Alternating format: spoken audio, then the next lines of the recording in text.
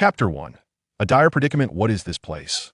In a dimly lit area, a frail, grimy little boy slowly opened his eyes, surrounded by several other children in a similar plight. Why is everything swaying? Could it be an earthquake? And why does it smell so foul? After a considerable pause, the boy finally regained his senses, fully opening his eyes to comprehend his surroundings. Before him stood a wrought iron barrier, resembling that of a prison, and around him sat other boys and girls, huddled together, clutching their knees, their gaze filled with despair. Witnessing such desolation in their eyes pierced his heart. For such a look should never belong to children. Where am I? What have I endured? Suddenly, a jarring pain surged through his head, as a torrent of memories, both his own and not, flooded into his consciousness. The intense agony compelled him to cry out, "Hey you, quiet down. Haven't you learned your lesson yet? Enough. Don't provoke him. These little ones are the property of the celestial dragons. If we anger those powerful figures, we might lose our heads." A voice from outside the cage offered a grim reassurance upon hearing the boy's anguished cry. A menacing voice echoed from beyond the bars, causing the other children within the cage to tremble involuntarily. Though they remained silent, their fear was palpable. Soon, the pain in his mind dissipated, yet he had overheard the conversation between the two men. "I see now. I have traversed into another realm. I never imagined such absurdity would befall me, especially in the perilous world of One Piece, but to find ourselves as property of the celestial dragons. Could this be a slave ship?" With this realization, a look of resignation crossed his face, for this predicament was dreadfully unfavorable for a protagonist in a transmigration tale.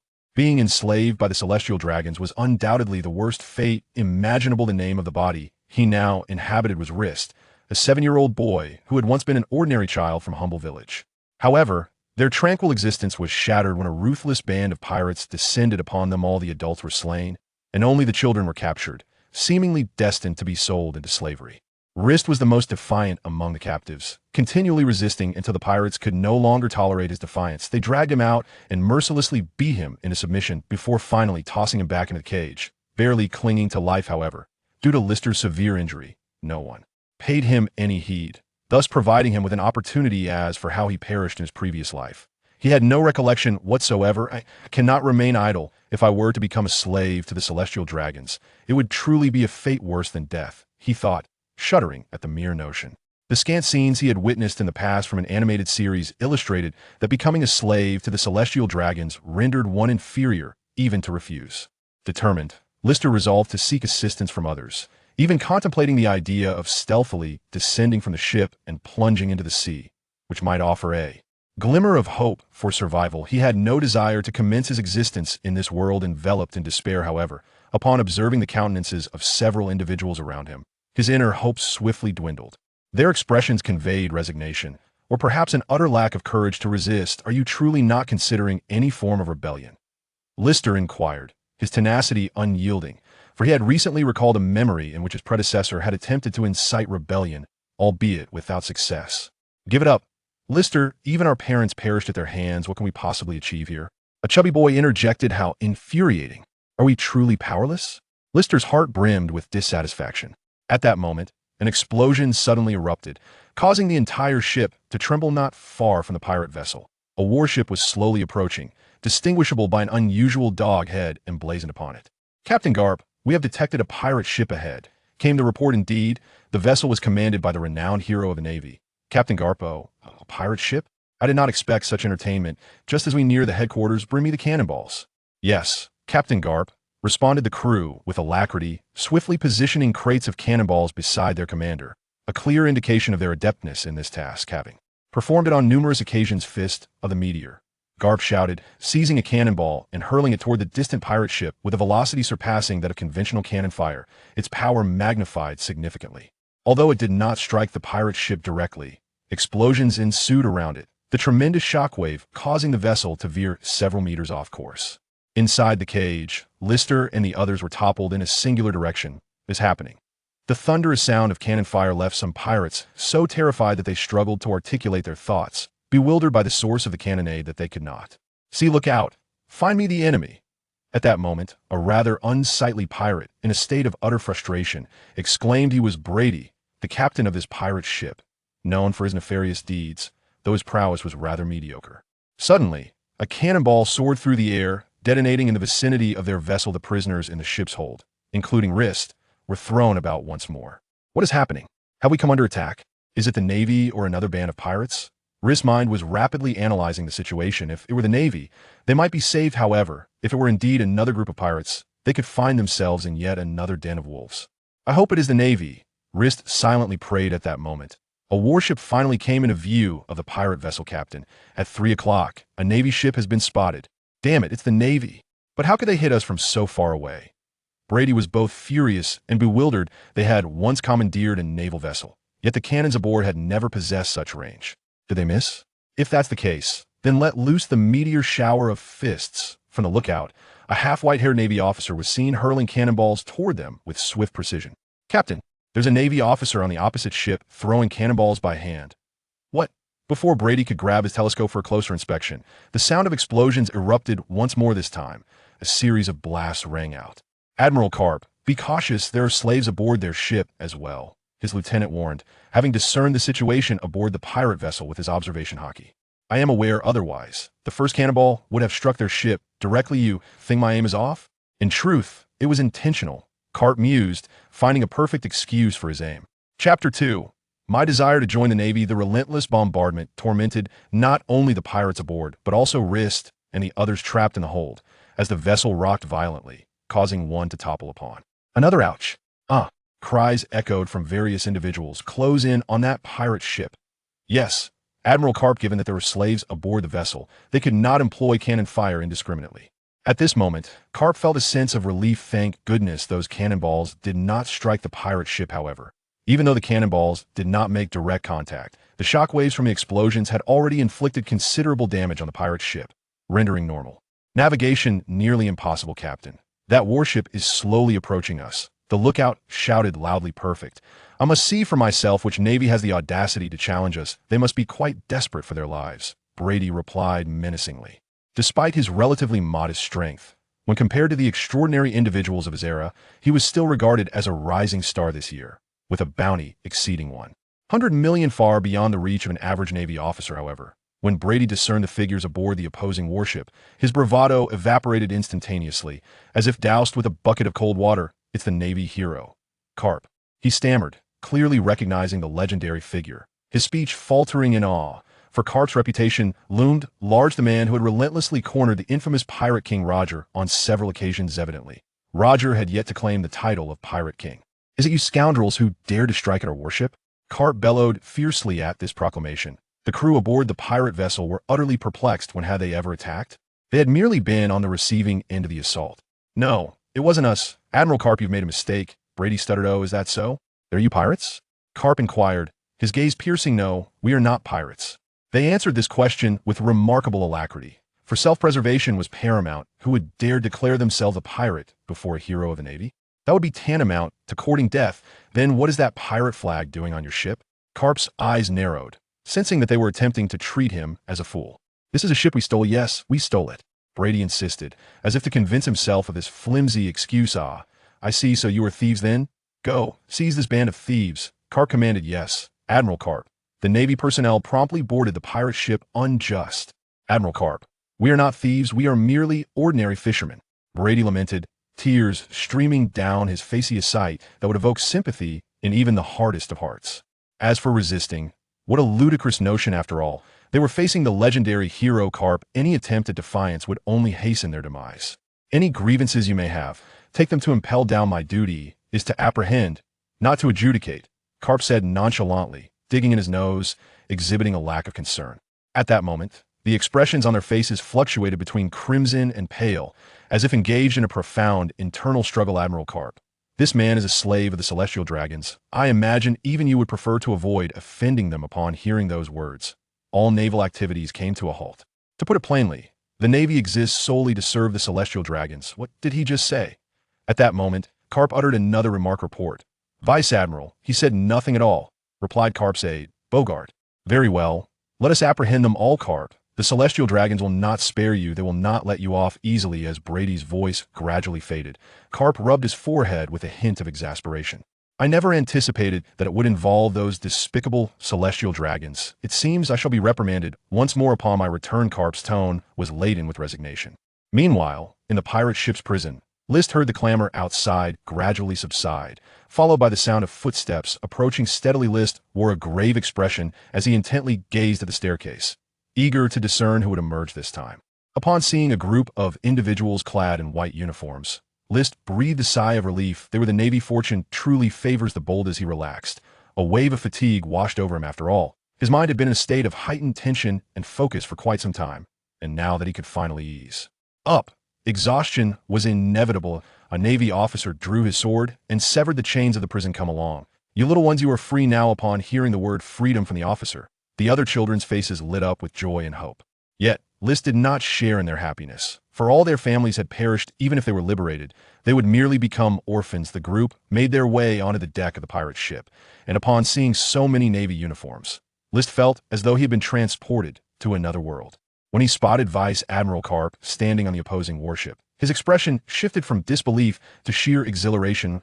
At any other Navy personnel, List might have doubted that such a figure would allow him to join the Navy at his tender age. But Garp was different. His notorious folly was known to all. Indeed, at the moment he was rescued by the Navy, List resolved to become a naval officer. In a world where being a civilian is fraught with peril, joining the Navy at least offers the opportunity to learn skills for self-preservation. As for why he would not turn piracy, that was absurd at his current age. Becoming a pirate might lead to a fate he could not even comprehend. Moreover, he had yet to discover whether he possessed any extraordinary abilities. Hey, why do you stare at this old man? Although I am aware of my handsome and dashing appearance, I have no interest in you little rascals. The unabashed, fiery gaze of List drew the attention of Vice Admiral Garp. However, upon hearing such shameless words from Garp, List felt a wave of embarrassment wash over him. That is not the case. Vice Admiral Garp, I am simply overwhelmed with excitement upon seeing my idol. Please allow me to join the Navy. I aspire to become a naval hero like you. As soon as List uttered these words, an oppressive silence enveloped the scene. Even List himself felt an immense awkwardness after speaking. Yet there was no alternative. This was the only course of action he could conceive at that moment. Chapter 3. A Glimpse of Hope? Everyone was waiting for the answer from Admiral Garp, eager to see if he would allow this kid to join the Navy. No, I refuse, Admiral Garp replied nonchalantly, still in the same pose of picking his nose. Admiral Garp, I really want to join the Navy. Please give me a chance. Rist bent down, pleading. Seeing this, Garp's gaze shifted slightly. He hadn't expected the kid's determination to join the Navy to be so strong. Although the flattering words he had just heard were false, his desire to join the Navy was genuine.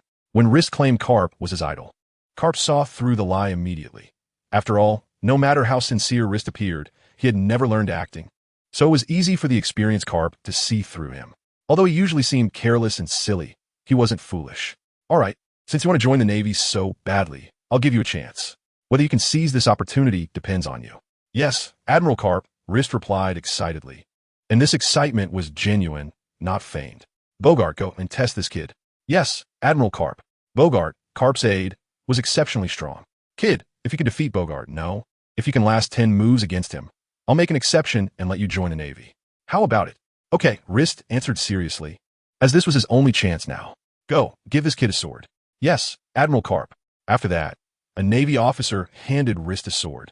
But it had to be said that this sword was quite heavy for a 7-year-old child, especially since Rist had never trained before and had only fished.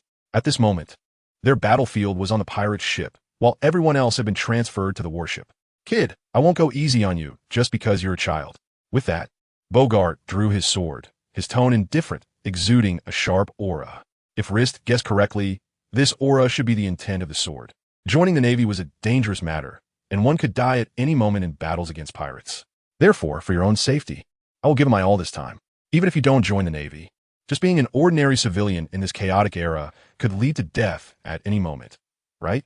Hearing this, Bogart was slightly taken aback. He hadn't expected Rist to say such a thing. Even Admiral Garp was a bit shocked to hear Rist speak this way. This kid's way of thinking was far beyond what a 7-year-old could comprehend, Garp thought to himself. So no matter what, I must join the Navy. That way I can have some means of self-defense and protect others. Protect others? In that case, draw your sword and show me your resolve. You don't need to tell me. I'll do it. With that, Rist drew his sword. A momentum appeared around him, very similar to the aura emanating from Bogart. However, aside from Garp and Bogart, no one else noticed. Have you practiced swordsmanship before? No, this is my first time holding a sword. Is that so? Then it seems you're truly a rare talent. But an assessment is an assessment. I won't go easy on you. Of course. Subsequently, Rist charged at Bogart with the sword, swinging it wildly, but Bogart easily defended against it. So he really hasn't learned swordsmanship. Rist's wild swings indicated that he wasn't lying earlier. However, to generate sword intent on his first time holding a sword is indeed a sign of genius. Although Rist's swordplay had no specific techniques, each swing was accompanied by sword intent. Your attacks won't break my defense. After that, Bogart seized Rist's opening and thrust upward, sending Rist stumbling back a few steps, nearly losing grip of his sword. Flowing heart sword thrust. With that, Bogart half-squatted, holding his sword in a strange pose directed at Rist. Then, Rist felt a flash of light zip past him, ruffling his hair, and he felt a stinging sensation on his face. Instinctively touching it, he found warm liquid flowing out. "Give up, kid. If that last strike had been your throat, you would already be dead." Bogart's voice rang out behind Rist. "One move down, 9 to go." "Huh?" Hearing Rist's words, Bogart was momentarily stunned. "If I can take 9 more moves, I can join the Navy." "Good kid." Bogart chuckled helplessly. "Since you insist, then let's continue." "All right." Then, facing Bogart, Rist assumed the same position Bogart had earlier. This stunned not only Bogart and Garp, but also the other Navy personnel watching.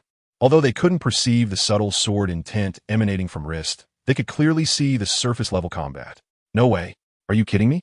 Both Garp and Bogart simultaneously felt an incredulous thought arise. Flowing heart sword, thrust. With that, Rist dashed forward, and although his speed couldn't compare to Bogart's previous move, it was indeed a technique. Bogart was momentarily taken aback until Rist's sword grazed his cheek, and the pain snapped him back to reality. "Kid, how did you use my technique?" Bogart asked seriously. "I just watched you do it once. It seemed simple, so I wanted to try it out, and I didn't expect to actually pull it off." Hearing this, Bogart's mouth twitched a few times. Who knows how long he spent learning this sword technique, and now a kid had picked it up just by watching it once. Seems simple, just by watching once. Next, let's see how many more techniques you can learn. Chapter 4. "Welcome to Navy Headquarters, come on, Aide," Rist said to Bogart. Although his eyes were filled with exhaustion, he continued to persevere. Flowing heart sword triple slash. Then, Rist felt illusions appear before him, and 3 sword marks suddenly appeared on his clothes. "If you can execute this sword technique, I will make an exception for Admiral Garp to let you join the Navy." "Okay." Hearing Bogart's words, a glimmer of hope appeared on Lister's face. From the earlier exchange, he knew that with Bogart's skill, it was almost impossible to hold out for 10 moves. To this, Garp said nothing. If Lister could truly execute the 3-stage slash, then why not let this genius boy join the Navy? He might even become the youngest admiral in history. Then Lister closed his eyes, and the 3-stage slash that Bogart had just demonstrated formed clearly in his mind, causing the sword intent emanating from him to grow even stronger. Flowing heart sword, 3-stage slash. In an instant, Lister's figure moved quickly, darting back and forth around Bogart 3 times, and 3 sword marks soon appeared on Bogart's military uniform. Immediately, the entire venue fell silent. Even if they were slow, they understood what this meant. Vice Admiral Garp, Lister had the qualifications and strength to join the Navy. Afterward, Lister said seriously to Garp, "Okay." A talent like this made Garp eager to recruit him into the Navy. If he ended up joining the pirates, it would pose a significant threat to the world government. Upon hearing the answer he wanted, a satisfied smile finally appeared on Lister's face, and then he felt darkness enveloping him as he fainted. Fortunately, Bogart reacted quickly. As Lister was about to fall to the ground, he used the Navy's 6 styles shave to reach his side and support him. After checking Lister's condition, Bogart visibly sighed in relief. "Report to Vice Admiral Garp. There's nothing serious, just exhaustion caused by fainting, likely due to that flowing heart sword technique. Carry him onto the warship and have the ship's doctor take a look at him." "Yes, Vice Admiral Garp." Garp then returned to his office, took out a din mushi, and began to boast to Sengoku about how he had discovered such a good talent. Although this child had no relation to him, Garp would feel proud when Lister became incredibly powerful in the future, as this rough gem was unearthed by him. After using the flowing heart sword and stabbing, Lister was already struggling to hold on. That sword move had completely exceeded his current physical limits, leaving him in pain and dizzy. Yet, it was that belief that kept Lister going, allowing him to execute the flowing heart sword, 3-stage slash once more. Until Garp said he could join the Navy, Lister could no longer hold on and fainted. The other children rescued by the Navy were sent to the orphanage established by the Navy headquarters. Unlike other orphanages, the orphans here received training from a young age, and when they grew up, they could decide whether to join the Navy or leave directly. Lister woke up after what seemed like a day's sleep. groggily glancing at the ceiling, confirming that everything he had experienced was not a dream, but a reality of being transported. Looking at the needle in his hand, it seemed like they were giving him a nutrient solution. "You're awake?" At that moment, Lister noticed Bogart, the aide, sitting across from him. "Ed, what are you doing here?" Lister asked in surprise, guessing that Bogart had been here since he fainted. "Nothing much. Just wanted to see what exactly differs you from ordinary people." "Ah." Bogart's words left Lister at a loss for how to respond. "Ed, I'm just an ordinary person." No. You're definitely not an ordinary person." Bogart shook his head emphatically. "Ordinary people cannot easily learn something they've only seen once, especially not the most technical sword techniques." Ha. It might be because of my exceptional talent." Lister now realized what his golden finger was, that monstrous talent. He didn't know why he could learn Bogart's sword techniques just by seeing them once. It felt as if a voice in his mind told him he could do it whenever Bogart used his swordsmanship. You really are extraordinary. But compared to extraordinary, I prefer the title of genius. All right, come with me. The Navy headquarters has arrived, and Admiral Kong and Admiral Sengoku want to meet you. The Admiral and the General want to see me? Get ready. Ordinary people can't meet the Admiral and the General. Then, Lister noticed a Navy uniform at the front of the ship, seemingly prepared for him. After putting on the new clothes, Lister felt much more spirited. Just then, he heard synchronized footsteps outside the door, as if the people were being trained by the military. When Lister opened the infirmary door, he immediately saw a towering iron gate that seemed to touch the clouds. From his angle, he couldn't even tell how tall it was. "This is the Gate of Justice. Once this gate opens, you will enter the Navy headquarters," Bogart explained beside him. Then, as Lister watched intently, a faint light appeared in the center of the Gate of Justice, and the light grew larger, quickly expanding to a width that a warship could pass through. Upon reaching the Navy headquarters, Lister noticed that all the Navy personnel on the ship had changed their demeanor, becoming more serious and solemn, except for Vice Admiral Garp. He seemed unaware that they had arrived at the Navy headquarters, remaining in his room, and Lister could vaguely hear sounds coming from inside. Breaking records, about to break records. Although the words were unclear, Lister could make out those phrases. As the warship passed through the Gate of Justice, Lister instantly felt a different sensation, a solemn and grave feeling, knowing that this place housed the world's most powerful armed forces. Looking around, dozens of warships were docked in the harbor, countless cannons all aimed at the Gate of Justice, as if they could obliterate any invading enemy without a trace. Although he had seen this in anime before, experiencing it now felt entirely different. Seeing Lister's astonished expression, Bogart nodded in satisfaction. This was how one should react upon seeing the Navy headquarters. He remembered that when he first came to the Navy headquarters, he had a similar look. No matter how talented one is, they still don't have my composure now, Bogart thought proudly. Navy soldiers were patrolling everywhere, each with a serious expression on their faces. "Kid, welcome to the Navy headquarters." Chapter 5. The terrifying talent after that. Bogart went to find Vice Admiral Garp, who had to come out of his room with a gloomy face after a round of complaints. "Kid, it's all your fault. If it weren't for you, I would have already broken my donut record," Garp said as he walked up to Rist. "I'm truly sorry, Vice Admiral Garp, but I believe that next time, you will definitely break the record," Rist replied. "Forget it, you brat, come with me. Admiral Sengoku and Marshal Kong want to see you."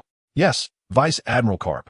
Ordinary people indeed wouldn't attract the interest of Marshal Kong and Admiral Sengoku, but Garp had praised Rist over the transponder snail, calling him a rare talent, a genius who learns anything at a glance.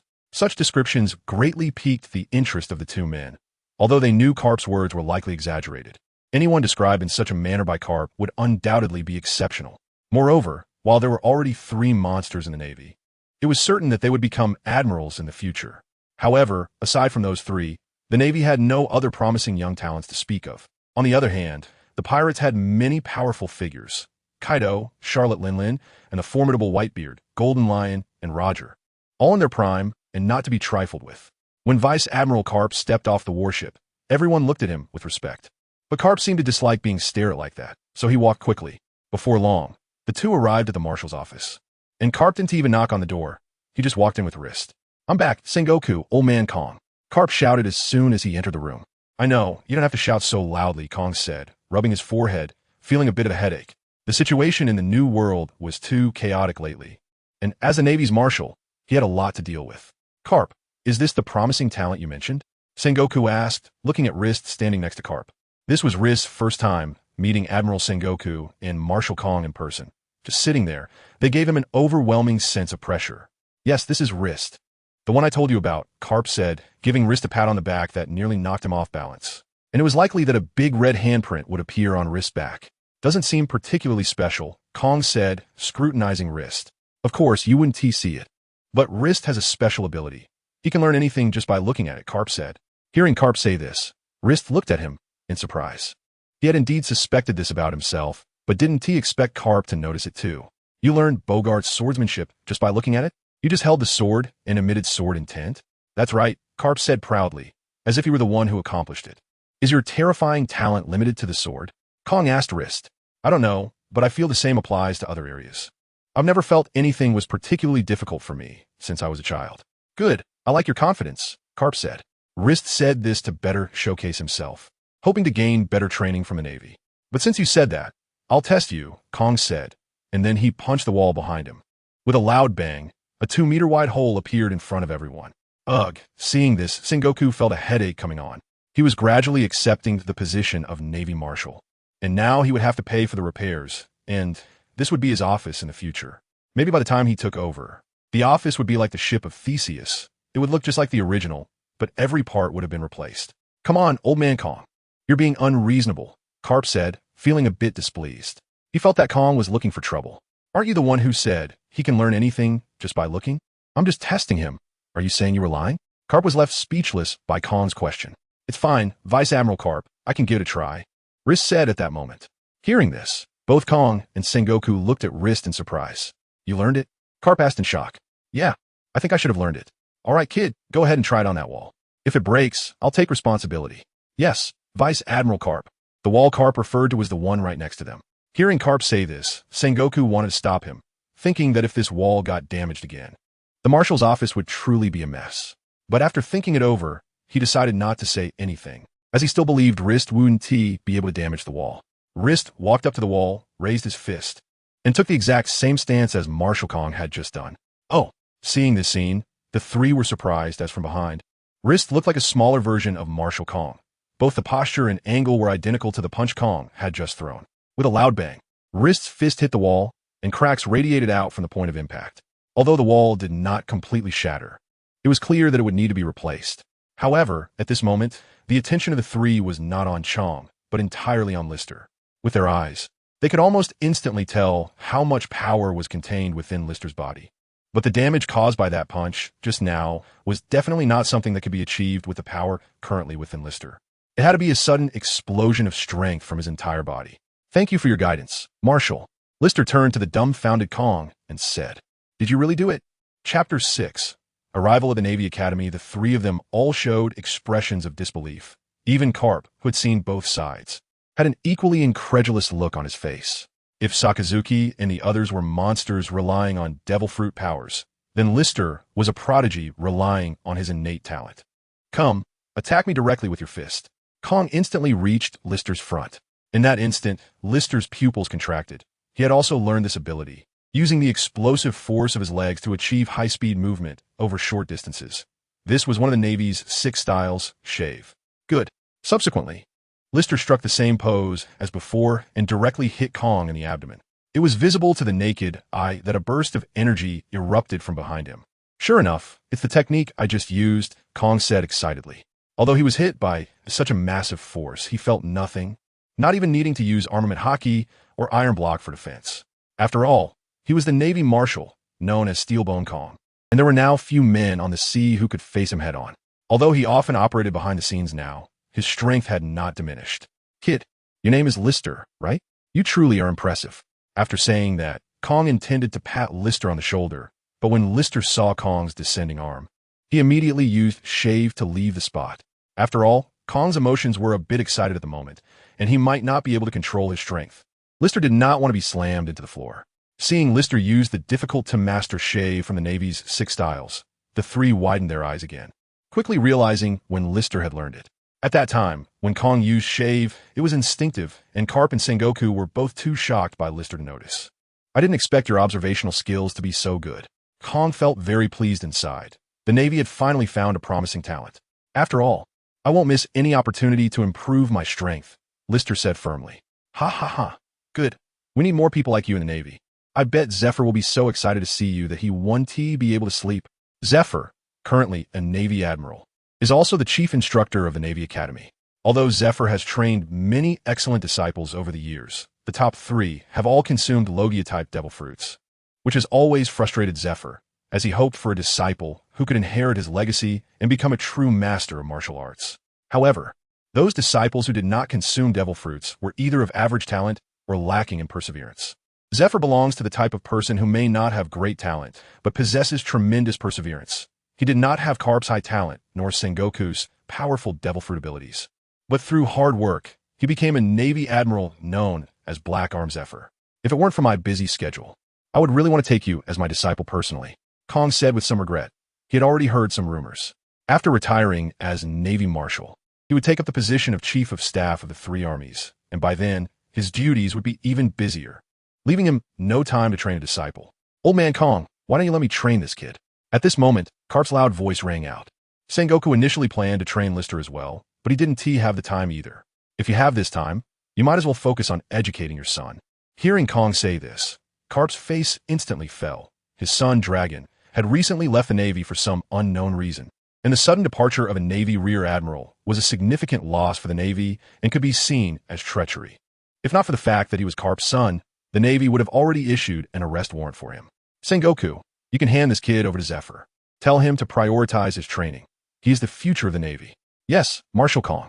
Although Lister was brought back by Garp, Kong did not trust him. He feared Garp might lose this kid at Navy headquarters. Let's go, Lister. Sengoku walked to Lister's side and said. However, when he moved forward, he found Lister standing there, not moving at all. What's wrong? Marshal Sengoku, could you carry me for a bit? My legs can't move right now, Lister said, somewhat embarrassed. He didn't expect that using shave would exert such a burden on his body. Indeed, his current physique was still too weak. Hearing Lister say this, Garp burst into unrestrained laughter. All right. After saying that, Sengoku walked over to Lister, but instead of carrying him on his back, he directly lifted him and threw him over his shoulder. In the future, don't use techniques that put such a strain on your body until you've trained it well, Sengoku kindly reminded him. Yes, Admiral Sengoku. After speaking, Lister lowered his head. After all, being carried by an admiral was too conspicuous. He didn't want to make a scene on his first day at Navy headquarters, especially not for any bad reputation. Along the way, faced with the many pointing and curious gazes of the Navy, Lister truly wished he could find a hole to hide in, covering his face tightly. Soon, Sengoku brought Lister to the entrance of the Navy Academy. Standing outside the school, Lister heard the sounds of ha, coming from inside, giving a vibrant feeling. It could be said that the Navy Academy was the most energetic place in the entire Navy headquarters. Admiral Sengoku. The moment Sengoku appeared, teachers and students all respectfully called out. Where's Zephyr? Report, Admiral Sengoku. Admiral Zephyr is currently in his office, reviewing each student's training plan. All right, you all continue your training. I'll go find Zephyr. Yes, Admiral Sengoku. After that, the teachers once again immersed themselves in training the students. But this group of students was not as serious as before. They were all discussing who the little boy was, who was carried on the shoulders of the general from the Warring States period, including those teachers. After all, no matter where they are or who they are, everyone has a gossipy heart. Chapter 7. Zifa's excitement after Sengoku left with Rist, only Garp and Sora remained in the marshal's office. Garp, you've really given me a tough problem this time. Sora felt a headache just thinking about what Garp had done. He didn't even know how to report it to the higher-ups.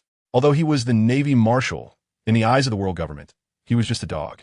TCH, I didn't know those slaves were the goods of those bastards. If I had known, I wouldn't have touched them at all. Garp's words were true. If he had known that the ship was carrying celestial dragon goods, he wouldn't have cared, even knowing there were some slaves on board, because it was just too troublesome. But he had already acted against those guys, so even if the other party brought up the name of the celestial dragons, it wouldn't matter. After all, the deed was done, and he didn't mind making it bigger. Garp. Hearing Garp actually call those celestial dragons bastards made Sora's voice rise a bit, filled with anger, helplessness, and a hint of fear. All right, I got it. No more talking. Garp shook his head. The reason he repeatedly refused promotions to Admiral was that he didn't want to get involved with those celestial dragons. He couldn't stand those guys, but felt helpless against them, which was a really uncomfortable feeling. So Garp simply chose to ignore them. But Sora, I think you should have a way to resolve this matter after all. You wouldn't want such a good seedling to be ruined by those stupid pigs. Garp. Hearing Garp say this again made Sora angry once more. All right. I won't say anything. There was no other way. He could only find another ship of slaves for the celestial dragons. He thought they probably didn't even know who had been providing them with slaves all along. Is there really no other way? Hearing Sora say this, Garp couldn't help but clench his fists, because doing so would be too cruel to the upcoming victims. No. Otherwise, we can just send Rist and those slaves back and release those pirates. Damn it. Garp then slammed his hand on the table, breaking it in half, and left angrily without looking back. Sigh. Faced with this situation, Sora could only helplessly sigh. Even though he had many grievances against the celestial dragons, he could only keep them bottled up inside, unable to vent them, because, to put it bluntly, he was just a dog raised by the celestial dragons. Even for the sake of the people of this world, he had to stick to this position, because if he, the Navy Marshal, were to leave because of the celestial dragons, the sea would definitely become more chaotic and unbearable, and the lives of ordinary people would come closer to hell. What Sora firmly believed in now was sacrificing a few people to obtain peace from many. Meanwhile, Sengoku had already arrived at Zifa's office, carrying Rist, and walked straight in without knocking. For old friends, such polite rituals were no longer necessary, as they had already gotten used to it. Hearing the door open without a knock, Zifa frowned and looked up, but when he saw it was Sengoku, his frown turned into a smile. Long time no see. Sengoku, what brings you here? Zifa said with a smile, and from his tone, it was clear he was very happy to see Sengoku. Ever since he retired from the front lines, he had devoted himself to training new recruits and rarely left the Navy Academy. So opportunities to meet Sengoku had become fewer and fewer. I brought you a good seedling. After speaking, Sengoku tossed Rist onto the chair in front of Zifa. Subsequently, Rist and Zifa shared their first eye contact in their lives. Sengoku, you can't be joking with me, right? This little boy, you say is a good seedling? Zifa pointed at Rist, his face full of disbelief. That's right, he's a good seedling, witnessed by me, Garp, and Marshal Sora. Oh, he isn't another devil fruit user, is he? To be honest, just looking at Rist, Zifa couldn't see anything special about him, even using Kinbunchika Haki. No, then what makes this seedling so good? Honestly, even a last-ranked student at the Navy Academy could defeat him. After all, the youngest student at the Navy Academy was only 13 or 14 years old, and a little boy like Rist was probably still playing in the mud somewhere. Do you think someone who has mastered Soru and Marshal Sora's Kongoken is not a match for your last-ranked student? Hearing this, Zifa was momentarily stunned. He wasn't foolish. He certainly understood what Sengoku was trying to express, but he still asked uncertainly, are you saying this little boy has mastered the Marshal's Kongoken and the Soru from the Six Styles? Yes, and he learned it just by taking a glance. Whoa. Zifa took a deep breath.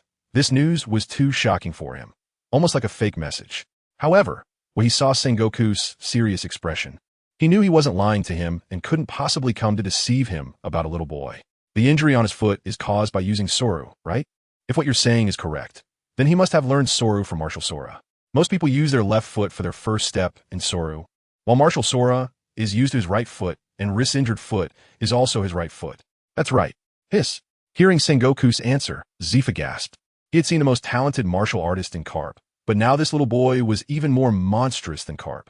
Marshal Sora hopes that you can train him to the best of your ability. If nothing goes wrong, he will be a candidate for Admiral in the future. As for whether they were worried about Rist betraying the Navy in the future, it was practically impossible in their minds. After being brainwashed from a young age and continuing to be brainwashed into adulthood, could he still betray them? You go back and tell Marshal Sora to rest assured. I will definitely train this kid with all my might. Although Zifa had not truly witnessed Rist's talent, he had already begun to believe what Sengoku was saying. I think I should remind you not to hand over all your skills to him, or else you won't have anything left to teach him in the future. Don't worry, I know what I'm doing. During their conversation, Rist had been sitting there the whole time, although the content of their discussion was about him. Apart from glancing at him once, the two continued to gaze at each other, filled with passion. Chapter 8. Moving into Zifa's house, then I'll take my leave first. After finishing his words, Sengoku planned to leave. It's not easy to meet once. Won't you have a drink with me? Forget it, maybe next time. Right now, my official duties are quite busy. All right, I won't keep you then. Perhaps by the next time we meet, you'll already be an admiral. That should be the case. But I still hope you can return to the front lines to continue fighting with us, Zephyr. The Navy still needs your strength. Suddenly, when he said the latter part, Sengoku spoke seriously, saying that now the Navy only had him as a major general who could go into battle, which was simply not enough. Forget it. I've already gotten used to living in the background, protecting the families of the Navy who are fighting against pirates. Hearing Zephyr say this, Sengoku fell silent. The reason Zephyr said this was that the Navy headquarters had serious problems. He didn't even know how that pirate managed to infiltrate the Navy headquarters and kill Zephyr's wife and children. I'm sorry, Zephyr. That matter was indeed the Navy's fault. Forget it. There's no need to talk about it anymore. It's all in the past. There's no point in discussing it further. I just need to do what I should do. If you don't want to drink, I won't keep you. You can go back now. Sigh. Hearing Zephyr say this, Sengoku sighed helplessly, shrugged off his justice cloak, and left. In the end, only Rist and Zephyr were left looking at each other wide-eyed. Little brat, why are you staring at me? General Zephyr, I've heard of you. You're known as the admiral who doesn't kill, but your kindness is misplaced. For pirates, General Zephyr, your kindness only encourages their arrogance. Rist said with a serious expression. In his previous life, while watching One Piece, he felt regret for Zephyr, who had dedicated his life to the Navy but was ultimately abandoned or forsaken by it. Even you, little brat, don't agree with my point of view? It seems I was truly wrong. Zephyr didn't think much of Rist's words. He regarded Rist as a simple child, considering what Rist said as the viewpoint of a 7-year-old. You can leave now. I'll have you arrange for a dormitory. Tomorrow, you'll train with the new recruits. I want to see what abilities you have that Sengoku praised so highly. Yes, General Zephyr. Rist was very excited to be able to learn from Zephyr.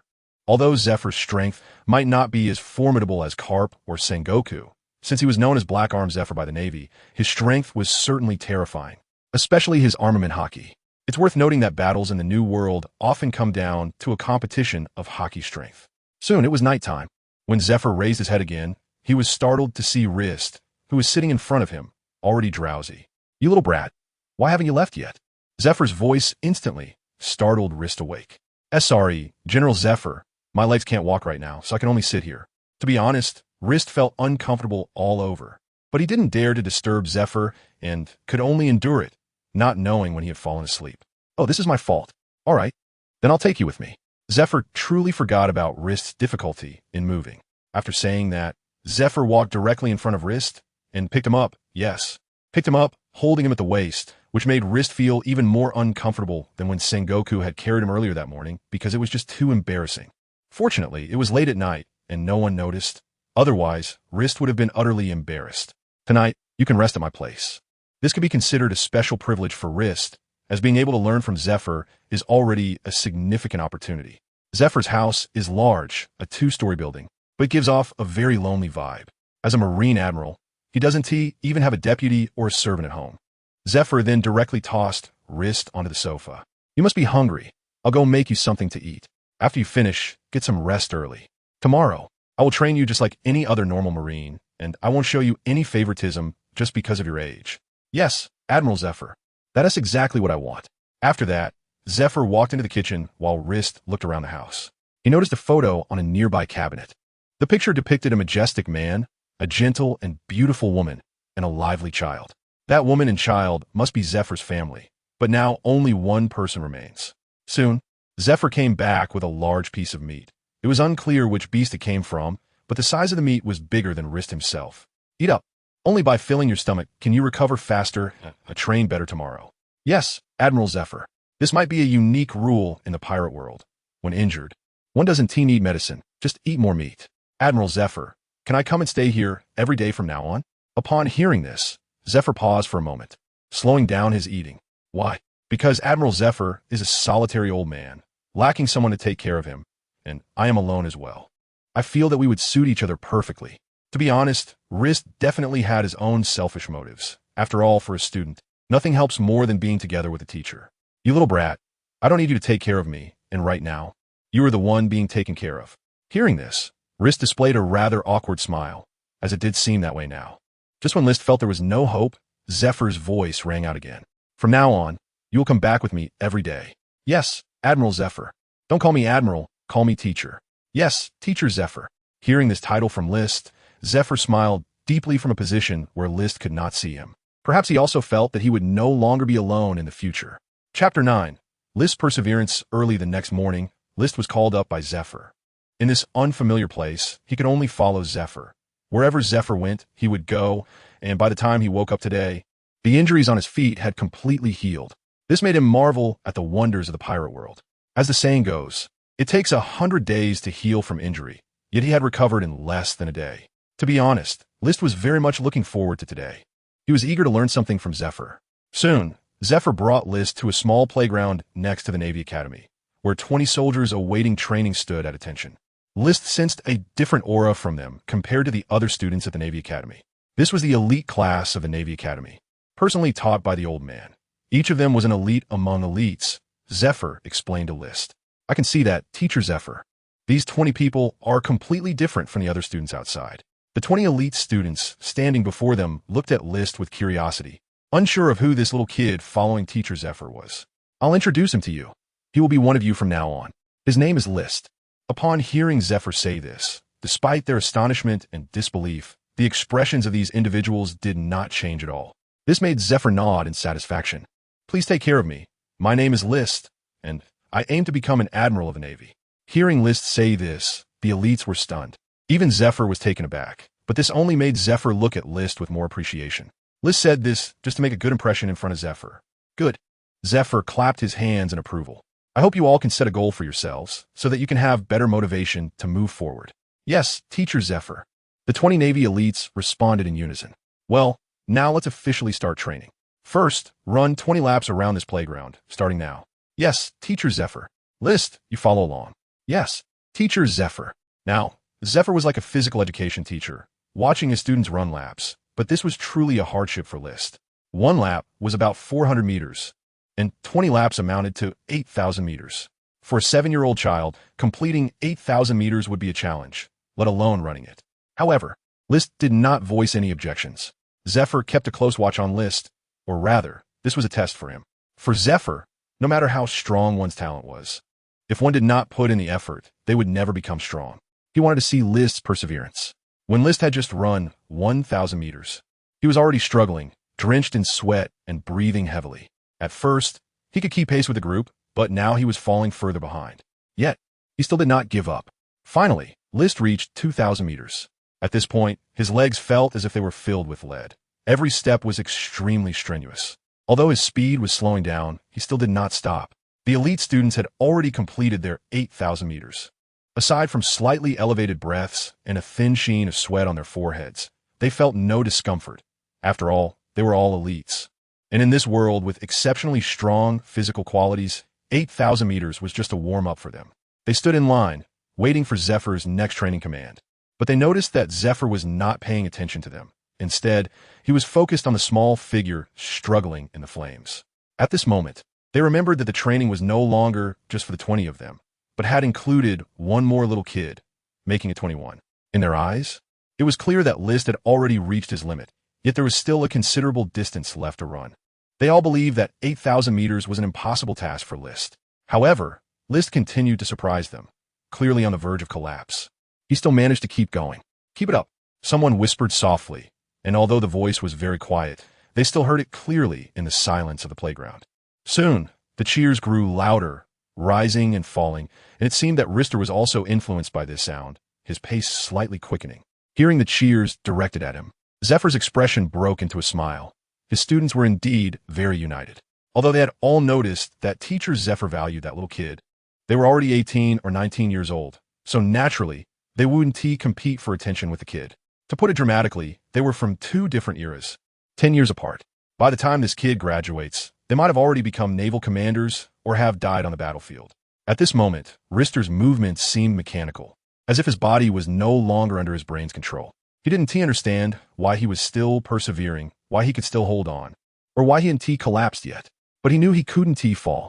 Finally, after an unknown amount of time, Rister was nearing the 8,000 meter mark, and he felt like his lungs were about to explode. 100 meters, 50 meters, 10 meters. Everyone was counting down for Rister in their hearts. They had all been impressed by his determination. From the beginning, when no one believed in him, to now, when they all hoped he would reach the finish line. No one else could understand the change in their mindset except for themselves. 3 meters, 2 meters, 1 meter. Oh, suddenly, a cheer erupted from the crowd. A celebration for Rister. However, they found that List was still running. At this moment, Zephyr also noticed something was wrong with List and directly used a shave to appear in front of him, only to discover that List had already fainted. Or rather, he had fainted long ago, and running had become an instinct for him. You all train and master the 6 forms first, and when I return, I will test you. Yes, Teacher Zephyr. Then Zephyr carried List away. One must say, List's performance this time really surprised Zephyr and gave him hope, a hope that could lead the Navy to greater prosperity. Chapter 10. Zephyr takes a disciple. List becomes his apprentice. When List woke up, it was already dark outside. He glanced around and realized he was in Zephyr's home, the place where he had rested last night. Next to him sat teacher Zephyr, wearing sunglasses. To be honest, List was very curious why Zephyr always wore sunglasses, even in the dark. Didn't he fear tripping while walking? Or did he always activate his observation Haki while walking? You brat, you finally woke up. I've been sitting here so long my legs are numb. Seeing List awake, Zephyr's tone, although not very nice, still reflected his deep concern for List. Sorry, teacher Zephyr, for worrying you. But why am I here? I wanted to ask you the same thing. Why did you faint while running, or rather, why were you still running even after you had fainted? Hearing Zephyr's words, memories of the morning slowly flooded back to List's mind. He remembered that he had already been unable to hold on halfway through his run. Everything in front of him had turned dark, yet his body seemed to be acting on its own, continuing to move. I don't know, maybe I didn't want to be taken away as a slave again. Upon hearing this, Zephyr felt a stir in his heart. He already knew List's background, a poor soul saved by Garp. While he couldn't fully understand List's feelings at that moment, he had experienced a similar sense of helplessness before. If you are willing, you can become my disciple. I will teach you everything I know. Greetings, master. List wanted to get up, but his body felt so weak that he could only lie in bed and excitedly say these words. Although master and teacher are just one word apart, they carry completely different meanings. Zephyr had many students, but not a single disciple. As none of the Navy he taught truly earned his recognition. All right, List, from now on, you are my disciple. Let me tell you, becoming my disciple means future training will be very strict. If you can't keep up, don't blame me for being harsh. And I'll tell you, it's too late to think about quitting now. Yes, master, I will not give up. I must become a Navy stronger than you. Good? I look forward to the day you surpass me. For now, get a good rest tonight. Tomorrow, go to the Navy Academy by yourself. I hope by the time I arrive, you'll be waiting for me there. Yes, master. Hearing this title, a satisfied smile appeared on Zephyr's lips as he turned and left. The moment List called Zephyr master, he had already become Zephyr's only sore spot. Even he didn't know why. But in just one day, he had come to regard List as someone very close to him. Perhaps that was the charm of it. The next day, List woke up early. Perhaps he had slept too much yesterday, and, after getting out of bed, he felt no discomfort at all. After making a simple breakfast, List headed to the Navy Academy, arriving at the same small training ground as yesterday.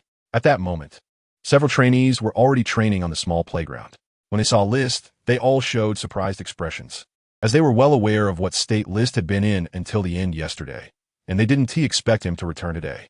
Hey List, I didn't expect to see you again today. My name is Bruno. You left in such a hurry yesterday that we didn't get to greet you. At this point, a golden-haired boy who looked about 18 greeted List, clearly a lively person. Hello, Bruno. Then, several other trainees introduced themselves to List.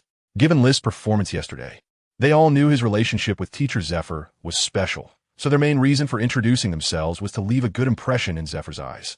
Soon, it was time for the training assembly. Everyone lined up in 2 rows, with List standing alone at the far side. The next second, teacher Zephyr appeared right in their line of sight. Seeing the neatly arranged 21 people, Zephyr nodded in satisfaction. Now you are all the elite among the trainees, even stronger than ordinary soldiers on the battlefield. However, your strength still falls far short of my requirements.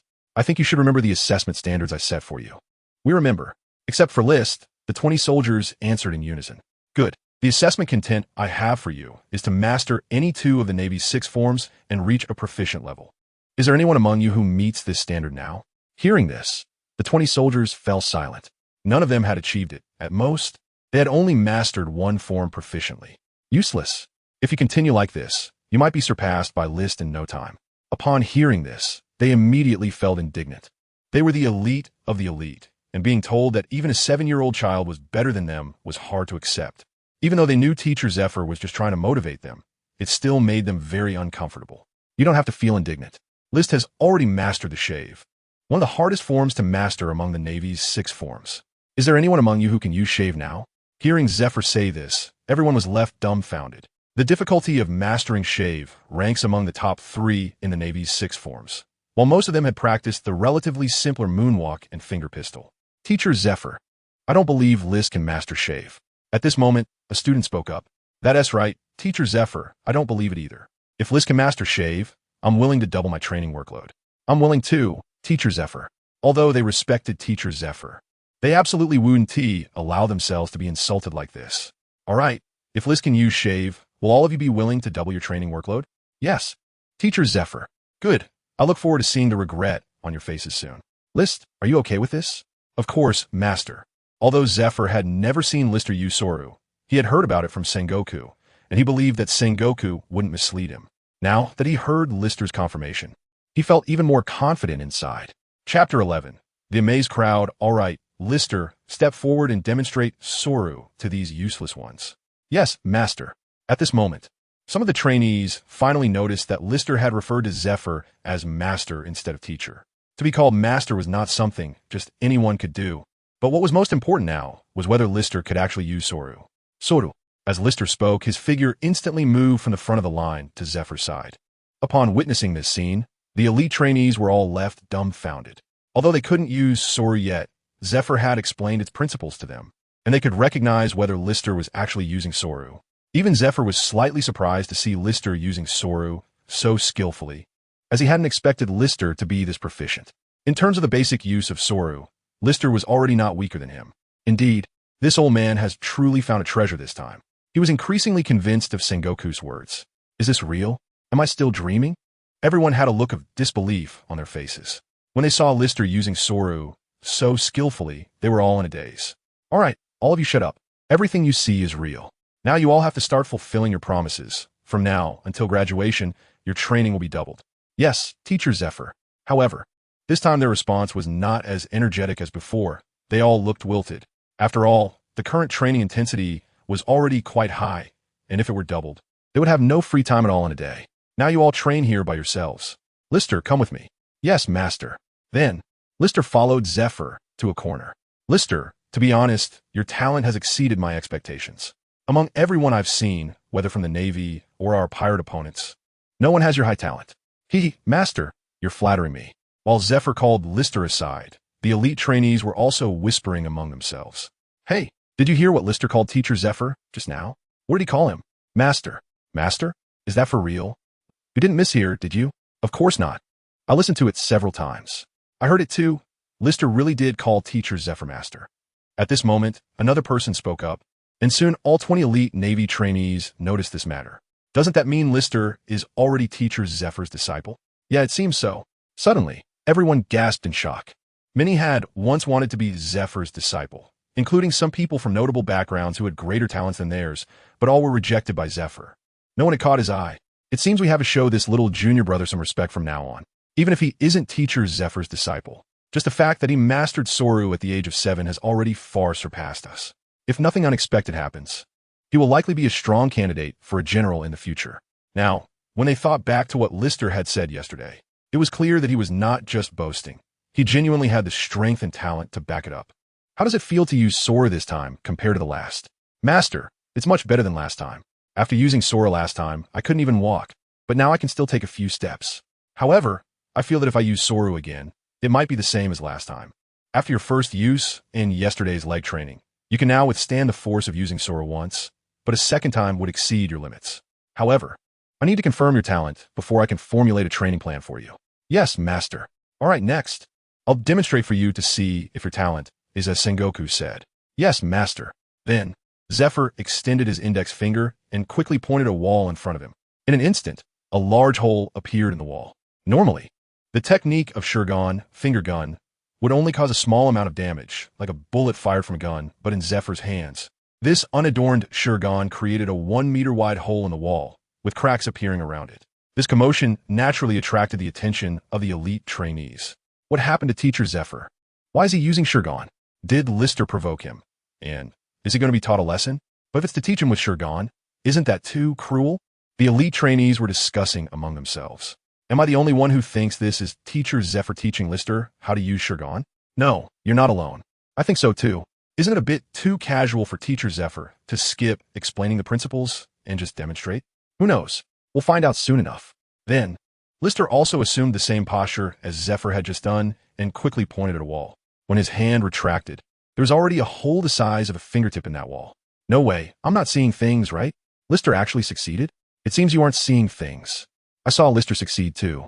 It appeared that Lister might really be able to catch up to Kazan and the others. Among them, the most surprised was Zephyr. Hearing and seeing were completely different concepts. As the saying goes, hearing is false, seeing is true, and now he was completely convinced. Although Shurgan didn't require much technique. It wasn't something an ordinary person could use just by watching once. Good, very good, excellent.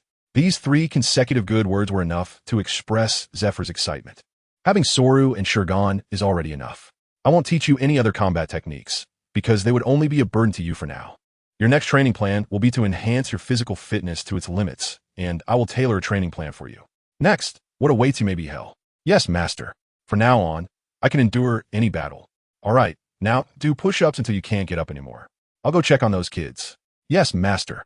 Lister did not know that his nightmare was about to begin. Chapter 12, The Troublemakers.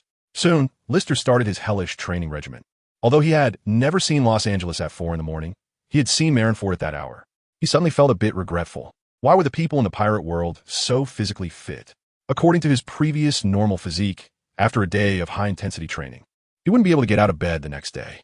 But now, no matter how intense the training was on the first day, as long as he got a good night's sleep, he would be as good as new the next day.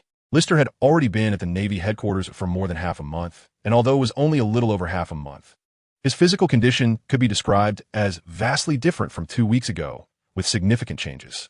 If before he would be exhausted after using the sword technique once, now he could use it 10 times without any problem.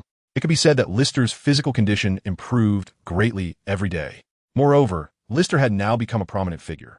Although most people did not know that he had become a disciple of Kizaru, they all knew he was a student in the elite class, which made some other Navy students feel very discontented. Why couldn't they compare to Lister? As a result, some people began to have unwholesome thoughts. One day, after school at the Navy Academy, Lister took his usual route home, but halfway there, he noticed someone was following him. Who is following me? Lister paused for a moment, catching sight of a few shadows behind him, then suddenly quickened his pace and ran into a nearby alley. The people trailing Lister seemed to realize that he had discovered them and stopped hiding, pursuing him. However, when they chased into the alley, they found that there was no sign of List. Where's he? Where did that little brat go? The young man with golden hair, leading the group, spoke somewhat anxiously. Judging by his age, he seemed to be only around 12 or 13 years old. I don't know, Brer, but we really saw him enter this alley. A brown-haired boy said behind him, also not very old, only about 12 or 13. Useless. You two are completely useless. The blond boy called Brer turned around and scolded the 2 followers behind him. Were you the ones following us? At that moment, a voice came from the entrance of the alley. Everyone turned around to see that it was List, the one they had lost track of. What do you want from me by following me? List asked them directly, feeling that these kids had ill intentions. You little brat, how dare you enter the elite class? We don't even qualify for the elite class. What makes you think you can enter the elite class? Upon seeing List, for some reason, Brer's tone became even more aggressive. Perhaps this is how children are, fickle in their emotions. Hearing what the others said, List understood that this kid was jealous. A person younger than him entering the elite class made him very uncomfortable. Because my strength is greater than yours, little brat. Little brat? You dare call us little brats? Hearing List call him a little brat, Brer became furious. I was just planning to warn you to back out of the elite class if you knew what was good for you, but now I've changed my mind. I want to teach you a lesson, make you cry, and force you to kneel and call me daddy. Fine, I hope the one calling daddy then isn't you. Kelly, Ivan, you two go for it, make him cry, and it's on me. Brer commanded his 2 little lackeys. Yes, boss. Then, the 2 little guys showed fierce expressions and walked toward List. Kid, I advise you to kneel before us now and call us daddy, or you'll suffer some pain later. One of them had a rather ferocious expression, but to List, it seemed somewhat amusing. After all, the opponent was a 12-year-old child, while he had the soul of a 20-year-old. In List's eyes, their actions didn't even count as picking a fight. At most, they were just a guy blinded by jealousy. All right, if you have the strength, then come on, stop with the nonsense. Fine. Since you little brat refused to drink the wine offered, don't blame us for being rude. Then, the 2 of them swung their fists and charged at List, but their so-called quick speed was extremely slow in List's eyes. He merely tilted his head twice and dodged their first attack. Is that it? Hearing List's somewhat mocking tone, the 2 became angry. After all, being looked down upon by someone younger than them was quite uncomfortable. Little brat, don't get too proud. The next hit will definitely teach you a lesson, right? Then come at us. Hearing List's calm tone, the 2 angrily swung their fists again at List. However, this time, List did not intend to dodge, but to counterattack. When one of their fists was about to hit him, List's body flashed to the side, and then he clenched his right fist, instantly striking the opponent's abdomen. If someone were behind that person, they would see a surge of energy emanating from List as he concentrated on the opponent, demonstrating just how powerful List's punch was. At that moment, the other person's attack was also about to arrive. List jumped directly, leaping over the spot, and then in mid-air, he turned and kicked toward that person's head. However, this time, Chen Yifan held back, otherwise with such a fragile spot as his head. If Lister didn't hold back his strength, he could definitely kick the opponent's head to pieces with his current power. All right, now it's just you left.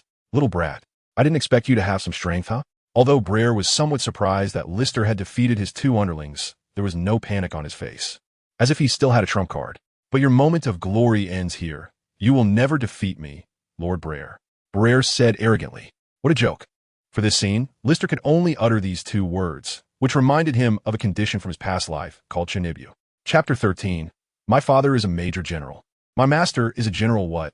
You dare to say I am sick? It seems I must show you just how powerful Lord Brer is, or else you won't know how terrifying I can be.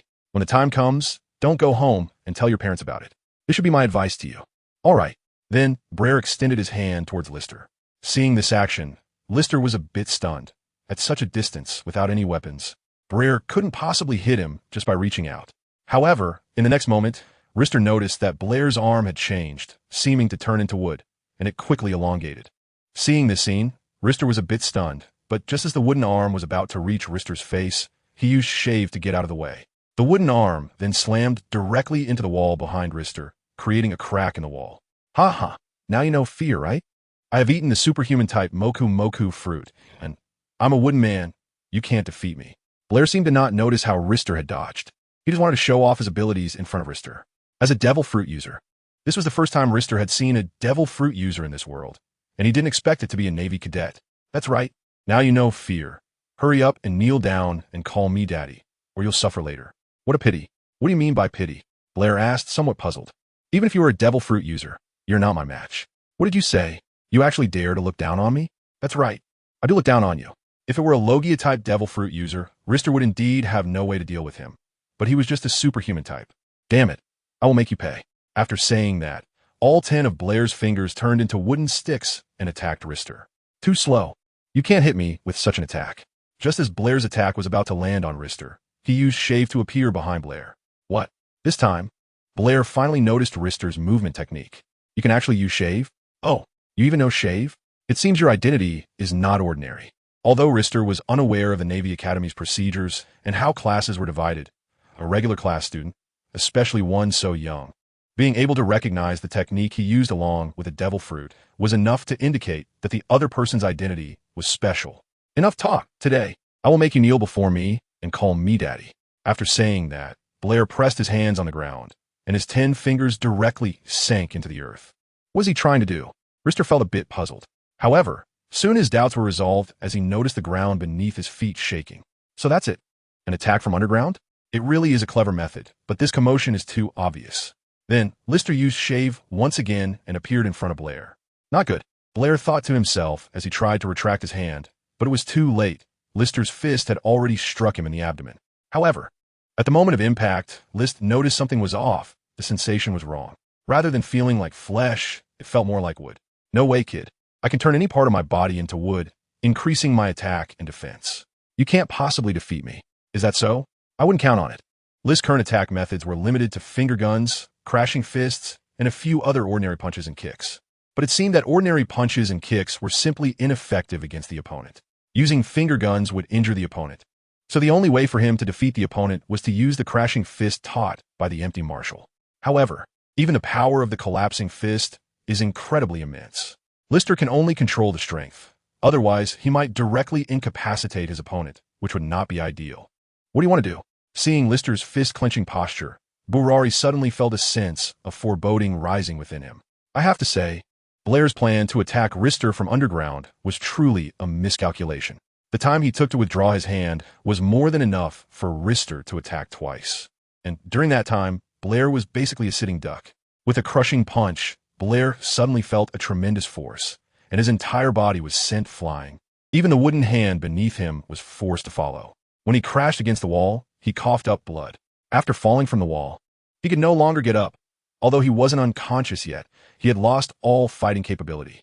Watching Rister slowly approach him, Blair's earlier arrogance vanished completely, leaving only fear. "Don't come over. Please don't come over." At that moment, Rister looked like a demon in Blair's eyes. That thin figure seemed more like a ferocious beast than a human. "Don't you want to know why I could join the elite class?" "This is the reason I could join the elite class." Rister squatted in front of Blair. "You can forget it." As soon as he finished saying that, there was a loud slap as Rister's palm struck his face. Although it wasn't hard, it made Blair feel a tremendous humiliation. "Call me." "No way." Rister slapped him again. "Call me. My father is Admiral Alva." However, the response he received was a hard slap. "Are you even listening to me? My father is a rear admiral in the Navy headquarters. If you lay a hand on me, my father will not let you off." "Is that so? A rear admiral in the Navy headquarters, huh? But my master is Admiral Zephyr. I wonder if your father's rank is even comparable." Hearing List's words, Blair was taken aback. This was truly a heart-wrenching blow. Although his father was a rear admiral, he couldn't hold a candle to Admiral Zephyr, and in front of Admiral Zephyr, his father would have to show utmost respect. "Dad." In the next moment, Blair said decisively. This straightforwardness left List somewhat stunned. Indeed, in this world, the higher one's status, the more powerful one becomes. Chapter 14. The Golden Finger turns out to be copying. "Why are you back so late today?" When List arrived home, Zephyr asked him. "It's nothing, Master. I just met an interesting person." Thinking of Blair's last clean-cut dad, List indeed found it very interesting. "Well, as long as you're fine. If you encounter any trouble, make sure to tell me in time. Even if it's a marshal bullying you, you can still come to me. Regardless of who's right or wrong, I will have a word with them." "Yes, Master." Hearing Zephyr's words, List felt very touched.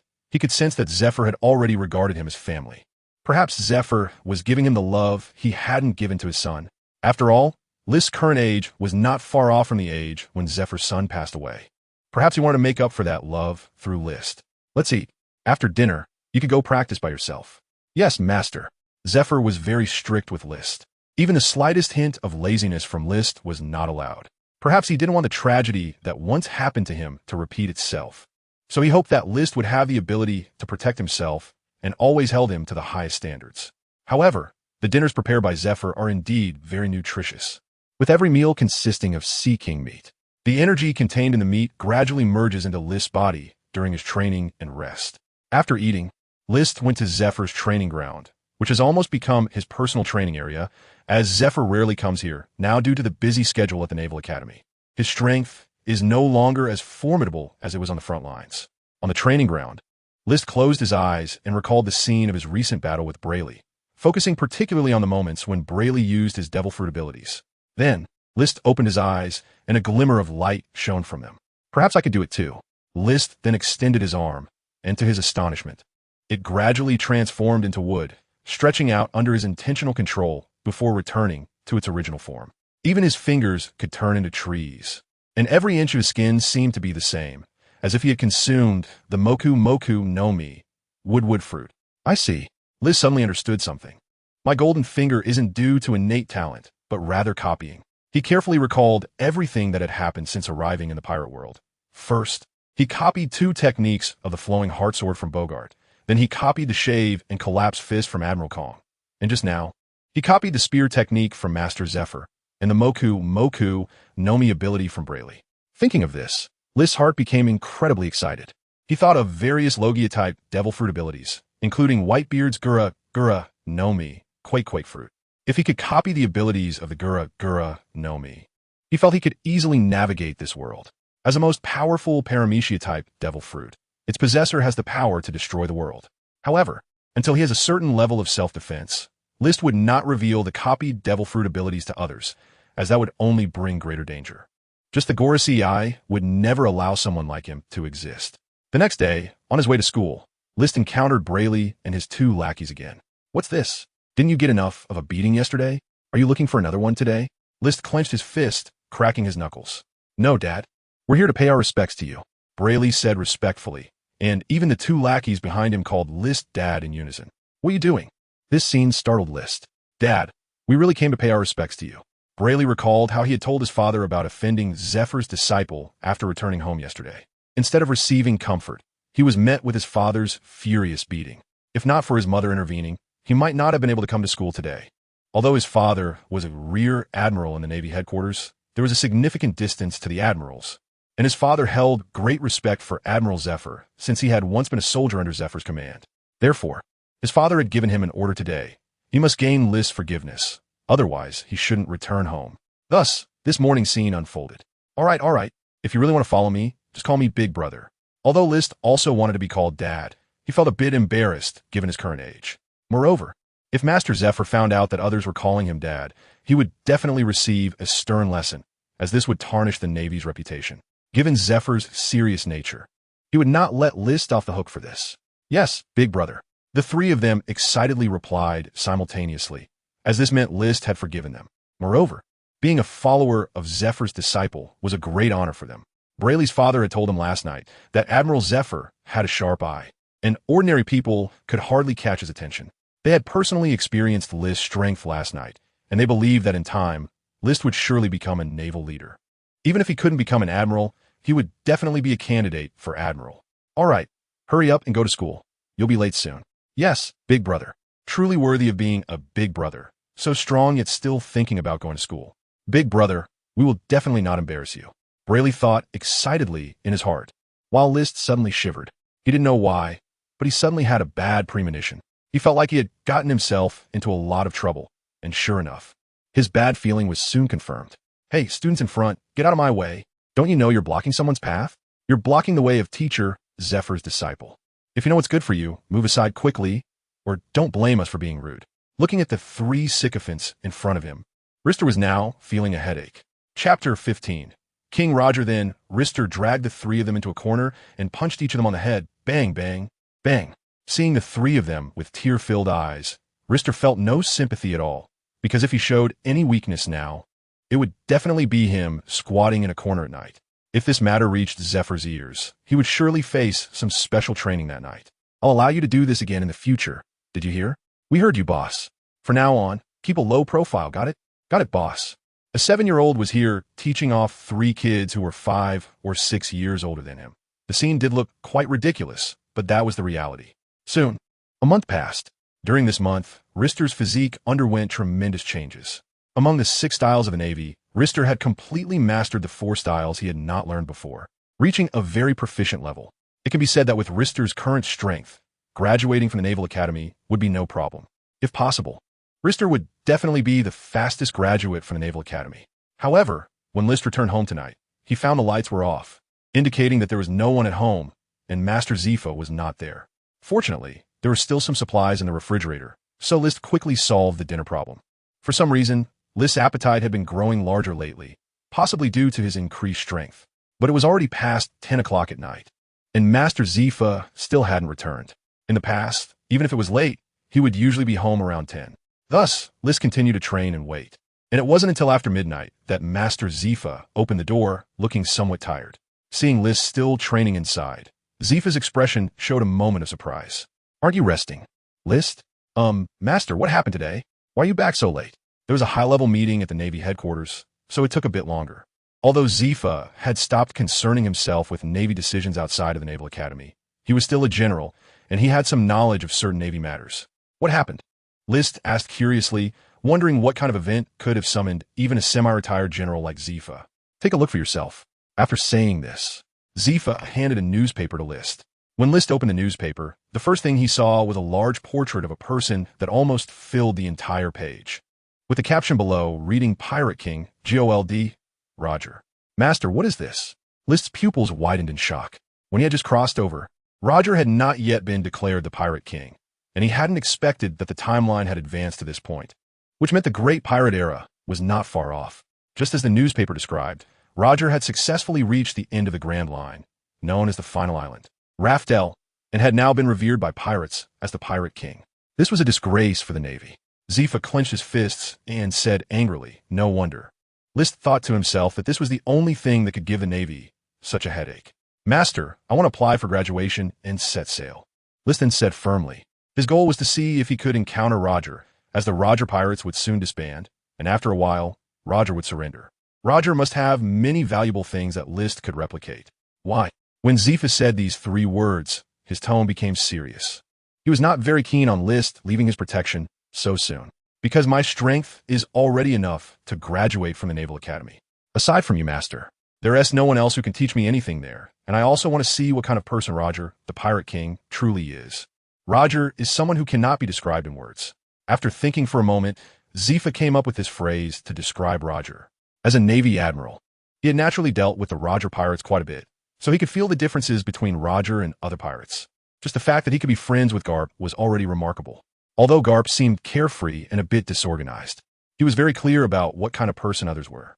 There were very few people in the Navy whom Garp treated sincerely, yet Roger, as a pirate, was one of them. Most high-ranking officials in the Navy knew about Garp's relationship with Roger, but they also knew that Garp had never held back when pursuing Roger.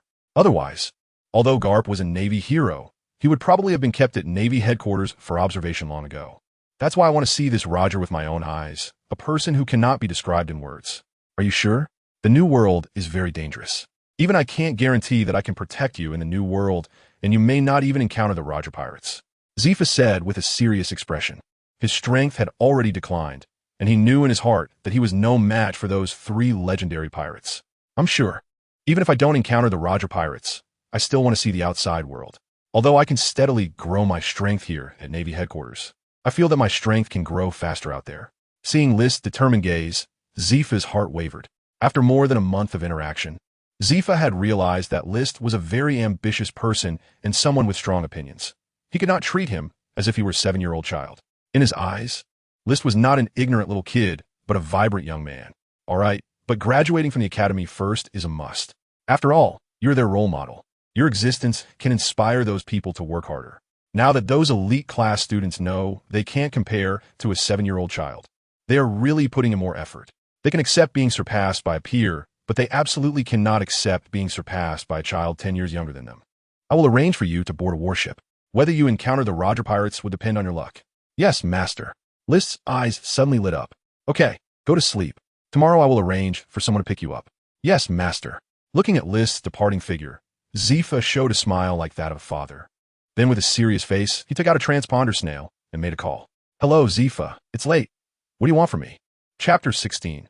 The one entrusted, Garp, although he didn't have to go to Navy school today. The habits he had developed over this month still had him waking up early and training alone in the training ground. List, stop for a moment. Master, what brings you here? Upon seeing Zifa come to the training ground to see him, List was a bit surprised. He had thought Zifa had already gone to the Naval Academy. Before you leave, I'm here to teach you the last move, 6 Styles Ultimate, 6 King's Gun. Given your current mastery of the 6 styles, you should be able to use this move proficiently. Yes, Master, List said excitedly. The 6 Styles Ultimate, 6 King's Gun, was a very powerful skill, the strongest physical technique of the 6 styles, and only those who had perfected the 6 styles could comprehend its highest ultimate. I'll demonstrate it once. Watch carefully. Yes, Master. Zifa clasped his fists together and then charged forward, unleashing a shockwave that erupted from between his fists, creating a semicircular shockwave on the ground before him. Did you learn it, List? I learned it, Master. Good. Zifa did not ask Lister to demonstrate again because he trusted Lister, even though he already knew about Lister's terrifying and perverse talent. Every time he witnessed it firsthand, he felt a deep shock.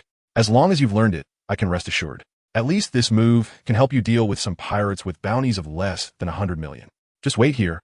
Someone will come to pick you up. Yes, Master.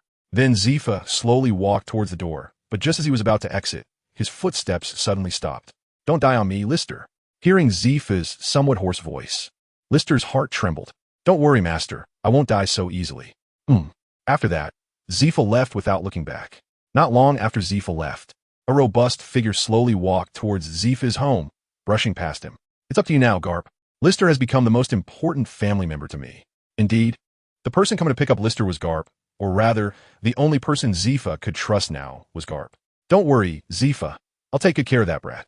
After all, he's also someone I brought back. Then I'll leave it to you. After that, the two did not engage in much more conversation. Everything was understood without words. As comrades who had fought together for decades, even without speaking, they were very clear about each other's thoughts. Soon, Garp arrived at Zifa's home. Upon seeing Lister training in the training ground, Garp's expression showed a hint of shock. In just a month and a half, Lister had already become comparable to some school-level officers. Even among the current naval leaders, very few had completely mastered the Navy 6. Hey kid, I'm here. Garp's loud voice directly interrupted Lister's training. Lister turned to look in the direction of the voice. Who else could it be but Garp? Vice Admiral Garp. What brings you here? Am I getting on your warship? Lister suddenly thought of this. Yes, that's right. Come with me. Hearing Garp's words, Lister felt a bit relieved. As long as he was with Garp, at least his safety was guaranteed. Yes, Vice Admiral Garp. Soon, the two of them arrived at Garp's warship. Although Garp had not yet put on his dog headgear, his warship already bore a dog head design. Lister also saw several familiar figures. The Navy soldiers who had once saved them and Garp's Vice Admiral, Bogart. Long time no see, kid.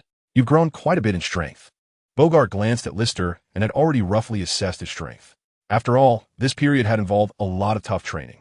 I've been through some tough training, Vice Admiral, Lister said with some confidence. This should be what they call the inflated mindset after gaining strength. Good, then let's have a match next time. I was just thinking the same thing. Lister had lost to Bogart last time, and he was determined to regain his face in the next encounter. However, before having absolute confidence, Lister would not rashly challenge the opponent. But, Lieutenant, are we really in such a hurry to set sail? Well, that guy Roger has already been called the Pirate King, so the situation in the New World is very severe now, and various notorious pirates have started to become active. What we, the Navy, need to do now is to capture the Roger pirates, the culprits, as soon as possible. I see, that's really bad news. What is wrong, kid? Are you scared? If you are scared, you can get off the ship now. No one will laugh at you. I'm not scared, but Lieutenant. It seems like you're the one who's afraid. After all, there's a tense and serious aura about you. Is that so? Then maybe I really am scared. Because every time we set sail, we have to be ready for sacrifice at any moment. Hearing this, Lister fell silent for a moment. This is the cruelty of this world, where every day, whether ordinary people, pirates, or the Navy, face huge sacrifices. In this world, it can be said that there is no absolutely safe place. But don't worry, kid, I will protect you. Bogart seemed to notice Lister's emotions and said to him, All right, Lieutenant, but I hope it's not me who ends up protecting you. Ha! You little brat are really interesting. You're still far from standing in front of me. Bogart's strength is already on par with an average Navy Vice Admiral. As long as it's not those legendary pirates, he can contend with other pirates. Are you still using a sword, kid? No. Then I hope you can practice your swordsmanship. After all, it would be a waste of your talent if you don't train in swordsmanship. Don't worry, Lieutenant. I actually have the purpose of consulting you about swordsmanship this time. So, do you want to take me as your master? I've already taken Admiral Zephyr as my master. If you think you can defeat Admiral Zephyr, then I could consider taking you as my master. Then forget it. When I have time, I will teach you my swordsmanship. Bogart is not arrogant enough to compete with Admiral Zephyr for disciples. Chapter 17. I want to try throwing cannonballs. By the way, Lieutenant, where are those pirates who slaughtered our village now? Oh, they've been sent to impel down. Why do you ask about this? It's nothing. Just wanted to know. Lister still vaguely remembers that they were supposed to become slaves of the celestial dragons. But one thing Lister is very curious about is why that group of pirates targeted their small island. If they just happened to find their small island, then it could only be considered bad luck for them. But if it was intentional, he must find out what was so attractive about their small island to those kids. Kid, if you have something to say, just say it. Don't keep it bottled up inside, otherwise those questions in your heart won't be solved by anyone. Bogart seemed to see through Lister's worries and patted him from behind. I'm fine, Lieutenant. It's best if that's the case. After that, the lieutenant left. He had many things to do on this warship and couldn't keep revolving around Lister. Now, their warship had sailed out of the Navy headquarters, and all the observers on the warship were vigilantly watching the surroundings, while Garp returned to his room after boarding the ship, not knowing what he was doing. Lister then got acquainted with the soldiers on the warship a bit before starting his training. His mind can be said to be somewhat twisted. If he doesn't train for a day, he feels uncomfortable all over. Some Navy soldiers curiously gathered around to watch Lister train. They wanted to see how Lister usually trains, but the more they watched, the more surprised they became because Lister's training level had already exceeded what they could bear. It could be said that Lister's physical quality was already stronger than theirs. This suddenly made these Navy soldiers feel ashamed. Some had trained for a few years, while others had trained for decades, but now they were surpassed by a recruit who had only been training for over a month, which was indeed somewhat embarrassing for them. The 2 calm days quickly passed, and on the 3rd day, when they reached the New World, they finally encountered a pirate ship. For them, the Navy, being able to return safely from each outing is the best. It's ideal not to encounter pirates, but danger often coexists with opportunity. Encountering pirates means they have no way to improve their military achievements, and without military achievements, they cannot get promoted, and without promotions, they cannot make money. Not every navy can enter the Naval Academy, and not every navy that enters the Naval Academy will be granted a rank after graduation. Most are just ordinary people with some training. In the Navy, just like in piracy, there is survival of the fittest. Those who are not strong enough will ultimately be eliminated. Vice Admiral Garp, we have spotted a pirate ship ahead. It's the Giant Axe Pirates. And their captain is the notorious Giant Axe Mondo with a bounty of 320 million. Hearing the observer's voice, Garp finally came out of his room. What? It's not the Roger Pirates after all. Seeing the pirate flag in the distance, Garp said somewhat disappointedly. Ever since Roger became the Pirate King, Garp's desire to meet Roger had grown more and more urgent. He wished he could chase Roger all over the world right now. The pirate ship naturally also spotted the warship, but they did not flee. Instead, they slowly headed towards the warship. Captain, we've spotted a Navy warship ahead. A crew member of the Giant Axe Pirates shouted. A warship? Is it coming for us? After all, we just raided a village, and we didn't expect the Navy to arrive so quickly. The second in command of the Giant Axe Pirates, Toby Two Swords, with a bounty of 15 million, said, What should we do, Captain? Get closer. It's been a long time since we raided a warship. Let us see if there's anything good on board.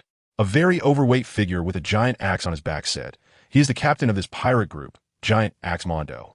He stands around 3 meters tall, and the giant axe behind him is also about 3 meters long. All right, Vice Admiral Garp, that pirate ship is approaching us. It seems they have set their sights on us. Really? Now even some insignificant scum dares to provoke me? Bring me the cannonballs. Yes, Vice Admiral Garp. Then, Garp took off his navy coat, revealing a blue shirt underneath, and weighed a cannonball in his hand before swiftly launching it. Although it didn't hit the pirate ship, the explosion caused the ship to tilt and shift. Now, Rist understood why there was a swaying motion when he was in the cage on that pirate ship. The answer was now evident. Of course, it seemed he hadn't used this move in a long time, and his hand was a bit unsteady. However, in the next second, another shell was swiftly thrown over. Just as the shell was about to land on the enemy's ship, a flying slash was unleashed from the enemy pirate ship, splitting the shell in half and causing it to explode in midair. Impressive, huh? Garp said with a smile. Meanwhile, cheers erupted from the Giant Axe pirate ship. Toby, our vice captain, is amazing. The one who just made the move was the dual-wielding Toby. However, unlike the cheers of the ordinary sailors, Toby's expression was somewhat serious. The speed of that cannonball just now was incredibly fast, and he barely had time to react. On the warship, Lister walked over to Rear Admiral Garp holding a cannonball. Kid, what are you going to do? Garp asked curiously, looking at Lister, who was holding the cannonball. I want to experience what it feels like to throw a cannonball like you do, Garp. Then, Lister threw the cannonball just like Garp had done moments ago, with the same posture, sending it flying towards the enemy pirate ship. The other sailors were shocked to see this. They never expected to witness another person throwing a cannonball by hand besides Rear Admiral Garp. Moreover, Lister's throwing speed was identical to Garp's earlier. Haha, interesting. You really are a fun kid. It's a pity you're following Zephyr. Otherwise, you could follow me in the future. No need, Rear Admiral Garp. Once a teacher, always a father. After saying this, Lister picked up another cannonball and threw it out. Garp was momentarily taken aback by Lister's words. Zephyr, you've really found a good seedling. I hope this kid can help you step out of the shadows. Chapter 18, One Strike Death. However, kid, this is how a cannonball should be thrown. With that, Garp picked up another cannonball, but this time, the speed at which he threw it was several times stronger than before. Almost as soon as the cannonball left his hand, it exploded on the enemy pirate ship. So that's how it is. Lister noticed the subtle change in Garp's strength and adjusted his own throwing method. He picked up a cannonball and threw it. Although it couldn't match Garp's speed, it was much faster than his previous attempt. How about it, kid? The power is much stronger than before, right? The power of the cannonball was almost determined by its speed. The faster the cannonball flew, the greater the damage it caused. When Lister nodded, but didn't attempt to throw again. The last throw had made his muscles slightly uncomfortable, although he could continue throwing a few more. Doing so would leave his right hand feeling exhausted, and with the enemy pirate ship approaching, it was clearly unwise to lose some combat power first. However, those two blasts earlier really made life difficult for the people on that pirate ship. They didn't even see how those two cannonballs flew over. They just exploded right next to their ship. Now, they have started to fight back because the warship where Garp and the others are located has already come within range of their cannons. Several cannonballs flew directly towards their warship. Some exploded in the surrounding waters, while others were dealt with by Bogart just before hitting the warship. Sometimes, Garp would also throw a cannonball at the enemy's cannonball, causing both to explode in midair simultaneously. Soon, the two ships were getting closer, but the pirate ship had already become battered and torn, and it wouldn't be long before it would be completely silent, as their current ship could no longer withstand the harsh weather of the New World. "Hey, is it you Navy guys attacking us? Are you tired of living?" As the two ships approached, a pirate suddenly shouted at Garp, who was standing at the top of the warship. The expressions on the faces of the other Navy officers upon hearing this shout were quite amusing, as they struggled to hold back their laughter. Their laughter could be directed at the ignorance of the pirate crew or at the fact that they were disregarding Vice Admiral Garp.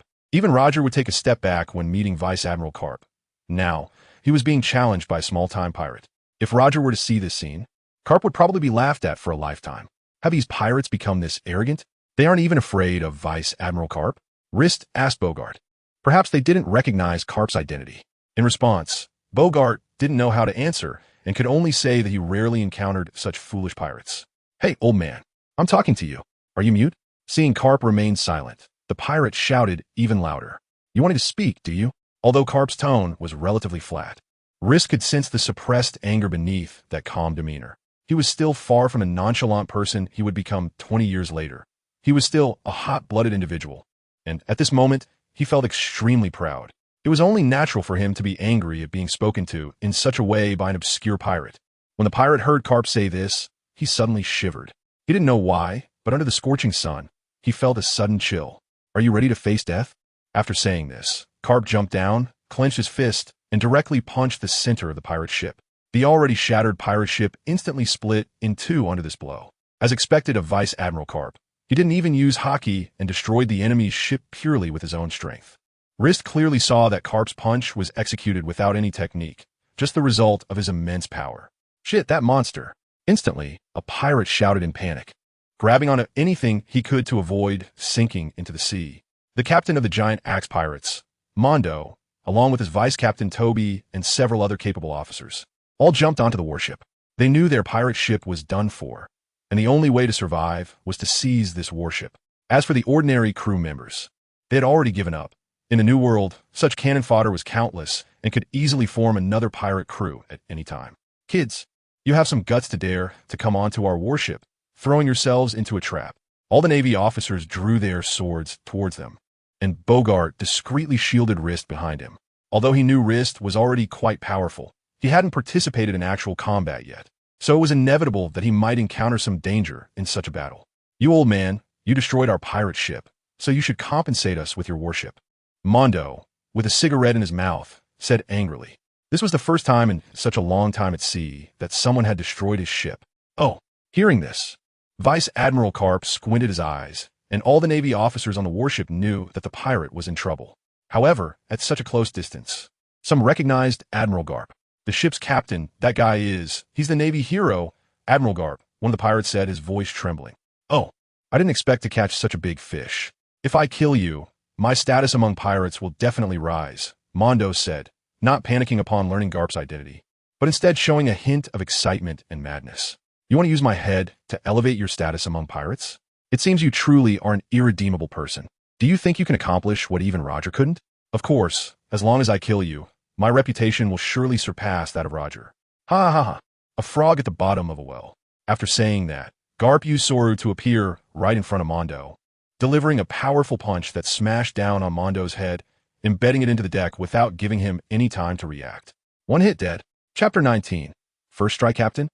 Seeing their captain taken down so easily, the crew members immediately shouted in terror. They knew Garp's strength was formidable, but they never expected him to be this strong. Their captain couldn't even withstand a single blow. "You little brats, witness the power of the world. Bogart, they're in your hands now." "Yes, Admiral Garp." Bogart replied with a straight salute. "Are you going to surrender and let us capture you? Or are you going to resist with all your might and get killed?" Bogart only gave them two options: be captured or be killed. We surrender, we surrender. Having just witnessed Admiral Garp's strength, they no longer had the courage to resist. Being captured meant they could still live, but if they resisted, they would truly be dead. At that moment, Toby, the vice captain, noticed Lister standing behind Bogart, and then he turned his eyes, not knowing what he was thinking.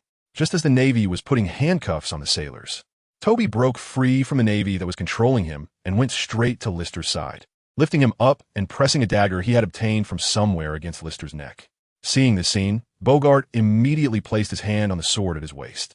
He had thought these people had given up resistance, so he had relaxed his vigilance, but he did not expect the enemy to play this trick on them. "Let him go," Bogart said sharply. Lister was currently captured by the enemy, which was his dereliction of duty, and he bore an inescapable responsibility. But the most important thing now was to rescue Lister from the enemy's hands. "Release all my brothers." Hearing this, the group of Navy personnel showed a hint of hesitation in their eyes. "Hurry up, or I'll kill this kid," Toby threatened, pressing the dagger down. But he did not stab. "Let them go," Bogart said, believing that these pirates could not escape from him, and that they were just making a futile last stand. The pirates who had been released from their handcuffs all picked up their weapons and stood behind Toby. "Now, can we let him go? Dream on. If I let him go now, we will be seeking our own death. Give us a small boat, and when we reach a safe place, we will naturally release him. Don't go too far." Bogart's tone had turned cold, as if he was on the verge of exploding. "Hurry up. I don't want to repeat myself." "Don't worry, Lieutenant. Trust my strength." Suddenly, the kidnapped Lister spoke up. "Shut up. All right, I'll give you a boat, but you must ensure the safety of the hostage. Don't worry. I'm the most trustworthy pirate." Toby showed a scheming smile, thinking that he would not let them release this little brat. "Prepare a lifeboat for them." "Yes, Lieutenant." Soon, a small boat appeared below the warship, which was many times smaller than the warship, and all the pirates jumped onto that small boat one by one. "Now, can we let him go?" "Don't rush. We will naturally release this little guy when we can no longer see your worship." When Toby reached the lifeboat, he had already released Lister, as they believed that a 7-year-old child could still be manipulated by them. "Good strategy, but you chose the wrong hostage." As Lister was released, he slowly spoke. "What do you mean, you brat?" Toby looked at the little guy with a serious expression, feeling a sense of threat from him for some reason. "You'll know soon, moonwalk." Suddenly, Lister used the moonwalk to jump into the air. Seeing this scene, Bogart also felt relieved. "Is that the moonwalk from the Navy's 6 styles?" Toby said in surprise. He had fought with quite a few Navy personnel, some of whom mastered the 6 styles, so he had a general understanding of them. But he did not expect to see the moonwalk in a child. "Shoot him down. We absolutely cannot let him return to the warship, otherwise we're all finished." Upon hearing Toby's order, the pirates immediately raised their guns and shot at Lister. "Be careful, Lister," Bogart shouted, then drew his sword and used a flying slash in an attempt to cut through the bullets. But there were too many bullets, and they were not in a straight line, so even he could not block all the bullets for Lister. Raging foot. At that moment, Lister shouted, then kicked his foot, and a sword energy, similar to a swordsman's slash, shot out from his foot. This not only blocked the other bullets for Lister, but the raging foot's slash also flew towards the enemy's small boat, as Lister now intended to annihilate them in the sea. "Damn it," Toby cursed. But he did not slow down, directly drawing his knife to slash out a sword energy to block Lister's raging foot.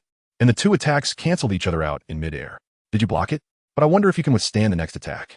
Bogart originally wanted to help Lister, but when he saw Lister's confident expression, he refrained from intervening, although he was in a state of high concentration and was preparing his draw slash. As soon as the enemy made any move that could harm Lister, the sword energy released from his draw slash would instantly cleave the enemy in two. The power of Bogart's draw slash mainly depended on his speed. The faster the speed, the stronger the power, and the time spent charging also determined the speed and range of the sword energy. Raging foot, chaos. In midair, Lister quickly swung his legs, and several slashes shot out from his feet. Toby had no way to stop the dozens of slashes in front of him. He could only protect himself from injury, but could not ensure the safety of his comrades. Soon, Lister's slashes came to a halt, and on that boat, except for Toby, all the other pirates were lying down, and the boat beneath them was already sinking. "I can't believe I fell to the hands of a brat like you." In midair, Lister had no way to deal with Toby. "I hope you can be a good person in your next life." 6 Styles Secret Art, 6 King's Gun. Chapter 20 Learning Swordsmanship. A powerful shockwave directly penetrated the enemy's body and blew the small boat beneath them to smithereens, and the enemy also died from this blow. In fact, Toby felt very frustrated in this battle. If he and Lister had fought on the ground, it would have been uncertain who would win or lose. But Lister used the moonwalk in the air and employed Raging Foot to cause destruction to the boat beneath him, making it impossible for him to stabilize his form. Therefore, facing Lister's 6 Styles Secret Art, 6 King's Gun, the enemy had no space to evade. The only way out was to jump into the sea. But jumping into the sea in the New World could also be said to be seeking one's own death. Well done. Seeing the scene, the Navy on the warship cheered for Lister, and back in his cabin, Garp also revealed a smile, as he had been using observation Haki to observe everything outside. So he knew exactly what had just happened. However, after using the Six Kings gun, Rist fell a bit weak and directly dropped from midair. Not good, Bogart thought to himself, then used Soru to appear below Rist and caught him. Rist, you did very well this time. Thank you for the compliment, Deputy. Rist forced a smile and then tilted his head and fainted. During this battle, Rist used Moonwalk and Gale Strike several times, and also employed the Six Styles ultimate technique once, which was already his limit. After Bogart returned to the warship, the ship's doctor quickly attended to Rist, administering various nutritional injections directly into him. Meanwhile, the deputy went to Admiral Karp's quarters. I'm sorry, Admiral Karp, this time it was my carelessness. Bogart bent over, speaking seriously. What happened earlier was entirely his dereliction of duty. If he had remained vigilant, that group of pirates should have been safely locked up in their warship's prison. All right, this isn't your fault. No one expected them to counterattack like that. But what do you think of Rist? Rist has great talent. The fact that he was able to execute the Six Styles ultimate technique just now indicates that he has mastered all of the Six Styles. Of course, we can't exclude the possibility that Admiral Zifa's teaching was effective. Come on, that old guy Zifa, while his teaching quality is good, he can't make a 7-year-old child master all the Navy's Six Styles and the ultimate technique in just a month. To this day, Karp often recalls the scene when Rist first demonstrated Soru. He learned it just by watching once, which made him wonder if Rist learned the other Navy Six Styles just as quickly after Zifa demonstrated them, including the ultimate technique. That kid Rist might become someone who changes the world pattern in the future. At this point, Karp's voice became somewhat serious. This matter should be kept quiet among the other Navy personnel on the warship. Yes, Admiral Karp, I will make sure to remind them. This was also a form of protection for Rist. If the pirates knew that there was such a prodigy in the Navy, Rist would certainly become a thorn in their side, and some pirates might resort to desperate measures against him. Moreover, they needed to be wary not only of the pirates, but also of the world government.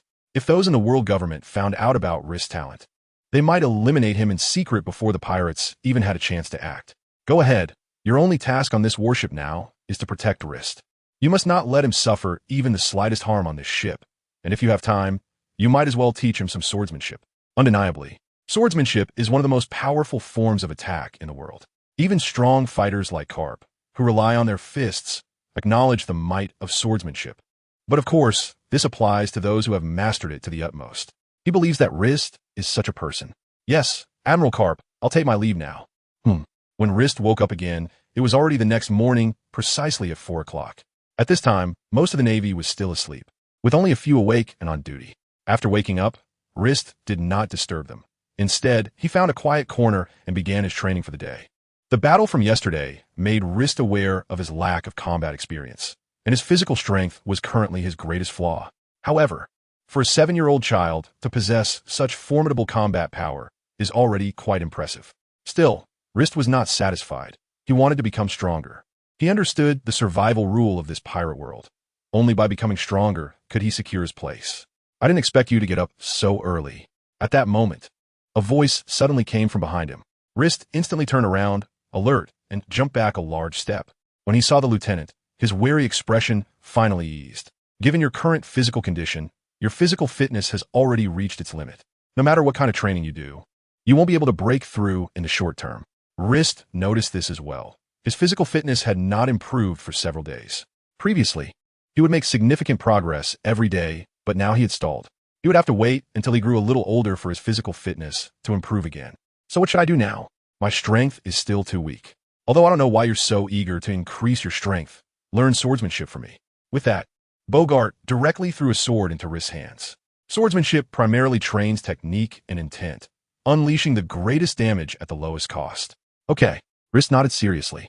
While he couldn't advance in physical skills, learning swordsmanship might be his best option, and as Bogart said, unleashing maximum power at minimal cost seemed very suitable for him right now. Moreover, Rist was secretly practicing the abilities of the Moku no Mi that he had copied from Bruley. Let's start training now. With your current stamina, you can swing the sword 1,000 times. I know your talent is excellent, but everything must start from the basics. Only by solidifying the fundamentals can you wield sword techniques with greater power. Yes, Lieutenant. Chapter 21. Encounter with the Roger Pirates. I don't know why, but ever since he arrived in this world, List has become very resilient. It's important to note that in his previous life, he was someone who would absolutely sit instead of stand and lie down instead of sit. However, now he swings his sword 1,000 times without any complaints. Perhaps he understands that if he doesn't work hard, he will eventually be eliminated in this world. Thus, List has been practicing basic sword techniques, such as slashing, thrusting, and blocking. He also knows a few sword moves, like the flowing heart sword, thrust, flowing heart sword, triple slash, and flying slash. After about half a month, they have not encountered any pirates in the New World. Even if they did come across pirates, once the pirates recognized that it was Admiral Garp's ship, they all fled in panic. After nearly half a month at sea, the Navy on the warship was feeling quite nauseous. Although they didn't suffer from seasickness, being stuck on the ship without stepping ashore for almost 2 weeks had become unbearable for most of them. Therefore, Garp decided to temporarily find the nearest island to take a break. However, as fate would have it, when the observer on the warship reported that they had found an island, a smile suddenly appeared on Garp's face. He sensed a wild beast's aura coming from that island, and he knew that only one person could emit such an aura. Meanwhile, List felt that he had learned something new, but he wasn't sure what exactly. He just sensed some inexplicable knowledge suddenly filling his mind. Everyone prepared for battle, ready to capture the Roger Pirates. Indeed, the people on that island were members of the Roger Pirates, but they had anchored their ship on the other side of the island. So the observers didn't spot the pirate ship, yet it couldn't escape Garp's observation Haki. In fact, when he sensed the wild beast's aura, Garp's observation Haki had activated automatically. Naturally, Roger and the others on the island also felt Garp's presence. His aura was exceptionally sensitive to them. That strong vitality could be easily sensed even without deliberately using observation Haki. That mad dog has come looking for trouble again. Roger took a sip of his drink, but the smile on his face didn't look like someone who was in trouble. Let the others board the ship first. It's not suitable for us to fight Garp now. A man sitting next to Roger, with blonde hair, round glasses, and a straight scar across his right eye, spoke up. He was Rayleigh, the first mate of the Roger Pirates, known as the Dark King. However, it was probably already too late. Garp was already approaching them directly with his moonwalk. Roger, old man is coming. Come quietly, and let me take you to impel down. Garp raised his fist from the air and aimed it at the center of the Roger Pirates location. The ground around Garp's fist instantly cracked, and thick dust enveloped everyone. Cough, cough, cough. Some weaker individuals were coughing incessantly. What happened? Among them, one voice was the loudest. A little red-nosed boy was running around in the dust. And then suddenly, he bumped into something, causing him to sit down from the recoil. When the red-nosed boy lifted his head, he saw a tall figure standing in front of him. KK Garp. The scream echoed through the sky. Hey, Buggy, are you okay? At that moment, another youthful voice came over, and a little boy with red hair also ran toward Garp. However, when he saw the face of the newcomer, he was stunned. Their Roger Pirates were not afraid of the Golden Lion Pirates, nor were they afraid of the Whitebeard Pirates. The only one they feared was the Navy hero Garp. Whenever they encountered him, he would bite them to death without letting go. So it was you two little brats, huh? What? Do you two want to take a stroll and impel down? Just being members of the Pirate King's crew is enough for you two to stay in there for a lifetime. Garp naturally recognized who these two little brats were. Having dealt with the Roger Pirates several times, he knew almost all the crew members. Garp, I didn't expect you to be getting worse with age, even starting to bully little kids. At that moment, a deep voice suddenly rang out, and the two little brats seemed to have found their backbone, quickly running towards the direction of the voice. Captain, it's Garp, shouted the red-nosed little brat with a crying face. The brat who dared to say he would take someone's head in front of Whitebeard was now scared to tears by Garp, which showed just how much of a shadow Garp cast over the Roger Pirates. You two hurry up and leave this place with Rayleigh. I'll take care of this. Okay, Captain, be careful. After saying that, the red-haired little brat directly pulled the red-nosed brat away. Garp, long time no see. I didn't expect you to have changed so little after all this time. But Roger, you become the Pirate King now, so I have no choice but to capture you myself. Ha. I've heard you say that several times already. If you have the ability, go ahead and try to catch me. After saying this, Roger directly drew his sword, and Garp swung his iron fist in response. Two attacks imbued with terrifying Haki collided directly, and under the impact of their battle, all the surrounding trees were uprooted. Meanwhile, during the exchange, Garp furrowed his brow. Roger, your strength? As Roger's old rival, Garp was very familiar with Roger's strength, but the power that Roger displayed now was not as formidable as it had been in the past. Garp, you dare to be distracted while fighting me? Then, with a forceful strike, Roger unleashed a black sword energy that attacked Garp. Being distracted meant his strength was also scattered. So as long as Roger added a bit more power, he could naturally send Garp flying. Of course, it would only be sending him flying and wouldn't cause Garp any substantial harm. The Navy that had just landed on the island naturally sensed this powerful aura. Although List had no strength to approach that battlefield at all, his heart longed for such combat. Chapter 22. Conqueror as Haki. Bogart might have sensed what List was thinking in his heart. He patted his shoulder and said, "Just wait. One day you'll be able to participate in battles like this." Bogart had great faith in List's talent. As long as List could continue to develop steadily, he would surely become one of the strongest in the world. "Let us go. We need to capture the other members of the Roger Pirates. Be careful. Each of them is strong." To be honest, Bogart didn't have high hopes for this capture. If they wanted to capture all the members of the Roger Pirates, just relying on Vice Admiral Garp alone was completely insufficient. At least 2 admirals would need to participate to have any chance of capturing them. This time, their navy landed in the direction of the Roger Pirates' ship, so they were about to encounter the other members of the Roger Pirates head-on. Suddenly, the atmosphere between the 2 sides became tense. Although they had dealt with the Roger Pirates many times before, their different positions meant that every meeting could not end peacefully. "Oh, so it's Bogart. You all better step aside. You should know that with your strength, you can't stop us." The one speaking was Rayleigh, the vice captain of the Roger Pirates. "That's impossible, Rayleigh. If you want to pass, you'll have to step over our corpses," Bogart said with a serious expression. Although he was strong now, he still felt inadequate against Rayleigh, and the opposing side had Jabba and other elite crew members who were not weaker than Rayleigh. List was observing every member of the Roger Pirates, Vice Captain Rayleigh, the third-in-command Jabba, as well as the still-growing Shanks and Buggy, among other unfamiliar faces. However, it had to be said that every member of the Roger Pirates could be considered an elite. Buggy and Shanks were whispering to each other. "Hey Shanks, did you see that? There's even a kid on the Navy side." "Yeah, probably a Navy intern." List took a few more glances at Shanks and Buggy. One was a man destined to have powerful Conqueror as Haki in the future, while the other had the luck of Conqueror as Haki. Since that was the case, there was nothing more to say. "Oh no." Upon hearing Rayleigh say this, Bogart hurriedly stood in front of List. Then, Rayleigh narrowed his eyes, and an invisible pressure suddenly erupted from him, attacking the direction of the Navy. Bogart also used his own aura to protect List. Although he didn't have Conqueror as Haki, he could use his aura to help List reduce the pressure from the Conqueror as Haki. Other Navy soldiers lined up and fell back, with only a few elite soldiers struggling to hold their ground, sweat pouring down their foreheads.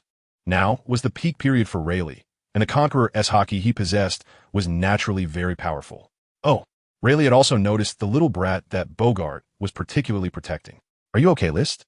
Bogart didn't turn his head, his eyes fixed on Rayleigh, because a moment of carelessness could lead to an attack from the opponent. "I'm fine, Vice Admiral." Although List said this, his condition wasn't great either. With Bogart helping him block part of the aura, the pressure from the Conqueror as Haki was still making it hard for him to breathe. But one shouldn't come empty-handed. "List, what are you going to do?" However, Lister directly responded to him with his actions. He narrowed his eyes, and suddenly, a powerful aura similar to the one just displayed erupted from Lister's body. Although he had copied this Conqueror's Haki from Rayleigh, it felt distinctly different from what Rayleigh had just used. Huh. Seeing this scene, everyone was stunned. Bogart was dumbfounded, Rayleigh was frozen. And nearly all the elite members of the Roger Pirates were also in shock, while others had already fallen unconscious. "That little brat, no way," some members of the Roger Pirates said in disbelief. Even Rayleigh was sweating coldly. Judging from the little brat's control over the Conqueror's Haki just now, it was already on par with his own. And for a mere 7-year-old to master such a terrifying Conqueror's Haki, his future achievements were simply unimaginable. Bogart's mind was also racing at this moment. This was no longer something that could be described as terrifying talent. He didn't know if Lister had ever possessed Conqueror's Haki before, or if he had awakened it. But through Lister's earlier use of it, he had already exceeded Bogart's understanding. Meanwhile, Garp and Roger, who were in the midst of battle, also stopped. They both recognized that the earlier aura was the Conqueror's Haki emitted by Rayleigh. However, Garp was quite at ease with them, although he knew that the people on his ship were no match for Rayleigh and the others. He also believed that Rayleigh wouldn't cause them any casualties. At most, they would just get hurt. But the second wave of Conqueror's Haki that erupted made both of them stop their actions simultaneously. Roger knew which of his crew members possessed Conqueror's Haki, and he was very familiar with the aura of each member's Haki. The Conqueror's Haki just now definitely did not come from anyone in the Roger Pirates. There was only one explanation. It was from the Navy. Roger looked at Garp in surprise. It is known that awakening Conqueror's Haki in the Navy is extremely difficult. Almost an impossible task, because they're constrained by the various rules and regulations of the Navy. As for the emergence of a third-party force, That is simply impossible. No one would dare to stir things up while both Roger and Garp were present. Not even the likes of Shiki or Whitebeard would show up here now. I didn't expect the Navy to have such a person, Roger said, somewhat surprised. If I said I didn't know, would you believe me? Garp had already identified that the Conqueror's Haki was emanating from Rist. He quickly rushed towards Rist's direction. He couldn't let anything happen to Rist here. Although he trusted the Roger pirates, the emergence of this kind of talent in the Navy could lead to some ill-intentioned individuals appearing in the Roger pirates. Chapter 23. The Clash of Conqueror's Haki Rist. What was that just now? Bogart asked in shock. Just as you saw, it was that uncle who unleashed that skill. Rist said proudly. He had just realized how overpowered his ability was. That was Conqueror's Haki. How do you have Conqueror's Haki? Did you learn how to use it before? No, that uncle just used it once, and I learned it just by watching. It felt pretty simple, Rist replied. Hearing Rist say this, Bogart was left speechless. He had previously thought that his own talent, while not the best, could still be described as decent, but in front of Rist, he felt completely useless. Rayleigh, upon hearing Rist's words, couldn't help but twitch his mouth. Can you believe what he's saying? He learned it just by taking a look, and he thinks it's pretty simple. However, although Rayleigh was shocked by Rist's talent, he had no ill intentions, as he already knew that the era of the Roger pirates was coming to an end and that he would soon retire. He felt relatively satisfied to encounter such an interesting kid before his retirement. On their ship, Shanks's talent was already quite high. At least Roger had evaluated him as someone who would definitely grow into a person like him in the future. But when he glanced at the unconscious Shanks, the difference compared to that kid from the Navy was too obvious. They were simply not on the same level. However, it seemed a bit difficult to retreat now. Rayleigh said helplessly that there were far more unconscious people than those who were awake, and with the few awake individuals they had, it was impossible to move all these people onto the ship, especially with Bogart watching them closely. Jabba, this is quite a predicament. There's no choice but to wait for the captain to arrive. Their observation Haki had already sensed that Roger and Garp were quickly rushing toward their direction. Soon, the two appeared in front of everyone, with Garp standing in front of the Navy and Roger standing in front of his pirate crew. However, when Roger saw the unconscious crew members behind him, he couldn't help but feel a bit of a headache. It was the first time he had fought against the Navy and had his crew knocked out by Conqueror's Haki. This was also the first time List met Roger. For some reason, when List saw Roger, he was filled with shock, an overwhelming shock that left him almost speechless.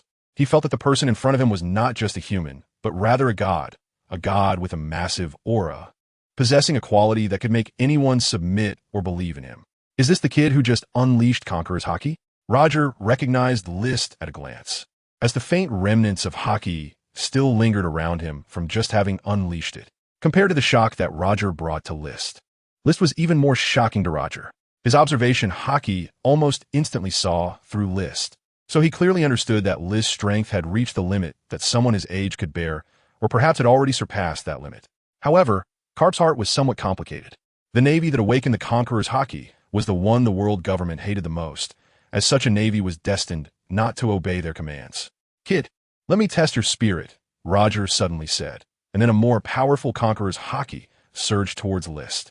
Roger, Garp said angrily, not expecting Roger to suddenly make things difficult for a kid. He wanted to rush forward to attack Roger, but was stopped midway by Rayleigh. Get out of my way. Rayleigh, he did not attack the two interns from Roger's crew.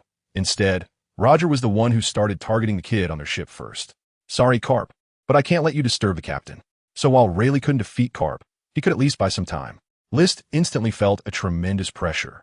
This pressure was much stronger than Rayleigh's Conqueror's Haki from earlier, and this Conqueror's Haki also had an additional special quality, besides the dominance of a king. There was also a sense of tolerance. List couldn't understand why he felt a sense of tolerance amidst this fierce Conqueror's Haki, but there was clearly no time for him to ponder these things now. List also unleashed his own Conqueror's Haki, and suddenly, an unusual wind swept across the entire island, and the surrounding weather changed due to the clash of these two Conqueror's Haki. However, List's Conqueror's Haki is clearly inferior to Roger's Conqueror's Haki, being completely suppressed.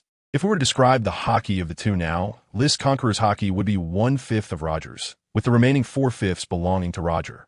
Roger, that's enough, right? Garp's voice had become somewhat low. No, Garp, didn't you see that kid's eyes? He hasn't reached his limit yet, Roger said with a smile, further enhancing the power of his Conqueror's Haki. However, a shocking scene unfolded. Lister's Conqueror's Haki was slowly becoming stronger, to the point where it could actually rival Roger's Conqueror's Haki. Upon witnessing this, everyone was stunned. They were either Roger's opponents or his crew, and they understood just how powerful Roger's Conqueror's Haki was. Even Whitebeard, who was hailed as the world's strongest man, couldn't compare to Roger's Haki. Now, this power capable of standing against Roger had appeared in the form of a young boy. Subsequently, the clash of Haki between the two sides abruptly ceased. Roger withdrew his Haki, while Lister, in contrast, passively retracted his because he had already fainted. Bogart was the first to check on Lister's condition. He had merely fainted. Rear Admiral Garp, there's nothing wrong. Roger, you've gone too far this time.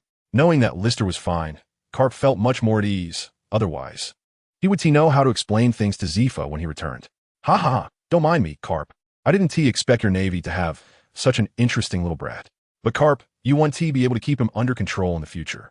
Upon hearing this, Garp didn't refute, as he acknowledged the truth in Roger's words. Someone with such powerful Conqueror's Haki would definitely not be willing to be beneath others. Chapter 24. The double standard of the Vice Admiral led us in this battle here. Garp. Continuing the fight would lead to significant losses for your navy. Garp turned around and saw that the only ones able to fight on the Navy's side were him and his Vice Admiral, Bogart. In contrast, the Roger pirates still had several fighters, including two who were not weaker than him, Rayleigh and Jabba. If the battle continued, they indeed faced the risk of total annihilation. I'll let you go this time, Roger, but the next time we meet, I will personally capture you. As the man who had pushed the Pirate King Roger into a corner multiple times, Carpentier fully exerted his strength in this battle, primarily due to his many concerns. Haha, then let us meet again by fate, Garp. Roger laughed heartily, and then ordered the still-conscious crew members to take the crew members who had just been knocked out by Lister back to the pirate ship, while Garp could only clench his fists and watch them leave unharmed. Bogart, wake all these sailors up and then return to the naval headquarters. Yes, Rear Admiral Garp. Admiral Garp has a feeling that it might be a very long time before he meets Roger again, and that the next meeting will definitely not be as calm as it is now. Uncertain how much time had passed, when Lister woke up, he found himself back on the vast sea, lying in the swaying infirmary of a ship. However, this time, Lister woke up with a particularly severe headache. Hiss! Lister gasped in pain. The ache was truly unbearable for a moment, but soon he adapted to it. He slowly opened the infirmary door, and the glaring sunlight immediately enveloped him, causing him to instinctively shield his eyes with his hand. Wow, you finally woke up, Lister. The Navy personnel on the warship exclaimed excitedly upon seeing him awake. Have I been unconscious for a long time? Lister asked weakly. This was the first time he felt so feeble in this body since arriving in this world. Even when he was captured and imprisoned as a slave, he had more strength than he did now. Of course, you've been unconscious for 3 days, one Navy personnel said with an exaggerated expression and tone. 3 days of unconsciousness was indeed quite a stretch. Has it really been 3 days? Don't worry, 3 days is quite short at that moment. Bogart's voice rang in Lister's ears. Do you remember what you were doing before you fell unconscious? Hearing this, fragments of memories from before his unconsciousness began to emerge in Lister's mind, becoming clearer as he pieced them together. I remember clashing with Roger in Conqueror's Haki, but I couldn't hold on in the end.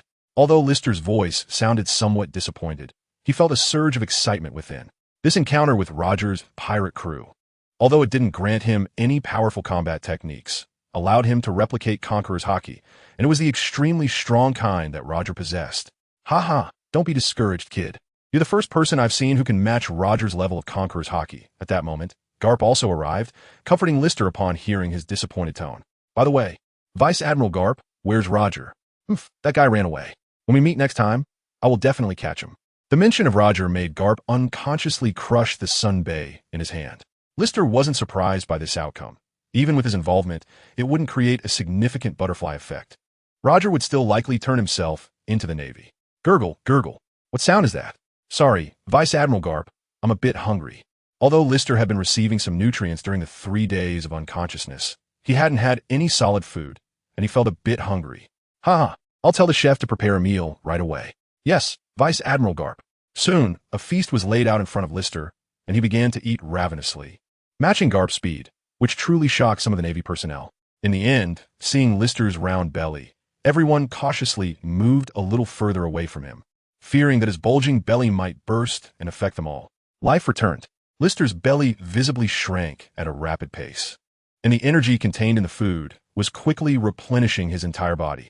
I'm finally alive again. Lister moaned in comfort. I didn't expect to have mastered life return as well. Garp merely glanced at Lister and continued to devour the food in front of him. He wouldn't be surprised by any skills Lister had mastered now. After all, one shock after another had made such surprises a habit. Report, Vice Admiral Garp. A pirate ship has been spotted not far away. Just then, a Navy personnel hurriedly ran over to say, "What pirate crew? Is it the Golden Lion, Whitebeard, or Roger?" Garp asked. "None of them." Upon hearing this, Garp's interest instantly dissipated. "Then it's up to you." Garp waved his hand. Aside from those three, no other pirate crew could attract his interest. "Yes, Vice Admiral Garp." All the Navy personnel saluted Garp and quickly rushed to the deck, ready for the approaching pirate ship. "Fire!" "Wait a minute, Lieutenant."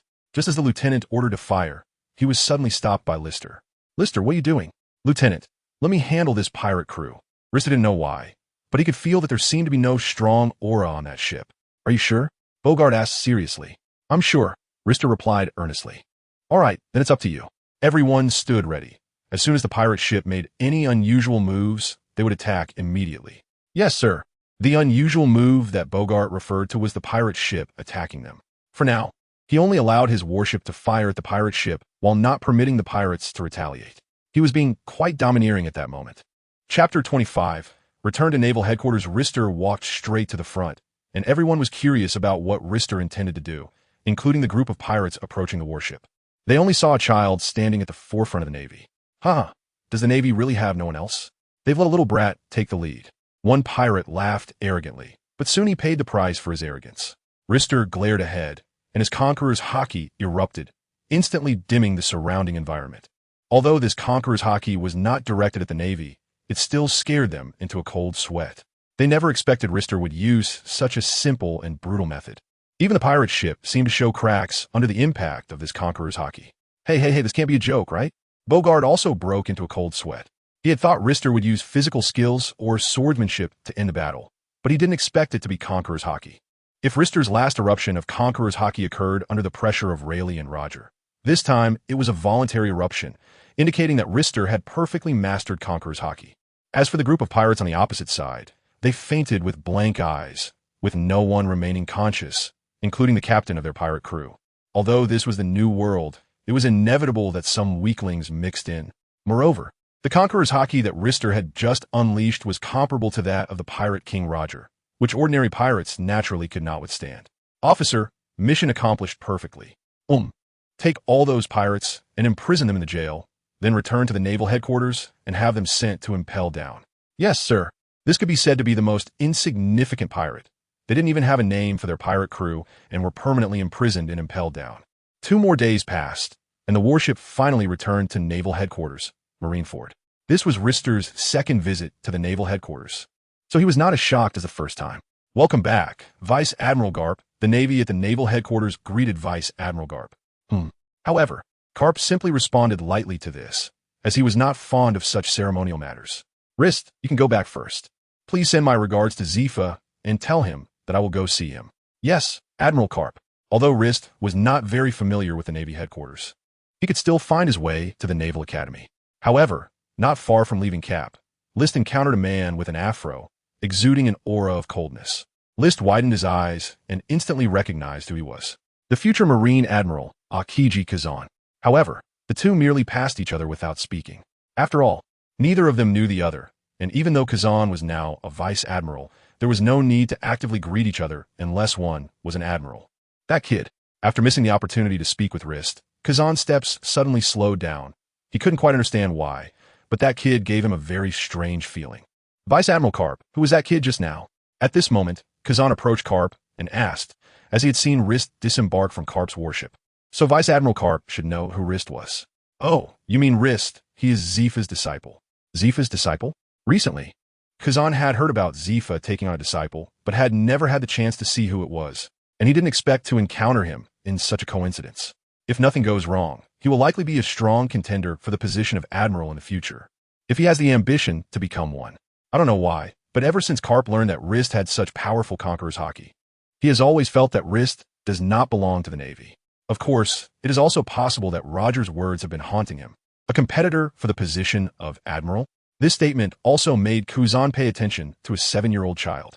He originally thought that even if he was taken as a disciple by Zifa, it would take more than 10 or 20 years to grow up. By then, he would have already become an admiral. Although he is currently only a vice admiral, he is very confident about the position of admiral. Unless something unexpected happens, he is already the next admiral in line. However, since Garp said this in front of him, it indicates that this kid has the strength to compete with the admirals and is likely from the same generation as them. Don't underestimate that kid. He will surprise everyone in the future. Back at the Naval Academy, Rist quickly saw Zifa training the naval cadets. However, Rist didn't know why, but it seemed like his master had become even stricter, appearing somewhat in a bad mood. "Master, I'm back." Rist greeted Zifa. Upon hearing this voice, Zifa turned around excitedly and, seeing Rist standing before him safe and sound, finally felt relieved. The cadets being trained by Zifa also breathed a sigh of relief. Ever since Rist left, they had been undergoing intense training for the past few days. No one dared to irritate Zifa, and now that Rist had returned, they could finally take a short breather. "How was it this time? Did you meet Roger?" "I did." Upon hearing this, Zifa's expression instantly became serious. "How is it? Are you hurt?" "Don't worry, Master, I'm not hurt. We didn't engage in battle with the Roger pirates. However, Master, I need to tell you something." "What is it?" "Go ahead. I have awakened the Conqueror's Haki." Upon hearing this, Zephyr was momentarily taken aback, as he knew that a Navy officer awakening the Conqueror's Haki was the most despised by the world government, because it meant that this officer was likely to be disobedient. "Really?" Zephyr then asked seriously. "Yes, under the pressure of Roger's Conqueror's Haki, my own Conqueror's Haki has awakened." "How many people know about this?" "Everyone on the ship and the Roger pirates know." "Is that so?" "This is a bit troublesome. If only a few people knew, Zephyr could keep it under wraps. But with so many people aware, it would be too late to silence them." Chapter 26, Zephyr versus List. Naturally, this matter also reached Admiral Kong's ears. "Old man Kong, I have something to report to you." Garp entered the Navy office with a serious expression. "What is it?" Seeing Garp's rare, serious demeanor, Kong's expression also became solemn. "That kid, List, possesses the Conqueror's Haki." Since this matter couldn't be hidden, Garp felt it was better to report to Admiral Kong as soon as possible. "Really? I didn't expect that kid to have such incredible power within him." Kong was only slightly surprised internally. However, this should be quite normal, as I saw ambition in his eyes the first time I met him. "You don't know how strong his Conqueror's Haki is. If you did, you wouldn't be so calm." Garp muttered to himself, not voicing it out loud. After all, if Kong knew the intensity of List's Conqueror's Haki, even if he favored him, he wouldn't be able to fully trust him. "All right, that's all I have to report, so I'll take my leave now." After saying this, with a bang, Garp shut the door. He didn't want to stay there too long, as he might be given a task at any moment. However, after Garp left, Kong's expression immediately turned somewhat sorrowful. "The Conqueror's Haki, I hope you won't do anything harmful to the Navy in the future." Kong Siged Awadli, feeling a premonition that this era was about to become even more turbulent. Inside the Navy Academy, Zifa's face was also quite grim. "You should use your Conqueror's Haki less in the future, at least in front of the world government. If you can avoid using it, try not to." "Yes, Master. Of course, if you encounter danger and it can save your life, you should still use it." "I understand, Master. You don't need to worry, I have my own judgment." Zifa has always been very reassured about List. After so long, he has never caused him any trouble and is particularly sensible, as if there is an adult soul within this child's body. "But during your time at sea, you haven't slacked off on your training, have you?" "Report, Master. I haven't tea." "Good, then come try against me. Don't worry, I'll go easy on you." "Yes, Master." List's tone was also a bit excited. Although he knew he was 100% not Zifa's opponent, being able to fight against the top powerhouse at sea would allow him to accumulate some combat experience. "Hey, look, Teacher Zifa and List have gone to the training ground. What are they going to do?" "Who knows, maybe Teacher Zifa is going to give List some special training. After all, List is truly Teacher Zifa's disciple." "I feel like that shouldn't be the case. It seems to me that they are about to fight." "Now that you mention it, I feel that way too." The trainees who were training looked at the two standing opposite each other and indeed felt a fighting aura. Could it be that List made some mistake and Teacher Zifa is going to punish him? Who knows? But how many moves do you think you could last against Teacher Zifa? I feel like I wouldn't last even one move. At this moment, they no longer had the mood to continue training and all wanted to see what their fight would be like.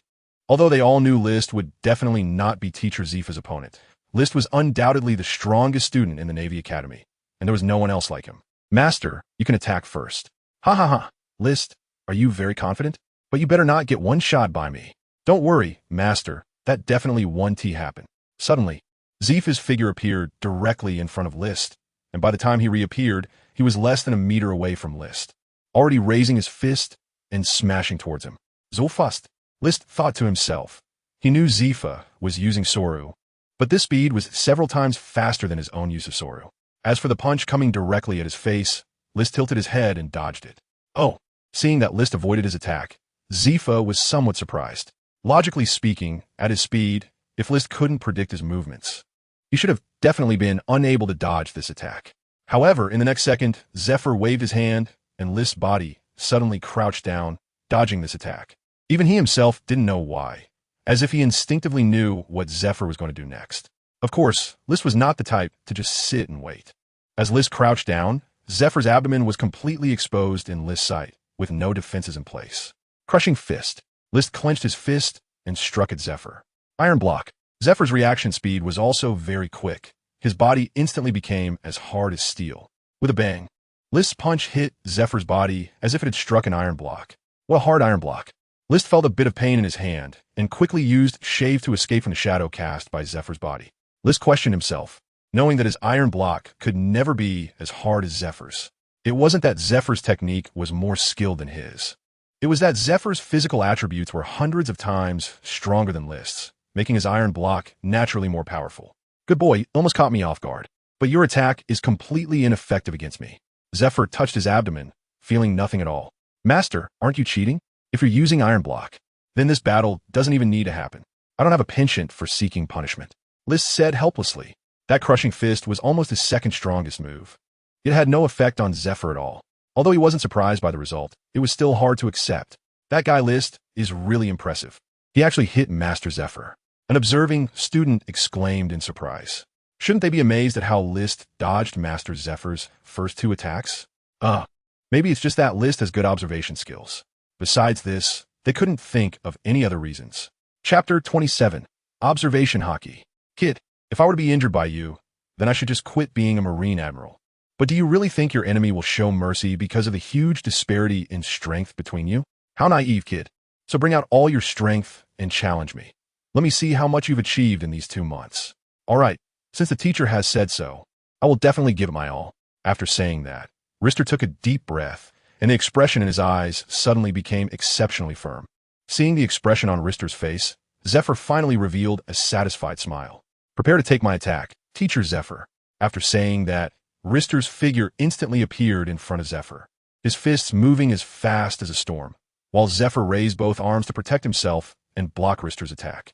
However, although Rist's attack was quite fierce, Zifa, standing there, did not take a single step back.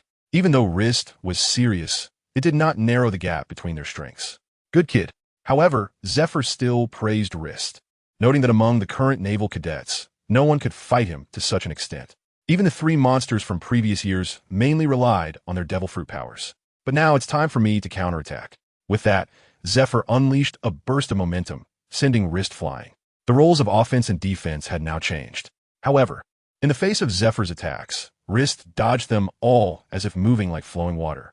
Oh, Zephyr was surprised again. If Rist dodging his attacks the first 2 times could be attributed to luck or keen observation, then dodging so many of his attacks now was simply unscientific. In an instant, it seemed Zephyr had an idea. The speed of his attacks increased rapidly. Although Rist had already predicted Zephyr's next move, his body couldn't react in time. After taking one of Zephyr's punches, he was sent crashing into a wall. You've thrown so many punches at me without effect. But if I can hit you just once, that's enough. Truly, as expected of a master, your punch is indeed powerful. Rist touched his chest. Even without looking, he knew there was a fist mark on it, as the strength of the punch had embedded half of his body into the wall. Of course, Zephyr had held back at the end. Otherwise, it wouldn't have just been a fist mark, but he might have even died at that moment. Kid, do you want to continue? Of course, I haven't reached my limit yet. Rist wiped the blood from the corner of his mouth. At this point, he was also filled with a bit of fierce determination. He had thrown so many punches at Zephyr, yet the latter was completely unscathed, while he himself was almost KO'd by just 1 punch. All right, then bring it on. Rist then used Moonwalk to jump into the air. Gale Foot, Raging Dance. Rist's feet began to swing rapidly, launching sword-like slashes at Zephyr in a seemingly random manner. TSK. Rist is so strong. He is throwing out those Gale feet as if they cost nothing. The onlooking Navy officers were amazed. They had the physical condition to use Gale Foot like that, but their proficiency was nowhere near enough to achieve it, leaving them only to envy. Some attacks hit Zephyr directly, while others struck the ground around him, kicking up thick dust that enveloped Zephyr's figure. Soon, Rist stopped, and the rapid rise and fall of his chest indicated that the series of attacks had taken a significant toll on him. However, Rist still looked grave as he observed the situation in the smoke. He did not believe that Zephyr would be defeated by such minor attacks. Suddenly, it seemed that Rist sensed something again, using Moonwalk to step again, and at the spot where he had just been standing, Zephyr's figure instantly appeared, delivering a sweeping kick that missed. Just as he thought. Looking at the figure above him, Zephyr silently acknowledged. However, in the next second, Zephyr's body disappeared again. Rist raised his head and saw that Zephyr had indeed appeared above him. He had already anticipated Zephyr's next attack, but there was no way to evade it. Iron block. Rist crossed his arms over his head. Zephyr then struck down with his leg. Rist fell to the ground at an extremely fast speed, making a loud thud. And at the moment of contact with the ground, a spurt of blood shot out from Rist's mouth. Although Rist had defended with iron block, Zephyr's previous attack was quite powerful. Cough, cough, cough, I admit defeat, master. Although Rist knew he would lose, he didn't expect to lose so decisively. He thought that having mastered the complete Marine 6 styles, he would be able to hold on for a while, but it seemed he had overestimated himself. Rist, are you okay? At this moment, the naval cadets came running over to help Rist up. Teacher Zephyr, you were too ruthless. One cadet said, Oomph. If I were truly ruthless, that kid would have been dead long ago. I just wanted him to remember this lesson. Don't think that talent alone gives you the right to be arrogant. Without sufficient strength, no matter how good your talent is, it's all for nothing. Thank you, master. Hearing this, Rist understood Zephyr's intention. Indeed, he had been a bit arrogant during this time. But who taught you observation Haki? Observation Haki? Zephyr's question suddenly left Rist a bit stunned. So that's why I could always predict master's next move. It turns out it was observation Haki. Rist thought to himself. I don't know. Maybe someone used it once and I learned it. When Zephyr heard this, he nearly spat out a mouthful of blood. He remembered how much hardship he went through to learn observation Haki. And seeing Rist, now seemingly unaware of it, made him feel a wave of chest tightness and shortness of breath. All right, but since you've already learned observation Haki, my teaching task will become easier. Teaching you armament Haki would be fine, but teaching observation Haki is a bit difficult. Zephyr's Haki was all developed through combat. Armament Haki was based on him hitting others, while observation Haki was about others hitting him. Chapter 28. The Arrival of the Golden Lion. Although Rist lost this time, it was still a glorious defeat. Even though Rist could replicate his opponent's combat skills with just a glance, combat experience could only be accumulated slowly by Rist himself. In this battle, Zephyr only used shave and iron block from the 6 styles for combat. He didn't use any special techniques, just ordinary fast punches. Of course, this was also greatly related to Zephyr's powerful physique. In the blink of an eye, nearly 2 years had passed. During this time, many events occurred. The most important being the Navy's announcement of capturing Pirate King Roger, who would be publicly executed in Lowtown in the East Blue on a date to be decided. During these 2 years, Rist made rapid progress. Although he hadn't learned actual combat techniques, he had mastered the 6 styles very proficiently and had even developed many other techniques based on the 6 styles. Although Rist had not yet graduated from the Naval Academy, he no longer needed to learn anything. He had essentially taken over Zephyr's role at the Academy, teaching other students the 6 styles. This led to Rist becoming the second person, after Zephyr, to be respected by everyone at the Naval Academy. Although he was only 9 years old, he had earned the recognition of all the students at the Academy. After all, even some officers currently serving at the Academy were no match for Rist. Rist not only taught the elite class students, but also guided the regular classes almost every day. By teaching others, Rist was able to review the material himself, and perhaps even unlock new ideas and explore other methods of using the 6 styles.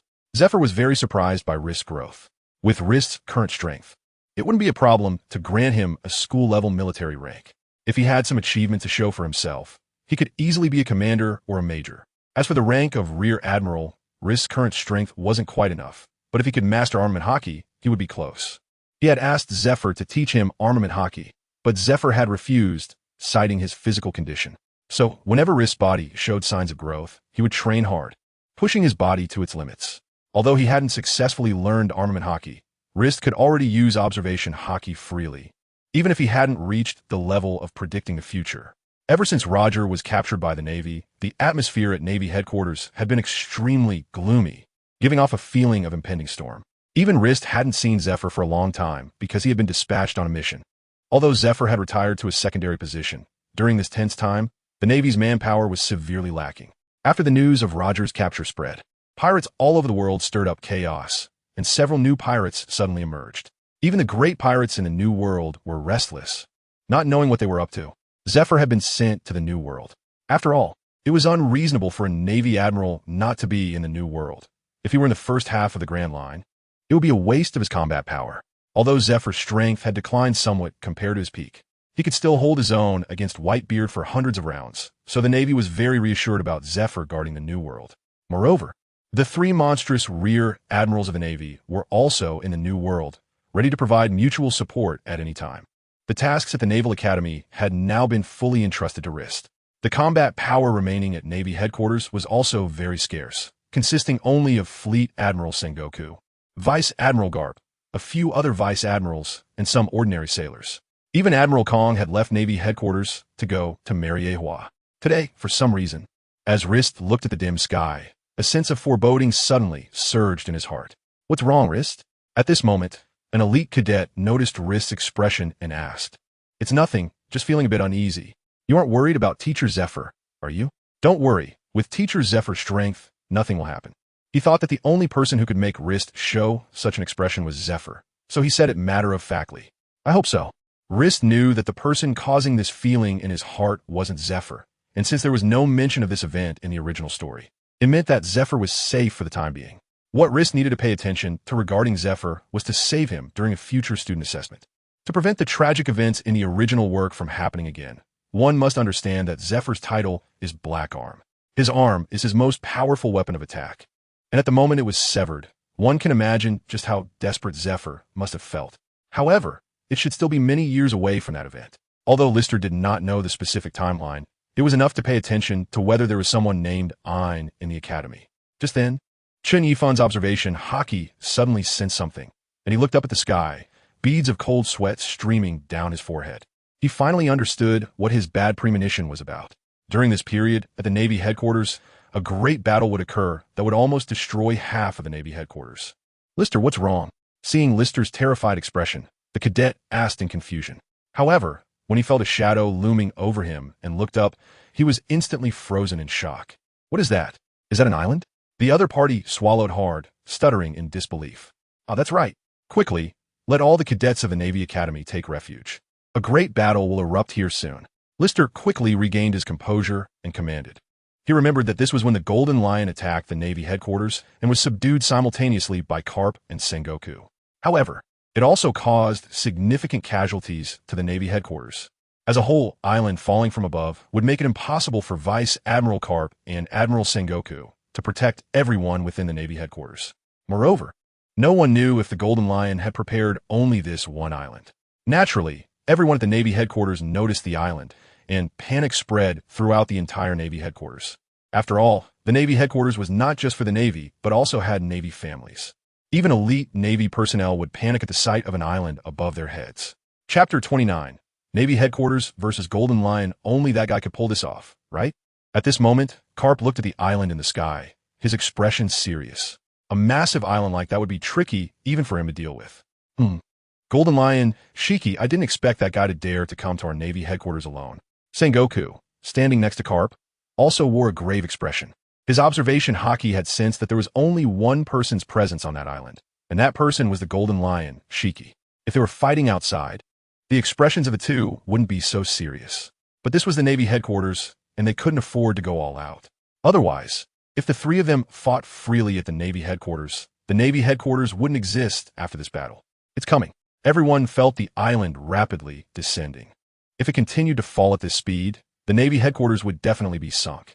At this point, the alarms at the Navy headquarters had been ringing for a long time, waking even those who were napping to take refuge. "Garp, let's act together." Then, Garp flew up directly, raising his iron fist covered with powerful armament Haki, and blasted it towards the island. Sengoku also used the power of his devil fruit, transforming into a golden giant Buddha, and attacked the island with shockwaves. That was Admiral Sengoku and Vice Admiral Garp.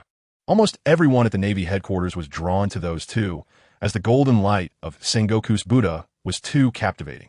Lister, of course, saw this scene, but it seemed he did not learn anything from it. Could it be that the distance was too far? Lister thought. Their Navy Academy was located where ordinary people lived at the Navy headquarters, while the building symbolizing the Navy headquarters was at the forefront. So even if Lister could see those two, the distance was too far to see their specific attacks, leading to Lister not being able to replicate Garp and Sengoku's attack. Therefore, to replicate someone else's skills, close contact was necessary. Lister instantly understood the downside of his skill replication. Two powerful attacks instantly shattered the island, with scattered debris flying towards various parts of the Navy headquarters. Although it caused some damage to the Navy headquarters, it was much lighter than the damage that would have been caused by the entire island falling on it. However, a very large fragment was flying directly towards the Naval Academy. If this fragment were to fall directly down, very few people at the Naval Academy would survive. Not good. Sengoku and Garp naturally noticed the larger fragment, but it was too late for them to rush over. However, in their sight, a figure was rushing towards the fragment. It was Rist. Both of them instantly recognized who it was. Rist had hardly been out of the Naval Academy for the past 2 years, and they hadn't seen him in almost 2 years, yet they recognized him at a glance. Rist raised his fist and directly struck the stone. Iron block, crash fist. This was Rist's combination of iron block and crash fist, enhancing the hardness of his fist to maximize the power of the crash fist. Normally, when using iron block, one cannot move, meaning they cannot punch, but Rist changed this by accelerating the flow of blood in his body. However, even knowing the principle, very few are able to achieve it. The massive island fragment was once again shattered by Rist's punch. Although most of it fell within the Naval Academy, there were no casualties among the students. Well done, Rist, Garp shouted, even though he knew Rist couldn't hear him. I was wondering why there was no well-known student among this cohort. It turns out they didn't even make it to grow up and died here instead. If Rist weren't at the Naval Academy, it's likely that only a few of these students would have survived. Thank you, Rist. I didn't expect your strength to have grown so much. Everyone in the academy, including students and teachers, expressed their gratitude to Rist. Being a teacher at the academy indicates their strength is just average. If they had to deal with that massive rock just now, they truly couldn't have managed it. No need for thanks. You all hurry and find a place to hide. You be careful too, Rist. The Golden Lion is quite a dangerous character. They could almost tell what Rist was planning just by looking at him. However, they didn't stop him, or rather, they couldn't stop him because with their cultivation, they wouldn't last even a round against Rist. So they could only hope that Vice Admiral Garp and Admiral Sengoku would protect him well. I know, thank you. Then, Rist unleashed his observation Haki and rushed towards the Golden Lion. Ha ha ha ha, Sengoku, Garp, do you like the gift I've sent you? The Golden Lion Shiki landed in front of the two, laughing heartily as he admired his handiwork, feeling extremely satisfied. You scoundrel, Shiki. Sengoku ground his teeth in anger, veins popping on his forehead and arms. The Golden Lion had come out of the New World, and they hadn't received any news, which meant he had used the power of the float fruit to fly over, completely bypassing Zifa's forces. Today, I will definitely leave you at the naval headquarters. Ha ha, if you can do it, then give it a try, Sengoku. After the Golden Lion finished speaking, the ordinary Navy rushed towards him. After all, he had just landed among the crowd. As Navy personnel, even knowing they were outmatched, they still charged in. The earlier gift from the Golden Lion had thoroughly enraged them. After all, they had family living in the naval headquarters, and they didn't know if their loved ones were injured. You bunch of ants, are you looking for death? The Golden Lion's face showed anger as he looked at the ordinary Navy. Wave slash. The Golden Lion soared into the air again and unleashed a powerful sword wave towards the ground. As this sword wave passed over the ground, it was as fragile as cutting through tofu, let alone a human body. Golden Lion, your opponent is me. Suddenly, Garp met that sword wave head-on, shattering it with a single punch, though a negligible wound appeared on his fist. Chapter 30. Sengoku, Garp vs. Golden Lion. Haha. Come on, Garp. It's been years since we last met. Let me see how much your strength has declined. Lion's might, earthquake. The Golden Lion touched the ground, and the entire surface rose, transforming into a massive lion's head that charged directly towards Garp. Garp had no way to dodge this attack, because if he did, the buildings of the naval headquarters behind him would be destroyed, certainly causing civilian casualties. However, Garp's heart was filled with no fear at all. Such attacks posed no harm to him. He once again covered his fists with armament Haki and directly punched at the lion-headed figure charging towards him. The powerful punch instantly smashing the lion's head. Shiki, Your moves are no use to me at all. Show me your true skills. Although the float fruit's ability is powerful, the golden lion mainly relies on swordsmanship, and the float fruit can only serve as an auxiliary, not providing a significant boost to his own strength. Ha, Garp, do you have some strength? In that case, I want to hold back. With that, the golden lion drew his twin swords and charged at Garp, unleashing sword energy like it was free, crazily aiming at Garp. However, against the incoming sword energy, Garp can shatter one with a single punch. Although it looks simple and easy, Garp's fist is already covered in blood, as even Garp cannot remain unscathed against sword energy of the great swordsman level. Perhaps he can defend against 1 or 2 sword energies without injury, but against 10 or 20, even Garp's armed Haki would struggle to block them all. However, this did not have much of an impact on Garp. After dispersing those sword energies, Garp's speed remained unchanged, and his massive fist was aimed directly at the golden lion's face. However, the golden lion reacted quickly, crossing his twin swords to block Garp's punch. Ha, Garp, you really are a mad dog. This was the first time the golden lion encountered someone who could disperse all of his sword energy. Even Roger had to dodge those 20 or so sword energies. But Garp just went straight in and tanked it. No matter how crazy I am, I'm not as insane as you, golden lion, daring to charge into the Navy headquarters alone. It seems your brains have been messed up by the ship on your head. Garp, are you looking for death? Hearing Garp say this, the golden lion immediately became furious. That ship on his head was the pain of his life. In the face of natural disasters, even the strongest power is powerless. At that moment, both of them felt a shadow looming over their heads. The figure blocking them was undoubtedly Sengoku. They saw that Sengoku had transformed into a giant Buddha form, extending a palm as if he intended to strike at the golden lion. Garp instantly retreated, knowing that Sengoku's attacks were usually wide-ranging, and he didn't want to be caught in the crossfire. After all, even if he were to receive a blow, it would be far from pleasant. The golden lion also planned to retreat, but Sengoku would not give him that opportunity, as his target was the golden lion. No matter where the golden lion retreated to, as long as he remained within the range of Sengoku's attack, he was bound to get hurt.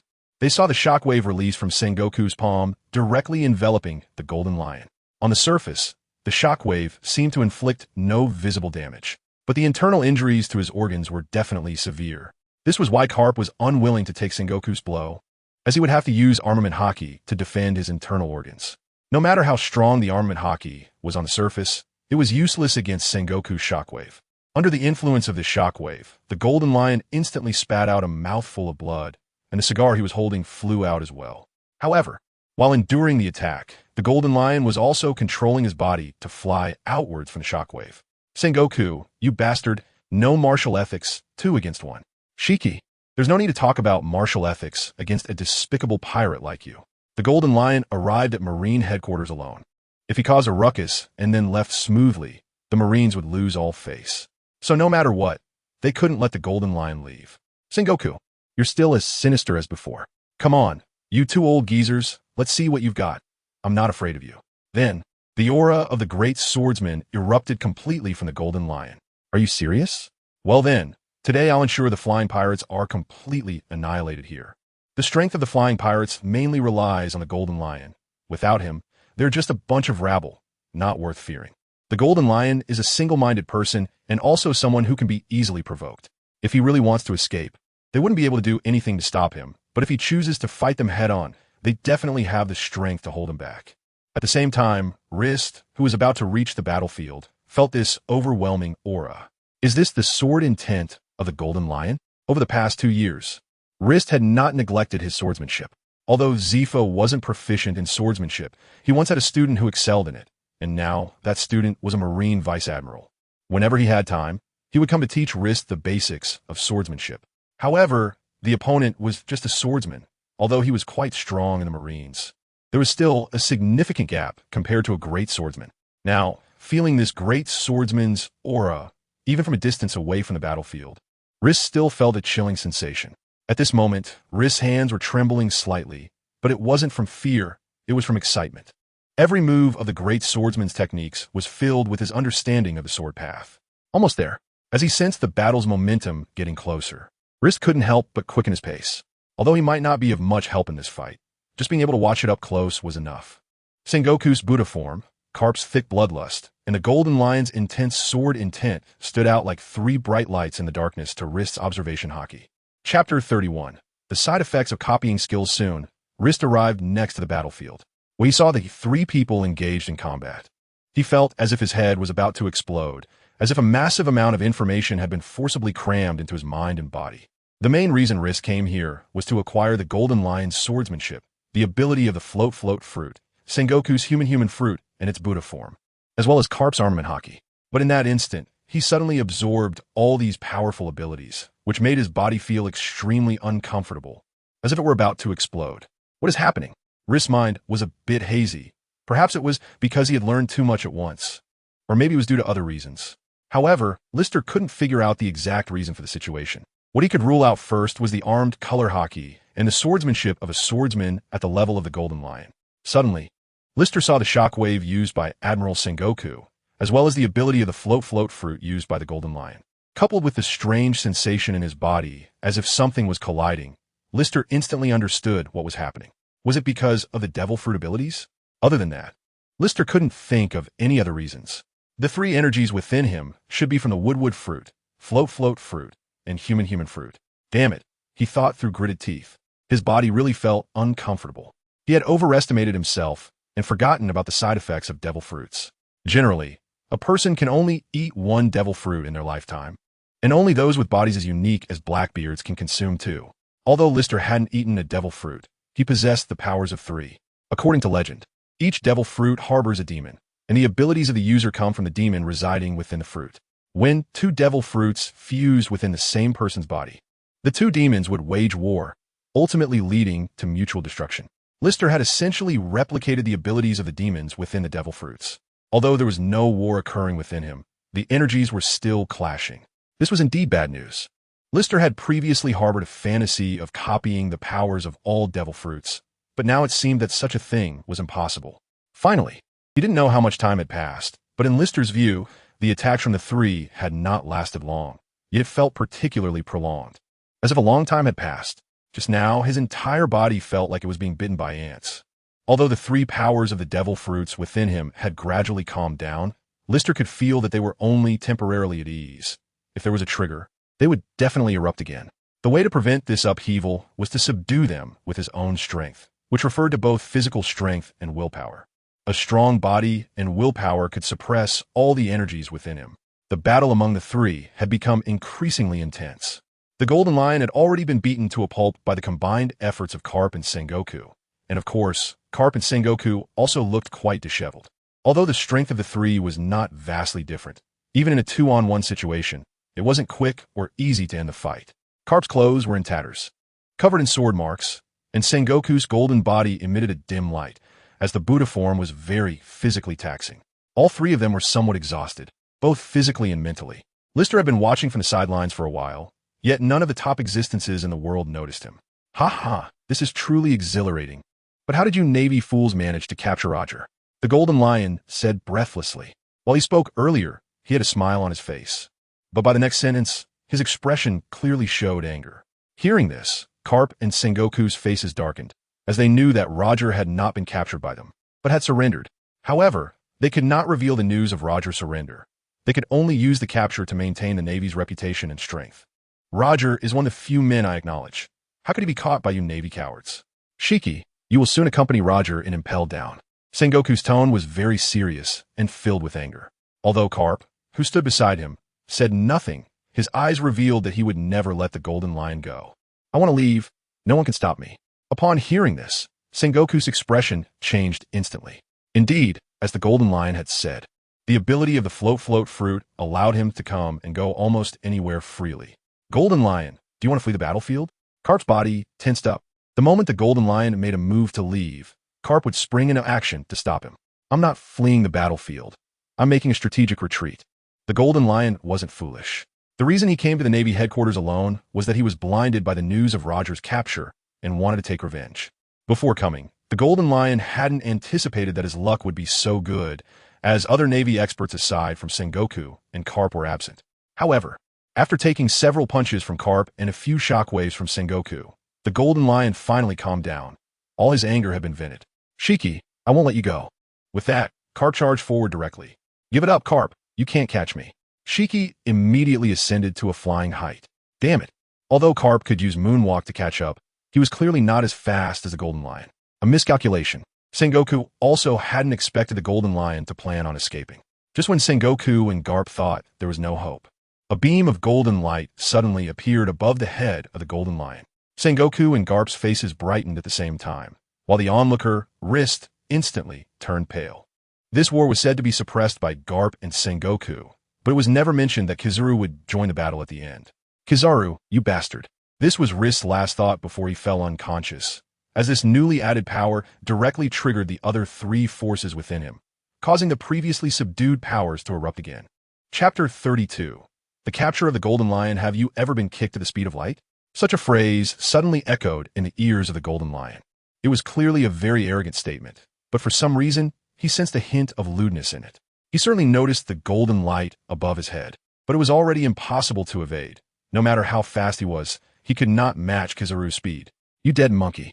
After saying this, the Golden Lion was kicked by Kizaru in front of Garp and Sengoku, suddenly feeling himself shrouded by two shadows, and he was instantly filled with panic. The golden light quickly landed behind the Golden Lion, forming a person, and the three formed a triangle to surround the Golden Lion. With Kizaru present, the Golden Lion was already unable to escape. If we talk about the fastest person in the world right now, it has to be Kizaru. It really is tragic. Looking at the countless Marine corpses on the ground and the Marine headquarters that have been nearly destroyed, Borsalino's frivolous expression faded, replaced by a serious look. He didn't expect that Garp and Sengoku would attack simultaneously and still not capture the Golden Lion. If he hadn't returned, the Golden Lion might have escaped. All right, Borsalino, you just stay on the sidelines. When a Golden Lion tries to escape, you can take action. Yes, Admiral Sengoku. This could be seen as a form of respect for the Golden Lion, allowing him to be captured by his peers without the participation of the younger generation. Since I can't escape now, then let's fight to the death, Sengoku, Garp. Come on, Golden Lion. I will use these iron fists to treat you like a dead lion. Golden Lion, go to impel down and reflect on yourself.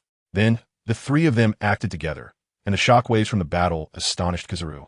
He thought his strength was already on par with an admiral, but if he were to confront the three directly, he definitely wouldn't last long. He mainly relied on his devil fruit powers. With this devil fruit, he could face any battle and remain undefeated. Meanwhile, Rist was lying on the ground, a pained expression on his face. The demonic energy, without the control of a demon's consciousness, had completely gone out of control within Rist. Four types of energy were continuously clashing inside Rist. At that moment, Borsalino suddenly looked in Rist's direction and noticed that there was a flickering golden light emanating from him. What is that? Driven by strong curiosity, Borsalino approached Rist. Suddenly, he was stunned by what he saw. Rist was emitting bursts of light, his body turning golden, then becoming wooden, and the debris he was touching on the ground flew up. No way. Even he was extremely shocked at this moment. The light points emanating from Rist were all too familiar to him. It was the sight when he elementalized. The golden body, along with the significant trend of transformation, emitted a sacred aura, and he glanced at Sengoku, who was fighting. No matter how he looked at it, the golden parts seemed to have fallen from Sengoku. As for the floating debris around Rist, Borsalino looked again. The Golden Lion, capable of overturning the ground, seemed to have this ability. Although he didn't know who the ability that turned the body into would belong to, it was clearly another type of devil fruit power. What kind of monster is this? Looking at Rist, who was lying on the ground in a Marine cadet uniform, Borsalino truly didn't know what to say. However, how to deal with Lister's situation is no longer something he can decide. It is now up to the general of the warring states to make the decision. If he is a monster, then Lister is a super big monster. Soon, the battle between Sengoku, Garp, and the Golden Lion came to an end. The Golden Lion lay powerless on the ground, and Sengoku had reverted from his Buddha form, beads of sweat streaming down his forehead, while Garp was gasping for breath beside him. This time, I lost, but the next time we meet, Garp and Sengoku, I will undoubtedly conquer this world. You won't have a chance anymore. Just spend the rest of your life and impel down. Although the Golden Lion was not currently handcuffed with Sea Prism Stone, they were not worried about him escaping at all. The first reason was that the Golden Lion no longer had the power of the Devil Fruit. And the second reason was that they still had Borsalino with them, making it impossible for the Golden Lion to run away. General Sengoku, Vice Admiral Garp, I have discovered an interesting little ghost. At this moment, Borsalino suddenly spoke to the two. What could possibly interest you? Although Borsalino was somewhat lazy, his strength and vision were beyond doubt. Something that could pique his interest might also interest them. just as Borsalino was about to bring Lister over to Kizaru and Garp. At the moment he was about to touch Lister, an overwhelming aura erupted from Lister's body, and an unprepared Borsalino was directly blown away by this aura, crashing into a nearby ruin. Seeing this scene, Garp and Sengoku's eyes widened, and even the Golden Lion looked on with interest. A figure soared into the air, eyes closed, seemingly moving unconsciously. Isn't that Lister? Garp instantly recognized him. He had always thought Lister was guarding the residential area, but he didn't expect him to have come to the battlefield. However, what was with this state? Sengoku asked gravely, sensing a hint of danger from Lister. General Sengoku, Vice Admiral Garp, be careful. This little ghost seems to possess the abilities of 4 devil fruits. What? Upon hearing Borsalino's words, Sengoku, Garp, and the Golden Lion were all taken aback. After all, their common knowledge was that each person could only consume 1 devil fruit. The idea of 4 devil fruits was something they had never heard of or seen before. You're not joking, are you, Borsalino? Sengoku asked with a serious expression. If what Borsalino said was true, it would be terrifying. The world could be turned upside down. No, I saw it with my own eyes. Unless I was hallucinating. Seeing Borsalino's solemn expression, Sengoku knew he was not lying. Just then, Lister extended a finger towards them, and a point of light formed on his hand, growing increasingly bright. What is this? Borsalino's eyes widened. He had already seen that part of Lister's body had elementalized, exactly like his Pika Pika no Mi's elemental form. Borsalino, isn't that your technique? At this moment, even Garp, no matter how dull he was, had reacted. Ha! I didn't expect that you Marines had such an interesting little ghost. The Golden Lion, lying on the ground, laughed heartily. He had thought this war would end with his defeat, but now it seemed there was another battle waiting for them. Borsalino then adopted the same stance as Lister. Laser. With a flick of Kizaru's finger, 2 lasers collided, resulting in an explosion. And the power they used was surprisingly similar. Could it be that there are 2 Pika Pika no Mi? Garp said in disbelief. How could that be?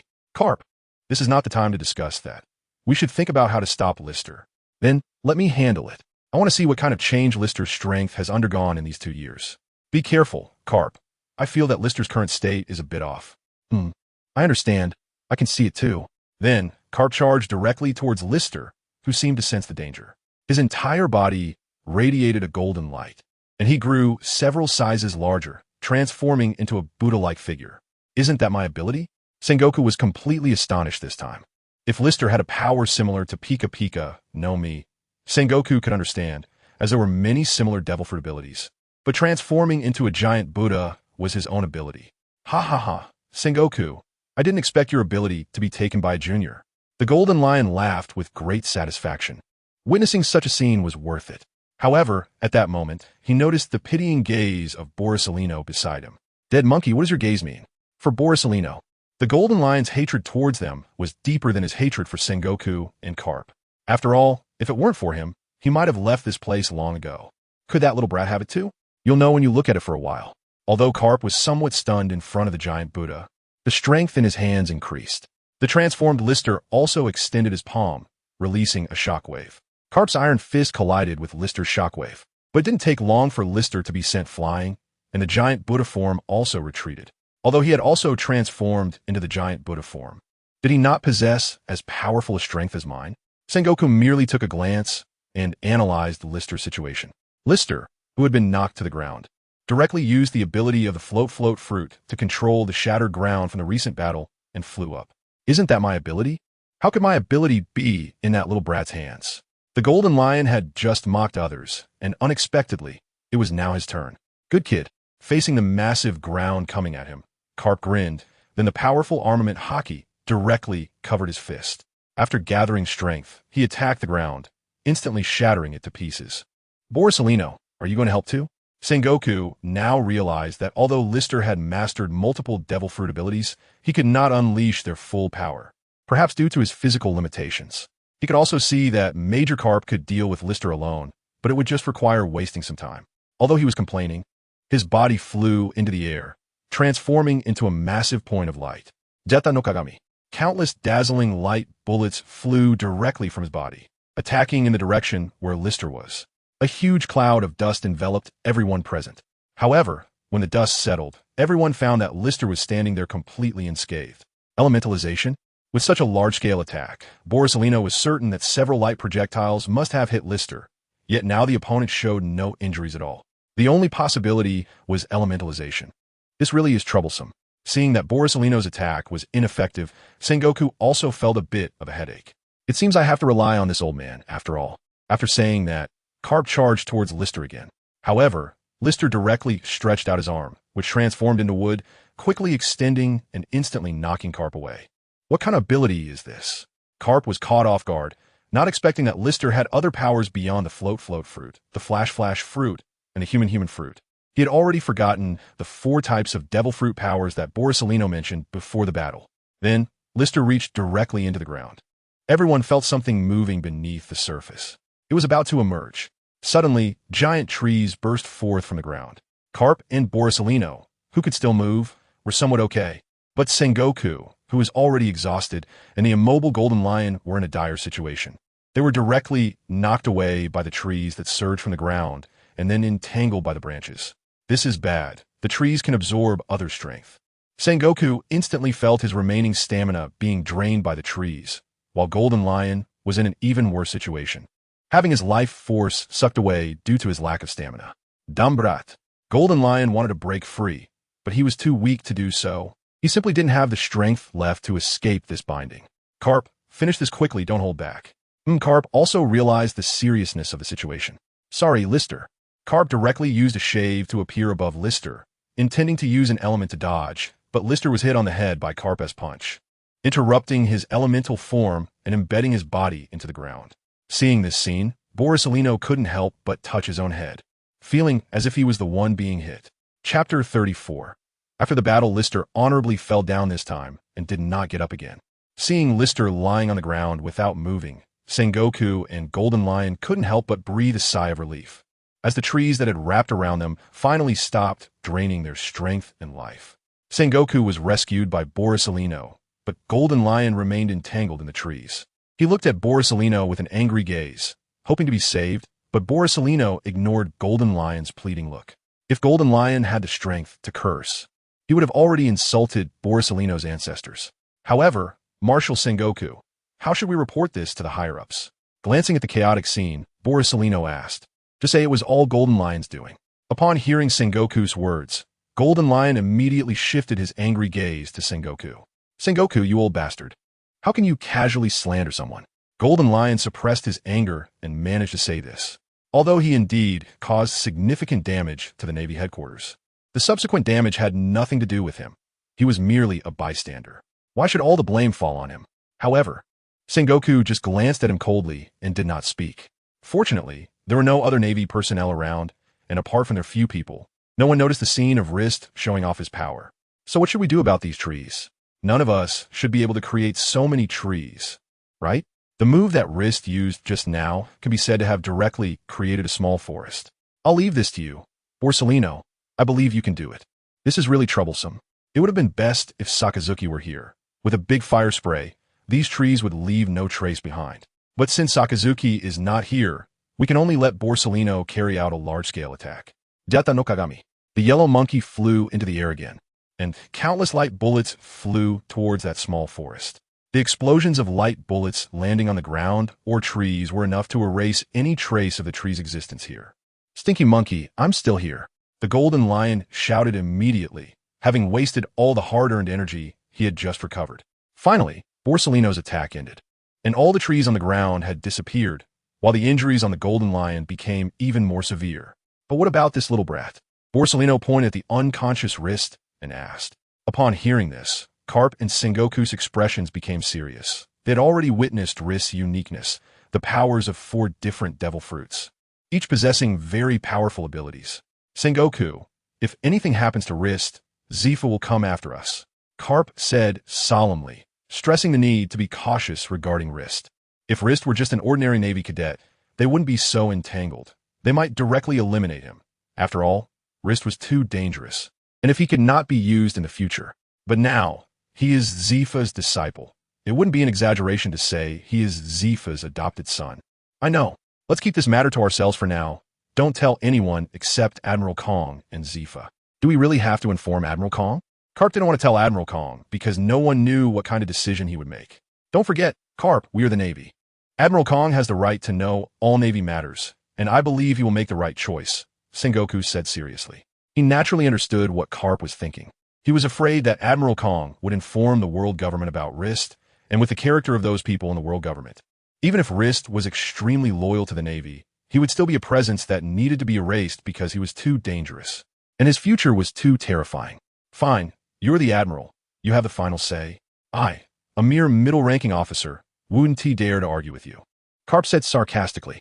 As for Borsellino, he stood aside, holding his ears, appearing indifferent to the situation. Send someone to clean up the battlefield, Garp. Rist should be taken to the infirmary by you.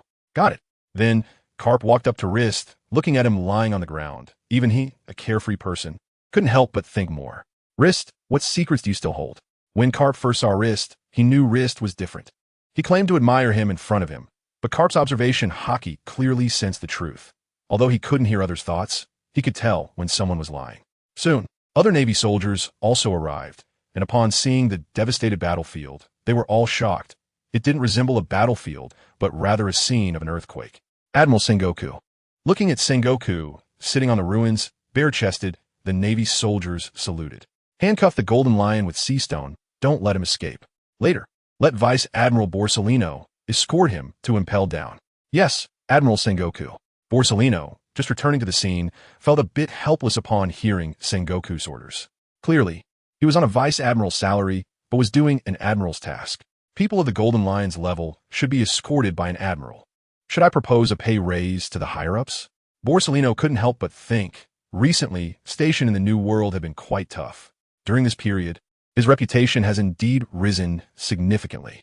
Now, almost all pirates around the world know that there are 3 monster-level natural-type generals in the Navy, which has certainly enhanced the Navy's authority among the public. It has also instilled fear in some pirates. Soon, Admiral Kong returned, as Mariewa is not far from Navy headquarters. However, by the time he arrived, the battle had already ended. Seeing the disarray at Navy headquarters, Kong's face turned grim. Sengoku, how many soldiers did we lose this time? Most of them were present, and a portion were in the residential area, but it shouldn't be too many. Well, as long as there are no major issues, that's good. That guy, the Golden Lion, is too rampant. Let Zephyr come back from the New World to prevent such incidents from happening again. Yes, Admiral. Now we have Kazan and Sakazuki in the New World. As long as we don't provoke someone like Whitebeard, there shouldn't be any accidents. Chapter 35. Kong's ambition after resting for a day. Sengoku arrived at the Admiral's office. At this moment, Kong was handling the post-battle documents regarding the Golden Lion. The Golden Lion came to Navy headquarters alone this time, causing a huge impact on the Navy's reputation. Fortunately, the Golden Lion has now been imprisoned. Admiral Kong, I think there is something I need to report to you. What is it? Seeing Sengoku's serious expression, Kong realized that this might not be a trivial matter. It's about Rist. Rist? Zephyr's disciple? Kong thought for a moment and finally remembered who Rist was, after not hearing any news about him for nearly 2 years. Well, Rist currently possesses the abilities of 4 different devil fruits. What? Hearing Sengoku's words, Kong was shocked and stood up from his chair. Are you sure? I'm sure. I saw it with my own eyes, and Garp and Borsellino were also present. Describe it to me in detail. Yes.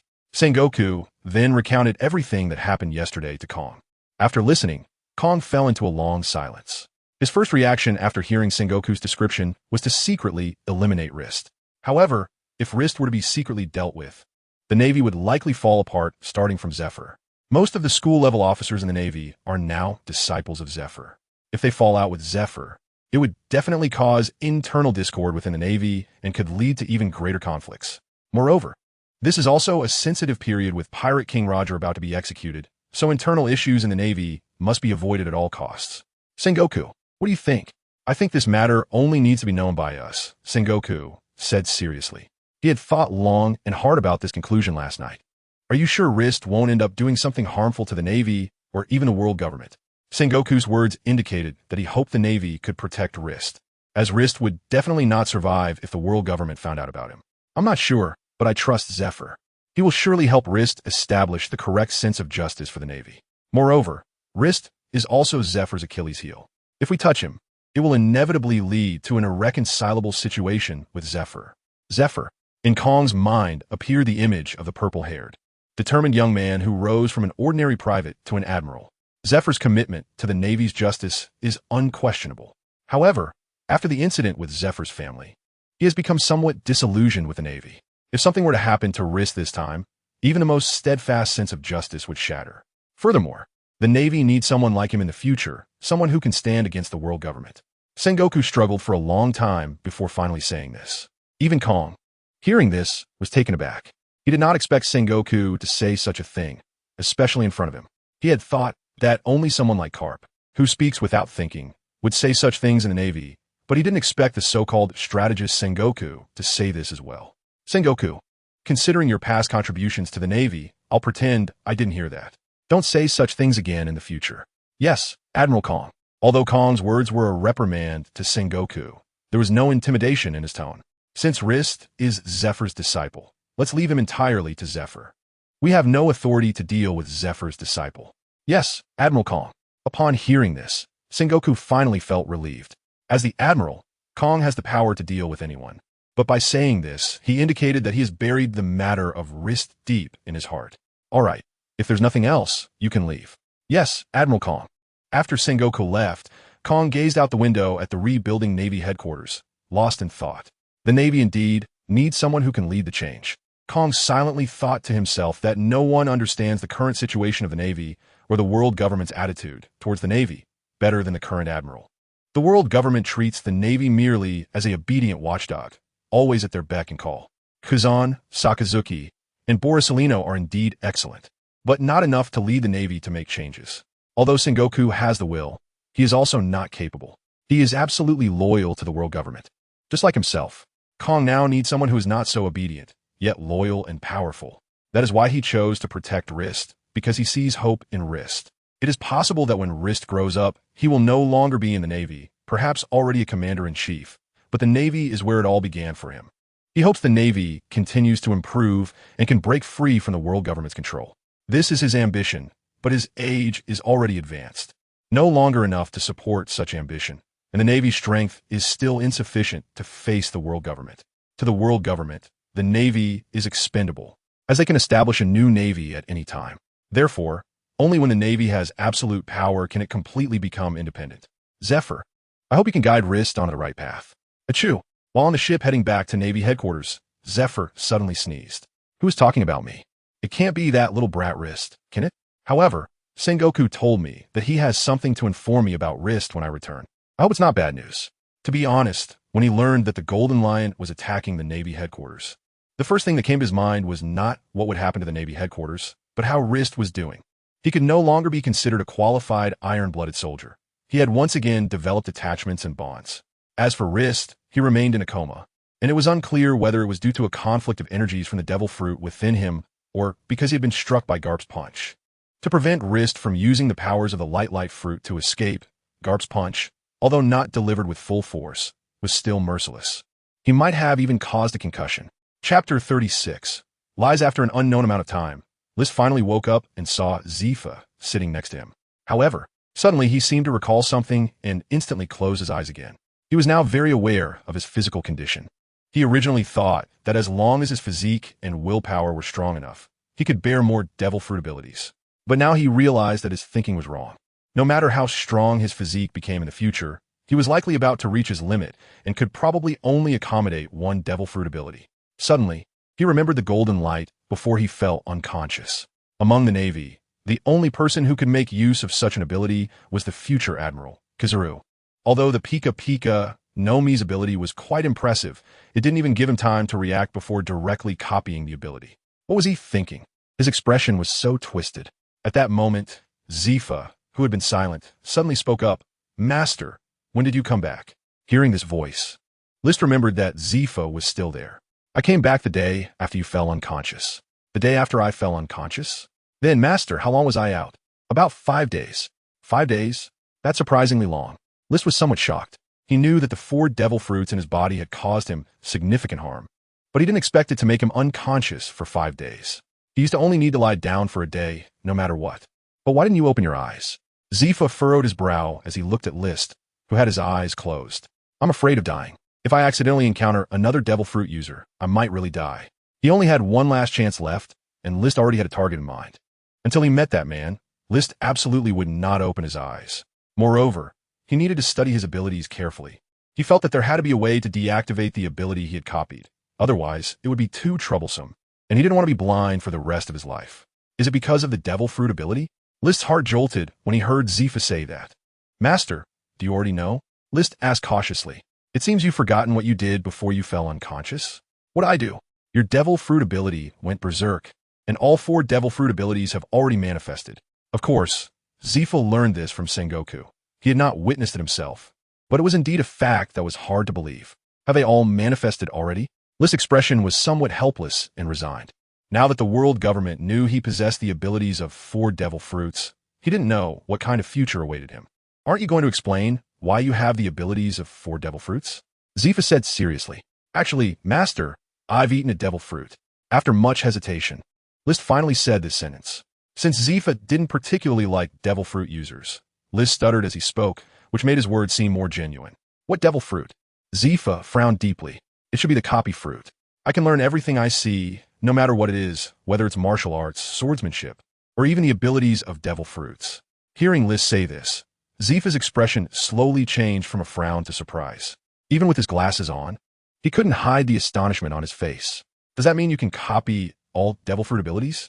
Zifa felt a chill just thinking about all those powerful devil fruits concentrated in one person, even if that person was his disciple. That's not the case. List forced a bitter smile. My body's capacity has already reached its limit. Being able to bear the abilities of these 4 fruits is already quite good. If I were to copy another devil fruit's ability, I might really be done for. Phew, Zifa exhaled. As long as there are limitations, that's fine. However, having these 5 devil fruit abilities is unprecedented. Zifa also counted List's imagined copy fruit ability. Of course, List didn't tell Zifa that he could still accommodate 1 more devil fruit, as that was his most important secret. He was determined to obtain that devil fruit. Can't your devil fruit ability be temporarily turned off? Zifa felt quite pained if List's eyes couldn't be opened. I don't know. I don't dare to try it now. List forced a smile. Well, I understand. You should rest well. I'll go check on those little brats. Master, what is it? Zifa paused for a moment. How will the Navy, no, the world government handle me? Hearing this, Zifa fell silent for a while. He had already spoken with Kong, so he naturally knew Kong's thoughts. Don't worry, those guys in the world government won't find out about this. After saying this, Zifa left without looking back. Upon hearing this answer, List was taken aback for a moment, then lay back down satisfied. The Navy wasn't so heartless after all. After Zifa left, news about List's abilities reached Kong, Sengoku, and Garp's ears. Even with their closest ally, Vice Admiral Tsuru, they didn't tell her, as having fewer people know meant List had a bit more safety. Copy fruit. Do you believe it? After hearing Zifa's report, Kong said to them, I don't know, but besides that, I can't think of any other reasons. Sengoku shook his head. I think it's very likely. After all, List can learn anything he sees at a glance. Even the most talented person can't do that. So it really could be the copy fruit, a fruit that has never appeared before. Zifa also supported List, saying, I'm not sure. But I feel that List is right about one thing. His body's capacity may have truly reached its limit. This statement came from Garp, who was also deep in thought, showing a serious expression. Why? Kong asked. Because at that time, List's ability had already gone berserk, indicating he couldn't control so many abilities. If another devil fruit's ability were added, it might indeed lead to what List said, death. The warring states nodded in agreement with Garp's viewpoint. Chapter 37, Escorting Roger. In the end, the matter concerning Lister was regarded as the Navy's highest secret, with no paper records. Everything related to Lister existed solely in the minds of the few people present. After about 3 days, Lister finally emerged from the Navy hospital. At this moment, the power within him made him want to find a place to vent, but he held back. If he caused a commotion at Navy headquarters, he would surely be discovered. When Zifa returned, he also told Lister that in the face of absolute power, he should avoid using the abilities of the devil fruit if possible. Lister naturally understood the seriousness of this matter. After all, his own life was at stake.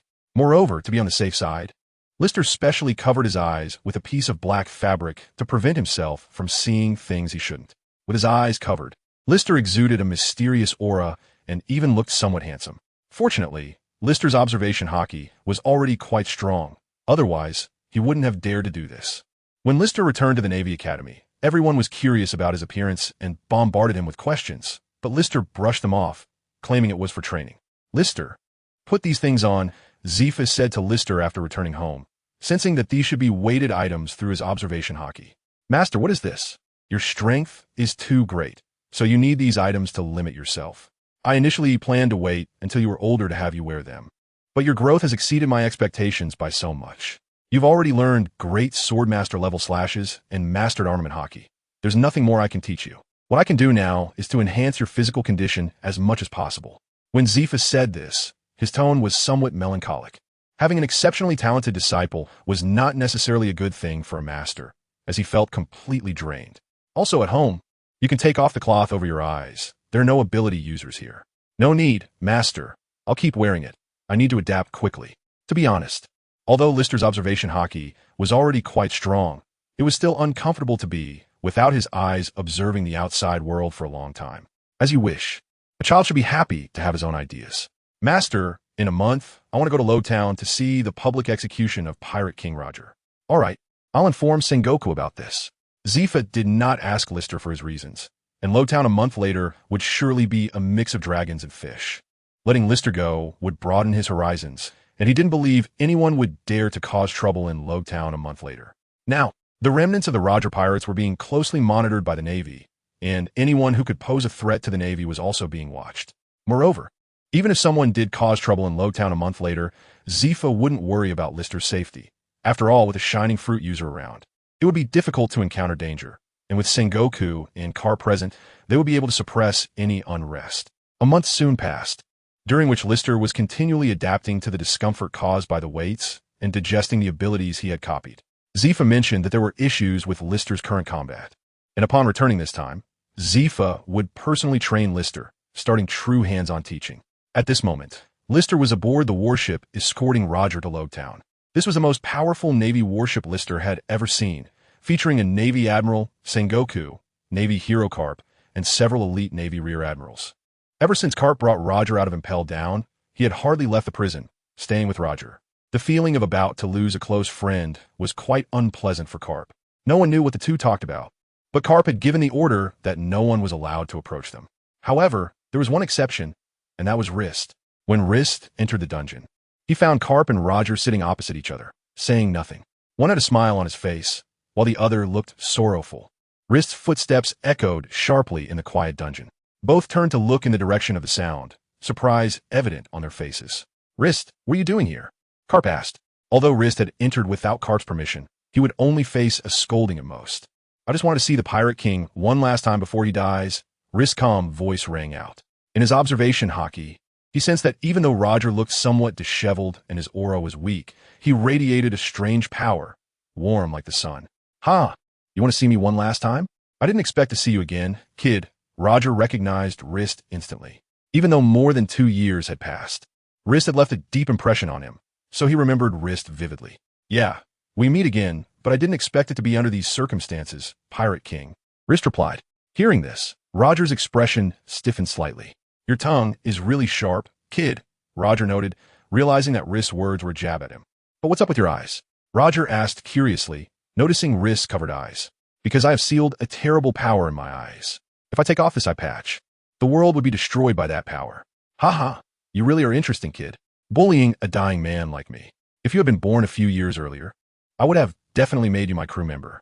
Roger grew increasingly fond of Rist. If he was initially impressed by Rist's talent, now he was captivated by Rist's character. Ordinary people would crumble in his presence. Yet Rist not only remained calm, but also joked with him. Chapter 38. The dawn of the great pirate era. Roger, stop dreaming. He is the future of our Navy. The future of the Navy? Ha! I didn't expect you guys to stake the future on a kid. Roger was surprised that Rist now held such importance in the Navy. Aren't you also staking the future on your juniors? Although Garp was unsure of Roger's intentions, he knew that Roger was not the type to sit idly by. He certainly had a backup plan, perhaps even a terrifying one. He didn't know what Roger had seen or learned in Raftel, but it must be something that would make Roger risk his life. Otherwise, even if Roger had a terminal illness and limited time left, he wouldn't choose to appear before the public in this manner. By the way, I'm here mainly to tell you that Lowtown is coming soon. Admiral Sengoku wants you, Vice Admiral Garp, to personally escort Roger up. I understand. With that, Rist left first, and shortly after, Garp brought Roger up. Although Roger was handcuffed and shackled, all the Navy personnel who encountered him were serious and tense, as they were all elite members of the Navy. Yet, when they saw Roger, they couldn't help but feel an immense pressure. even though Roger did not emit any aura. It was as if his fame cast a long shadow. Even without doing anything, some people felt panic upon meeting him, which was the so-called psychological pressure one puts on oneself. It's been a long time since I've been back to my hometown. At that moment, Roger's expression showed no sign of impending death, but rather a smile, as if filled with the joy of returning home. Lowtown is really lively, due to his blindness. Rist kept his observation Haki activated and immediately sensed several powerful auras in Lowtown. Almost everyone who was famous now, or would be in the future, had arrived. Those in the shadows, observing, also noticed the battleship approaching them and felt the massive auras on board. When Roger arrived in Lowtown, he would be taken directly to the execution platform to begin the execution, with barely any time to spare, for every second spent could lead to unforeseen circumstances. Although Lowtown was bustling and crowded, when the battleship reached the port, the crowd instinctively parted to create a path to the execution platform. Ordinary soldiers disembarked first, standing on either side of the road, always on guard against the crowd. If they saw anyone acting suspiciously, they had the authority to shoot immediately. Next to disembark was Roger, flanked by Sengoku and Garp, while Rist remained on the battleship, as he could clearly sense the execution regardless of where he was. And he couldn't open his eyes anyway. Right now, in Lowtown, there were many devil fruit users. If someone inadvertently unleashed their power and Rist saw it, he would be at a disadvantage. This execution was being broadcast live. The Navy wanted everyone to witness their strength and enhance their prestige, which was also what Roger needed. The moment Roger appeared, everyone in Lowtown and around the world fell silent, holding their breath, watching Roger step onto the execution platform. Besides the two executioners, only Sengoku remained on the platform, while Garp secretly protected it. After all, Roger was Garp's dear friend, and witnessing his friend's death would be too cruel for him. In the square below the execution platform, many people were seeing Roger for the first time. There was the future world's greatest swordsman, Mihawk, as well as 3 other future warlords of the sea, Crocodile, Gecko Moria, and Don Quixote, Doflamingo. Was this the aura of the Pirate King? When these 4 saw Roger, they were immediately stunned by the aura he exuded. Although he looked disheveled, he did not give off the slightest feeling of being a prisoner or of a dying man. Instead, he curiously looked around, observing the changes in his hometown over the years. Though they all had rebellious spirits, in the presence of the Pirate King, their own auras seemed to be suppressed.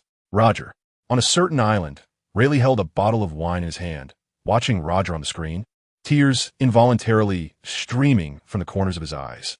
Roger's desire to surrender was known to only a few who understood the truth, and he had once tried to stop it, but failed. No one could shake Roger's will and thoughts, not even his first mate. Roger, you will usher in a new era, but will this era develop as you expect? As Roger sat on the execution platform, an overwhelming aura suddenly erupted from him. This was not the Conqueror's Haki, but it possessed a feeling that could make others submit, akin to a weakened version of it. Could an ordinary aura carry the essence of Conqueror's Haki? Indeed, he was the Pirate King. Doflamingo thought excitedly, wishing he could laugh out loud if the circumstances allowed. For he was that kind of crazy person. As a user of Conqueror's Haki, he could clearly sense what was contained within this aura. Sengoku calculated the time. The execution was about to begin.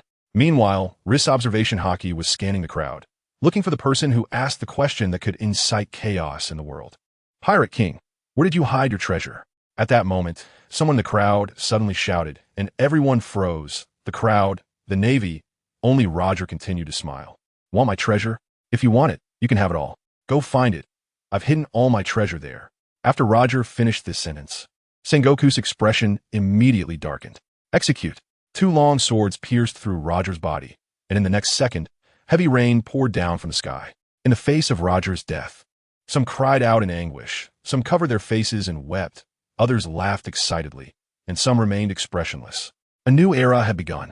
People all over the world went mad because of Roger's words, and the upcoming era was named the Era of Great Pirates. As for the one who asked the question, he suddenly vanished under Rist's observation Haki's lock, as if he never existed, or perhaps he concealed his presence to evade detection. Indeed, was that person also a pawn arranged by you, Roger? In his past life, there had been speculation about whether that person was Roger's ally, but it seemed now that he was indeed one of Roger's arrangements, even having a backup plan in place. Damn Roger. Seeing the crowd in the square running towards the sea like madmen, Sengoku's expression turned grim. This was just one island, yet it had led to such a situation, and Roger's execution was being broadcast live worldwide. The small town of Lowtown was merely a microcosm of the world. All the islands watching the broadcast saw their young people swarm towards the sea. Roger, is this the situation you wanted to see? Garp's face was also very grim. He hadn't expected Roger would play such a trick on them. The Navy had been completely outsmarted by Roger. Although Garp was a bit thick-skinned, he could foresee that the world would become even more chaotic than before. Now that Roger was dead, the position of Pirate King was vacant, and some ambitious individuals were once again eyeing that position. Fortunately, they had captured the Golden Lion beforehand.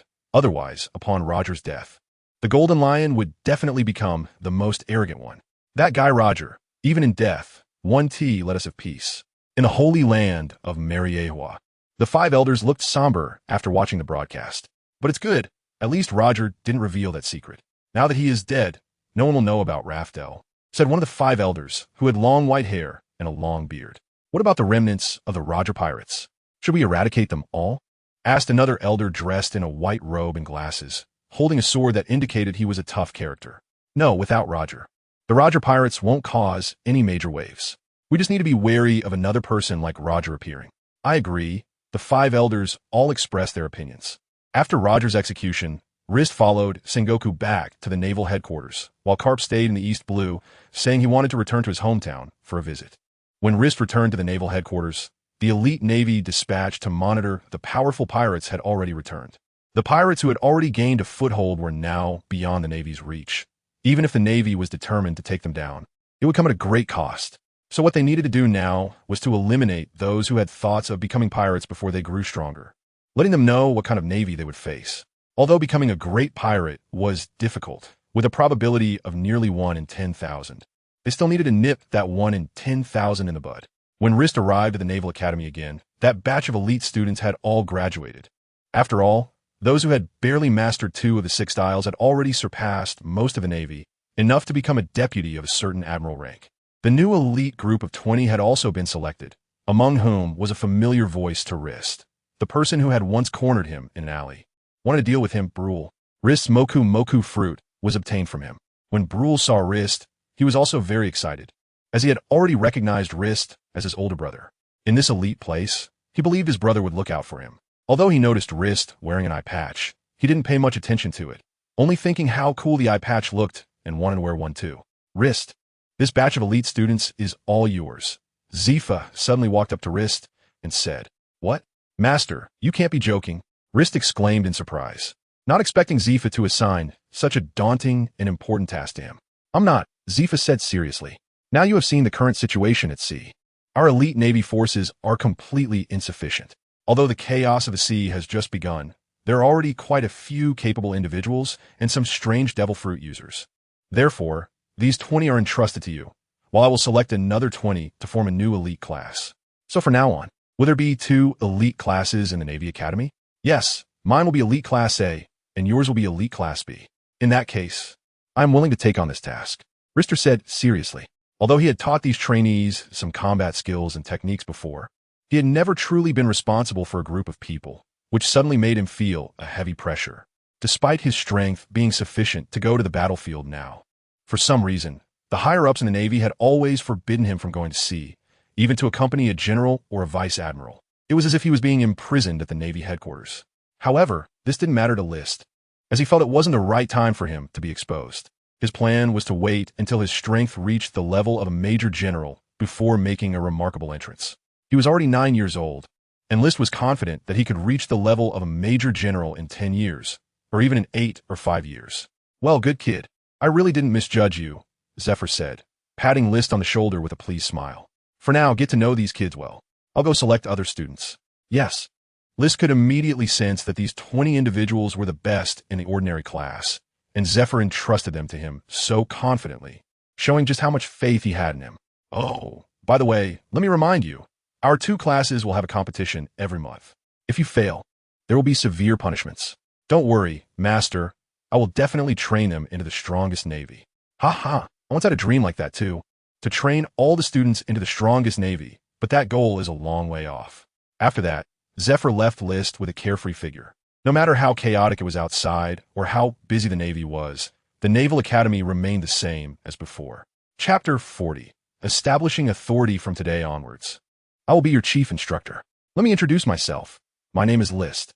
Some of you may know me, while others may not, but that doesn't matter. From today onwards, all of you will know me, and I will leave a deep impression on your lives.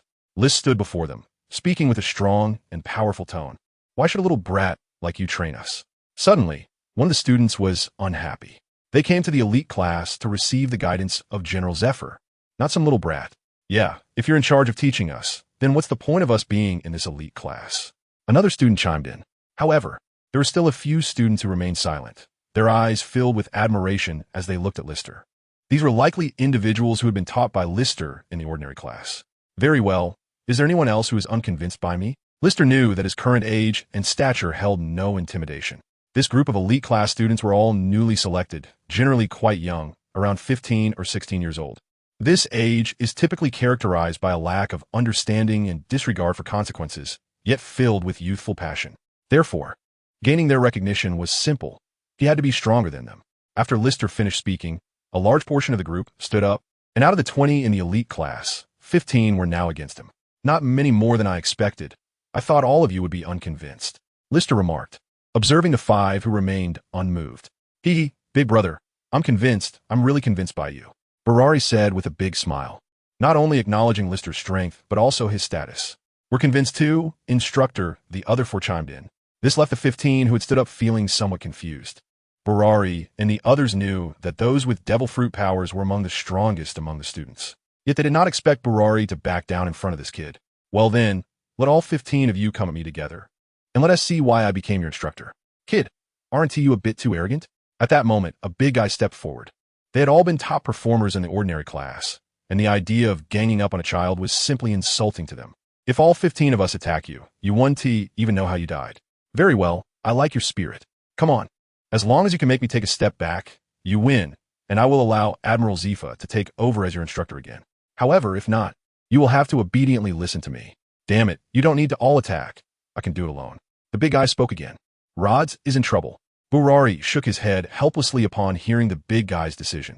Although he didn't know how much Lister's strength had improved in the past 2 years, he knew that 2 years ago Lister could crush him, and 2 years later, he would only be stronger.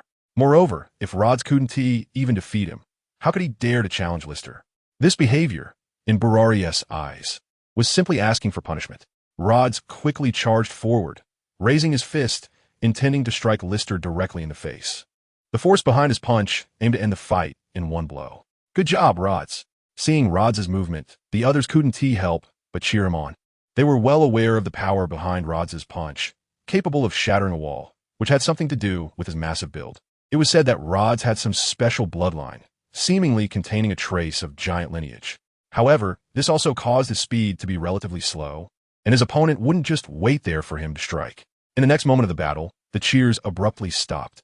He saw that the powerful punch was effortlessly blocked by Rist with just a single finger, unable to move forward even a bit. Is your strength only this much? What? Cold sweat broke out on Rod's forehead.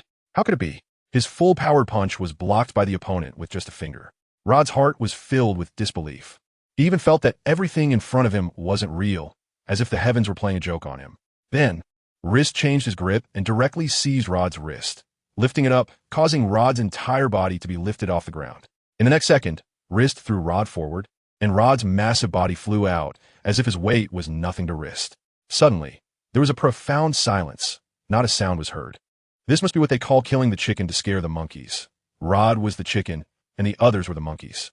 My brother's strength is truly formidable, Barari thought to himself, determined to get closer to Rist, even if it meant sacrificing his own body. Fortunately, Lister did not know what was on Blair's mind. Otherwise, the monkey would not be Rod's but him.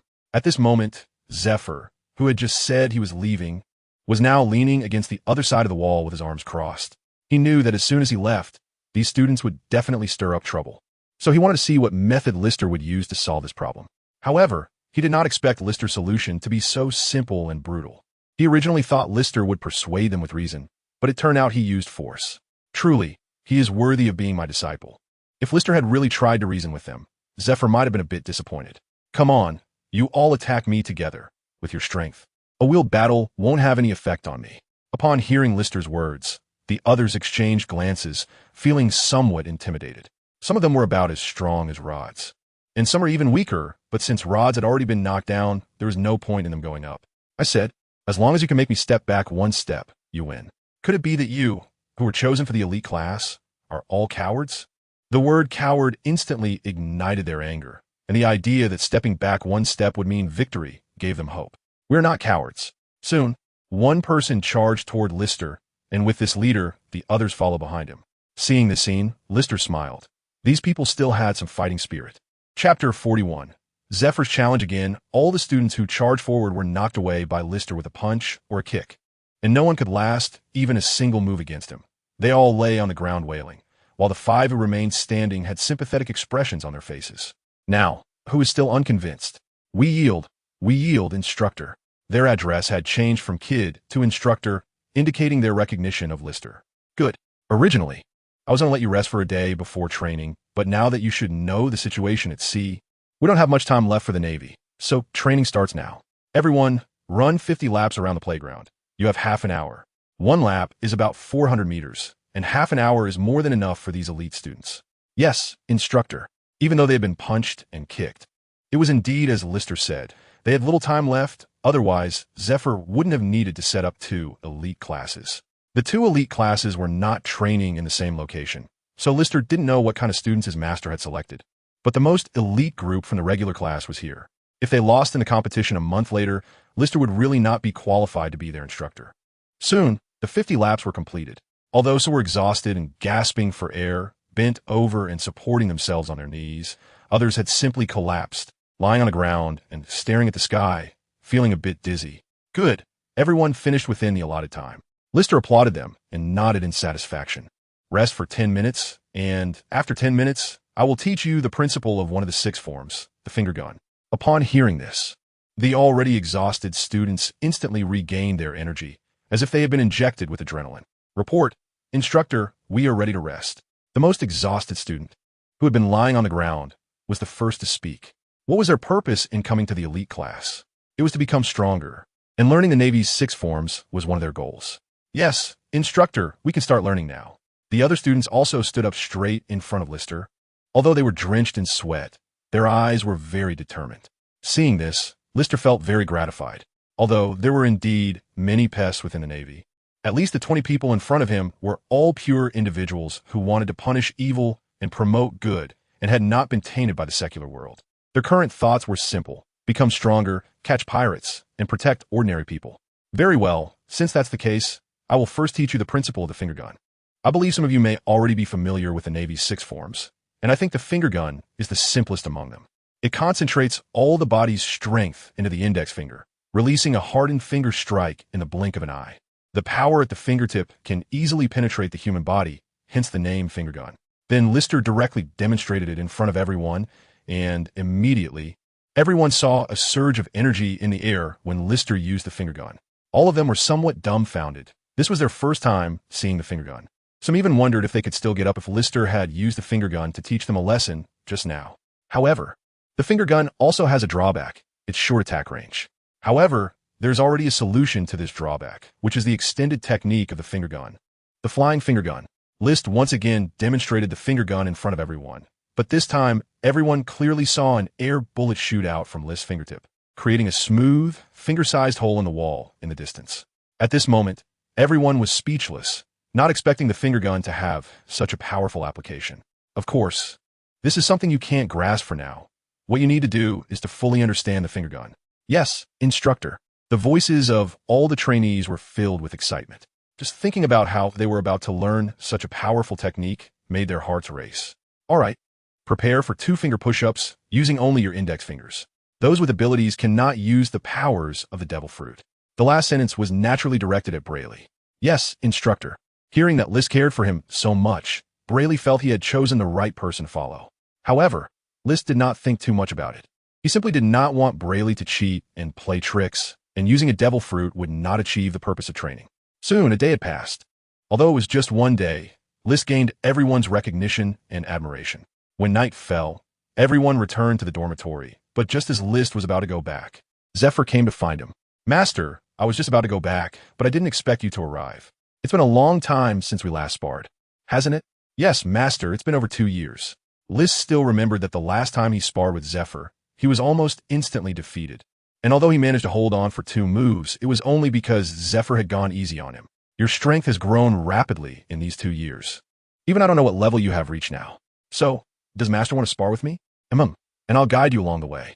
Although List's combat skills should now be on par with, or even stronger than Zephyr's, when it came to combat experience, List was far behind. All right, List's eyes lit up, and he immediately agreed. Although he could not use any devil fruit abilities during the fight, he had already learned armament Haki and the swordsmanship of the Golden Lion. However, the armament Haki is still quite weak. After all, the strength of armament Haki is directly related to physical fitness, usage techniques, and the amount stored. Even if his usage techniques and strength of armament Haki are at the same level as Zephyr's, if his physical fitness is not on par with Zephyr's, he will definitely be at a disadvantage in every clash. However, even if his armament Haki is lacking, he still possesses swordsmanship at the level of a great swordsman. Since watching the Battle of the Golden Lion, he has learned the Golden Lion's techniques, and his understanding of swordsmanship has made tremendous progress. I have to say, his abilities are indeed somewhat abnormal. When the Golden Lion used his sword techniques, List completely absorbed the Golden Lion's insights into the swordsmanship. However, from Garp, Rist only copied the armament Haki, which indicates that Garp's combat relies entirely on the armament Haki and brute force, with no artistry or technique involved. Chapter 42. You are yourself. The first strike is an advantage, while the later strike leads to disaster. When fighting against a strong opponent like Zephyr, gaining the upper hand is also very important. Shave. Rist's figure directly appeared in front of Zephyr, his fist covered with the intent of the mountain and armament Haki. Haki. Huh. In that case, I can't hold back anymore. Zephyr instantly threw a punch as well, and the 2 fists, both covered in armament Haki, collided, creating a shockwave that stirred up dust around them. However, the stalemate didn't last long, and Rist was sent flying. He barely stabilized himself in midair and landed safely. So strong. Rist was somewhat astonished, but he already knew this would be the outcome. His Haki strength was similar to Garp's, but in terms of quantity, he was still lacking, and his physical condition was much worse than Zephyr's, so being sent flying was quite normal. Did he copy Garp's Haki? In the moment of their clash, Zephyr sensed it. In this world, there are very few people whose Haki is stronger than his, and the Haki just now was even stronger than what he mastered. The Haki of the Golden Lion is not as strong as his, and Sengoku's Haki is also not as strong. Only Garp's Haki is stronger than his. Even the stance was identical to Garp's fighting stance. If your physical condition were to reach Garp's level, the outcome of this battle would indeed be hard to predict. Although Zephyr didn't want to admit it, his strength was indeed somewhat inferior to Garp's. The Golden Lion's power relies on swordsmanship and the float fruit, while Sengoku's strength comes from the Buddha fruit. Neither relies purely on Haki. Master, it's really difficult to defeat you, but I won't give up. Then Rist drew the sword from his waist, just an ordinary navy sword, not a famous sword, as he had yet to encounter a legendary blade. Very well, come on, Rist, try to defeat me. Wave. Rist unleashed a wave of sword energy, with sharpness and power identical to that of the Golden Lions. This sword energy? Seeing this sword energy coming towards him, Zephyr's expression turned serious. Just like Garp and Roger are archenemies, and Sengoku and Whitebeard are archenemies, he and the Golden Lion are also archenemies, having fought each other the most. Therefore, he could say that he was more familiar with this sword energy than anyone except the Golden Lion. Zephyr's right hand was enveloped in powerful armament Haki, and with a single punch, the sword energy was instantly shattered. However, in the next second, Rist charged towards Zephyr at an incredible speed, knowing that that move would not have much effect on Zephyr at all. When Rist's sword met Zephyr's fist, a sound like steel colliding erupted. Is this the swordsmanship of the Golden Lion? You truly have mastered the essence of the Shiki swordsmanship. But what is your own fighting style? What? Hearing this question from Zephyr, Rist was taken aback for a moment. However, this moment of hesitation gave Zephyr an opportunity. He struck again with his fist, and although this time he didn't send Rist out flying, Rist slid back several meters. With the flowing heart sword, he thrust forward. Rist had already assumed his next stance, moving with the speed of lightning, aiming straight for Zephyr's vital points. In their battle, Zephyr could hold back, but he couldn't afford to. Was that the move of Captain Garp's deputy? This kind of quick attack was the last thing Zephyr wanted to deal with, as speed was not his forte. Faced with this move, Zephyr could only protect his body, wrapping himself in the Haki of the 5th stage. The power of a swordsman, indeed, was just as I imagined. Through the pain in his body, Zephyr realized that Rist's use of this move had only the power of swordsman level. He had completely failed to unleash the sword intent of the great swordsman, the Gold Lion. Then, an aura erupted from Zephyr, once again forcing Rist back. Is your strength only this much, Rist? Do you only know how to use others' moves? Zephyr shouted and charged at Rist with his iron fist. Seeing this, Rist hurriedly positioned his sword in front of him, wrapping it in armament Haki. The immense power immediately sent Rist flying again, crashing through several walls. Fortunately, the Navy Academy was built in a sparsely populated area. Otherwise, they would have truly disturbed the public. Wow, that was too harsh, even with the sword as a defense. The powerful impact made Rist feel like his body was falling apart. I told you, your fighting style has problems. Let's talk about it after the battle, Master. Rist was also a bit angry. He hadn't expected that, despite inheriting the Gold Lion sword technique, he would still be suppressed by Zephyr. Lion, Thousand Cuts Valley. Although it was just a knife and could not unleash the full power of this sword technique, its might was several times that of a slash. Rist, your combat style lacks individuality. It's merely imitation, mere replication. You will never become the strongest this way. Facing the incoming sword energy, Zephyr didn't dodge, but smashed through a wave of it with a punch. However, in the end, his hand was also covered in blood. The great swordsman's slashes were not so easy to take. Rist, if you can't break through, you will never surpass them and become the strongest. Zephyr closed the distance to Rist directly, and even his observation Haki didn't notice it. In such a short distance, Zephyr could reach a very fast speed. 6 Styles Ultimate.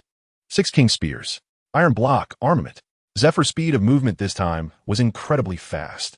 Even if Rist wanted to swing his sword, he wouldn't have time.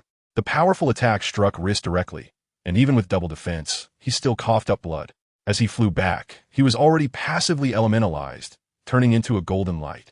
Moving away from Zephyr to avoid contact with the ground or walls, preventing secondary damage. Master, I lost. After regaining his form, Rist could see 2 distinct fist marks on his abdomen, with blood trickling from the corner of his mouth. Rist, although you have a devil fruit, you also possess an equally significant talent. You need to turn the abilities you acquire into your own, rather than merely imitating others. You are Rist. You're not the Gold Lion, not Garp, and not me. You are yourself, and you need to have your own fighting style and techniques. Hearing Zephyr say this, Rist suddenly had an epiphany in his mind. He had recently felt like he was missing something, and now it seemed like that missing piece had been found. Chapter 43, Rist's Awakening. The next day, when Rist woke up in bed, his whole body ached, as if his bones were falling apart. He couldn't even attend today's class, and had to let his master take over. So when the students that originally belonged to Rist saw Admiral Zephyr, they all showed expressions of surprise. Today, I will replace Rist for this class.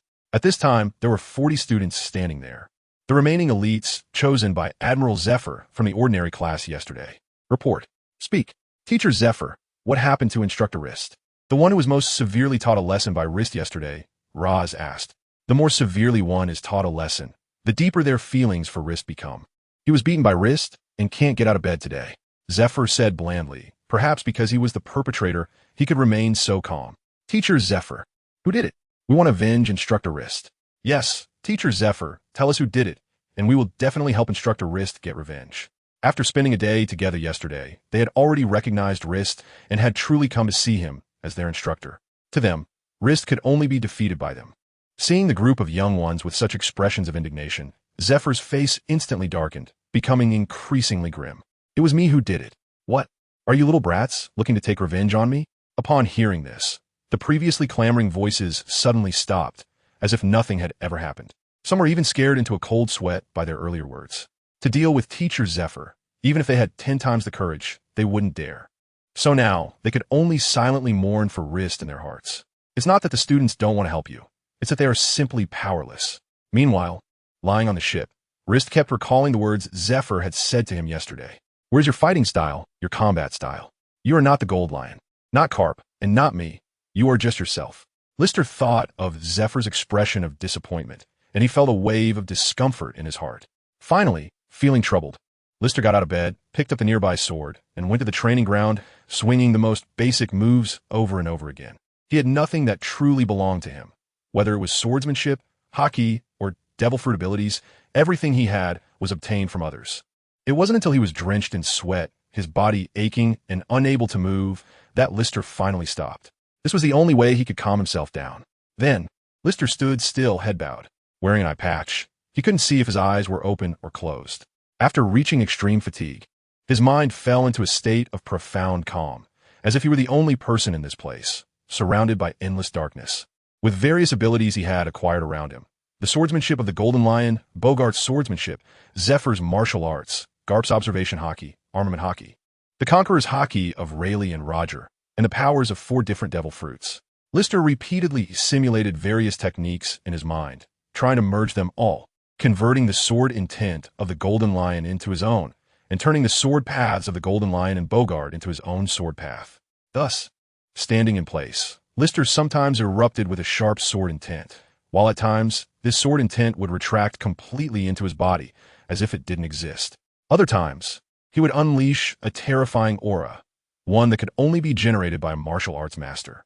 Soon, even as night fell, Lister remained oblivious, lost in his own world.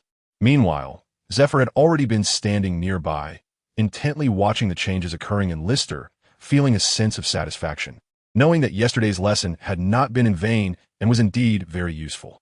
Eventually, when Lister could no longer hold on and was about to collapse, a warm hand suddenly supported him. "Master," Lister said weakly. He had exhausted his physical strength, and both his armament and observation Haki were drained. To recover, he needed to replenish his energy and have a good rest. "It seems you have found what you were missing," Zephyr said. "Yes, Master." "Good." Although Lister couldn't see Zephyr's expression, he could sense Zephyr's slightly excited mood through the strength of the hand supporting him. "After dinner, get some rest. I can't help you teach tomorrow. Those kids have been missing you today." "Yes, Master." One reason Zephyr had Lister serve as an instructor for the elite class was that if one could teach everything they had learned to others, it meant they had truly mastered it. Having Lister take on the role of an instructor was also a form of training for him. In the blink of an eye, 2 years passed again. During these 2 years, Lister lived a life that revolved around 2 places, the academy and home. Aside from the personnel at the Navy Academy, the Navy headquarters had almost forgotten about him. In the past 2 years, Lister's strength has undergone a tremendous transformation compared to before. If he was like a bug 2 years ago, now he's like a dragon. Aside from the inability to expose the powers of the devil fruit and the lack of training, he has already mastered everything else, or rather, all the abilities he has copied have become his own. Even if the combat techniques are others' moves, they now have his own style. Of course, this cannot be separated from Zephy's efforts over the past 2 years. Almost every month, Lister would get beaten up once, just to accelerate his evolution. As Lister became stronger, the other students were also getting stronger. In the almost monthly competitions, it was always the elite class B led by Lister that emerged victorious. Partly because Class B generally had better talent than Class A. Lister somewhat suspects that the severe beatings he receives every month might be Zephy's revenge, a personal vendetta, just to retaliate against Lister's class, defeating his class. Chapter 44. Graduation Assessment, due to the era of great pirates initiated by Roger. The current situation at sea has become increasingly chaotic, with new pirate crews emerging almost every day. Although most of them are not very strong, their sheer numbers are overwhelming. Even if the Navy wants to capture them and send them to impel down, they find themselves powerless, which means the Navy urgently needs to strengthen its forces. This has led to a significant reduction in the graduation period for students at the Naval Academy. Today is an important day for the elite class students, as it is their graduation assessment day, and the task is to take down a pirate crew with a total bounty exceeding 300 million, which means they are likely to face someone with a bounty of over 100 million. Seeing the growth of his students over the past 2 years, Lister feels very proud. These spirited young individuals have been trained by him hand in hand, and they have undergone earth-shattering changes compared to 2 years ago. Not only has their physique become stronger, but there's also a confidence reflected in their eyes. Looking at the appearance of the people before him, Rist also nodded in satisfaction. This is the Navy he envisioned. In the beginning, among these 20 sailors, there were also some troublemakers like that Raz, but he was still brought into line by Rist. In fact, aside from Barari, Raz had the best relationship with him. Of course, the other 18 also had a good relationship with Rist, but besides the friendship, they also held a sense of respect and fear towards him. Every month, Rist would arrange a friendly exchange with his 20 trainees, with the rules remaining the same. As long as they could make Rist take a step back, it would count as a win for them. However, no matter how strong they had become over the past 2 years, they were still easily dealt with by Rist's punches and kicks. Even though they had mastered 2 to 3 of the Navy's 6 styles, they were still of no use in front of Rist. Even Raz, the strongest among them, could not withstand Rist's punch after using the iron block defense. Today is a very important day for you all. Rist stood before the 20 trainees and said that after they graduate, they would become elite Navy personnel, starting as second lieutenants, and for those with stronger abilities, it was not impossible to be directly appointed as school-level officers. When Rist said this, everyone was filled with excitement, as they all knew what was about to happen today. Starting from today, your graduation assessment begins. You will participate in the graduation assessment along with 60 ordinary class trainees. And the goal of the assessment is to defeat a pirate group with a total bounty exceeding 300 million without my intervention. After 2 years of development in the Great Pirate Era, the number of individual pirates with bounties over 100 million has not increased much. But the number of pirate groups with total bounties over 100 million has grown significantly. If they were to face a pirate with a bounty of 100 million, they might not actually be able to handle it. But those with bounties in the tens of millions are still manageable. Do you have confidence in completing this? Yes. Everyone's eyes were filled with confidence, and their voices were strong. However, I must warn you in advance that this assessment may very well lead to death. Even with me present, I cannot guarantee your safety. So, if any of you wish to withdraw now, it's still not too late. After saying this, Rist scanned the expressions of the 20 individuals and found that there was not the slightest change on their faces. This does not mean they were unafraid of death, but at least it showed they dared to face it. Very well, board the ship. Soon, the 20 of them boarded the warship in a neat formation, waiting for the remaining 60 ordinary class students to arrive so they could set off. Although Rist appeared to be the vice commandant of the Naval Academy, ranking just below Zephyr, his true identity was still that of a Naval Academy trainee. By rights, he should not have the qualification to independently lead a warship. To lead a warship alone, one would typically need to be at least a colonel. But who would have thought that Rist was a well-connected individual, and one with considerable strength at that? Currently, apart from Zephyr, no one in the entire Navy headquarters knew Rist's true strength. However, before this assessment, Zephyr had assured Kong that Rist had the capability to lead a warship, which allowed Kong to give him the green light. Soon, the 60 members of the ordinary class also arrived. It must be said that there is a significant gap between the ordinary class and the elite class. Although their numbers were 3 times that of the elite class, their presence was much weaker. After graduation, they would likely only be at the rank of enlisted officer. After all, they had undergone systematic training to graduate and possess some basic leadership abilities, so they certainly could not be treated as ordinary soldiers. Report, instructor. There are 60 students in the ordinary class, all present, said someone who appeared to be the class leader while saluting Rist. Good, you can board the ship now. Although Rist was relatively small in stature, they did not underestimate him because of his age. After all, Rist had gained considerable prestige within the Naval Academy over the past 2 years, and he was known by almost everyone, with his reputation only second to Zephyr. Yes, instructor. Among these trainees, there were also those majoring in navigation, so Rist did not need to worry about various situations at sea. As the warship set sail, Rist happened to encounter Zephyr leading another naval assessment ship, equipped similarly to Rist's. It was made up of his elite class trainees along with the 60 ordinary class trainees. Master, Rist called out. Zephyr coldly nodded, perfectly fitting the aura he exuded while wearing sunglasses. To be honest, after following Zephyr for so many years, Rist had never seen what he looked like without his sunglasses. Rist, they're in your hands now. Make sure to bring them back safely. Zephyr said with a serious expression. They are the future of the Navy. After this batch of Navy graduates, it would significantly reduce the pressure on the Navy, as having 40 Navy personnel who mastered the 6 styles would still be quite useful. Yes, Master, I will definitely bring them back safely. I will return them just as I took them out. Although these trainees were older than Rist, they were raised by him, and it would not be an exaggeration to say he regarded them as brothers or even children. Therefore, Rist would certainly not let anything happen to them. Good. Zephyr nodded in satisfaction. With his words, Zephyr felt reassured, as Rist's current strength was something even he was reluctant to challenge. Chapter 45. The face of pirates is the bounty. Before leaving the Navy headquarters, they already had a clear target. The pirate group they were after was called the Blood Wolf Pirates, with a captain named Blood Wolf Fran, whose bounty was 77 million, which is considered a relatively high bounty in the first half of the Grand Line. The bounties of the other second and third in command added together were also around 300 million, which could serve as their mission target. Before setting off, they learned from the Navy's intelligence department that the Blood Wolf Pirates were currently located on Forcis Island, which is situated in the first half of the Grand Line, close to the Sabati archipelago. Therefore, Rist would not need much time to find them. After taking the pointer to Forces Island from the Navy headquarters, the warship set out on its journey to Forces Island. Along the way, all the trainees were in high spirits, their eyes bright and alert to the surrounding sea.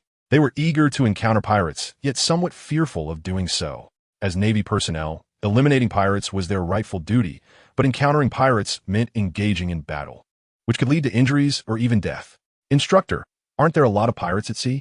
Why haven't I seen any? Rod said proudly. And Lister really didn't understand what he was so proud of. Was it his identity as a Navy officer?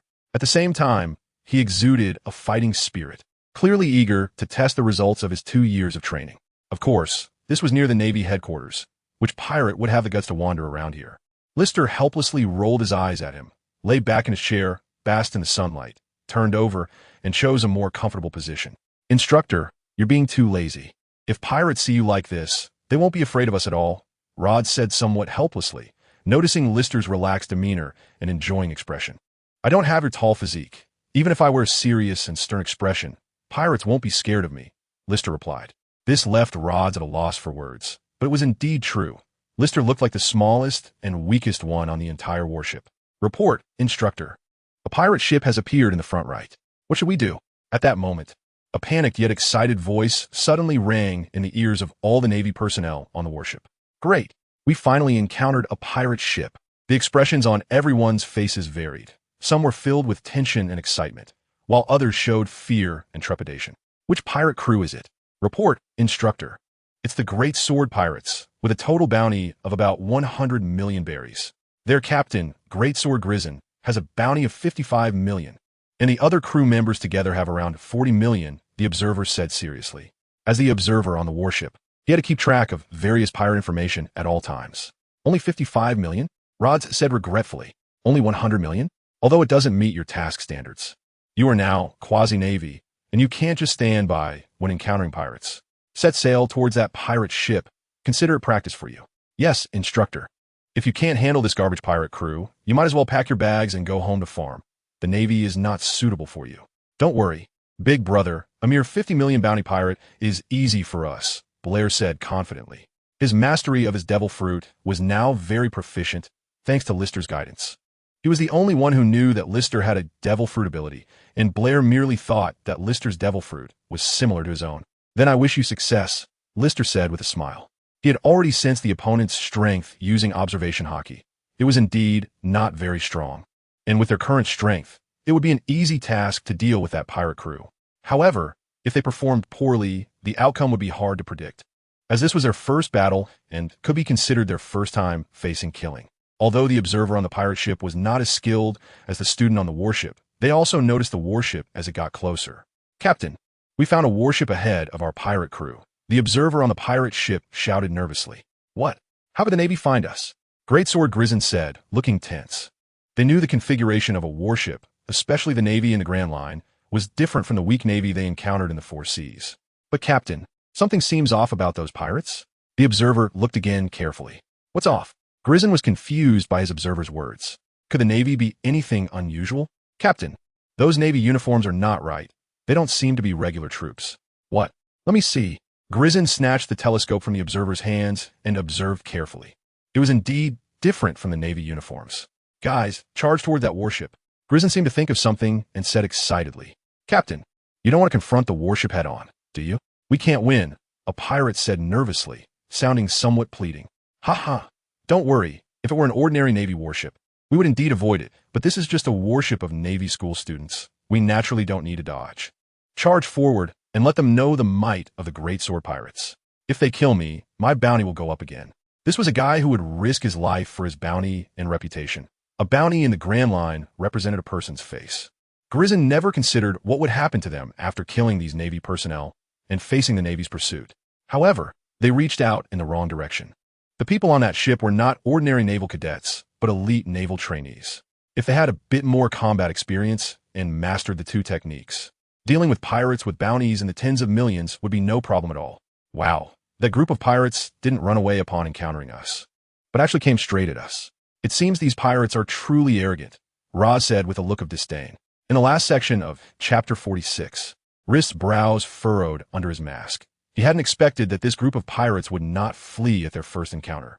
but instead charged directly at them and had already started firing cannonballs, which is a blatant provocation. Fortunately, the opponent's marksman was not very accurate, and coupled with the flexible maneuvers of the ship's helmsman, none of the shells hit the warship. Accelerating forward, I had to see which pirate dared to be so arrogant. Yes, instructor. Under Rist's orders, the warship's speed was increased, and soon it reached the front of the pirate ship. The shells attacking their warship had already been dealt with by the students on the pirate ship. Of course, the ones who took action were still the elite class students. Now, the difference between the elite class and the ordinary class had become apparent. When faced with those shells, most ordinary class members showed panic and fear, while the elite class remained calm and excited. Under the leadership of Roz and Blair, these shells did not harm the warship in the slightest. The group of pirates quickly noticed Rist, who was standing at the front. Ha ha ha, you little brat are the captain of this warship? The Navy really has no one left. Chris immediately spotted Rist and mocked the people on the warship. Don't let them live, understand? Rist was also provoked by Chris's taunt, and if it weren't for the training of his students, these people would have been eliminated in an instant. Yes, instructor. Ha ha ha, you won't let us live? I'll make sure you don't see tomorrow's sun, brat. Men attack. Rist naturally wouldn't allow the battlefield to be on his warship. If the warship was destroyed, he wouldn't be able to afford it at all. So under Rist's orders, the Navy all jumped onto the pirate ship, taking down every pirate they encountered. But they did not kill them, only knocking them unconscious. Observing this scene, Rist frowned. Their combat was indeed quite good, but they were too merciful. Even Roz and Blair did not strike to kill. As for the ordinary class Navy, after a few rounds of battling ordinary pirates, they were also able to take them down, but due to their lack of battle experience, they could not fully display their combat power in this fight. They even made mistakes that should not have happened during the battle. Some were injured due to carelessness, and others almost lost their lives because of it. In the end, it was Rist's flying finger gun that took the life of a pirate, saving the life of that student. This was also the first death in this battle, and it was at Rist's hands. Seeing this scene, all the Navy students were stunned. Only the pirates felt nothing. After all, death was commonplace for them. When someone dies, new people will join. You have really disappointed me. Although the battle was not over, Rist's voice instantly halted the fighting, his tone filled with authority, causing the pirates to unconsciously heed his words. Do you think this battle is just child's play? Rist said angrily, jumping directly onto the pirate ship and smashing a pirate's corpse with a punch. Show mercy to pirates? Do you still deserve to be called Navy? While speaking, Rist eliminated another pirate. These pirates seemed to be stunned by Rist's momentum, offering no resistance. Or perhaps Rist's speed of attack left them unable to react. A Navy that has never killed a pirate cannot be considered a qualified Navy. This statement instantly filled everyone with shame. You return to the warship. I will show you how the Navy should kill pirates. I'm sorry, instructor, we understand our mistakes. Please give us another chance. Roz said with a face full of shame. Yes, brother, this time we definitely won't show mercy to the pirates. Blair also said urgently. Other elite students showed the same expression. No need. You all return to the warship first. This is the last lesson I want to teach you. How the Navy should face pirates. This is an order. Yes, instructor. All the students replied in unison, as if they were oblivious to the pirates they had just fought. Seeing this group of Navy retreat to the warship, Chris immediately shouted, Hey, you Navy, do you think our pirate ship is a place you can come and go as you please? He had just been intimidated by Rist's momentum and now realized the Navy was leaving. He finally came to his senses. What? Do you have an opinion? Rist looked towards Chris. And no. Chris immediately broke into a cold sweat. Although he couldn't see Rist's eyes under the mask, he felt as if he was being stared at by a fierce beast. As if daring to say a word of dissent would result in him being torn apart in the next second. Soon, there were no Navy members left on the pirate ship. You all watch carefully how a Navy should face pirates. Yes, the students on the warship looked at Rist's back, feeling that he had become much taller and more imposing. Teaching with a real pirate crew, Rist should be the first to do so. Remember, when facing pirates, you cannot show mercy, because mercy towards the enemy is cruelty to ourselves. While speaking, Rist also took action, moving at incredible speed, like a phantom weaving through the pirates. Each time he passed by a pirate, one would fall dead. Finally, the pirates finally came to their senses in the face of death. Kill him, or we will die. All the pirates realized what kind of person the little brat they had mocked was. But even if they came to their senses, it was useless. Even though they had already taken defensive measures, they still could not withstand Rist's attacks. Soon, only Captain Chris was left on the pirate ship. Your name is Chris, right? Yes, sir. At this moment, having witnessed Rist's strength, Chris completely cowered. Now, as long as he could stay alive, he would do anything. Our names are only one character apart, but why is the gap between us so large? Chapter 47, Blood Wolf Pirate Crew. Then, Rist turned his attention to the students, showing a serious expression as he said, "Have you learned the content of the last lesson?" "We have learned." Both the elite and ordinary class students replied in unison. Having fully experienced the brutality of battle, bleeding and sacrifice were the most normal occurrences, and the only thing unnecessary in battle was mercy. "There's a flaw." Chris looked at Rist's back, and suddenly a gleam flashed in his eyes. He raised the 2.5-meter-long machete beside him and swung it directly at Rist. "Instructor, be careful." Seeing Chris's actions, all the trainees exclaimed in panic.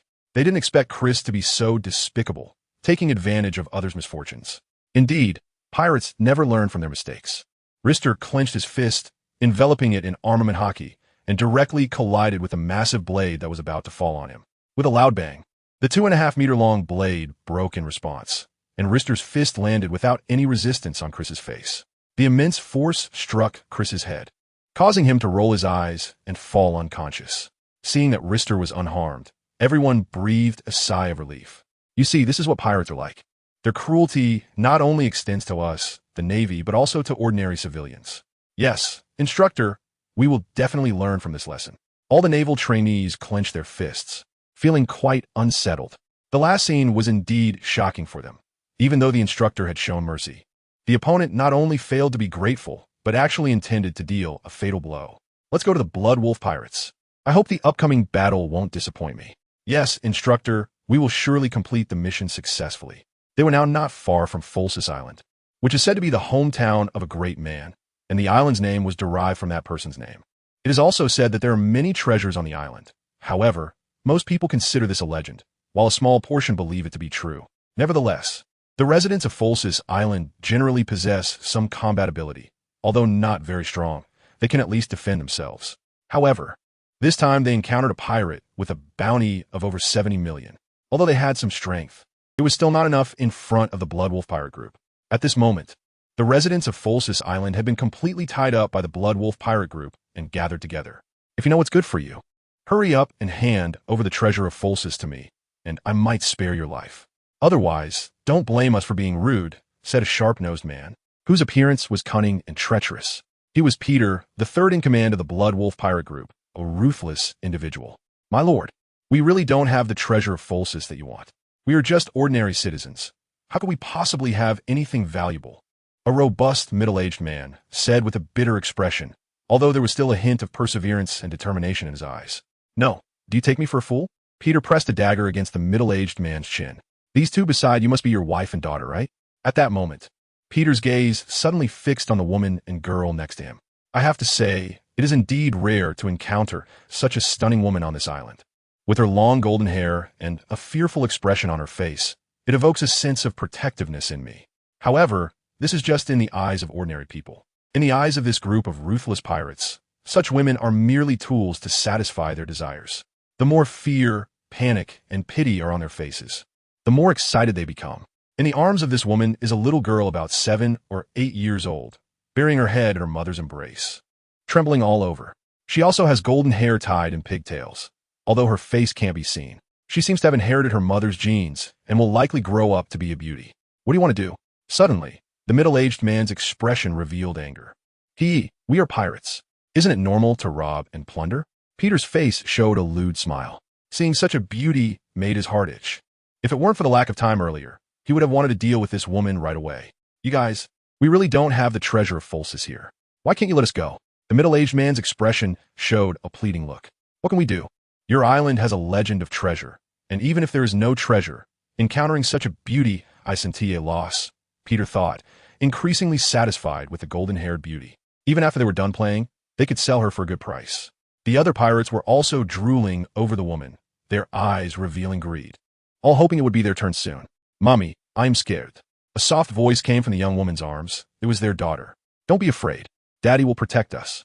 Although her expression was terrified, she spoke to comfort her daughter with a forced calmness. The little girl responded softly, her tone firm, as if she had confidence in her father. Ha ha, little girl, your daddy can't even protect himself. Good luck expecting him to protect you, Peter said, reaching out to touch the young woman's face. What do you want to do? The middle-aged man, filled with rage, managed to muster the strength to shove Peter, causing him to stumble. You bastard! Peter's face contorted with rage as he raised his dagger and slashed toward the man's neck. Seeing this scene, the woman closed her eyes, tears of sadness streaming down her face. The other villagers also closed their eyes, unable to bear to watch. The man did the same, in the face of death. Everyone fears it, and few can keep their eyes open to face it. Chapter 48. The decisive action of the student after waiting for a long time. The middle-aged man did not feel the pain coming, and slowly, he nervously opened his eyes, only to see that the pirate who had just tried to harm him was now lying on the ground with his eyes rolled back. Instantly, the scene fell into silence. Even the pirates were bewildered as to how their crew's number 3 had fallen. Looks like I arrived just in time. At that moment, a somewhat lazy voice suddenly resonated in everyone's ears, causing even the villagers who had closed their eyes to open them and see a young boy in a navy uniform slowly walking toward them. Initially, they were very happy to see the navy's arrival, thinking they were saved, but when they saw the boy's appearance and height, their faces fell into disappointment and even despair. The long-awaited savior turned out to be a little kid, and a blind one at that. Indeed, the person who arrived was Rist. When the lookout reported the discovery of Folsis Island, Rist had already used his observation Haki to sense the situation on the island and found it was not optimistic. So he took the lead. Upon arriving on the island, he immediately saw that the pirate was about to harm a villager and directly used Conqueror's Haki to knock him out. At such a distance, he had no other means to save the other party besides Conqueror's Haki. The Navy? When the pirates saw Rist, their first expression was fear, as this could be said to be a thief meeting soldiers. However, when they realized that there was only one Navy and that it was a little kid, their fear disappeared, replaced by a fierce expression. Their pirate crew had lost many men to the Navy, although they didn't dare to actively seek out the Navy. If the Navy came to them, they certainly wouldn't sit idly by and would counterattack. Although they didn't know how this Navy had knocked out their crew's number 3, they figured as long as they were careful, there wouldn't be any problem. After all, in their perception, how much power could a little kid have? Ha ha ha, little kid. Have you weaned yet? You can be a Navy and start executing justice? One pirate mocked Rist, his tone full of disdain. However, Lister ignored the small fry and turned his gaze to a silent figure sitting on a fallen tree, whose cold expression and sharp gaze indicated a formidable presence. Although he had never seen a bounty notice for the Bloodwolf Pirates, Lister guessed correctly that this person was likely the captain of the Bloodwolf Pirates, as the strongest aura in the area belonged to him. Hey, I'm talking to you.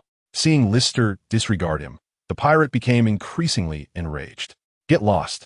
Lister's response was a single word, but after hearing it, the pirate fainted without any awareness. Witnessing this scene, the faces of everyone present showed renewed terror. Even the captain of the Bloodwolf Pirates looked confused, as he hadn't seen how his subordinate had fainted. But it was clear that it was caused by that Navy kid. So annoying, Lister muttered. If it weren't for the need to test his trainees, he would have taken care of these guys in an instant. Among them, there was hardly anyone who could withstand his Conqueror's Haki. Even their captain wouldn't be able to endure it. Even if he didn't faint, he would lose his combat ability and be on the verge of collapse. You can't run away, you know. If you do, my trainees will have to choose new targets, and that's quite troublesome, Lister said while scratching his ear. What do you mean? Just the literal meaning. Your Bloodwolf Pirates have become our target, so don't think about running and don't force me to act otherwise. I'll be very troubled. As for the villagers who were still tied up, Lister didn't address them because that was part of the assessment. Instructor, are you okay? At that moment, everyone saw a group of people in Navy uniforms flying directly towards them. Rather than flying, it looked more like they were stepping through the air, and there were exactly 20 of them. This scene truly shocked the pirates. When had they ever witnessed such a spectacular sight? 20 flying Navy personnel appeared and landed behind Lister, respectfully addressing the young man in front of them as instructor. The assessment has begun. I hope you won't disappoint me. Yes, instructor. Then, the 20 elite trainees charged directly into the pirate crowd, with 2 elite trainees heading to rescue the hostages. Seeing this, Lister nodded in satisfaction. Not long after, the remaining 60 trainees from the regular class arrived. Since they couldn't perform the moonwalk, their speed was relatively slower. Upon reaching here, they quickly joined the battlefield. The ordinary people who had been rescued fought alongside Rist, as they had just witnessed his strength. This place had become the safest spot on the entire island, and it must be said that they were quite clever. During this time, Rist observed each of the trainees, and fortunately, he was not disappointed. Almost every one of them fought to the death, Any pirate that fell to the ground had no chance of survival. Even those two pirates who had been knocked out by Rist's Conqueror's Haki at the beginning. It was unclear who among the trainees had finished them off.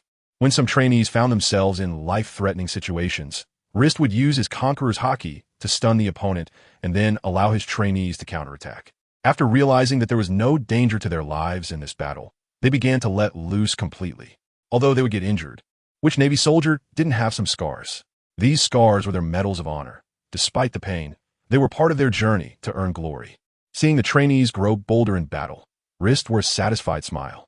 Even the captain of the Blood Wolf pirate crew, Bleuret, was having a back-and-forth fight with him. This captain was also a devil fruit user, an animal type, the red wolf fruit. Unlike regular wolves, his fur was red. Chapter 49. The Battle of Bleuret and Raz. Originally, Raz intended to take on the captain of the Blood Wolf pirate crew, but unfortunately, Bleuret got there first. He had no choice but to settle for battling the second-in-command of the Blood Wolf pirate crew, the evil wolf, Raquel. Although Raquel was the second-in-command of the Blood Wolf pirate crew, his strength was not much weaker than that of the captain, with a bounty of 61 million. Only 10 million less than his captain. Raquel did not possess any devil fruit abilities, but his physical skills were quite formidable, featuring a pair of distinctive iron claws. His attack style was not about direct confrontations. He would often make stealthy moves, resembling an assassin type. As for the other members of the Blood Wolf pirate crew, Rist didn't need to worry about them. When they faced the elite trainees of the Navy, they had no ability to fight back at all. Just one of the 6 forms, the finger pistol, had them crying for mercy. The current situation on the battlefield was essentially a clash between the Moku fruit and the Red Wolf fruit, along with a duel between 2 powerful martial artists. In terms of technique, Raz might not be able to match Raquel, but Raquel's iron claw attacks were of no use against Raz. Whenever Raquel was about to land a hit, Raz would defend with iron blocks. Although each elite class trainee was required to learn at least 2 of the 6 forms, Rist had raised the bar, making it a requirement to learn 5 forms. Except for the paper drawing, the others had to be mastered. To achieve his goals, Rist had subjected them to devilish training every day for the past 2 years. This led to the trainees both respecting and fearing Rist, as it was because of him that their strength had become so formidable. But it was also because of him that they had endured inhumane treatment over the past 2 years. Although they have all learned the 5 styles, not all of them are proficient. Most can use them, but their power and effectiveness are lacking. However, there is one style that Lister requires them to master, and that is the moon step. This allows them to escape at any time when they are at a disadvantage. Rods is a trainee who has mastered the moon step. Iron block and finger gun. It is quite impressive that he has been able to master 3 of the 6 styles in just 2 years. As for shave and galefoot, Rods can also use them, but he is not very skilled. After all, Rods has planned his training well. He is a power type fighter, not a speed type. Others can hit him several times, but he only needs to land 1 hit on them. What's wrong, big guy? Is defense all you know? Raquel taunted Rods mercilessly while extending his long tongue, surprising those who wondered how his tongue could extend outside his mouth while he spoke without biting it. However, Raquel felt quite awkward inside. He sensed that he was not fighting a flesh and blood person, but rather a piece of steel. His attacks landed on the opponent, producing only clinking sounds, yet leaving no marks whatsoever. Seeing Rod's defensive posture, Rist gave a satisfied nod. He was half-squatting, bending at the waist, with his hands placed in front of his chest. This could be said to be the perfect defensive stance. As long as the attack was not several times stronger than Rod's, it would almost never cause him harm. In response to Raquel's taunts, Rod's gaze showed no signs of wavering.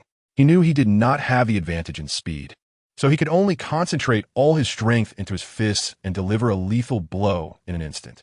As for the battle between Blair and Fran, it was still quite interesting. Now, Fran had transformed into a werewolf, appearing wolf-like but capable of standing on 2 legs. His physique was much stronger compared to before, with visible increases in both height and weight. When Fran used his devil fruit ability, Rist could clearly sense the fear emanating from the villagers behind him. It was evident that they were witnessing such a situation for the first time. Blair's skin had turned brown, resembling the color of trees, and his body underwent a tremendous change. His hair had become green leaves, his body a trunk, and his fingers transformed into branches. Although this fruit appeared to be quite useless, it possessed many special abilities. For instance, Blair could grow spikes on his body, similar to a cactus, and could also produce flowers that emitted toxic gas, unknowingly poisoning his opponents. This was a technique that Rist had taught Blair, as he had secretly trained to master this ability. However, The Moku Moku no Mi has a major flaw. It is weak against fire. Although it can turn its body into a form similar to ironwood, it cannot withstand a large fire for long. While the Moku Moku no Mi is not considered a powerful fruit among the Paramecia types, if its abilities were to awaken, it would undoubtedly become one of the top-tier Paramecia devil fruits. Once awakened, it can turn everything around it into trees, allowing the user to execute the technique imagined by Rist, Tree World Descending, which can even create a foothold in the vast ocean. The battle is coming to an end.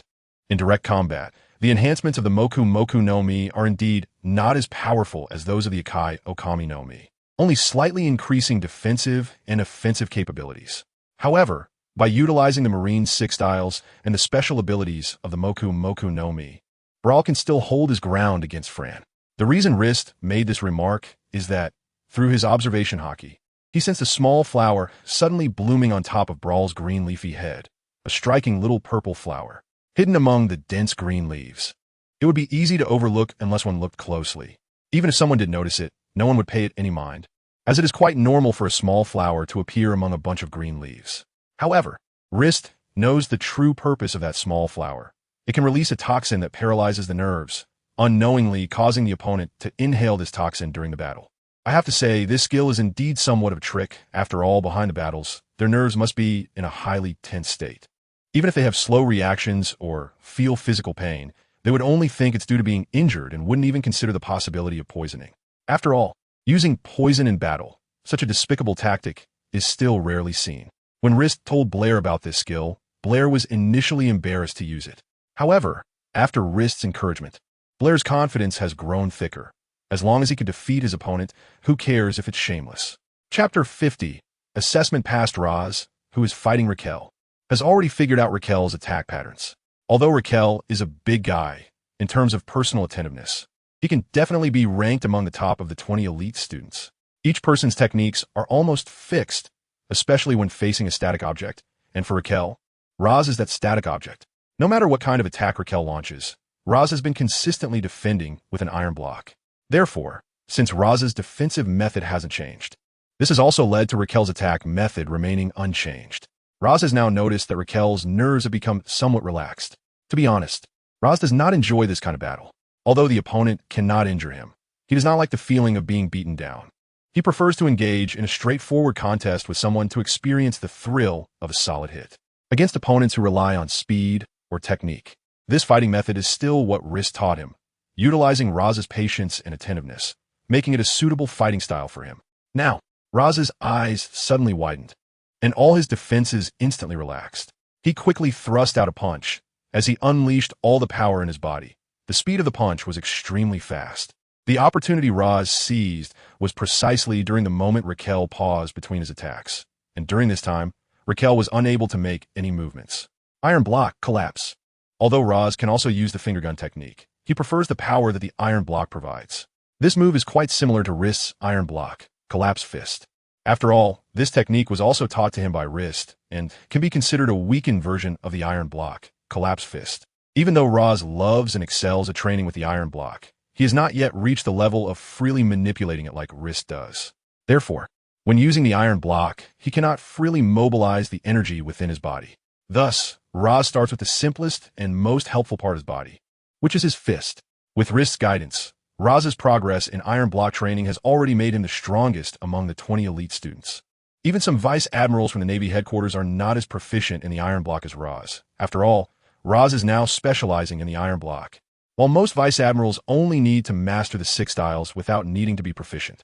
The powerful force of Raz's punch directly sent Raquel's body flying out. During the flight, his body bent into a bow shape, and even his eyeballs nearly popped out of their sockets.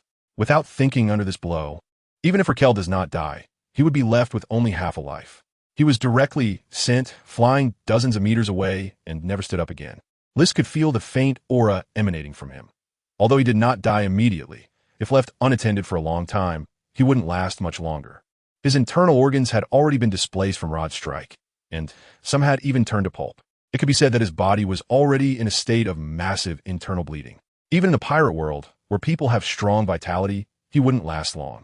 Meanwhile, the Blood Wolf, Fran, who was fighting Brayley, had no energy to pay attention to his vice-captain's situation. He didn't know why. but he felt the sounds around him growing fainter and his vision becoming dimmer. A deep sense of drowsiness washed over him, as if he was about to fall asleep at any moment. However, he knew that if he fell asleep, death would surely await him. He didn't understand why he felt this way, but it was undoubtedly related to the person in front of him. At this moment, Brayley had stopped his attack, looking at the swaying figure of the blood wolf before him with a smile. The outcome was already very clear. Rod had dealt with his opponent, so he certainly couldn't fall behind. Fran also felt his body becoming soft and weak, as if he could barely stand. His attacks were focused on Brayley, who didn't even bother to dodge because, to him, Fran's attacks had become weak and powerless. Fall down. At this moment, Brayley's voice sounded like a spell to Fran. The moment the words left his mouth, Fran collapsed directly in front of Brayley, and even his devil fruit form disappeared. Then Brayley took out the pistol at his waist and shot Fran without hesitation. With that, the war was effectively over. None of the Navy were killed. Although there were some injuries, they were all minor. At this time, the villagers erupted in excited cheers. The demon they had seen earlier was now driven away by the angel of justice. Hearing the villagers' cheers, the trainees also smiled. What was their purpose in becoming Navy? It was to eliminate harm for the people and gain the recognition of the people at sea. Now, they had achieved that, feeling the true meaning of being Navy. They received a fulfilling report for the hard work they had put in over the past 2 years, and everything they sacrificed was worth it. Congratulations. You have passed the assessment, Liz said with a smile, feeling very proud because these trainees were the ones he had personally guided. Yay! Hearing Liz's words of affirmation, the trainees cheered. Although they were all cheering, it had a different meaning from the villagers' cheers. Thank you all, thank you. At this moment, a villager suddenly walked up to List and the others, kneeling on the ground. This person was the one List had just saved. There's no need for that. List quickly helped him up. Eliminating pirates is the duty of the Navy. It is what we should do. But I still want to thank you. If it weren't for you, the consequences for us would be unimaginable. His face was already streaming with tears, and he could hardly bear to think about what might have happened if List had arrived even a moment later. He might have already been in hell, and his wife could be enduring inhumane torment. However, you should change the name of your island. After all, in this day and age, pirates like the Blood Wolf pirate crew will surely continue to emerge. Yes, we will definitely heed your words. The world will have no more for this island. Good. Just then, List's expression changed dramatically, the joy on his face instantly disappearing, replaced by a gloomy and serious look. Chapter 51. Kaido's attack. Brother, what's wrong? Brayley noticed the change in List's expression and asked him with concern. Quick, call the Navy headquarters for help. At least send out one of the 3 vice admirals. Kazan, Sakazuki, or Borsellino. Preferably Borsellino. Okay. Brayley didn't ask further, as he realized the seriousness of the situation from List's drastic change in expression. Everyone else, protect these civilians. Run as far away as you can. Cold sweat appeared on List's forehead. His observation, Haki, sensed a massive presence rapidly approaching them. A life force so enormous that even Master Zephyr couldn't compare. Moreover, it was dragon-shaped. Aside from that guy, List couldn't think of anyone else. What on earth is happening? Navy officer? Don't ask, just do as I say. Execute the orders. Yes, instructor. Then, the trainees disregarded the resistance of the ordinary people and forcibly took them away from the area. Soon, the sky began to darken. Thunder and lightning filled the air, and a massive shadow flickered ominously within the dark storm clouds. It really is that guy, although List couldn't see the creature's exact appearance.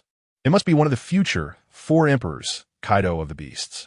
He couldn't understand why he would encounter this guy here, but there was no time to think about it now. The remaining Navy personnel and civilians who hadn't fled far were also stunned by the enormous dragon shadow in the sky. Is that the great pirate, Kaido? One of the Navy Academy trainees stuttered. They had learned about the New World's notorious pirates during their studies, so they were somewhat aware of Kaido. How can New World pirate appear here? I don't know. If you ask me, who should I ask? Brayley, have you called the Navy headquarters for help? I'm doing it right now. In a panic, Brayley pulled out the Din Mushi and clumsily dialed the number. Facing the overwhelming presence of Kaido, it was already impressive that they hadn't lost their nerve. Brew, click. Hello, this is the Navy headquarters. We are elite trainees from the Navy Academy. We encountered an attack from a great pirate during our assessment and request support from the headquarters. Brayley said anxiously. Which pirate are you referring to? Where's your instructor? It's Kaido, the captain of the Beast Pirates from the New World. Our instructor is currently engaged with Kaido. Please send reinforcements quickly. Understood. You must hold on. The person at the Navy headquarters also realized the seriousness of the situation. After all, it was Kaido of the Beast Pirates. A pirate even their admirals would prefer to avoid, not because of his strength, but because of his tenacious life force. After hanging up the phone, he hurriedly reported to his superiors. The appearance of such a New World pirate in the first half of the Grand Line needed to be reported directly to the Admiral. Report to Admiral Sengoku. It's bad. The operator rushed into Admiral Sengoku's office, sweat dripping from his forehead due to his hurried run. What's all the fuss about? Sengoku rubbed his temples, feeling increasingly overwhelmed as he was about to take over as Fleet Admiral. If he got any busier, he felt like he might collapse. Admiral Sengoku. The elite trainees from the Navy Academy encountered Kaido of the Beast Pirates during their assessment. They are seeking assistance from headquarters. What? Hearing this report, Sengoku stood up in shock, his eyes widening. Who is the leading instructor? It's a Navy officer named Rist. I haven't heard of him before.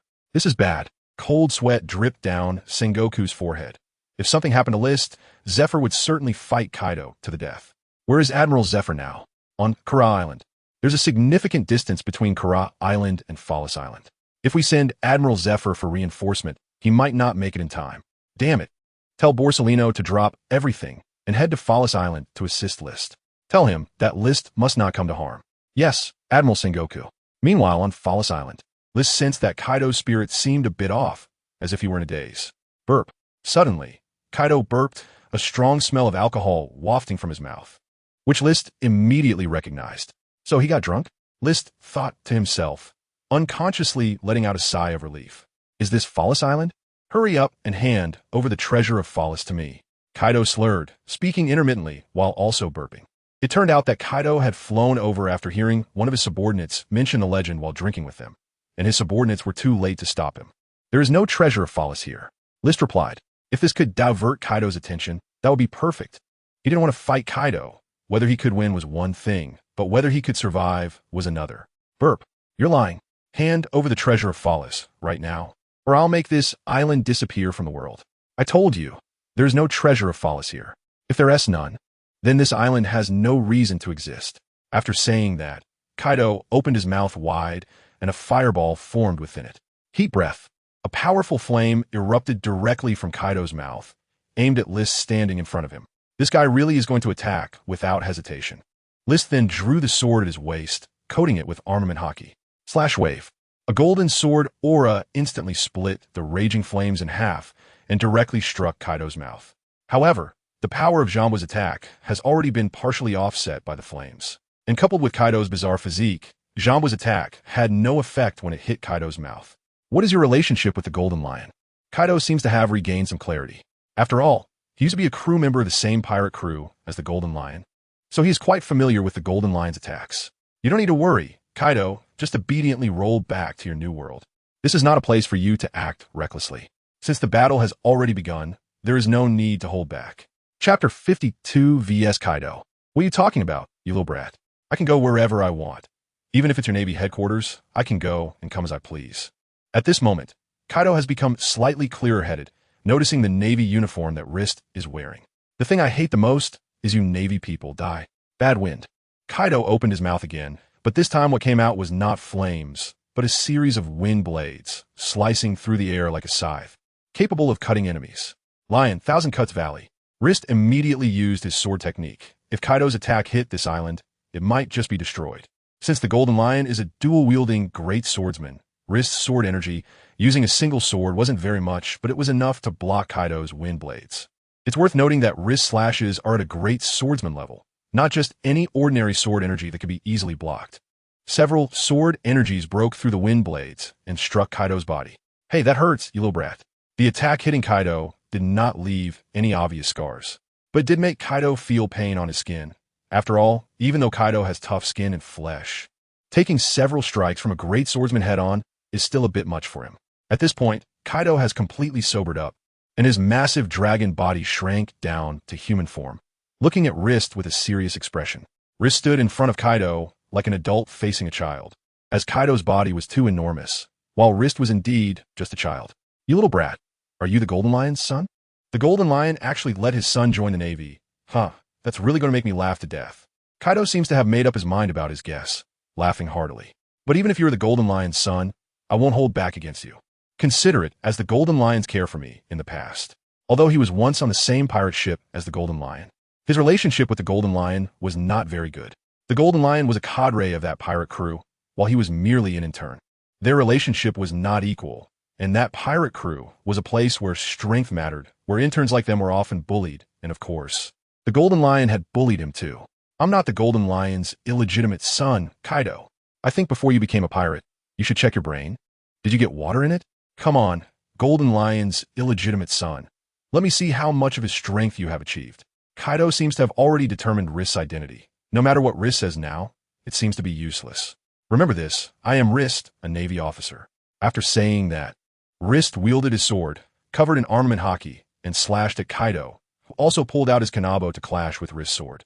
In an instant, a burst of black-red lightning erupted from the point of contact between their weapons, with two similar, yet somewhat different auras enveloping the Golden Lion and Rist respectively. This is Conqueror's Haki. Even the clouds in the sky were torn apart due to the collision between the two. The powerful aura generated by their clash caused the island to shatter, as if a level 10 hurricane had swept through, with trees all broken and the ground cracking outward from the center of the two. Meanwhile, some people hiding in the distance, with weak willpower, fainted directly. What is happening? Burari exclaimed in shock, feeling like his brain had stopped thinking. Is this the kind of aura a person can generate? This must be a joke.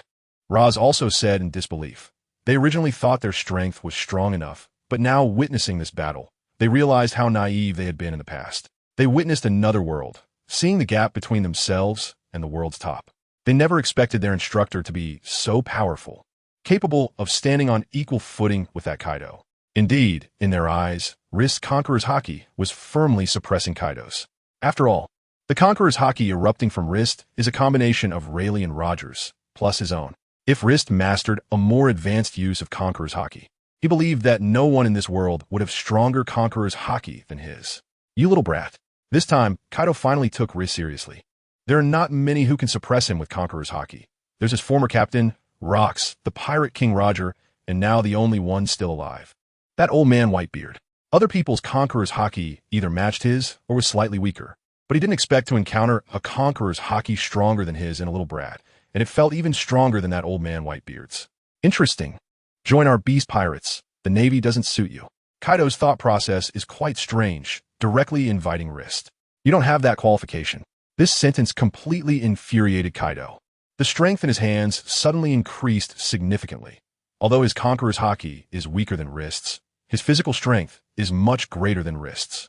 Under Kaido's immense strength, Rist's feet were slowly sinking into the ground.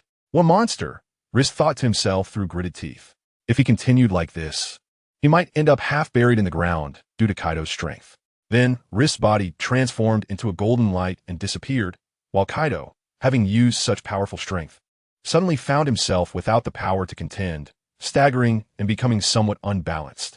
Kid, I didn't expect you to be a devil fruit user. Although Kaido hasn't yet identified what devil fruit Rist is using, or perhaps he hasn't even thought of any devil fruit that has appeared before, based on Rist's recent movement. It should be a Logia type. There are many things you don't know yet. Lister is no longer afraid of exposure. After all, his life is the most important thing. After speaking, Lister elementalized again and directly appeared above Kaido, striking down with his sword once more. His swordsmanship is now his most powerful attack. If swordsmanship doesn't work, then other attacks won't be effective either. Chapter 53. Kizaru's reinforcement. Although Lister's swordsmanship is copied, he is now a true great swordsman, having replicated the sword intent and techniques from the Golden Lion. And after 2 years of relentless training, he has fully grasped the essence of a great swordsman. No matter the technique, when used, it carries the power of a great swordsman. Demon Slaying Blade, Azura Slash. This is a technique Lister created over the past 2 years. A strange purple light emanated from Lister's sword, resembling ghostly patterns, carrying boundless sword intent and a unique essence. This essence not only enhances the power of the sword intent, but also confuses the opponent's mind. However, this move had little effect on Kaido, a pirate of his caliber, whose mental fortitude is exceptionally strong. Almost nothing can confuse his mind anymore. Thunderous 8 trigrams. Suddenly, lightning wrapped around Kaido's iron rod, erupting with immense power, seemingly infused with the aura of Conqueror's Haki. The Azura sword intent collided directly with Kaido's electrified iron rod, and the powerful shockwaves created towering waves in the sea outside the island. The sky had turned dark, and it was difficult to see any light. The people on the island were struggling under the protection of the Navy cadets, but those cadets were not faring well either. Just moments ago, the clash of Conqueror's Haki had nearly knocked out all the civilians on the island, and more than half of the ordinary class students had also fainted. Only 20 elite class students could still move freely, but they were under immense psychological pressure, as every clash between Lister and Kaido was accompanied by a confrontation of Conqueror's Haki. Moreover, debris from the hurricane was flying in all directions, and only they had the strength to deal with it. At this moment, Lister's face had become somewhat grim, and Kaido was not in a good state either. The feeling of being suppressed by Conqueror's Haki was causing his combat power to rapidly decline. Drops of cold sweat appeared on Kaido's forehead, although he was tough. If he couldn't defend against Lister's attacks, Lister's swordsmanship would certainly leave wounds on him. The two were now in a phase of mutual endurance. Lister couldn't do anything to Kaido, and Kaido couldn't do much to Lister either. They were in a delicate balance, and now it was just a matter of who could break this balance first. However, in the next second, Lister's eyes sharpened as he noticed cracks appearing on the sword in his hand. Of course, Kaido saw this scene as well. Ha ha ha. Kid, although your swordsmanship is good, unfortunately, your weapon is lacking. Kaido felt that victory was within reach. Any sword can become a black blade. This was a saying by the future great swordsman, Dracul Mihawk. The meaning of this phrase is quite simple. Even a wooden sword, if wrapped in Haki, can become indestructible. However, this statement is not absolutely accurate. It greatly depends on the weapon used by the opponent. His Haki is not inferior to Kaido's, but the quality of his weapon is lacking. After all, the sword in Lister's hand is just an ordinary navy cutlass, which cannot be compared to the iron rod in Kaido's hand. What a letdown. Lister cursed inwardly. If this stalemate continued, once his sword was completely shattered, the iron rod wrapped in Haki in Kaido's hand would definitely come crashing down on him. At that point, even if he used elementalization, he wouldn't be able to escape. There was no choice. Lister could only retreat actively, having completely abandoned the sword in his hand. A sword that was about to shatter had no effect in this battle. Instead, it would become a burden, making Lister hesitant in combat and unable to exert his full strength. So it was better to discard the sword now. Navy without a weapon. What can you use to fight me? Who said I have no weapon? Lister smiled mysteriously, then clenched his fists together and extended them to the sides. A golden light forming between his hands. Tengoku no Yumi. A sword shining with golden light appeared in Lister's hand. Come on, Kaido, the second round begins. After saying this, Lister immediately elementalized and charged toward Kaido, his speed significantly faster than before. After all, the sword made of elemental energy, even when covered in Haki, might be stronger than an ordinary sword, but at most it would only match the quality of a large knife. However, the quality of this sword is much better than the one used by Kaido before. This kid, Kaido cursed inwardly, not expecting this kid to be so difficult to deal with. He initially thought that after Lister's sword broke, the battle would become much easier, but he didn't expect this kind of tricky situation to arise. The clash between Lister's Amano Tsurugi and Kaido's iron rod produced some sparks, but it didn't matter, as Lister's elemental energy continuously replenished it. At this moment, the battle between the two had become increasingly intense, with Lister's speed of attack growing faster, while Kaido could only passively defend. Although it appeared that Lister had the upper hand now, that wasn't the case. Lister's stamina was nearly depleted. Lister. At that moment, Lister heard a somewhat lewd and familiar voice, and he immediately recognized who it was. Upon hearing this voice, Lister quickly used elementalization to leave. Yada no Kagami. Countless dazzling energy bullets covered the area where Lister and Kaido had just fought, but since Lister had already elementalized away, only Kaido remained there.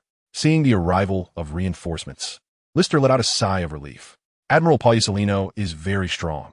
At least now, almost no one in the Navy knows the full extent of his power. Once the salary arrives, the four emperors are done for. Lister originally thought this phrase was just talk, but it seems that's not the case. Speed is indeed power. This saying is not wrong, especially since Lister, who has obtained the Pika Pika no Mi, understands just how powerful this fruit really is. Chapter 54. Kaido's Dragon Human Form. You really came at the right time, Admiral Purging. Lister flew to the side of Kizaru and said to him. Then, Lister also struck the same pose as Kizaru. Yata no Kagami. The dual Yata no Kagami directly covered the area where Kaido was, and a cloud of dust spread across the ground, completely enveloping Kaido. Seeing the technique Lister used, Purging let out a slight sigh, It felt unpleasant to have his own technique used by someone else, wanting to stop the opponent, but finding himself helpless. Your ability is really a bit annoying, Palliasolino said to Lister. If annoying is the standard, I can't compare to Admiral Palliasolino. Hearing Lister's sharp retort, Palliasolino pouted. He couldn't help how he looked. It was just how he was born. Then, the attacks from both sides ceased simultaneously, but neither of their expressions relaxed. They remained very serious. Their observation Haki sensed that Kaido's aura was still very strong, as if he hadn't been affected by the attack at all. When the dust settled, Kaido re-entered their line of sight.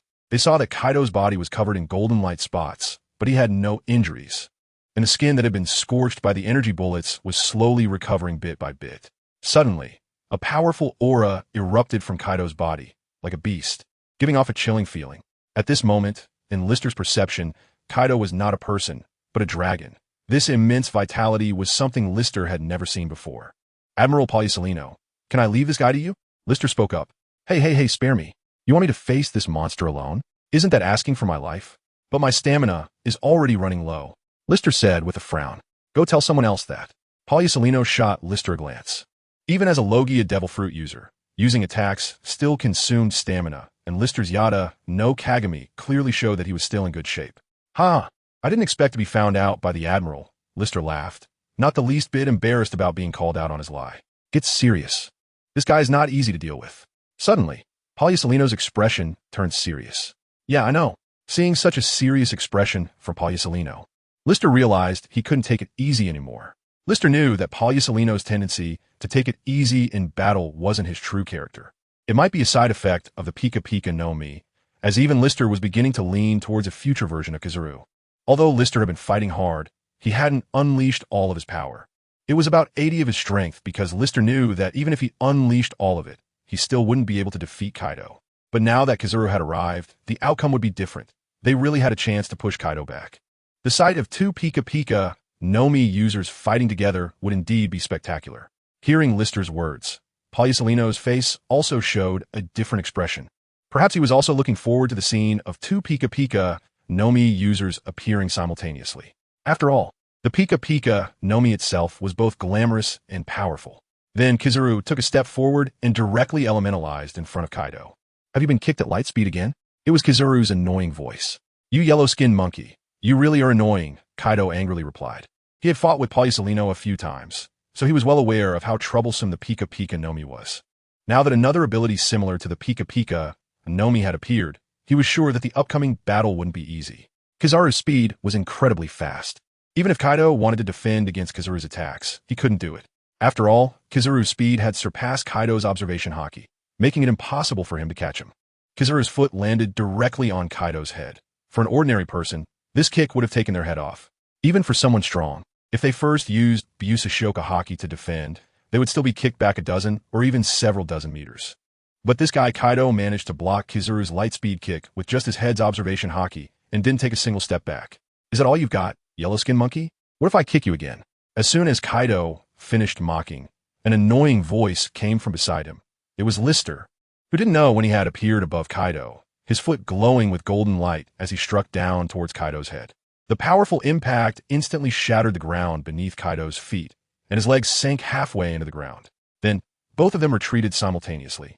They both extended their index fingers towards Kaido, who was now like a live target with his legs embedded in the ground. Laze! The tips of the two people's fingers simultaneously glowed with golden light, then shot directly towards Kaido, concentrating on him, resulting in a massive explosion. Beam after beam of laser struck Kaido, yet the expressions on the two people's faces remained very serious, because in their observation of Haki, Kaido's life force was still remarkably strong, and their attacks had very little effect on him. However, even so, the two of them did not stop. Kaido, with his hands protecting his head, was filled with anger inside. He felt particularly frustrated in this battle. He was not very good at speed, so his attacks couldn't hit the two at all. At that moment, he truly felt like a target. The more Kaido thought about it, the more frustrated he became. He had never suffered such humiliation. The strength of these two was clearly inferior to his, yet he couldn't defeat them. You two have completely angered me, Kaido shouted, and his body began to change. Scales grew on his body, and the injuries he had just sustained healed instantly. With a powerful push of his legs, he broke free from the constraints of the ground. No way, this monster. Both Borsalino and Rist were dumbfounded. They knew Kaido was a monster, but his strength far exceeded their expectations. Especially Rist, who felt a heavy blow to his heart. He had thought he was close to the world's peak, but now he realized there was still quite a distance to go. Chapter 55. Rist's strongest form. Both Rist and Borsalino were sweating coldly. They knew that with Kaido's current physique, he would definitely become even stronger in the future. They couldn't even imagine what level Kaido's strength would reach. Is this what the future Emperor of the Sea looks like? It's frightening to think he's already this powerful. Rist thought heavily. Although he believed he would become stronger, he had to admit that there was still a significant gap between him and Kaido. In an instant, Kaido's figure appeared right in front of the two, his large hands reaching for Rist and Borsalino's heads. Borsalino's eyes narrowed, and Rist's observation, Haki, sensed a tremendous danger. Fortunately, the power of the shining fruit allowed their reactions to be quicker. The two instantly elementalized, and the element of light passed through Kaido's fingers.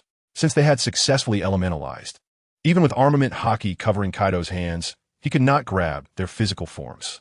In an instant, the two appeared behind Kaido and simultaneously conjured the Tsumagari sword, slashing at Kaido. However, the wounds caused varied in depth. Since Borsalino was not a great swordsman, his light sword left no marks on Kaido, while Rist left wounds on Kaido, with blood gushing out from his back. Dambrat. Kaido turned around and waved his hand behind him, causing both of them to elementalize and dodge simultaneously again. Like a fly, so annoying, Kaido said displeased. In his dragon form, Kaido had significantly enhanced strength, speed, and endurance, and even his recovery ability had become frighteningly exceptional. The sword wound left by Rist on Kaido had healed completely in the blink of an eye. Rist was relatively skilled in physical combat, but Borsalino's physical skills were completely inadequate. If the two of them faced Kaido head-on, they would likely be crushed to the ground. Admiral, the reinforcements won't be just you, right? It shouldn't be just me. A few drops of cold sweat appeared on Borsalino's forehead. If it were only him, their fate would be truly terrifying. Next, I will use my strongest form, but after that, I'll be drained of energy and have no ability to resist. So I will have to rely on you, Admiral. Hey, you can't be serious, leaving such a troublesome matter to me? Borsalino said with a forced smile. How about I take on the task of holding Kaido while you handle the aftermath? Forget it. Spare me. I don't want to confront this monster directly. Kizaru shrugged. Although his tone was lighthearted, his expression was entirely inconsistent with his words. Then I'll leave the rest to you. Subsequently, Rist's figure suddenly radiated golden light and began to grow larger, slowly transforming into a golden giant Buddha, similar to the Buddha of the Warring States period, though perhaps differing in appearance. Is this the ability of the Warring States General's Devil Fruit? If so, it could indeed restrain Kaido. However, right after that, under the surprised gaze of Kizaru, a sword made of condensed light elements suddenly appeared in the hands of Rister's Buddha form.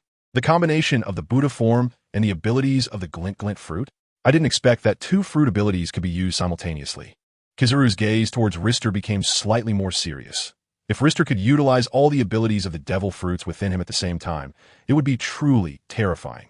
However, the main attack capability of the Buddha form is shockwaves. Using the Ama no Murakumo sword might not be worth the trade-off, Kizaru thought to himself while squinting his eyes. However, he now has to admit that the strength displayed by Lister is already quite terrifying, making him one of the strongest contenders for a future general, and he is very likely to become his rival. Oh, upon seeing this scene, Kaido's eyes also flashed with a hint of surprise. He is increasingly unable to understand what Lister's devil fruit ability actually is. However, Borsalino suddenly discovered that a delicate little purple flower had appeared on top of the Buddha head of List. He saw that List's Buddha form directly elementalized and appeared above Kaido's head, delivering a kick that struck the ground with immense force, sending Kaido's massive body flying. Then, List raised the Ama no Murakumo no Tsurugi and struck down at Kaido. However, at the same time the sword descended, a shockwave enveloped Kaido. Unlike the shockwave used by the Admiral of the Marines, the one created by List's Ama no Murakumo contained terrifying sword intent. Subsequently, Kaido, enveloped by the shockwave, developed countless wounds on the surface of his body, as if he had been slashed by innumerable swords, and blood sprayed from his mouth. This was the original ability of a shockwave, directly affecting Kaido's internal organs. After the blow landed, List instantly retreated, gasping for breath, and his forehead was already drenched in cold sweat. The energy consumption of the Buddha form was truly terrifying. After maintaining it for such a short time, List was already on the verge of collapsing, and the golden light on the surface of the Buddha was now flickering. Then Kaido seized the opportunity, almost instantly reaching List's front. At this time, their sizes were nearly the same, and with a powerful swing of his kanabo, List was sent flying as if hit by a baseball bat. Following this, Kaido intended to pursue the attack, but at that moment, Borsalino, who had been observing, suddenly intervened. Although he couldn't inflict effective damage on Kaido, he could still disrupt him. The 8 Shaku Kg. It should be noted that the power of light is also quite terrifying, with extreme speed and high temperatures. Although Kaido had tough skin and flesh, if he didn't defend himself, he would still suffer minor injuries. Thus, Kaido's movements were forced to halt, finally giving List a chance to catch his breath. Major, I only have enough strength left for one last strike. The rest is up to you. No way. A sense of unease suddenly rose in Borsalino's heart. If he had to face this monster alone, even 10 lives wouldn't be enough to squander. Chapter 56. Consecutive Defeats, the Terrifying Kaido. However, List had no time to listen to Kizaru's complaints. His Buddha form could dissipate at any moment. So he had to make the most of this last opportunity to deliver his strongest strike against Kaido. List once again elementalized and appeared behind Kaido, wielding 2 Ama no Murakumo no Tsurugi, crossing them as he swung at Kaido. 2 powerful shockwaves directly impacted Kaido. In an instant, Kaido felt an immense pressure, his entire body sinking under the force of the shockwave, and once again, numerous sword marks appeared on his body, with blood flowing from his facial features under this strike. However, this attack did not last long. In the next second, Rist directly exited the Buddha form and collapsed right in front of Kaido. Kaido was also panting heavily from the fight. Just a moment ago, when he was within the range of that shockwave, he felt an overwhelming sense of pressure, as if he couldn't catch his breath. Fortunately, he held on, and then he turned his gaze to the List lying in front of him, his eyes filled with malice. This naval brat must not be spared. Not good.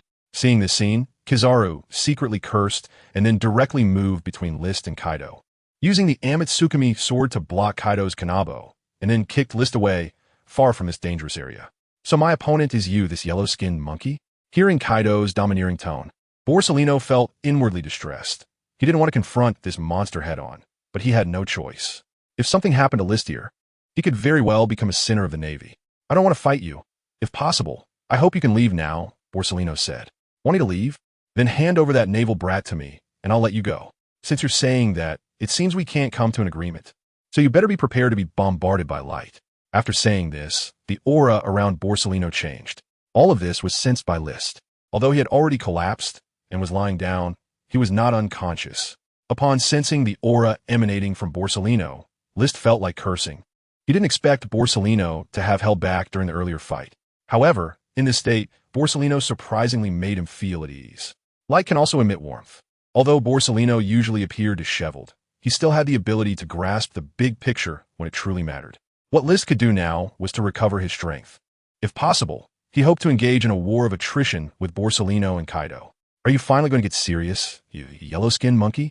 As one of the future admirals, Borsalino's strength was naturally not simple. His true combat power might not match Kaido's, but it was also impossible for Kaido to defeat him. Then, Kaido raised his kanabo and struck at Borsalino, who also condensed the Amatsukami sword, and their weapons clashed head-on without any sign of falling behind. However, this only stalemated for 3 seconds.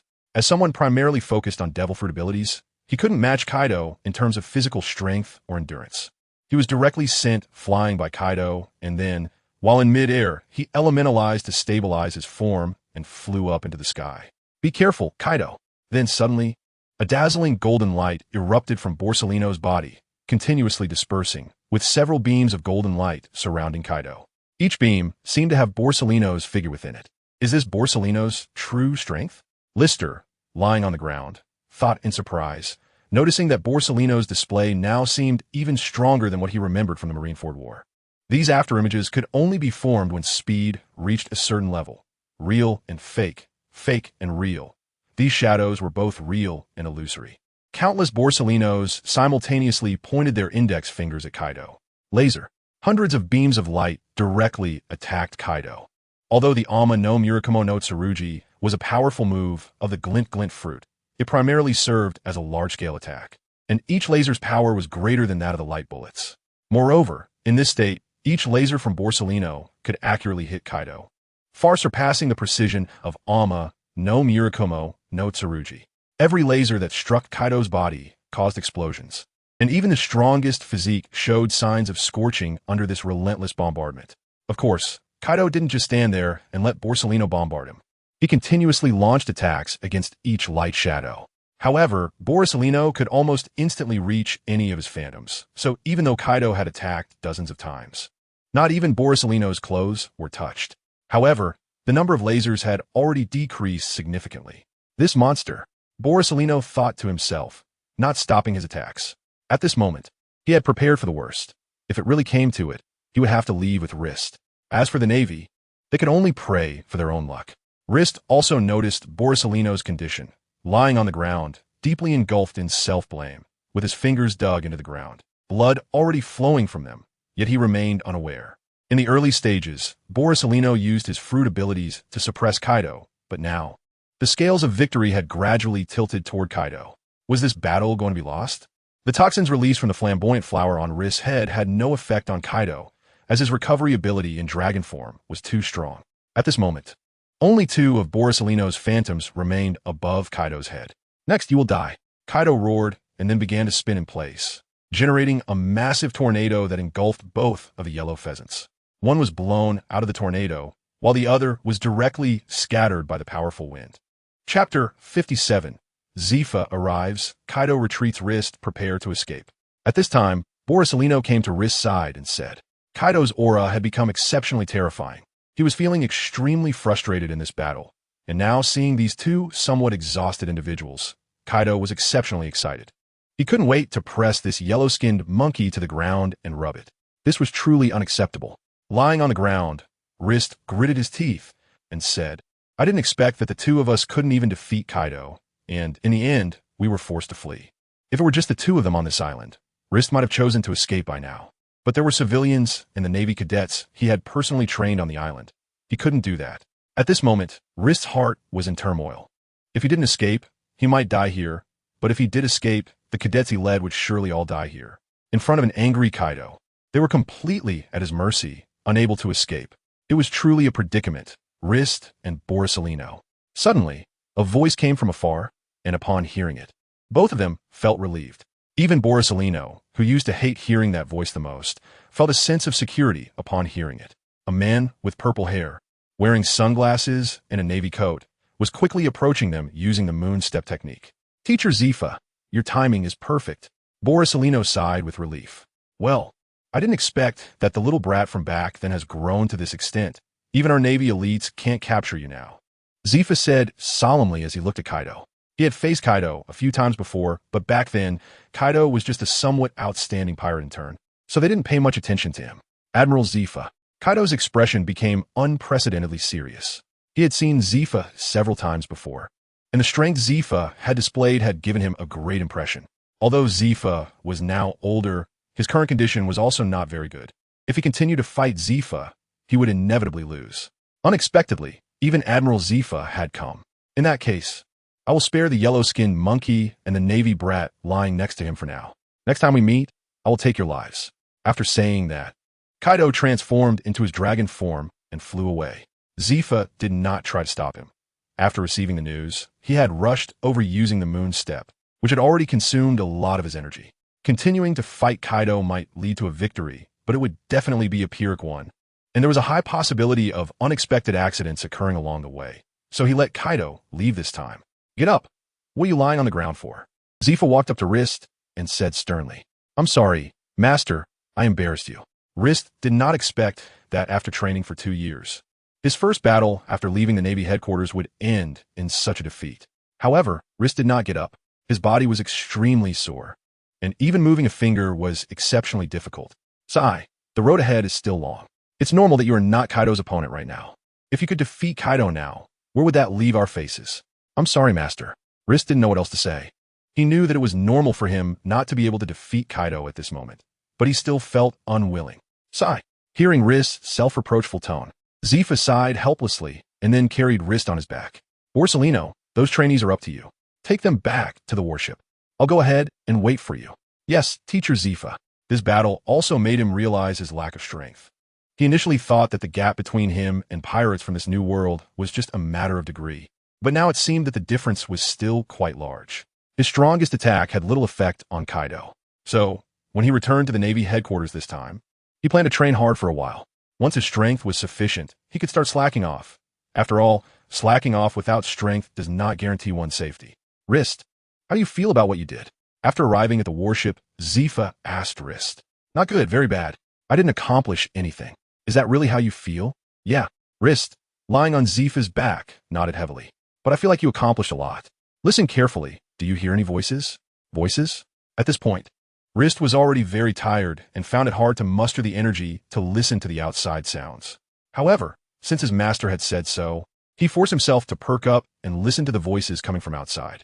Thank you, Navy. One after another, voices of gratitude reached Rist's ears, and for some reason, he felt a warmth in his heart. Then a soft voice rang out. Navy uncle, where's that handsome Navy brother? Hearing this voice, Rist sensed that the speaker was likely a child of about 5 or 6 years old. Suddenly, Rist remembered the child who was held in the arms of a beautiful woman. If he guessed correctly, the owner of this voice should be that little girl. If it weren't for you, even if they hadn't perished at the hands of those pirates, they definitely wouldn't have survived Kaido. If this assessment had been led by other instructors, this place would have turned into a hell on earth. So the reason they can survive now is that the person in charge is you, and only you. Hearing Zifa say this, Rist's internal regret finally vanished. It turned out he hadn't done nothing. He had at least protected the lives of hundreds of people. He should be asleep now. A trainee answered the little girl's question. Then how can I see him in the future? When she said this, tears welled up in the little girl's eyes, as if she couldn't wait to meet her savior. Well, you can join the Navy in the future. If you join the Navy, you'll be able to see that big brother. Okay, I must join the Navy. Suddenly, the tears in the little girl's eyes disappeared, replaced by a determined look. Seeing that expression, the trainee felt a bit moved. When he decided to join the Navy, he also had a similar look in his eyes, a resolute gaze. Chapter 58. Gift of a famous sword. Wind Whisper Navy, sir, please hold on. Just as everyone was preparing to board the ship and leave, someone suddenly called out to them. It was the middle-aged man whom Rist had saved. Do you have something to say? Bullare asked in confusion. The middle-aged man presented a sword with both hands in front of Bullare. What is this? Bullare asked, puzzled upon seeing the sword.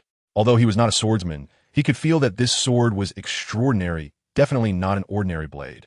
At least hundreds of times better than the swords used by the Navy. This is our family heirloom. I hope you can personally deliver this sword to my savior. Bullare instantly understood. He wanted to give the sword to Rist. No, we have regulations in the Navy that prohibit accepting items from civilians. Please accept it, sir. This is the only thing I can do for my savior. A hint of hesitation and conflict appeared on Bullare's face. What happened? At this moment, a deep voice rang in their ears. Bullare turned around and saw Zifa watching him from the warship. Teacher Zifa, this person wants to give the sword in his hand to Rist, but our Navy's rule is that we cannot accept items from ordinary people. Upon hearing Bullare's explanation, Zifa's gaze fell on the sword, and a trace of surprise flashed in his eyes. He then noticed the man's sincere expression. All right, I will accept this sword for Rist. When he wakes up, I will personally hand it to him. Thank you, Navy sir. On behalf of my brother, I thank you. No need. This is what I should do. After that, Bullare picked up the sword and boarded the warship to leave, while the villagers on the island did not leave and continued to watch as the warship gradually sailed away. This should be the treasure of Forcius, as the legends say, Zifa said as he carefully examined the sword in his hand. Teacher Zifa, what kind of sword is this? Hearing Zifa's words, Bullare asked curiously. If I'm not mistaken, this sword should be Wind Whisper, one of the great grade swords of the 21. Is it actually a great grade sword of the 21? That's quite rare. At this moment, Borsellino's voice also rang out. As a swordsman, he was knowledgeable about various famous swords. If it's a sword of this level, it definitely qualifies to be called a treasure. Bullare agreed. The only swords that are better than this one are the supreme great grade swords, of which there are only 12, and they are rare to encounter. The great grade swords that currently exist are mostly in the hands of long-established powerhouses. For example, one of the supreme great grade swords, the Cloud Cutter, is in the hands of the world's strongest man, Whitebeard. As for the great grade swords, there are not many in existence today. I didn't expect to find one here. It really surprised us. But this sword matches Rist very well. Foamine is famous for its sharpness. It seems that there exists a force of a wild wind within this knife. possessing the sharpness of the wind.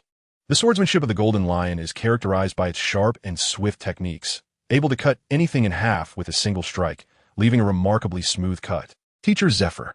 At this moment, Borsalino approached Zephyr and said, "What's wrong?" Zephyr replied lightly, as he had always looked down on Borsalino. During their time at the Naval Academy, Borsalino often took advantage of his devil fruit powers to skate by. Even Kuzan and Sakazuki had diligently studied martial arts while at the academy. Only Borsalino, aside from occasionally practicing swordsmanship, did not train at all in other martial arts. He might be the only high-ranking officer who does not know the Navy's 6 styles. "I hope Teacher Zephyr can guide me in my training for a while longer," Borsalino said respectfully. "Oh." Upon hearing Borsalino's words, a hint of surprise flashed across Zephyr's face. As her mind opened up, "This battle made me realize my shortcomings, so I want to enhance my strength," Borsalino said seriously. "Is Borsalino strong?" "Yes, very strong. His laser can pierce even Whitebeard's body if he simply relies on his Busashoka Haki for defense. However, it had no significant effect on Kaido. His attacks on Kaido's body felt like mere tickles. Therefore, to further improve his strength, aside from continuing to develop his fruits abilities, he also needs to strengthen his Busashoka Haki. He can find ways to slowly develop his fruits abilities on his own, as others cannot provide specific help. But he can seek assistance for Busashoka Haki, and the best candidate for this is currently Zephyr, the chief instructor of a Navy and a Marine Admiral. Known as the Black Arm, he has a high level of mastery in Busashoka Haki. "All right, although I don't particularly like you, since you're my student, I will help you." "Thank you, Teacher Zephyr." Borsalino was not surprised by this outcome, as he understood what kind of person Zephyr was, sharp-tongued but soft-hearted. As long as he was sincere enough, Zephyr would definitely help him. "After you return, train with Rist. His Haki mastery is on par with mine." "Yes, Teacher Zephyr." Mentioning Rist brought a flicker of unease to Borsalino's face. Rist's presence created a sense of crisis within him, although he was currently stronger than Rist. The extent of his strength was limited, and it would not be long before Rist completely surpassed him, widening the gap between them. The moment he met Rist, he knew that Rist's future would undoubtedly surpass his own, but he did not expect it to happen so soon. The report of this battle has now reached Fleet Admiral Sengoku's ears. Sengoku was very satisfied with the performance of the naval cadets, but the appearance of Kaido surprised him. And what surprised him the most was the strength displayed by Rist. "I didn't expect that kid to be so strong already. Once that kid fully grows up in a couple of years, I can retire with peace of mind. But that little brat named Kaido has actually grown to this extent. Even Borsalino has no way to deal with him." Thinking of this, Kong feels a bit of a headache. The little brat he once looked down upon has unexpectedly become a threat to their navy now. Chapter 59. Award Ceremony. When List woke up, he had already arrived at the Navy headquarters. Lying in the infirmary of the headquarters, his body wrapped in bandages. He clearly had no external injuries at all, and he didn't know what these doctors were thinking. However, he still felt that his body was abnormally weak. That brief stand had left Rist exhausted both physically and mentally. Although he had previously disliked the smell of hospitals, being here now gave him a sense of peace. Lying in bed, Rist secretly clenched his fists. Although he had failed in his battle against Kaido, he had already vowed in his heart that next time, he would definitely defeat Kaido. This was a shame he carried for life, and it must be repaid with Kaido's defeat. After removing the bandages wrapped around him, Rist walked out of the medical room. "Hey, you're awake?" At that moment, a doctor saw Rist's movement and spoke to him. "Yeah, I really don't know how you managed to exhaust yourself so severely. Some accidents happened," Rist replied. These ordinary lower-level personnel couldn't possibly know anything about Rist. After all, if they were to learn that an 11-year-old boy had battled the notorious pirate Kaido in the New World, it would be too unbelievable. Besides the eyewitnesses at the scene and a few high-ranking Navy officials, no one else knew about Rist. Although the Navy knew, they couldn't hide information about Rist for long. Someone with such absolute talent would always stand out. However, before Rist had fully matured, he absolutely could not be allowed to encounter danger. He was the Navy's secret weapon, a weapon to counter the world government, and this was a consensus among all the high-ranking Navy officials. If the world government were to learn that the Navy had such terrifying thoughts, they would definitely find a way to replace these people with a group of obedient loyalists. By the way, Admiral Zifa said to find him once you wake up. I understand. Then, Rist immediately expanded the range of his observation Haki and quickly discovered Zifa in the Navy Academy's training ground, along with 40 unfamiliar presences nearby. Soon, Rist quickly arrived at the Navy Academy. When the members of the Academy saw Rist, they looked at him with respect. Although they didn't know what exactly Rist and his elite students had encountered during their assessment, they had heard some secrets from returning students. That Rist had fought with a great pirate from a new world and had not fallen behind. Rist paid no attention to the gazes of the students and quickly arrived at the location of the elite class, where he found Zifa giving a speech to the elite students. From today on, you will be the new elite class members. Your training in the future will be overseen by me and Instructor Rist. Yes, Teacher Zifa. The 40 elite students responded firmly, their voices full of energy and hope for the future. At that moment, Zifa also noticed Rist's arrival and spoke to the students. Go warm up and run 10 kilometers. Those who fall behind will have extra training. Yes, Teacher Zifa. Although these students had also noticed Rist, they dared not cheer loudly in front of Teacher Zifa, so they could only hide their excitement within. Now, Rist could be said to be the idol of all Navy students. His influence at the Navy Academy might even surpass that of Zifa. You brat, you've finally woken up, Zifa said, walking up to Rist with a look of relief. Yeah, Master, who are these people? They're the new elite class members. After a batch graduates, a new batch will take their place. This time, you will be responsible for teaching 20 students. Upon hearing this, Rist's expression showed a hint of difficulty. What's wrong? Is there a problem? Master, I want to go to the front lines. I knew you would say that. Zifa was not the least bit surprised by Rist's words. But now is not the time. Although the front lines need someone with your strength, we still need you here. There is no instructor in the entire Navy headquarters who can match your teaching quality. Even I'm starting to fall behind you. If you leave now, the future of the Navy will be concerning. Of course, this was just Zifa's way of trying to keep Rist. Although Rist was important to the Navy Academy, it wasn't to the extent that they couldn't function without him. Besides, your strength isn't enough yet. You should know your own importance. Until you have fully grown, we will absolutely not expose you to the public eye. It's not the powerful pirates they fear, but the insidious people from the world government. I understand, Master. Rist loosened his tightly clenched fists, as if resigned to his fate. Ultimately, it was still due to his own lack of strength. If he had reached Zifa's level, he would at least have a right to act freely now. Rist did not regret joining the Navy, nor did he resent the Navy's restrictions on him, because he knew it was a form of protection. However, there was still a hint of fear in Rist's heart. He was afraid of doing something that would betray the Navy and disappoint Fleet Admiral Kong, Admiral Sengoku, and his master's expectations. So, while the Navy was protecting him, Rist's heart was somewhat anxious. All right, stop looking so glum. Adjust your expression quickly, and then participate in the Students' Award ceremony tomorrow.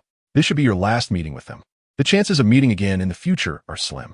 Aren't they going to serve at the Navy headquarters? Upon hearing this question, Zifa shook his head. The headquarters doesn't lack this kind of manpower right now. Those who are weaker will serve in the branches across the seas, while the stronger ones will stay in the Grand Line. Is that so?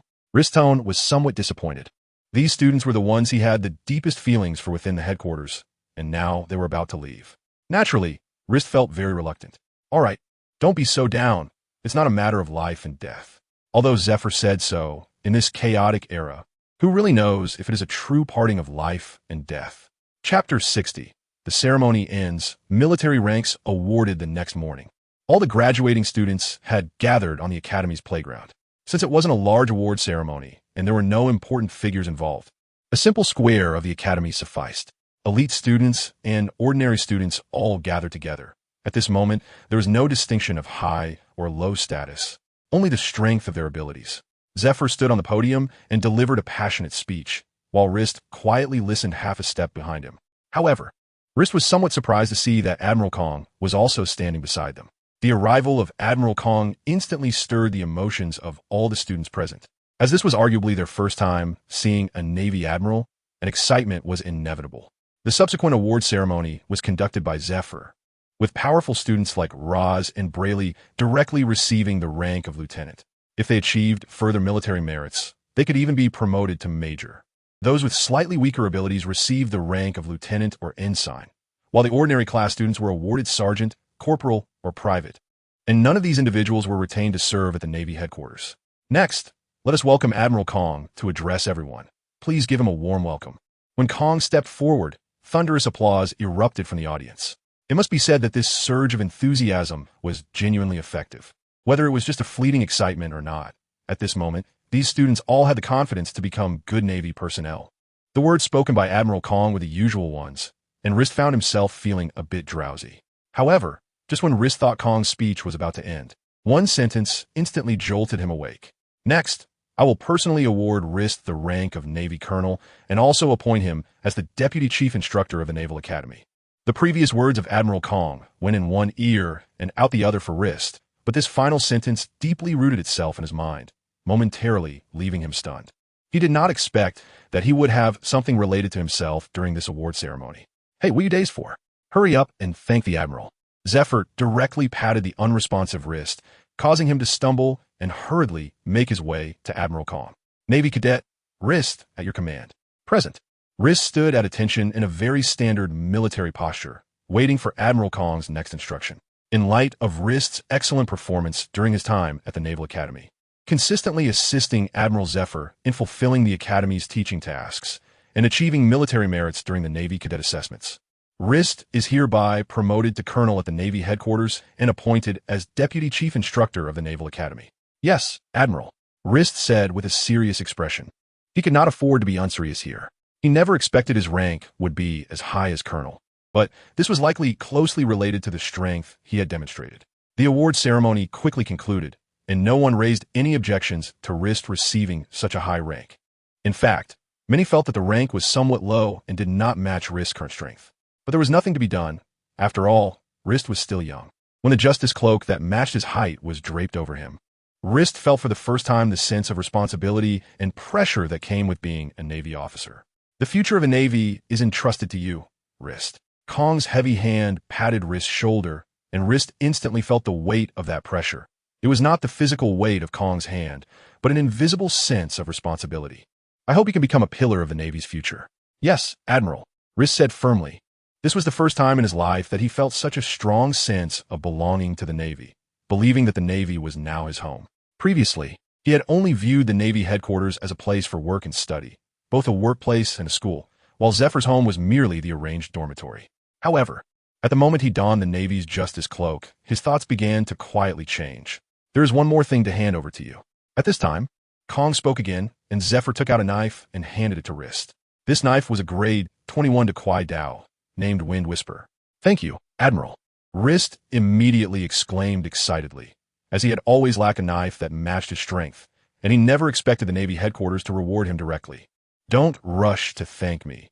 This is not something I'm giving you, but rather something entrusted to us by the person you saved to pass on to you. It was supposed to be given to you when you woke up, but I thought it was just right to present it on this occasion. Is it them? The figures of those people flashed through Rist's mind. Although he could not recall their specific appearances, their familiar presence echoed in his mind. At this moment, he felt deeply moved. The Navy was not just about giving without receiving. In fact, the returns were quite significant. I hope you will use this knife well in the future, as it represents the hopes of the people you saved. Yes, Admiral. The awards ceremony ended quietly, and those who had officially become Navy personnel had now boarded the ships heading to their respective divisions. Before leaving, they bid farewell to Rist and Zephyr, and almost everyone shed tears.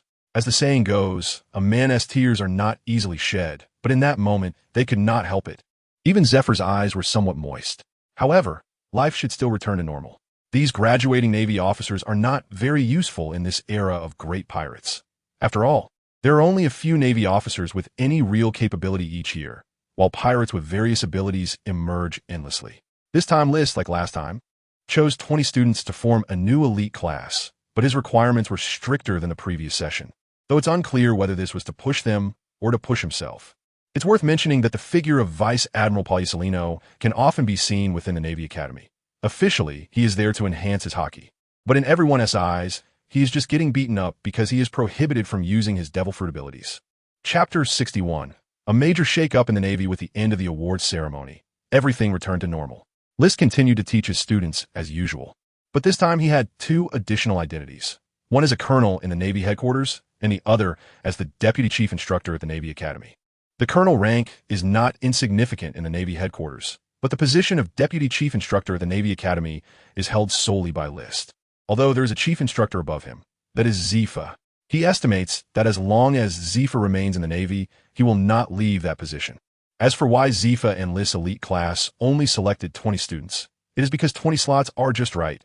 Quality is more important than quantity in the military. With 20 slots, they can take care of everyone, although they know that adding one or two more wouldn't cause any major issues. The truth is that very few students can enter the elite class, and even if they wanted to select more, they wouldn't be able to find any. Thus, List spent his days teaching his students training and his nights receiving instruction from Zifa, occasionally crossing paths with Kizaru for a few sparring sessions. I have to say that Kizaru's strength has improved a lot during this period. His innate talent is already very powerful, but after obtaining the Pika Pika no Mi, he has focused all his talent on developing his devil fruit abilities, which has led to some neglect in his martial arts and swordsmanship. However, during the time Purging was training with Zifa, the Navy headquarters issued a demon-slaying order targeting two individuals, namely Akainu and Kazan, with the objective being O'Hara Island. Subsequently, the Navy placed a bounty of 79 million on a little girl, labeling her as the son of the devil, Nico Robin. This action by the Navy immediately sparked strong dissatisfaction among many factions at sea. Launching a demon-slaying order against an island without reason filled some with fear. Of course, the Navy also became the subject of ridicule, as placing a bounty on a 7-year-old girl led many factions to mock them as cowards, especially some pirates who would often taunt the Navy whenever they encountered them. Moreover, just as one problem had not yet settled, another arose. While the Navy was still troubled about how to deal with Nico Robin, an extremely bad piece of news came from Impel Down. The Golden Lion Shiki had successfully escaped from Impel Down at the cost of his 2 legs, which was an unprecedented blow to the Navy's reputation, as Shiki was the first person to successfully break out of Navy custody. Following this, the Navy launched an operation to track down the Golden Lion, searching worldwide for any information about him. However, as the user of the float fruit, finding him proved to be incredibly challenging. By the time the Navy received the news and set out, the Golden Lion had already vanished without trace. As a result, Purging, who was training under Zifa, was forcibly recalled in order to search for the Golden Lion, but it was of no use. He seemed to have disappeared into thin air, leaving no signs of his whereabouts. The Navy was quite helpless in this situation. However, everyone knows that the Golden Lion will never be content with peace. He is definitely hiding somewhere, plotting a bigger conspiracy. Those who have known the Golden Lion well are aware of his goal, which is to conquer the world. To this end, he has even invited Roger and Whitebeard, and he would go so far as to sacrifice his legs just to escape from Impel Down. However, none of these matters are related to Lister. What he needs to do now is to continuously practice, constantly improve his own strength, and continuously enhance the strength of his students. Time flies in the blink of an eye, and soon, 6 years have passed. During these 6 years, no one knows what level Lister's strength has reached. He has sent off batch after batch of students. Although not all prominent Navy members are Lister's students yet, it seems that time is not far off. In his 8 years of service, Lister has trained a total of 80 elites for the Navy. Although he does not know how many of these 80 elites are still around, those who remain are definitely true elites. In these 6 years, the Navy headquarters has also undergone significant changes. Kong has retired, or rather, been promoted to the position of Chief of Staff, overseeing not just the Navy but also the Army and Air Force, although the Army and Air Force are more of a FAAD. Each army is governed by its own government, and the Air Force is even less significant, almost non-existent. Subsequently, the position of Fleet Admiral was taken over by the former Admiral Sengoku. Zephyr also stepped down from the position of Admiral to serve as the Chief Instructor of the Naval Academy. After that, Borsalino, Sakazuki, and Kuzan were promoted to Admirals, with codenames Yellow Monkey, Red Dog, and Green Pheasant respectively, 3 Logia-type Devil Fruit users. The replenishment of the Admirals and the promotion of the Fleet Admiral significantly enhanced the Navy's prestige. It has been a long time since the Navy had 3 admirals appear simultaneously. To showcase the strength of the 3 admirals, shortly after taking office, they worked hard to accumulate battle achievements, and all 3 went to the New World, where they could rapidly enhance their prestige. Currently, the New World is filled with great pirates. Although they have not fought against the Whitebeard pirates, they have encountered Big Mom of the Big Mom pirates and Kaido of the Beast pirates. However, neither side could gain the upper hand, and the final battle ended inconclusively. It is worth mentioning that during the fight against Kaido, Borsalino could be said to be like a sworn enemy meeting, extremely hostile. Even Sakazuki and Kuzan were somewhat stunned. It was the first time they had seen Borsalino work so hard. During their journey in the New World, the 3 captured many famous great pirates, but their battles with the Big Mom pirates and the Beast pirates also helped these 2 pirate crews gain quite a bit of prestige. After all, these 2 pirate crews are ones that even the 3 admirals together could not deal with. It is subtly apparent that the Big Mom pirates and the Beast pirates have already reached a level comparable to that of the Whitebeard pirates. However, the Whitebeard pirates seem indifferent to everything and have not taken any measures, which has caused Sengoku's plan to fall through. He originally wanted the reputations of these two pirate crews to surpass that of the Whitebeard pirates, thus provoking infighting among the three parties. But he did not expect that he had underestimated Whitebeard, or rather, that the changes in Whitebeard were too significant. This time, it turned out that the Navy ended up with nothing. Chapter 62. Serving in navy.Rist has now turned 17. But ever since his proposal to go to sea was rejected last time, he has not brought it up again and has been focusing on training at the Naval Academy. Instructor Rist, Admiral Sengoku requests your presence in his office, a communications officer said respectfully as he approached Rist. Is it finally my turn? Rist, shirtless in training, had his muscles gleaming under the sunlight, and the sweat on his forehead added a special charm to him. No one at the Naval Academy showed Rist any disrespect. In fact, in the hearts of some, Rist's status had completely surpassed that of Zifa. I understand. Please tell Admiral Sengoku I'll be there shortly. Yes. The communications officer bowed respectfully and quickly left, not daring to stay longer, fearing he might get lost in Rist's charm. 17-year-old Rist had fully grown into a handsome young man, but what everyone was most curious about now was what Rist's eyes looked like.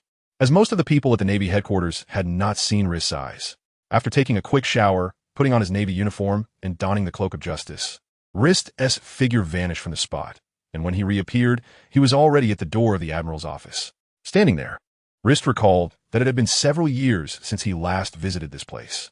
Knock, knock, knock. Come in. Admiral, you called for me? Since the last time Sengoku was promoted to Admiral, this was only the second time Rist had met him. Long time no see, Rist. Yes, Admiral. This is our first meeting since your promotion. Ha ha. After all, the Admiral's duties are quite busy. I wonder what matters the Admiral has for me this time. My fruit. How is your training going? Sengoku was quite concerned about this, as Rist was the second person to master this fruit, and to him, it was like having a brother. Report to the Admiral. I have completely mastered the abilities of your devil fruit. Very good. The Admiral nodded in satisfaction. With your strength now, the Naval Academy is no longer suitable for you. I want to transfer you to another division. What do you think? Upon hearing this, Rist's eyebrows raised, and he felt very excited. He had been waiting for this day. I am willing, Admiral. Over these past few years, Rist had not fought with anyone else, except for Zifa, but even then, their exchanges were merely to the point and had not involved any serious combat. In the past 2 years, he has rarely lost in battles against Zephyr. Since he won one match, he has been winning ever since. Now, whenever he suggests a duel with Zephyr, Zephyr seems a bit afraid of him. To put it bluntly, Rist believes that his current strength has already surpassed that of the current 3 admirals. Given your strength, it is clearly not appropriate for you to be stationed in a regular division, so I plan to assign you to the Sabati archipelago. What do you think? Upon hearing about the assignment to the Sabati archipelago, Rist's brows almost furrowed together, as it meant he would likely face the celestial dragons. Although Rist had never seen a celestial dragon in his life, he still clearly remembered that he was once a slave to them. So, do you have any thoughts? Report. Admiral, none, but regarding the celestial dragons, I may have some concerns. Although Rist did not finish his sentence, Sengoku understood what he was trying to express. I know, but I will give you a privilege. You can disregard matters concerning the celestial dragons and leave them to your vice admiral to handle. Surely, no foolish person would provoke the celestial dragons. If you encounter them in the Sabati archipelago, I will ask you to use the power of the Goro no Mi to leave. With your ability, you should be able to do so without being detected. Yes, Admiral. Rist knew this was Sengoku's greatest leniency towards him. All right, from now on, I appoint you as a rear admiral of the Navy headquarters, the highest commander of the Sabati Archipelago Navy Division, Sengoku said seriously. Yes, Admiral. Rist involuntarily straightened his back. It took him 6 years to be promoted 1 rank, which would be considered quite slow, but let's not forget that Rist is only 17 years old. A 17-year-old rear admiral of the Navy headquarters. Rist is definitely the first of his kind. If he achieves more military merit, he might even become a vice admiral in the Navy headquarters. All right, go back and say goodbye to Zephyr. I will arrange your warship and subordinates. Yes, Admiral. Rist, the Sabati archipelago, is crucial, connecting the Grand Line and the New World. It is one of the most important checkpoints in the New World. Only by entrusting that place to you will I feel at ease. I hope you won't disappoint me, Sengoku said with a serious tone. The Navy's strength stationed at the Sabati archipelago must be strong. Otherwise, They won't be able to stop those vicious pirates. Moreover, apart from the celestial dragons, who are the top aristocrats in the world, there are other nobles on that island who also need the Navy's protection. Yes, Admiral. Rist then left the Admiral's office and returned to the Navy Academy to find Zephyr. Leaving already? Before Rist could express his intentions, Zephyr spoke first. Master, you already know? Rist said in surprise. What do you think? If I hadn't recommended you, you would still be stationed at the Navy Academy. Hearing Zephyr say this, Rist felt deeply moved. He wondered why Sengoku suddenly thought of him, only to realize it was due to his master as promotion. Master, Rist said softly, his voice a bit choked. All right, it's not like we're parting for life and death. Why be so sentimental? Plus, with you leaving, I'll have it easier. I can't keep up with you in training every day at my age. Hee. Rist smiled shyly. Before you leave, I want to remind you one last time. The Sabaody archipelago is very complicated. I don't need you to do much. I just hope you can protect yourself. Yes, Master. Chapter 63. Departure to the Sabaody archipelago. The farewell between the two men doesn't require too many words, and all the students he taught have been handed over to Zephyr. However, since this cohort is about to graduate, the temporary change of instructors won't cause any major problems. However, List did not say goodbye to his students, as he knew that when they met, they would undoubtedly be unable to hold back their tears. List was not comfortable with such scenes, so he quietly left on his own. Soon, List arrived at the port and found that a warship was already there waiting for him. Looking at the size and configuration of the warship, List knew it had been prepared for him. When List boarded the warship, all the Navy personnel on board looked at him with respect. List had taught at the Naval Academy for 8 years, and not only did he have the 80 elite students, but most of the regular class students had also received his guidance. He even recognized a few familiar faces on the ship, people he had previously taught, but he did not see any of the elite students. We've been waiting for you for a long time, Instructor List, or rather, we should now call you Commander List. At that moment, a man dressed in a Navy Justice cloak approached List and spoke. Judging by his rank, he was a colonel. Let me introduce myself. My name is Bruce, a colonel from the Naval Headquarters and also Commander List's aide. Although Bruce had never been taught by List, he was much older than List. By the time List first joined the Navy, Bruce had already begun fighting on the front lines. However, he could still occasionally hear news about Lister. After all, every year, when new recruits were assigned, there would always be a few who were brought in by this young man in front of him. Hello, Colonel Bruce. I look forward to your guidance from today onwards. Yes, Commander Lister. The two men shook hands, and, just like that, their friendship was established. I think you all already know who I am, right? I won't go into too much self-introduction. I'll just say this. My name is Lister. I am the commanding officer of this warship, and I will soon be appointed as the commanding officer of the Comoros Islands. If you face any grievances in the Navy, you can tell me. Even if it's the marshal who has wronged you, I will help you get justice. Yes, Commander. The other soldiers and non-commissioned officers spoke up enthusiastically. As one of the most prestigious figures in the Navy headquarters, Lister's appointment as their commander left them very excited. This little guy really has a way of inspiring people. Sitting in his office, Sengoku could see everything happening on Lister's warship through the window. However, Sengoku thought to himself, he is still a bit immature compared to you. At that moment, another voice sounded behind Sengoku, and he was very happy to see this old friend. However, when he saw the ground covered in sun-bay crumbs, veins bulged on his forehead. He truly did not know what sins he had committed in his past life to encounter such a guy in this life. Kapu, you've stolen my senbei again, and made a mess all over the place. What greeted Kapu was Sengoku's furious roar. As for the Navy standing guard outside, they were already very familiar with this scenario. Whenever Vice Admiral Kapu visited the marshal's office, the marshal's angry shouts and Kapu's hearty laughter were sure to follow. Haha, Sengoku, don't mind it, I'll return it next time. Sengoku had heard this sentence countless times, yet he had never seen the Sun-Bay returned. But is it really okay to expose Rist to the outside world now? At this moment, Kapu's expression became somewhat serious, and he spoke. They have all placed their hopes on Rist. He is the hope for the Navy's rise. If Rist is gone, then the ambitions they have fostered in recent years will completely vanish, and they will be content to be the lapdogs of the world government. This was unavoidable. The world government had long noticed that such a key figure existed within the Navy. Perhaps appointing him as the vice principal of the Naval Academy was a mistake. After all, that position was too conspicuous. One could say that the moment he took office, Rist had already been exposed. Doesn't that mean Rist is in danger now? Kapu widened his eyes. If that's the case, they should keep Rist completely protected within the Naval Academy. That was his own thought. Indeed, however, Rist also needed such training.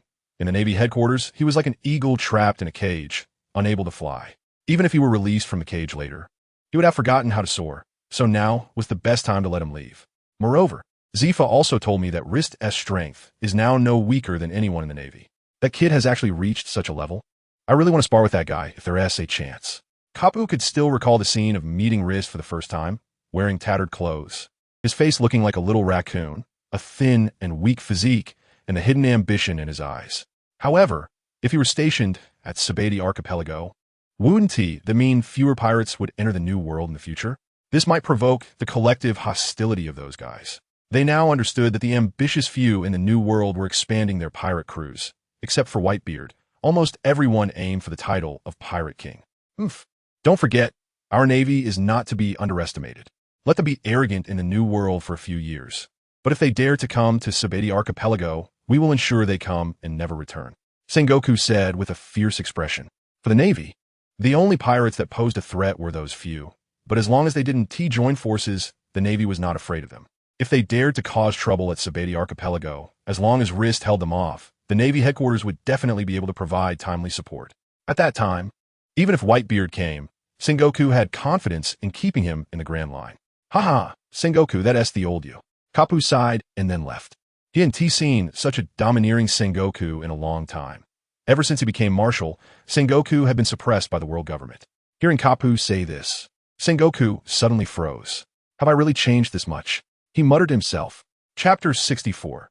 Reorganizing Sabeti due to the proximity of Sabeti Archipelago to the Navy headquarters. Rist's warship arrived at Sabeti Archipelago in less than half a day. However, as soon as they arrived, Rist's brows furrowed. This place was more chaotic than he had imagined.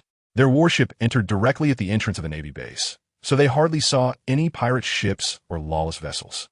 At this time, 2 rows of Navy personnel were already standing at the port, waiting for Rist and the others to arrive.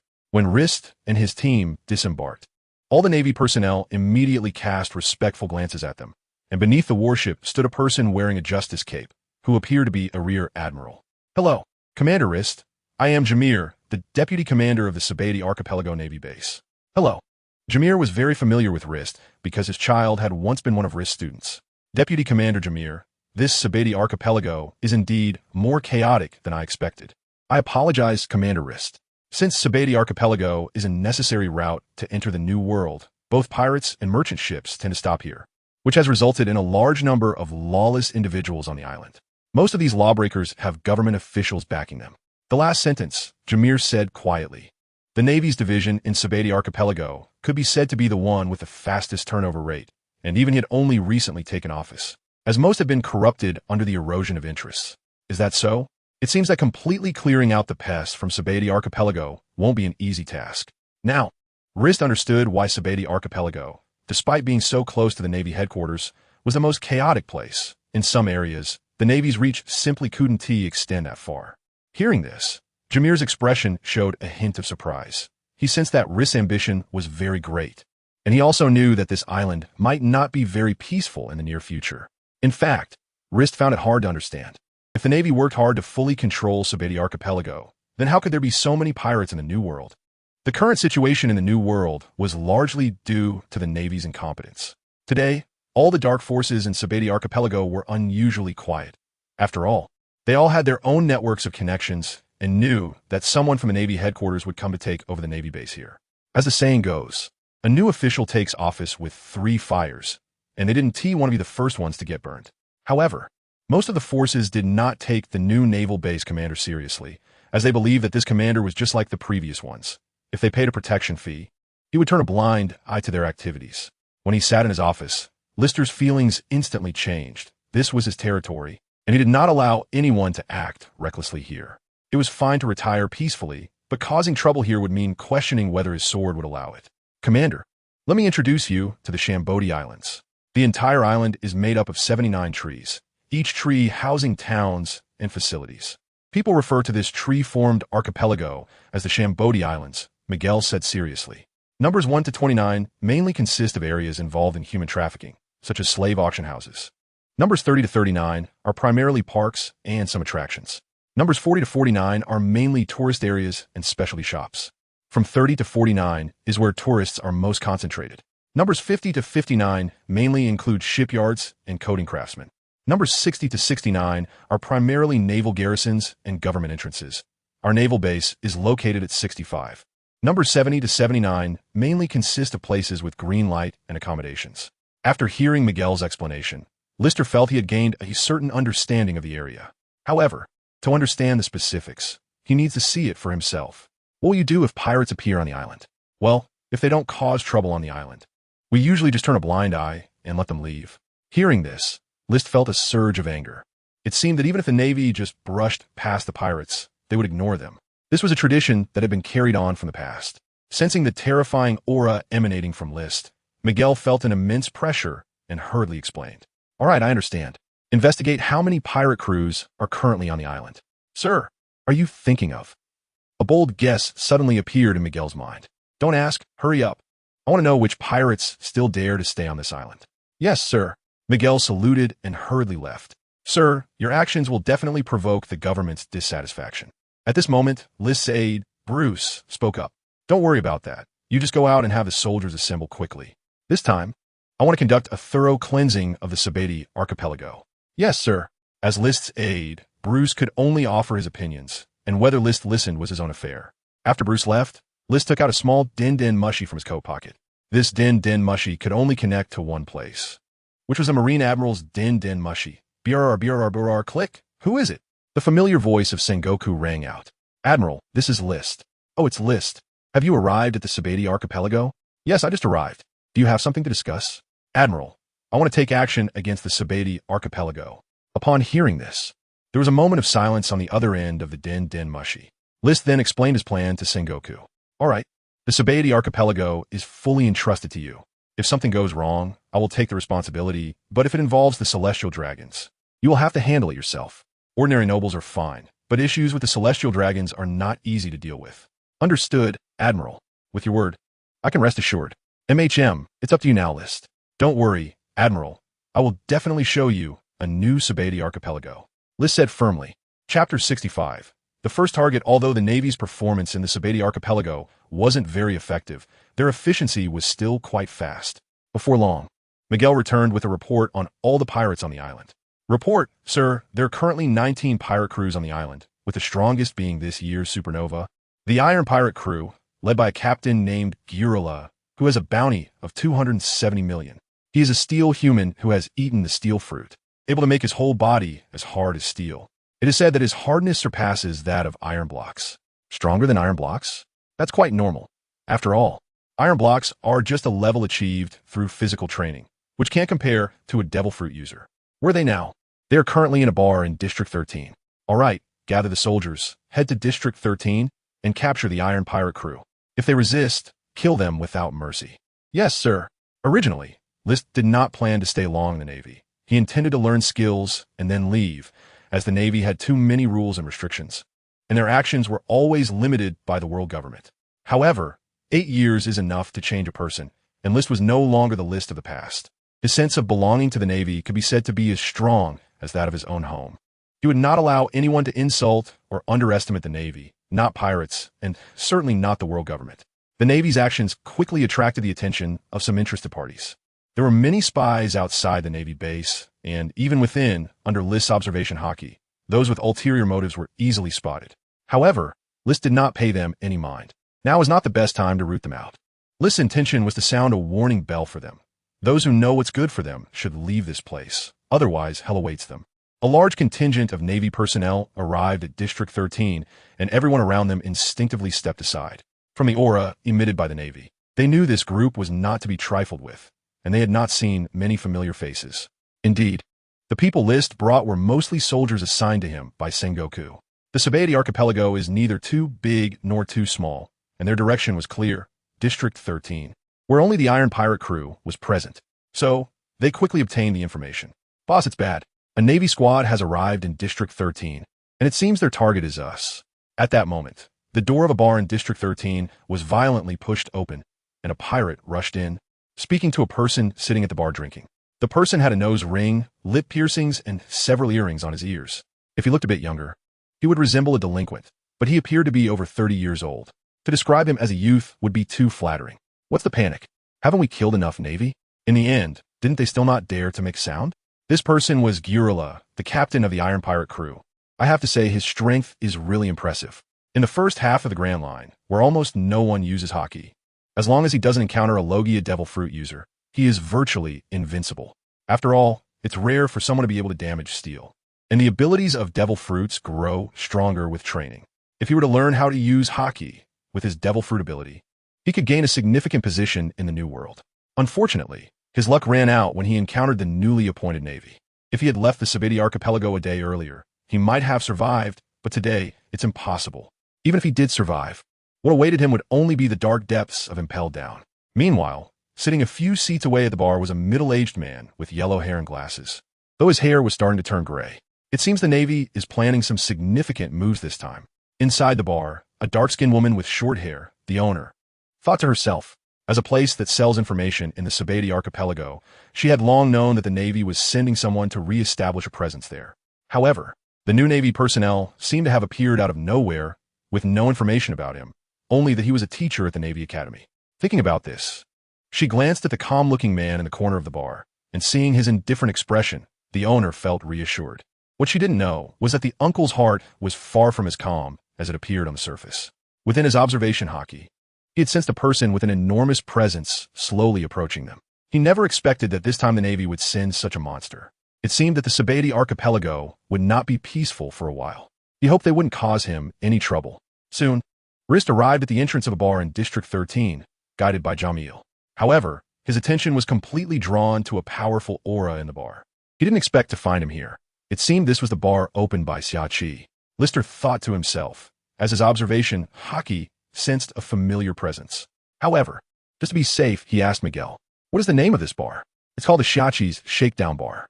Strangely enough, someone really wrote Shakedown out in the open. Just as I thought, List murmured to himself. It might be some kind of marketing strategy. Next, let's meet the Iron Pirate crew.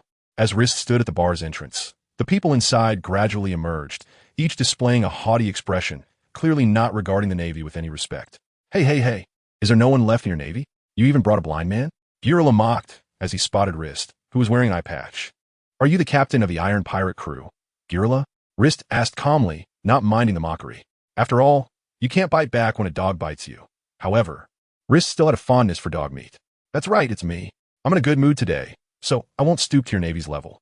If you know what's good for you, hurry back. Otherwise, you Navy folks will just be our appetizers here." Chapter 66, Goodbye, Rayleigh. "You're really arrogant," Rist thought helplessly. The Navy's deterrent power at sea was indeed weak, allowing any pirate to ride over them without fear. Was Garp strong? He was decent, but he didn't have the qualifications to mock the Navy. Even a mere rear admiral from the Navy headquarters could handle him easily. However, high-ranking officers from the Navy headquarters were too scarce to deal with these small-time pirates, and the rear admirals and vice admirals from the branches were on a completely different level. "I was thinking of sparing your life, but after insulting the Navy like that, your life is forfeit. What? Are you daring lay a hand on me?" Garp squinted his eyes. "Bruce, Jameer, it's up to you now. I hope you won't disappoint me." "Yes, sir." One was a rear admiral from the branch, and the other was a colonel from the headquarters. With their strength combined with the Navy soldiers, they would easily handle this group of pirates. "You bastard," Garp gritted his teeth, feeling belittled by this Navy man. In the past, which Navy officer didn't show fear upon seeing them? "You guys go for it. Cut off that Navy man's head and use it as a urinal for me." "Yes, boss." The pirates of the Iron Pirate crew showed little fear towards Rist and his men, just as Garp had initially said. They had already killed dozens or even hundreds of Navy men before.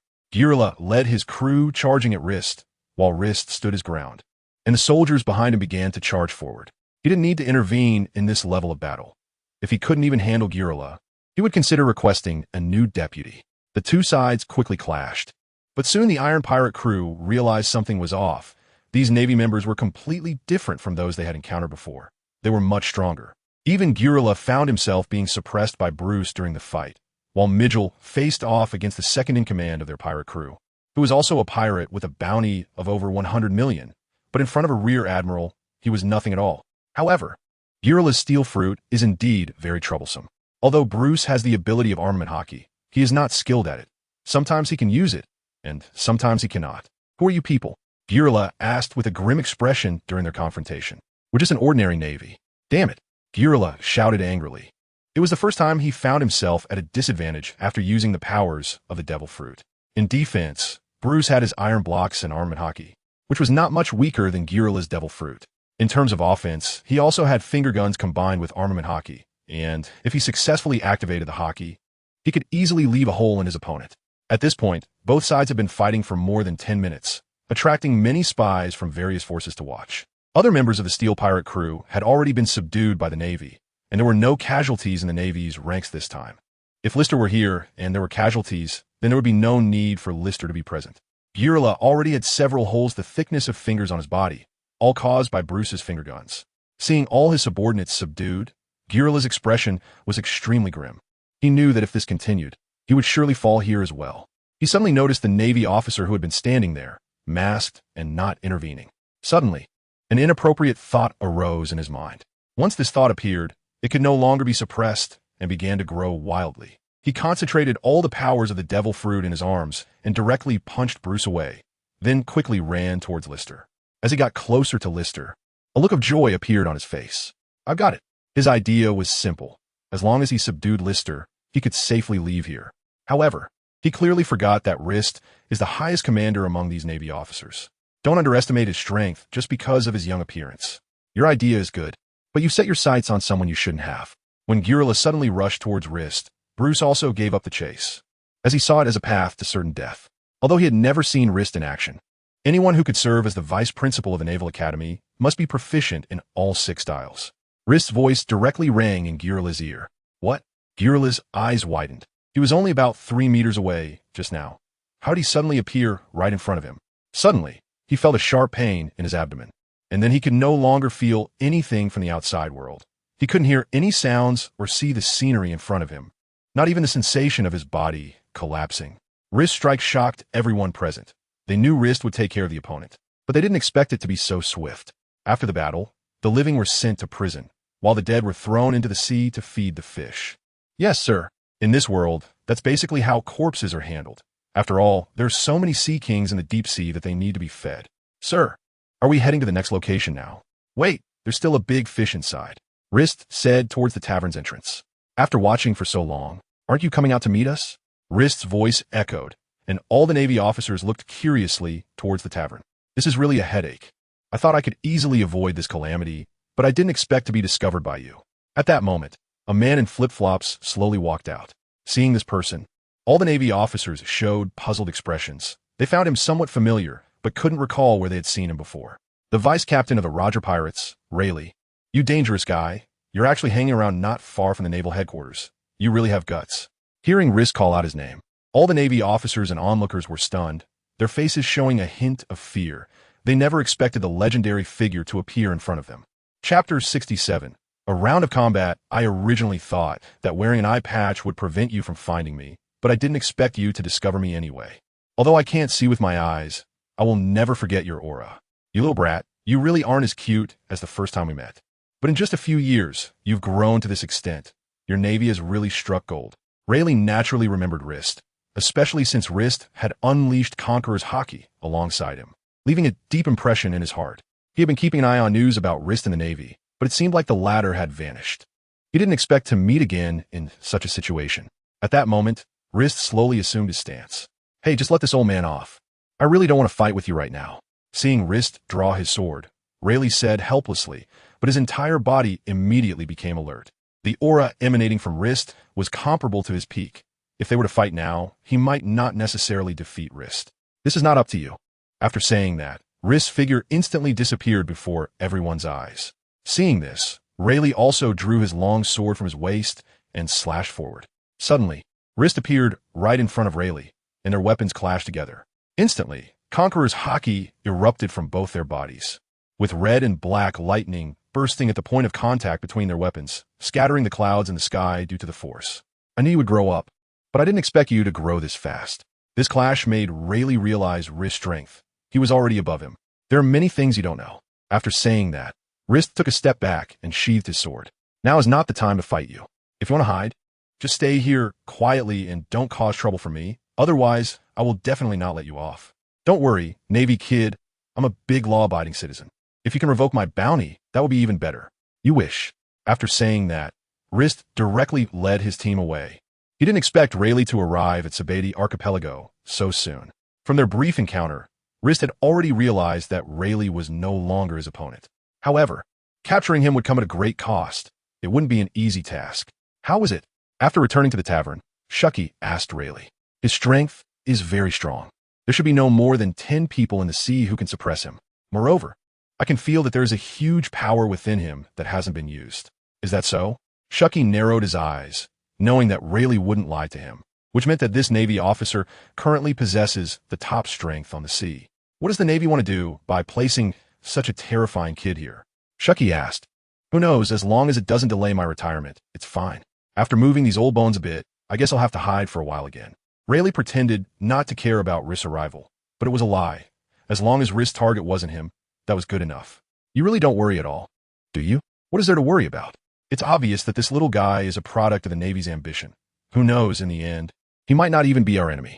Rayleigh still remembers how Rist unleashed a Conqueror's Haki that was not inferior to Roger's. How could someone with that kind of aura easily obey the Navy or the world government? Do you know something I don't? Hearing Rayleigh say that, Haki's eyes revealed a dangerous glint. No, I don't. Rayleigh felt a chill run down his spine. I'm leaving now. Remember to put my tab on the bill. And pay me back when you have money next time. You're such a bastard. I've heard that several times already. Also, don't get caught by that Navy again. It might not end well. I know, don't worry. Although I haven't fought for a long time, my observation Haki is no joke, even without using it. I can sense such a terrifying aura. After saying that, Rayleigh left without looking back. Sigh, I guess my business here will only get worse from now on. Xiaoqi held the cigarette in her hand, sighed, and said. She was now considering whether to change the sign of the bar to Xiaoqi's affordable bar. Sir, what about that Pluto Rayleigh? Shouldn't we do something about him? Bruce, following behind Rister, hesitated for a long time before finally asking this question. No need to worry. As long as I'm here, he won't cause any trouble. And do you think the higher-ups don't know Rayleigh is here? But this is just a matter of closing one eye and opening the other. If we take action against Rayleigh now, it will be harmful and not beneficial for our Navy. Why? Hearing Bruce's question, Rister would have rolled his eyes if he could remove his eye patch. How could his subordinate be so foolish, not as smart as Bogart? Does every warship need to have a fool?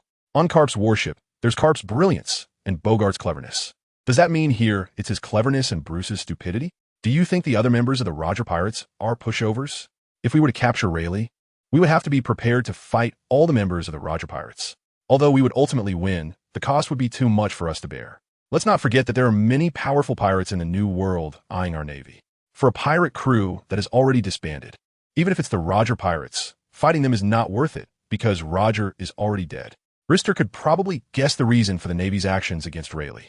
Although the Navy had captured some remnants of the Roger Pirates after Roger was executed, most of them were just small fry, and none of the main members were caught. It wasn't that they didn't know where they were. They simply didn't want to waste too many troops on them. I understand, sir. After hearing Rister's explanation, the other Navy personnel also felt a sense of enlightenment. However, the Navy headquarters' intentions were indeed in line with what Rist had said. The costs and rewards were not proportional, which was the reason for the Navy's delay in taking action. Chapter 68. Visitors coming and going. Next came what could be described as the nightmare for all the pirates in the Sabeti Archipelago. The remaining 18 pirate crews were each defeated one by one, but this back and forth consumed a considerable amount of Rist time. After all, they were spread out over a relatively large area, with almost every major region having their presence, so capturing them all took nearly 4 hours. Now everyone knew that the new Navy officer at the Sabeti Archipelago base was not someone to be trifled with. All the criminal elements were hiding themselves tightly, fearing that they might be wiped out by Rist at any moment. Just as Rist returned to his office, before he could even settle into his chair, there was a knock on the door. Come in. Mijel walked in with a troubled expression. What's wrong? Sensing the negative emotions radiating from Mijel, Rist knew something was amiss. A few nobles are putting pressure on us, hoping we can release a few pirate crews and apologize to them, Mijel said through gritted teeth. Upon hearing this, Rist's aura erupted, and the entire office was thrown into chaos under the impact of his presence, as if a storm had swept through the room. Celestial dragons? No, just ordinary nobles. With this, Rist's aura relaxed a little. As long as they weren't celestial dragons, it was manageable. Ignore them. Just put them on a warship and escort them to Impel Down. Anyone who obstructs us along the way will be killed without mercy. If anything happens, I will take responsibility. Yes, sir. Soon, those outside nobles received the news that the newly appointed base commander was unyielding, which instantly infuriated some of them. Before Mijil had even left, Rist heard a commotion outside, and then the door to his office was violently kicked open. A man dressed in lavish clothing strode up to Rist and arrogantly said, "You are the new base commander?" "It is I." Rist's expression remained unchanged in the face of the other man's haughty tone. A person without power showing off in front of him was merely a clown. "I now command you to release the fire pirate crew that you just captured." Although Rist would not stoop to the level of such a person, the tone of that order truly displeased him. "And who are you?" "I am a noble of the kingdom of Nazans, His Majesty Tracy." The man before Rist said proudly, "Never heard of you. While I'm still calm, you better get as far away as possible and out of my sight." "You." Hearing Rist's words, the noble named Tracy pointed an accusatory finger at Rist, so furious he could barely speak. "Do you even know who I am? Our kingdom of Nazans is a member of the world government. Do you know what my status is as a Navy officer?" Tracy was somewhat exasperated. It was the first time he had been humiliated like this in front of a Navy officer. "I now command you to quickly release my people." "So, you're in league with those pirates?" As Rist spoke, a powerful killing intent suddenly erupted from him, enveloping Tracy. In an instant, Tracy felt as if he were being targeted by a ferocious beast, and he could feel an unknown liquid seeping from the floor beneath him. Truly pathetic. Before I lose my temper, get as far away from me as possible, or don't blame me for treating you as an accomplice to the pirates and capturing you to send to impel down. However, with your delicate skin, you probably won't even make it to impel down alive. All right, just you wait. I will make sure someone strips you of your skin. After saying this, Tracy hurriedly left. "Sir, how should we handle this?" Bruce walked in and asked Rist. "Don't worry about it. Just a jumping clown. Clean up the floor first." "Yes, sir." Rist was somewhat surprised himself. He had not expected that this group of pirates had connections to the nobility, using their identity to engage in unspeakable activities. Indeed, this world was truly filthy. Nobles colluding with pirates, and the Navy's ranks were not entirely clean either. Thinking of this, Rist felt a sense of melancholy. He had invested too much emotion into the Navy and wanted to clean up the internal issues first. "However, sir, we have embarrassed some nobles. It might be a bit troublesome. It's nothing to worry about. If the sky falls, I will hold it up. A few ordinary nobles are not worth my concern. The Navy will not abandon its powerful strength because of some common nobles, unless it involves the celestial dragons. And even if it were the celestial dragons, Rist believed that Admiral Sengoku and even Admiral Akainu would help him sort it out. As long as he did not harm Mary Geos, he probably wouldn't face any issues in the Navy. With the pirates dealt with, it was time to handle the underground forces here. The underground forces in the Sabeti archipelago were arguably more powerful than the pirates residing here. Many of the underground power bosses had bases here, and their cooperation with the nobles was even closer. Send people to seal off all the auction houses. Any that have slaves must be cleared out, and inform the heads of the auction houses. In my jurisdiction, you can sell anything you want except for slaves. Yes, sir. I will take care of it right away. Then, Rist was left alone in the office once more. After watching the show for so long, can I come out now? Although there was only Rist in the room, he spoke as if he were conversing with others. Indeed, quite impressive to notice my presence. Then, it was as if a door had been opened in the air around Rist, and a thin man dressed in black appeared before him, clapping his hands, seemingly expressing admiration for Rist's ability to discover him. "Which faction do you belong to?" The position of base commander of the Sabeti Archipelago Navy branch is indeed not easy to manage. Guests keep coming one after another. "I am from the Don Quixote family. I believe you have heard of us. I am here at the behest of the young master to conduct a business deal with you." Chapter 69. Decisive Rist, the Don Quixote family. That is Doflamingo, right? Exactly. The person on the opposite side spoke with a proud tone, seemingly feeling proud of their young master. Or perhaps they simply didn't regard List at all. If I remember correctly, his influence should still be in the North Sea, but I didn't expect his reach to extend here. However, you, a pirate, are trying to do business with me, a Navy officer. Don't you think that's ridiculous? After saying this, a powerful aura erupted from List, forcefully pressing down on the person. Instantly, the man in black felt as if the weight of his body had increased 100-fold. "Please, calm down, my lord." Feeling this aura, the man in black realized that this Navy officer was different from the ones he had dealt with before. The aura emanating from him was even more terrifying than that of their young master. "We are willing to offer you 100 million berries every year, hoping you can open a back door for our family in Sabeti Archipelago. I believe this is a simple matter for you." He had made several deals with the Navy before, using the power of his devil fruit to come and go without a trace. So this kind of behavior was almost always done by him. It is indeed very simple. I could say it's just a matter of a word, but I'm sorry. I do not have the habit of trading with pirates. And you don't need to go back. What do you mean? Hearing Liz say this, the man in black frowned. It's just a literal meaning. As a Navy officer encountering a pirate like you, there's no reason to let you escape. Are you sure you want to do this? You should know the consequences of provoking the Don Quixote family. Are you threatening me? Liz's tone became slightly colder, and just this ordinary sentence gave people a chilling feeling. I wouldn't dare.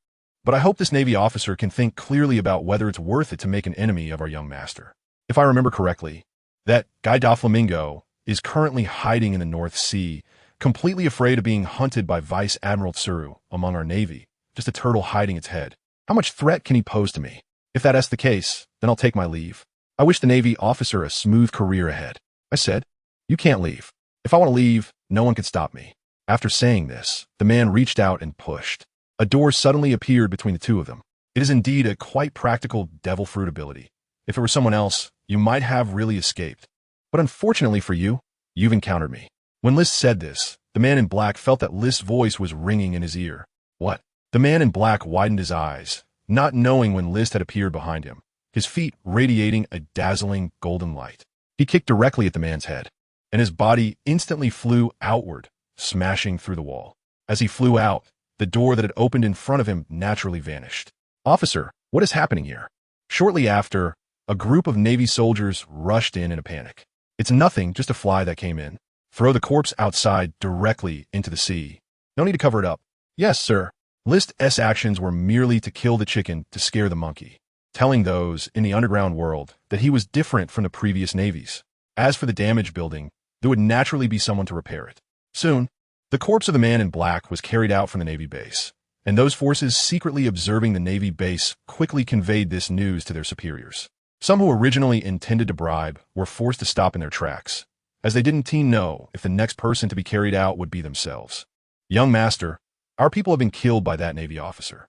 At this moment, on an unknown small island in the North Sea, a man with yellow hair, wearing sunglasses, and draped in a pink feather coat, was holding a transponder snail and listening to the news from the other end, veins bulging on his forehead.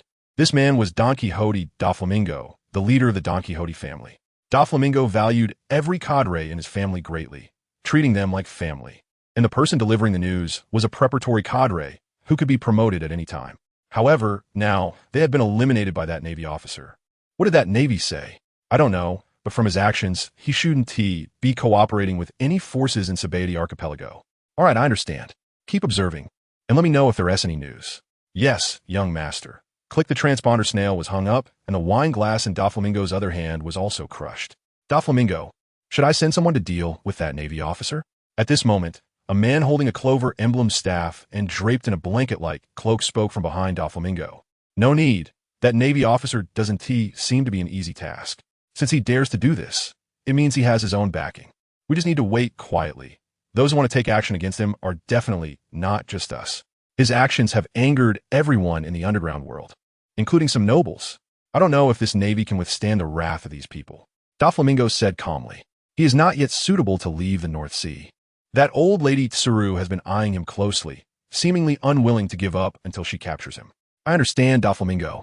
This man was none other than Doflamingo's subordinate, Treble. The archipelago, as the midpoint of the Grand Line and the starting point of the New World, has many business opportunities. And just as Doflamingo had guessed, List's actions touched the interests of many people, and now several forces had united, planning to take action against List. When Bruce led a team to inspect the auction houses, he also encountered some trouble. Some auction houses, relying on the protection of nobles, directly refused them entry, not even allowing them inside. In response, Bruce had no way to counter this. After all, some auction houses had guards whose strength was not beneath his, and he could only return to follow List's arrangements. Chapter 70. The purge never ends after a round. Bruce had obtained almost no useful information. In the archipelago, it could be said to be a survival of the fittest. Some power without a background had long been swallowed by those with a background. Report. Kumin. Hearing List's voice, Bruce walked in with a dejected expression. What's wrong? Any findings? Sorry, sir, those auction houses refused our search, claiming that the world government allows them to operate auction houses, and they are legal and compliant. saying we have no right to search them. Upon hearing Bruce's words, List's hand rhythmically tapped the table. List also knew that he had been a bit too hasty. Solving the issues in the archipelago was not something that could be done overnight. Did you note which auction houses refused the investigation? I noted them down. Good, next. I will personally lead the team. After speaking, Rist flicked his justice cloak and walked out, needing to live up to the 2 words behind him. When Rist stepped out of the naval base again, those observing from the shadows reported back to the forces behind them. Commander, what should we do about these rats? Don't worry about them. These rats can't be completely eliminated. They'll keep coming in waves. Rist and Bruce were well aware that many eyes were watching them, but there was no point in taking action against them at the moment. Soon after, Rist and his group arrived at District 1, which should have been a bustling area of the Shambadi archipelago, but today, with Rist's arrival, it had turned eerily quiet. At a glance, Rist could see several human trafficking shops. Seal all these human trafficking shops and bring out all the slaves inside. Any resistance, detain them immediately, Rist ordered angrily. These trafficking shops had the audacity to remain open despite knowing he was coming, clearly not taking him seriously. Yes, Commander. This operation by Rist nearly mobilized more than half of the naval base's forces in the Shambadi archipelago. If someone were to attack the naval base now, the few people left behind would definitely not be able to hold out for long. However, Lister believed that no one would be foolish enough to charge into the muzzle of a gun. Soon, under Lister's watchful gaze, the soldiers brought all the owners of the human trafficking dens out, and all the slaves were rescued. Lister could clearly feel the joy radiating from these slaves, and he also discovered that a few of them were actually fishmen. This was the first time Lister sensed the presence of fishmen. You can't do this. If you do this, the people behind us will not let you go, yelled the owners brought out by the Navy. Shut their mouths and take them all to prison to await trial. Yes, sir. At this moment, the ordinary soldiers finally felt a sense of relief. They had been powerless in the face of such situations before, but this newly appointed officer made them experience what it truly meant to serve the people. Thank you, sir. Thank you, Navy officers. Some of the rescued individuals directly knelt on the ground, crying as they expressed their gratitude. Please get up, everyone. This is what we should do. Those who want to leave can do so on their own. For those who have nowhere to go, we, the Navy, will arrange for you to be sent back to your families. Thank you, Navy officer. Hearing Lister's words, these people were once again deeply moved. Sir, among these slaves, there are quite a few pirates. How should we handle them? At this moment, Bruce whispered in Lister's ear. Directly escort them to the Navy base prison, and soon send them along with those pirates to impel down. Yes, sir. The newly freed pirate slaves hadn't been happy for long before they were once again controlled by the Navy. In their bewilderment, they revealed their identities, as they had to disclose where they were going next. This made some pirates feel that it would be better to remain someone else's slave, as impel down was a place worse than death in the eyes of this group of pirates. Apart from the legendary Captain Haki, no pirate had ever been known to come out alive from impel down. Even those not sentenced to death or life imprisonment had no news of their fate after entering impel down, even when their terms were up. Next were the auction houses. Lister looked into the distance, where he sensed several strong presences in those auction houses. Although they were not as powerful as him, they were similar to Bruce. When Lister walked into the first auction house, he was immediately stopped by 2 people who resembled bodyguards. Their expressions remained unchanged upon seeing Lister and the Navy behind him. Whether it was due to strict training or a deep background was unclear. Sorry, we are not open today. No one is allowed to enter. The 2 standing at the door each extended an arm to block Lister's way. Get lost. The only response they received was this simple word that Lister spat out. Sorry. As soon as they finished speaking, they suddenly collapsed. Go in, check everything, and seize all illegal items. Yes, sir. What you're doing is not right. Just then, another person suddenly blocked Lister's path. The aura he emitted was far stronger than that of the guards at the door, but it was still not enough. Lister had no intention of wasting words with him and directly knocked him out with a punch. This made some people understand that this newly appointed Navy officer was a hot-headed rookie. He didn't care how deep the forces behind them were. He only wanted to keep his territory clean. They're really not leaving me any way to survive. Am I going to have to settle for being a coding technician from now on? Outside the auction house, in a hidden alley, a blond man was drinking from a bottle, thinking sadly. This person was, of course, Rayleigh, and Lister's actions had effectively cut off the most profitable path for him. Chapter 71. The Mariehua incident. In the following hours, Lister cleared all the auction houses, which allowed him to see many valuable items, such as devil fruits and famous swords. Devil fruits and famous swords could be considered rare items. but they circulated daily in the Sabaody archipelago. Lister also encountered slaves from various races, including giants, long-armed tribe members, and long-legged tribe members. When they learned they were rescued, they all had expressions of disbelief. They never imagined they would have a day of freedom again. At this moment, it could be said that the Sabaody archipelago was the cleanest it had ever been, as all illegal establishments had been shut down. While Lister was handling these matters, Fleet Admiral Sengoku at Navy headquarters was experiencing a severe headache. His din-din mushi had hardly stopped ringing since Lister took action. He was also worried about missing important information, which meant he had to answer every call, but most of them were just reprimands with very little useful information. After Lister dealt with all the dark sides of the Sabaody archipelago, although it was no longer as prosperous as before, it remained a very lively place as one of the most important islands in the Grand Line. The only difference was the reduced frequency of the slave trade, which honestly did not impact the Sabaody archipelago much. It just meant that nobles visited less often. Those who wanted to impeach Lister or issue orders were all suppressed by Sengoku. Just when Sengoku thought everything was calming down, a bigger piece of news directly shattered the world's tranquility. Fishman adventurer Fisher Tiger climbed the world government's headquarters, the Holy Land, Mariehua, barehanded, causing a ruckus and freeing thousands of slaves. As soon as this incident broke, the world fell into turmoil. They could not believe that a fishman could be so crazy, nor could they believe that someone actually dared to cause a scene in Mariehua and successfully escape from it. Sengoku had no idea how many tables he had smashed in his office. Now, the Gorosei had put immense pressure on him, no matter what. He had to capture that Fishman Tiger as soon as possible. I can't believe it's already this time. When Lister learned of this news, he was also taken aback. Although he knew that Fisher Tiger would burn Mariehua and rescue slaves, he did not expect it to happen so quickly. Lister had a great admiration for Tiger. If he were not a Navy officer, with his formidable strength, Lister might have considered acting alongside Tiger. After all, a well-educated young man from the 21st century absolutely could not tolerate the slave system of this world. And he had almost become a slave himself when he first crossed over. But unfortunately, his position did not allow him to engage in actions that would harm the Navy's reputation. BRR. At that moment, the phone bug in front of Lister rang. Lister, when Fisher Tiger appears in the Sabaody Islands, you must do everything you can to capture him and bring him to justice. As soon as he picked up the phone, Zhangguo's angry voice rang out. Yes, Marshal, Lister replied seriously, but he didn't take the matter to heart. Lister, I know what you're thinking, but you must understand the impact this has on the Navy. Although I know you don't like slavery, changing this situation won't happen overnight. If Fisher Tiger appears in the Sabaody Islands, you must capture him with all your strength. I understand, Marshal. After a moment of contemplation, Lister finally responded to Zhangguo. However, ever since Tiger's incident in Mariehua, he has disappeared. Even the slaves he rescued have either been recaptured by the world government or have vanished like Fisher Tiger himself. The Navy has never stopped searching for Tiger's whereabouts, but they just can't find him.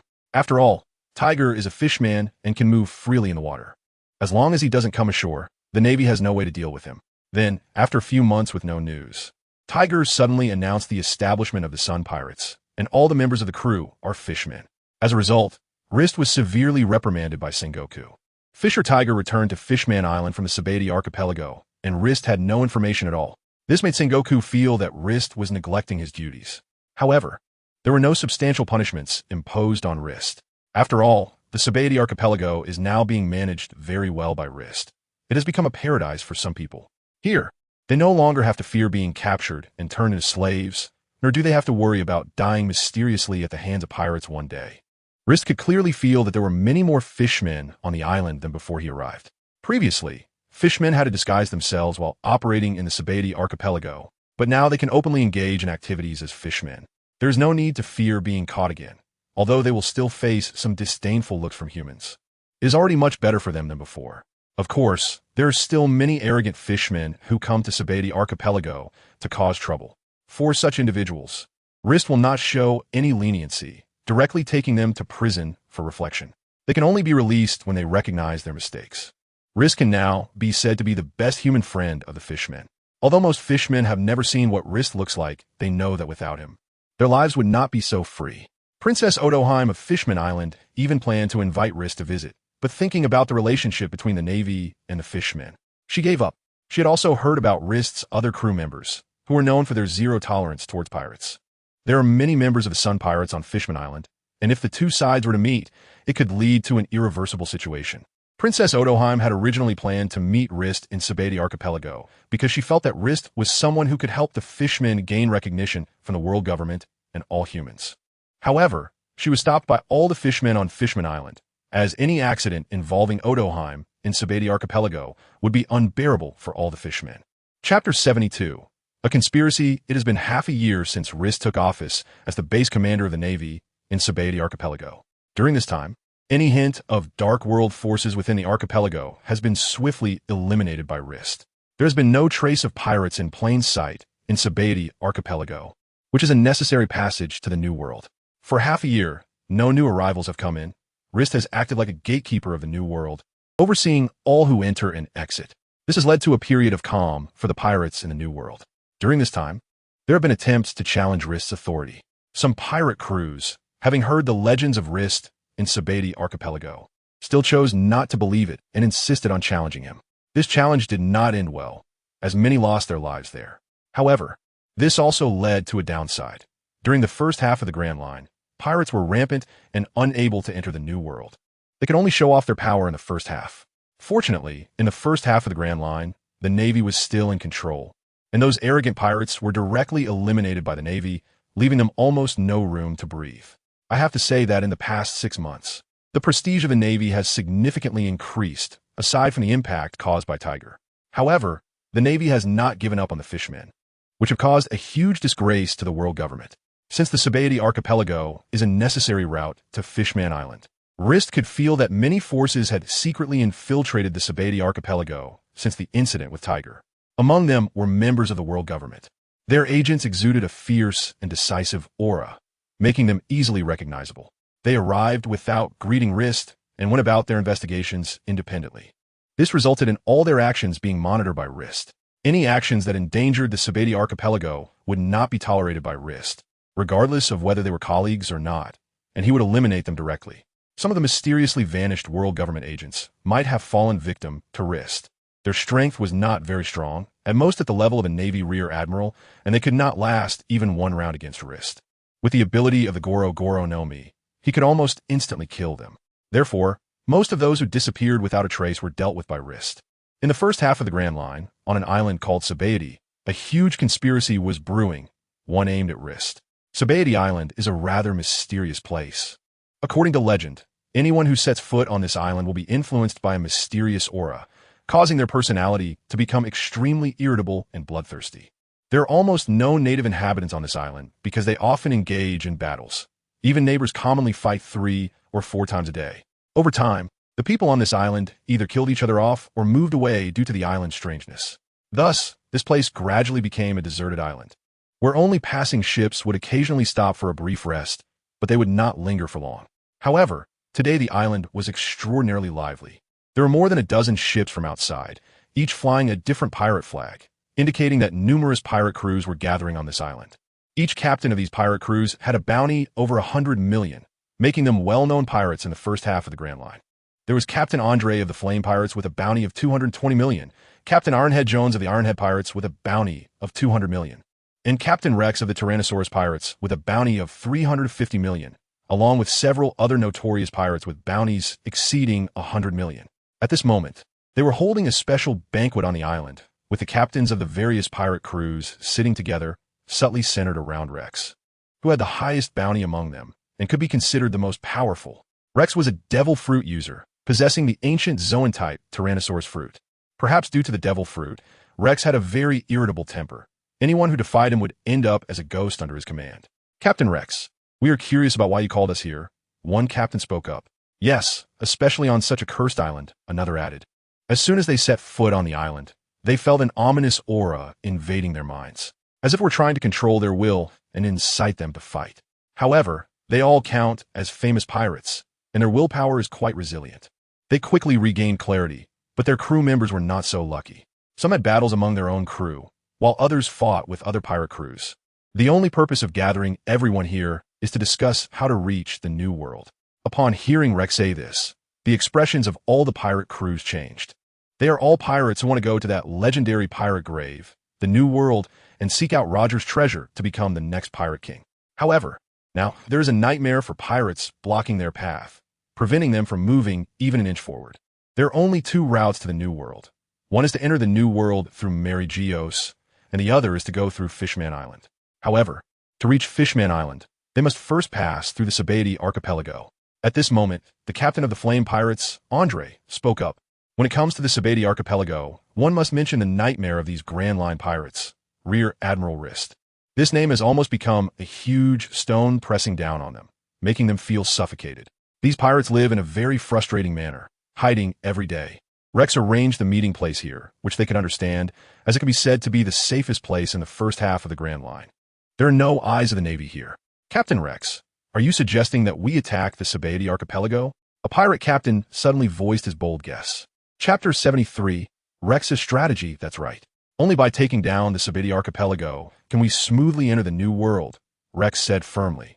And perhaps influenced by the evil aura on the island, his eyes emitted a hint of red light.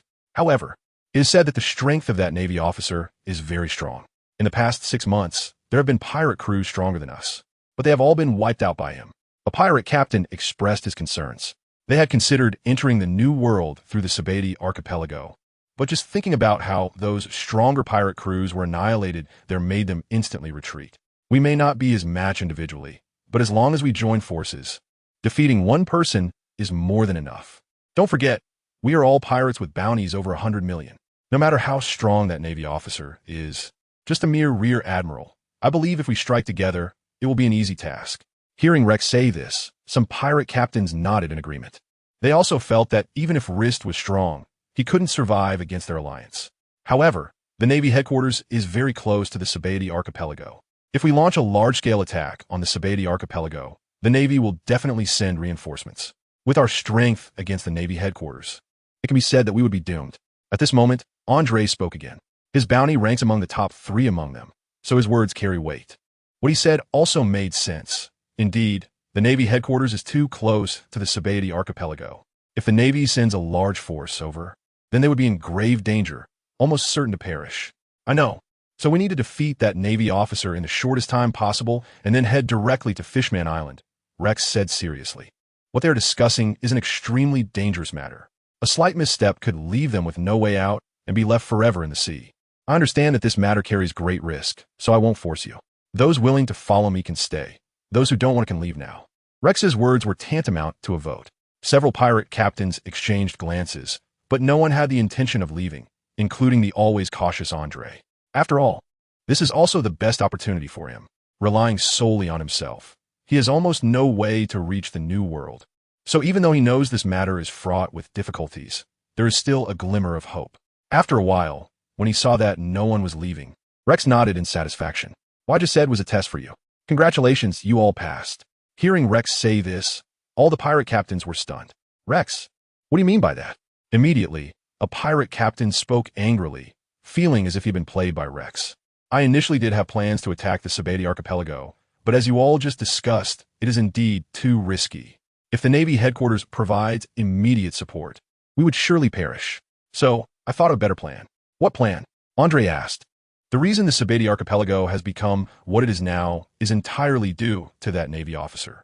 As long as we can eliminate that Navy officer, the Sabati archipelago will return to its original state. At that time, we can go there whenever we want. How is that different from what we just discussed? The difference is significant. Rex smiled mysteriously.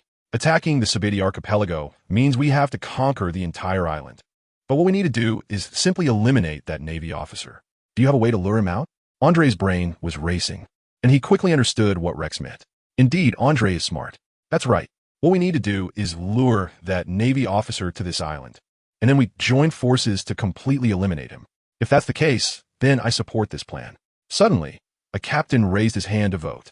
Although this action is also very dangerous, it is much safer than attacking the Sabati archipelago. At least they would be facing one Navy officer, not a group of them. I also agree. If they were still hesitant about attacking the Sabati archipelago, this plan completely solidified their determination. But how do we lure this Navy officer out? As far as I know, since he took command, he has never left the Sabati archipelago. Don't worry, I have my ways, Rex said confidently. Since that Navy officer arrived at the Sabati archipelago, The first thing he did was to eliminate all the pirates on the island, and the second was to shut down all the slave trading sites. This shows that he is someone who strongly opposes slavery. So, as long as we spread the word that there is a large slave trading organization on this island, and it is not far from the Sabeti archipelago, I believe that Navy officer will come in person. What if that Navy officer doesn't come? He will definitely send his subordinates down, and as long as we can capture all of his subordinates, I don't believe he won't come. Upon hearing Rex's words, everyone felt that Rex's plan was feasible. Even those who were filled with hesitation began to strengthen their determination under the influence of others. Seeing that all the captains he had gathered agreed with his plan, Rex smiled with satisfaction. However, behind his smile, there was a hint of coldness. He did not regard these people as partners, but merely as tools to be exploited. Once they had served their purpose, they could be discarded at will. If Rex had been confident enough to face Lister alone, he would never have allied with these people. Furthermore, Rex believed that the captains should feel fortunate. If any one of them had refused, he would have undoubtedly resolved the issue without hesitation. Rex could not allow anyone who knew about his plans to leave this place, except for these tools he had. Chapter 74. A flawed plan, however. The captains of these pirate crews are not fools. They are all notorious pirates with bounties exceeding 1 billion and have yet to be captured by the Navy. They are all somewhat clever, not merely brave, but without strategy. Each one has their own ulterior motives, but at least they are united in one thing: to completely eliminate the Navy officer, List. All right, since everyone has agreed to my plan, let's regroup here in 3 days. I will find a way to lure that Navy officer here, and whether we can head to the New World will depend on what skills everyone can demonstrate at that time. Rex is confident that his plan will not fail, as he believes that with so many of them, even a Navy admiral would be unable to escape, let alone just a small Navy major. Don't worry, Captain Rex. When the time comes, we will definitely do our utmost for our goal, and between the Navy and pirates, there is inherently a hostile relationship. If we don't act proactively, wouldn't that put ourselves in a dangerous position? Yes. Seeing the captain's responses, Rex felt very satisfied. Now, everyone please lead your pirate crews away. Otherwise, before we even lure out that Navy officer, we might lose some of our manpower. Thus, a conspiracy against List was thoroughly discussed, just waiting for the final implementation of the plan. Meanwhile, far away at the Navy base in Sabeti archipelago, List was peacefully asleep, completely unaware that he had fallen into someone else's scheme. Even if he knew, considering List's character, he probably wouldn't care. After all, he had absolute confidence in his own strength, as long as the ones plotting against him were not people like Whitebeard or Kaido. The next day, a rumor spread across the Sabeti archipelago that a large slave auction would be held on Sabeti Island, reportedly featuring giants, dwarves, various races, and even mermaids. The auction was scheduled for 3 days later. Almost within a morning, everyone on Sabeti archipelago knew about this, including List. Bruce, what do you think about this matter? I don't know, but I feel that this situation is filled with oddities. The news spread too quickly, and before today, we hadn't received any information at all, as if it had been intentionally released to attract someone to Sabeti Island. Bruce analyzed seriously. To be a captain's aide, one must first possess a clever mind. Although Bruce's IQ is not remarkable, he still has his moments of insight. That's right, just as I thought. However, I feel that the person they're waiting for is me. Rex and the others would never expect that the scheme they had plotted for so long would be seen through by List at a glance. After all, if certain things are done too deliberately, they become worth investigating. If it had been 10 days later and spread slowly, List might not have noticed it was a conspiracy. They can only blame their impatience. So, Commander, what should we do? Bruce asked seriously, also sensing that this matter was directed at List. After all, in the past 6 months, they had faced several plots against List. Since they want to catch a turtle in a jar, then I will play along with their scheme. However, for some reason, after saying this, Lister felt that something was not quite right. So, Commander, what do you mean? Aren't they trying to lure me over? Then I will go, as I want to see what they are really plotting. Lister's fingers tapped rhythmically on the table, even though he knew it was a trap. He didn't care at all. This was like knowing there was a tiger on the mountain, but still heading towards it. But for Lister, this tiger should be just a docile little kitten. No, this matter is too dangerous. Bruce immediately rejected Lister's proposal, his tone unwavering. Don't worry. Don't you know what kind of strength I have? Moreover, those who resort to such schemes probably aren't that strong. If there were pirates like Kaido, Big Mom, or Whitebeard, they would have attacked long ago. That is not acceptable either. Anything is possible, and we can't be sure what kind of strength the opponent has. Hearing Bruce's serious tone, Lister sighed helplessly. His vice admiral was good in every way, but he was just a bit too cautious. Sigh, how can you let me go then? No way, unless you let me go with you. All right, when it's time to set off, I will call for you. Lister was now thinking about whether he should ask Sengoku to change his vice admiral. He felt that Sengoku had assigned him not a vice admiral, but a parent or guardian. Meanwhile, those pirate captains had sent some unknown small pirates from their ships to the Sabeti archipelago to scout the situation on the island. And when they learned that the news had already spread on the island, they were very excited. They felt that their plan was about to succeed. 3 days passed quickly, and on that day, Lister directly took Bruce and a few ordinary Navy men to sail away from the Sabeti archipelago. Initially, Lister didn't plan to take Bruce with him and intended to knock him out, but he found that he couldn't operate the warship himself, and bringing along a few ordinary Navy men would only put them in danger. So, he had no choice but to take Bruce with him to ensure the safety of the other ordinary Navy men. Of course, Bruce did not understand Lister's intentions. He was with Lister just to fulfill the responsibilities of a vice admiral. When Lister's warship left the Sabeti archipelago, the pirate captains immediately received the news. After all, their spies had been monitoring every move of the Navy base. To their surprise, several noble ships were heading towards Jiga Island, indicating that they had taken the rumors spread by the pirates seriously. What should we do about those nobles? A captain asked Rex. Let's take them out directly. As long as they're not celestial dragons, we'll be entering the new world soon, and it will be our pirate world then. The Navy won't be able to touch us. All right, then let's pull off a big score before we leave. Chapter 75. Candles and light bulbs. I don't know why, but when the warship sailed to Shieji Island, the weather gradually became dark, and the sky turned gloomy. Commander, something seems off about this island, Bruce whispered to Lister, noticing that the soldiers on their ship were starting to act a bit restless. It seems the legends about Shieji Island are true. When Lister learned that they had chosen Shieji Island as their location, he had Bruce check the situation on the island to see why they had picked this place. What should we do? Should we continue moving forward? Around them, a few other ships were also showing visible signs of agitation. No, you stay here and be responsible for the safety of those nobles. What about you? Bruce asked anxiously. Me? I'm going to see what kind of conspiracy they are plotting. With that, Lister flew directly towards Shieji Island, not giving Bruce a chance to argue. Watching Lister's figure grow distant, Bruce was a bit stunned. He felt like he wasn't that frightening, so why did Lister seem so eager to get away from him? Commander Bruce, what should we do now? At that moment, a Navy officer approached Bruce and asked, slow down, keep an eye on the surroundings, and also pay attention to the situation of those noble ships. Taking care of the nobles was just an additional task. After all, that was part of their duty as the Navy. However, their own lives were more important than looking after the nobles, and if a conflict arose between the two, they would unhesitatingly abandon the former. In the air, Lister fully unleashed his observation Haki and quickly discovered over a dozen pirate ships on the other side of the island, as well as several powerful presences on the island. As for the rumored slave auction, that was simply a fabrication. Soon, the captains of those pirate crews also noticed Lister flying in the air, their expressions showing surprise. They had imagined various ways Lister might arrive, but they never expected him to appear directly from the sky. However, they found that Lister had flown directly over their heads, as if he was completely ignoring them. No, what is going on? Are we being ignored? A pirate captain asked in confusion. Maybe he just didn't see us.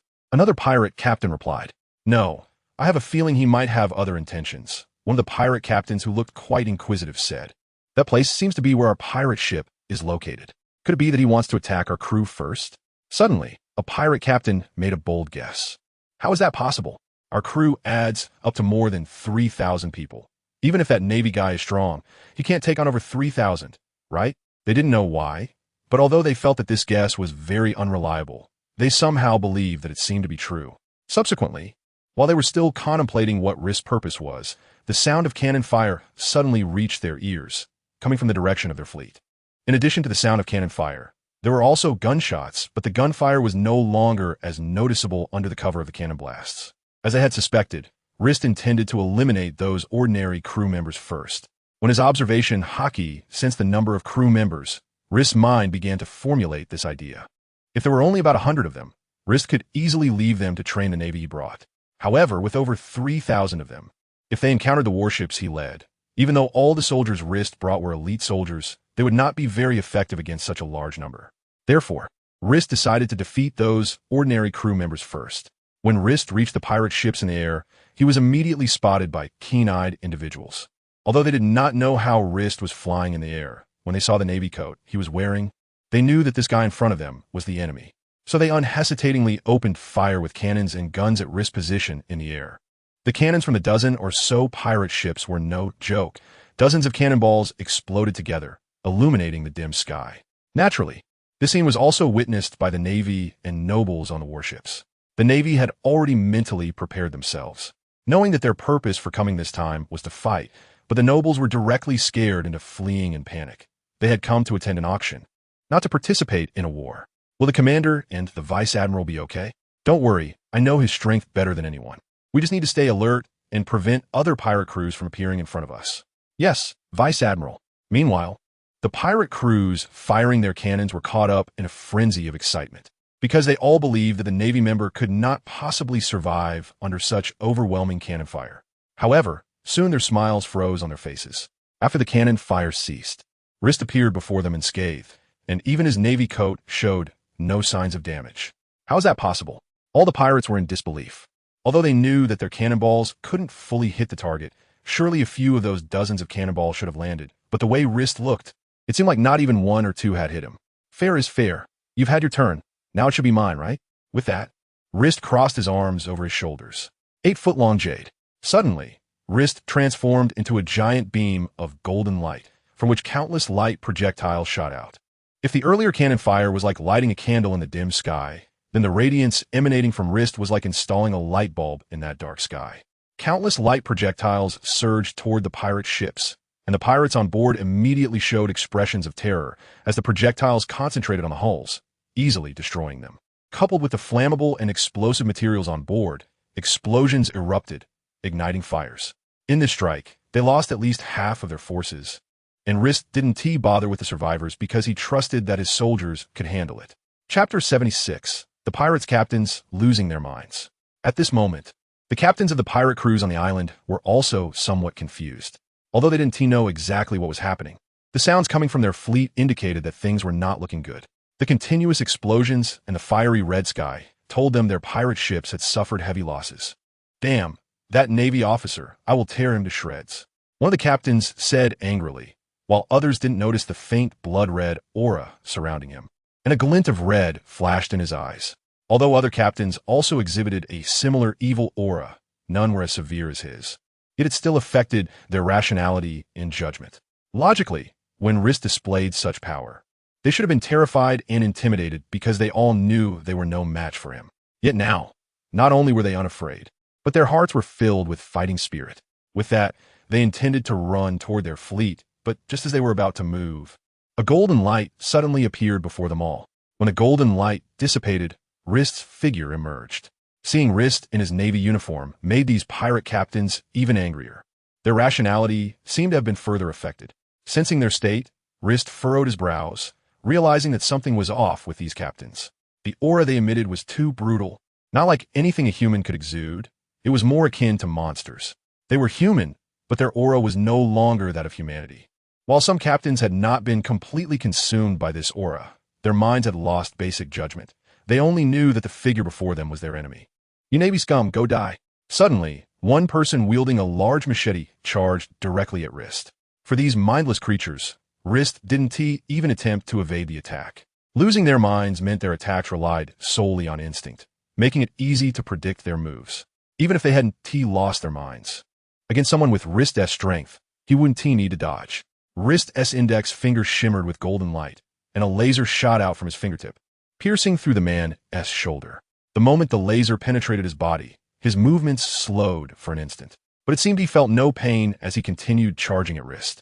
It appeared that the evil aura had numbed their nerves, dulling their sense of pain. Rist quickly assessed their current state. Among this group, only Rex and Andre remained clear-headed. Watching their former companions turn into these monster-like beings made them uneasy. Although they had heard tales of Evil Island before, they had never taken them seriously, but now it seemed that Evil Island was far more terrifying than the legend suggested. Rex, what should we do? From their expressions, it was clear that they were not in good shape, seemingly resisting the evil aura within them. I don't know. Rex felt the urge to retreat, but he was reluctant to give up this opportunity. Leaving now would mean closing off their path to the new world. These captains had been fine until they learned that Rist had destroyed their ships and killed their crew, after which they transformed into this state. Looking at these fearless captains, they felt a retreating instinct, They didn't want to become such monsters. I originally wanted to bring you into Impel Down, but it seems I can only eliminate you now. With that, Rist's next laser shot pierced through one Captain's head, causing him to collapse to the ground, dead beyond recovery. Suddenly, from behind Rist, a pirate appeared out of nowhere and shot through Rist's head. However, to their surprise, as the bullet passed through Rist's head, they did not witness the expected scene of brain matter exploding. Instead, the hole where the bullet entered quickly healed. This scene shocked Rex and Andre. They hadn't expected that he wouldn't die even after being shot in the head.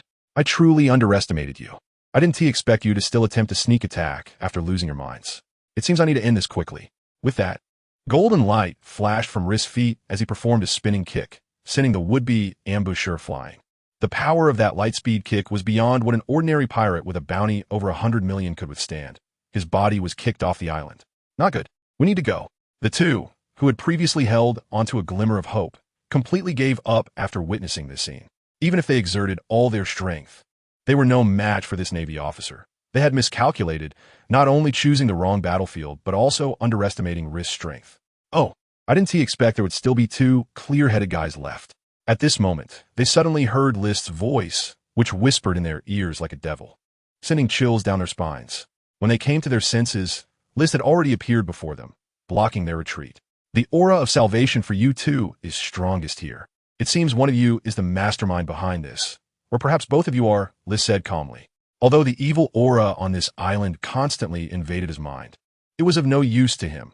His willpower had long been unwavering, and there were rarely any distractions to his resolve. Chapter 77. The island sinks hearing Rist's words. The two of them flashed with a fierce look. They were both in the same boat, even if one of them revealed Rex as the mastermind. Rist would not spare Andre either. Suddenly, Rex's body transformed into a Tyrannosaurus Rex, exuding a fierce aura. An ancient type of zone devil fruit. This is my first time seeing it. Rist thought about wanting to take off his eye patch to see what this ancient type looked like, but he gave up. He didn't want to acquire a useless ability. Rex's size increased, but his speed did not slow down at all as he rushed directly in front of Rist, biting at him. Andre also drew his knife, which was wrapped in flames, resembling a devil fruit ability, but it was not one. Then, Andre slashed at Rist with his flame-wreathed knife. Although I'm not afraid of your attacks, I don't want to feel that big guy's saliva, Rist said, summoning the Tengu Cloud Sword. When a great swordsman draws his sword, the battle can almost be declared over. Although their strength was considerable, it was nothing compared to the might of a great swordsman. Slash wave. The sharp strike instantly cleaved the ground, creating a smooth cut, and Rex was split in half due to his delayed reaction. As for Andre, he had narrowly escaped disaster because the attack was not aimed at him. However, he was forced to abandon his attack. Now it's just you left, Rist said casually, facing Andre. Although he couldn't see Andre's expression clearly, he could sense that it was certainly not a pleasant one. I didn't expect your strength to be so powerful, completely beyond our expectations, Andre said with a bitter smile. Upon seeing Rist's strength, they realized how naive their initial thoughts were. To have someone like you appear in the Navy is truly unfortunate for us pirates. Andre's tone was somewhat carefree. Perhaps he had resigned himself to his fate. He knew that facing Rist alone, he had no chance of survival. What can I say? You are pirates after all, committing arson, murder, and robbery without restraint, and my purpose is to completely eradicate you. Ha, well said. But how many clean people are there in your Navy? At this point, Andre's tone became somewhat deranged. This also made Rist realize that there might be a special reason for Andre becoming a Navy officer, but it couldn't change the fact that he was already a pirate. Come, let us have the last battle of my life. To die at the hands of such a powerful swordsman, I have no regrets. After saying this, Andre held his knife with both hands, flames swirling around the blade, exuding a strong sword intent. If that's the case, then I shall send you off in a swordsman's way. With that, Rist dispersed the Tengu Cloud Sword and drew the Wind Whisper from his waist. This sword is called Wind Whisper, one of the great blades of 21. Rist introduced himself. This sword is called Flame, also one of the great blades of 21. Andre stated the name of his sword. I hope that after my death, you will take good care of my sword. Finally, Andre said this, knowing full well that he would not be Rist's match and that his sword would ultimately become Rist's trophy. Don't worry. A sword is a swordsman's life. I know how to handle it. Thank you. Then, a hint of relief appeared on Andre's face, but the next moment, his expression turned serious. I hope you won't hold back and let me see just how great the gap is between me and a great swordsman. I will. After that, Andre raised flame and charged at Rist, the flames on the blade seemingly unleashed to their fullest, striking towards List. List's expression was also unusually serious.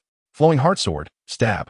In an instant, List's figure appeared behind Andre, and as List slowly sheathed his sword, Andre's body finally collapsed. A stream of blood spraying out from his neck, as if it had just realized what had happened.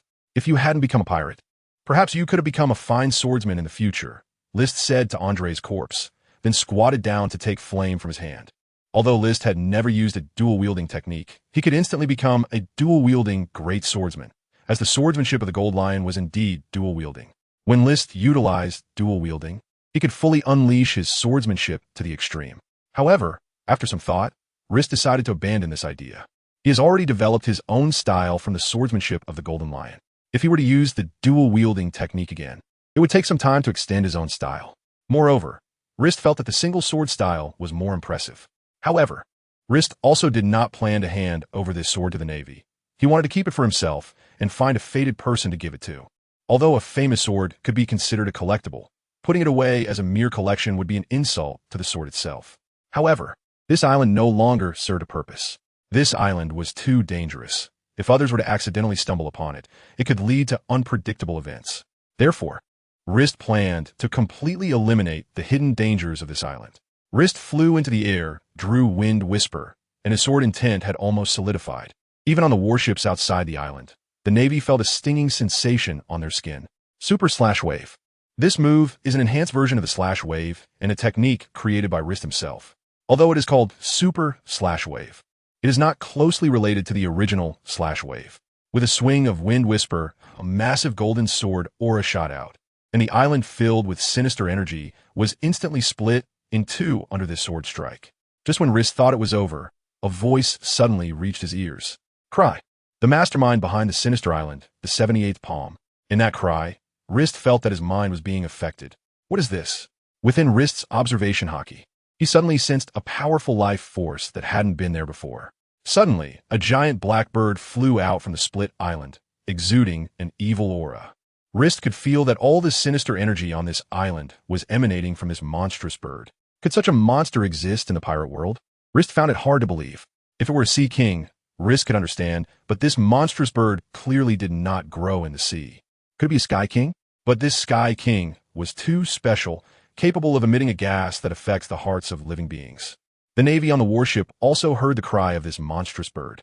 Bruce immediately ordered them to steer clear of the area because he noticed that some of his soldiers had red in their eyes after that cry, and even his own mind momentarily wavered. The monstrous bird glared at Rist with an angry gaze, seemingly blaming him for disturbing its rest. Rist's expression became very serious. The aura emanating from this monstrous bird was comparable to that of a marine admiral. Cry. The monstrous bird cried out again, then opened its mouth towards Rist. A black gust of wind formed in the bird's mouth and shot directly at Rist. The wind blades carried by this gust were not weaker than the sword aura of a swordsman. At least thousands of wind blades were contained within this gust. This is indeed a tricky opponent. Rist drew the seal once more and swung it. The gust was instantly split in two before it reached Rist, dispersing to either side. The sword aura did not dissipate and directly attacked the monstrous bird. However, facing this sword energy, the strange bird did not dodge at all. It directly flapped its wings, creating several wind blades that collided with Rist's sword energy, mutually canceling each other out. The strange bird let out another cry, but this time the sound was like a battle horn charging straight at Rist. Its massive body made Rist look like a dwarf in comparison. The bird's sharp beak aimed at Rist, seemingly trying to pierce through his body, and Rist noticed that the beak had turned pitch black, indicating that this strange bird had mastered the armament Haki. Rist also used his knife to defend, and the black knife collided with the black beak, generating a force that created circular waves in the sea around them. Seeing this scene, Bruce, who was gripping the edge of the ship, had veins bulging on his hands. He wanted to rush forward to help, but with his strength, he could do nothing and would only become a burden. To his surprise, the bird had even mastered armament Haki. This was what shocked Rist the most. There were indeed many large creatures in this world, even some as big as an island. However, apart from humans, this was Rist's first encounter with a creature that had mastered armament Haki. Of course, one cannot rule out some exceptionally gifted creatures. For example, the sea cows in Alabasta had successfully mastered armament Haki after 2 years. In this collision, neither side gained the upper hand. and both Rist and the beast retreated a distance simultaneously. However, immediately after, Lister elementalized and appeared behind the strange bird, plunging a knife directly into its body. The strange bird let out another cry, but this time it was filled with anger and pain. Its body shook violently, throwing Lister away. Looking at the small figure in front of it, its eyes were filled with fury. With a cry, the surface of the strange bird changed. Its originally black feathers now seemed to shimmer, almost like steel. Is it covered in Haki? It seems this guy has quite a bit of Haki stored up. Lister could also cover his entire body with armed Haki, but the consumption of Haki for that is simply too great. This little fellow is a bit tricky to deal with. However, this was only a bit troublesome for Lister and not without solutions. With his armament Haki covering his entire body, it indicated that the armament Haki had been dispersed, while Lister concentrated all his Haki on the sword in his hand, making it entirely possible to cut through the opponent's armament Haki. After all, armament Haki also varies in strength. Soon, both Lister and the beast charged at each other again, the black blade colliding with the black feathers, instantly creating sparks at the point of contact. Attacking the opponent's feathers was of no use. Even if he cut through the armament Haki covering them, it would not cause any substantial damage. Therefore, Lister had to apply his Haki to a critical part of the opponent. Every time the opponent flapped its wings, a wind blade appeared that was no weaker than a swordsman's slash, but this wind blade caused no significant harm to Lister. Both sides were currently in a stalemate where neither could gain the upper hand. Although the strange bird was not human, it had a very high intelligence and was extremely vigilant, protecting its vital parts closely, leaving Lister with no opportunity whatsoever. Next, I won't give you any more chances. Upon hearing Lister's words, the strange bird showed a hint of confusion and mockery. Based on the strength displayed by this human earlier, it felt he could not pose a threat. Then, Lister unleashed a terrifying Conqueror's Haki, pressing down on the strange bird. As long as the opponent lacked Conqueror's Haki, no matter how strong they would be affected to some extent. Moreover, Lister's Conqueror's Haki was even more powerful than that of Pirate King Roger. Instantly, the strange bird's mind began to go into a frenzy of alarm. It had a moment of daze, and for fighters of their caliber, even the slightest carelessness could be fatal. During this period, the armament Haki covering its body was also weakened. By the time it regained its senses, Lister had already reached beneath its body, at the neck, the most vulnerable spot. Farewell. With a flash of the sword light, the strange bird felt no pain at all and fell directly from the sky. By the time it hit the sea, its head and body had already separated. Chapter 79. The situation in Sabeti archipelago this time. The Navy achieved a great victory, suffering no losses while annihilating over a dozen pirate crews, with bounties exceeding 100 million. When Lister reported this matter, Admiral Sengoku praised him highly. After all, only a few new pirate crews with bounties over 100 million could be formed each year. This year, aside from those that had already gone to the New World, all those remaining in the first half of the Grand Line had been eliminated by Lister. This military achievement was enough for Lister to be promoted to Rear Admiral in the Navy. However, due to his age, he had not yet been promoted.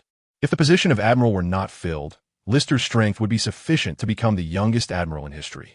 Of course, this news was widely publicized by the Navy, and some young people who were considering becoming pirates, upon seeing this news, immediately gave up their ambitions and turned to the Navy instead. It was no joke.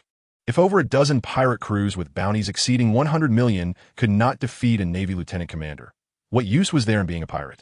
This led to a dramatic increase in applications to join the Navy across various divisions. Meanwhile, those pirates who still planned to go to the New World were also completely silenced by this news. If the captains of over a dozen pirate crews with bounties over 100 million were no match for the Navy, then they, the less competent ones, were even less likely to succeed. Their attempt would only lead to certain death.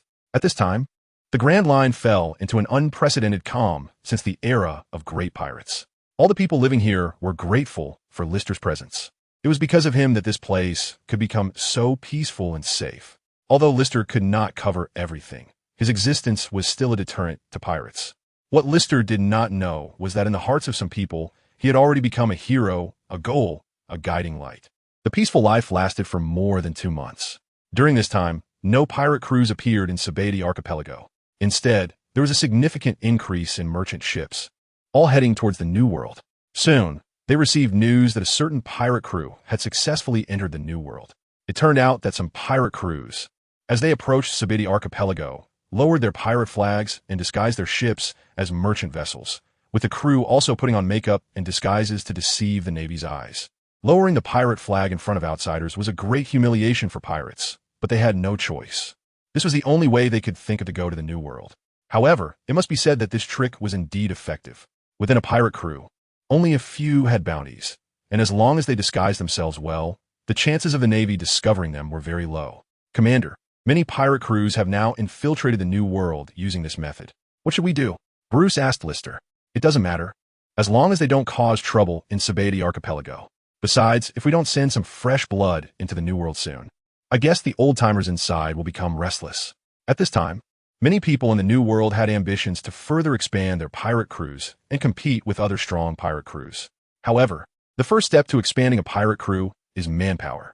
Therefore, these pirates could be said to have been intentionally allowed through by Lister. A pirate who could put aside their pride was either not a threat to the Navy at all or could pose a significant threat. The only outcomes for a pirate who could let go of their pride were these two. Moreover, I think I won't be able to stay in this position for much longer. Rist quietly said something again. Rist had blocked the financial paths of many in the archipelago. What was the most profitable thing? Slaves were the most profitable, but here, all the slave trading places have been shut down. Behind them were forces, including some nobles. Some directly reported Rist corruption to the Navy headquarters, while others applied pressure on the Navy, hoping Rist would leave the archipelago. Even more, some actively sent money to the Navy headquarters, hoping they could promote Rist and transfer him back to headquarters. When Sengoku mentioned this last situation, he found it somewhat amusing. He knew that Sengoku could help him hold on for a while, but that time could not last long. Once he left, this place would return to its previous state, where fishmen would become prey upon appearing in the archipelago, unlike now, when they dare to show themselves openly in front of humans. Some mermaids who had never seen the sky also came to the archipelago because of Rist as presence. Although some were initially greedy, kidnapping mermaids. Once they were killed by Rist's thunderous methods, no one dared to entertain such thoughts anymore, or if they did, they no longer had the courage to act. Now, most people on the island, upon seeing a mermaid, would have heart-shaped eyes, standing dumbfounded.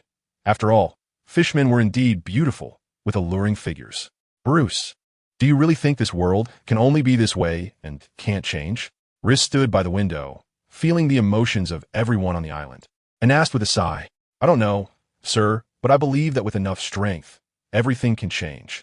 But don't those admirals still have to obey the orders of the celestial dragons? Upon hearing this, Bruce fell silent.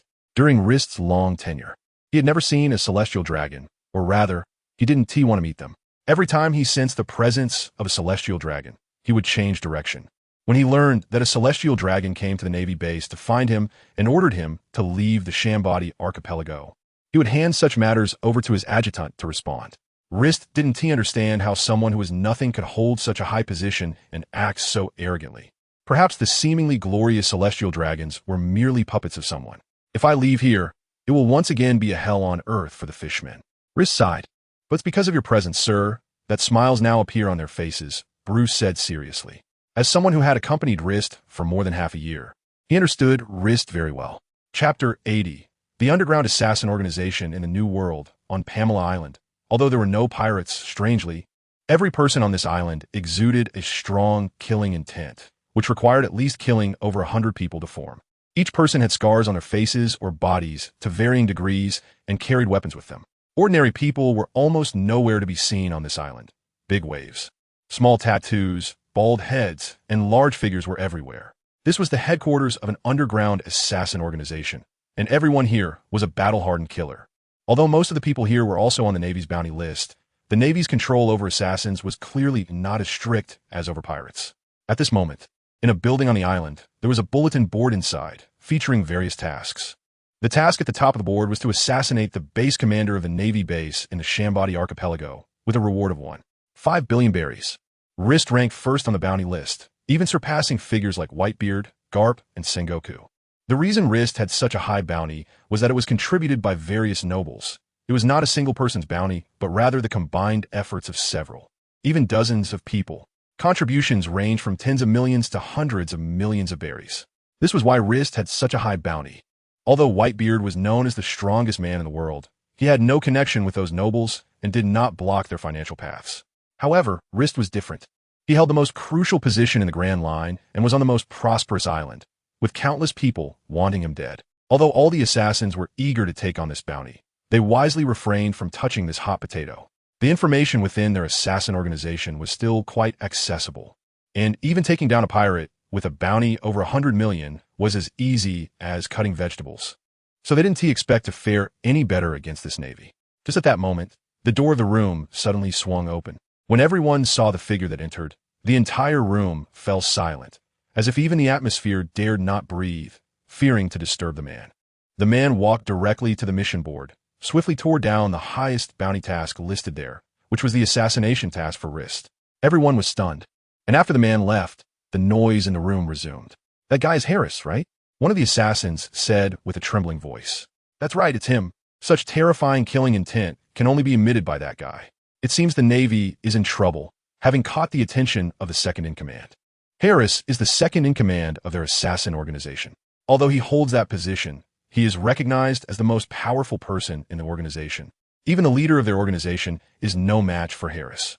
Though these two have never fought, this is the consensus among all members of the organization. Unlike the leader, who often stays on Pamela Island, their second-in-command Harris is rarely seen on the island throughout the year because he is either on a mission or on his way to one. Although there are several assassin organizations in the underground world, Harris is a recognized figure among all of them. Even the most powerful assassin organization in the underground world has tried to recruit Harris, but he ruthlessly declined. Harris is also a key focus of the world government. If the Navy shows some tolerance towards other assassins, they have zero tolerance for Harris, since he has successfully assassinated nobles from the world government's member states multiple times. He is one of those whom the world government absolutely cannot forgive. However, no one knows what he looks like. He always wears a mask that only reveals his eyes. Every mission accepted by Harris has been completed. It can be said that all who know what Harris looks like are already dead. The bounty poster issued by the world government shows him dressed in black, with only one eye visible, and his bounty is 790 million berries, making him the first person with such a high bounty besides pirates. At this moment, the Navy headquarters also received the news that Harris had taken the task to assassinate Rist. After all, although they have little say in the new world, they have their informants in every pirate crew or organization. What? That Harris is actually going to assassinate Rist? Sengoku picked up the transponder snail and said angrily upon hearing the news from the other side. Yes, Admiral, Harris has indeed accepted the task to assassinate Rear Admiral Rist. All right, I understand. You continue to stay undercover there, and be careful. Yes, Admiral. I didn't expect the underground world to meddle again. Those damned nobles. At this moment, even Sengoku couldn't help but curse at those nobles, knowing that such words would never come from his mouth before. Sengoku also understood the reason why Rist had such a high bounty in the underground world. Sengoku, don't worry, it's just a Harris. His bounty isn't even 1 billion. With Rist's strength, he should be able to handle him easily. Garp, who was sitting on the sofa, also heard this news. This Harris is different.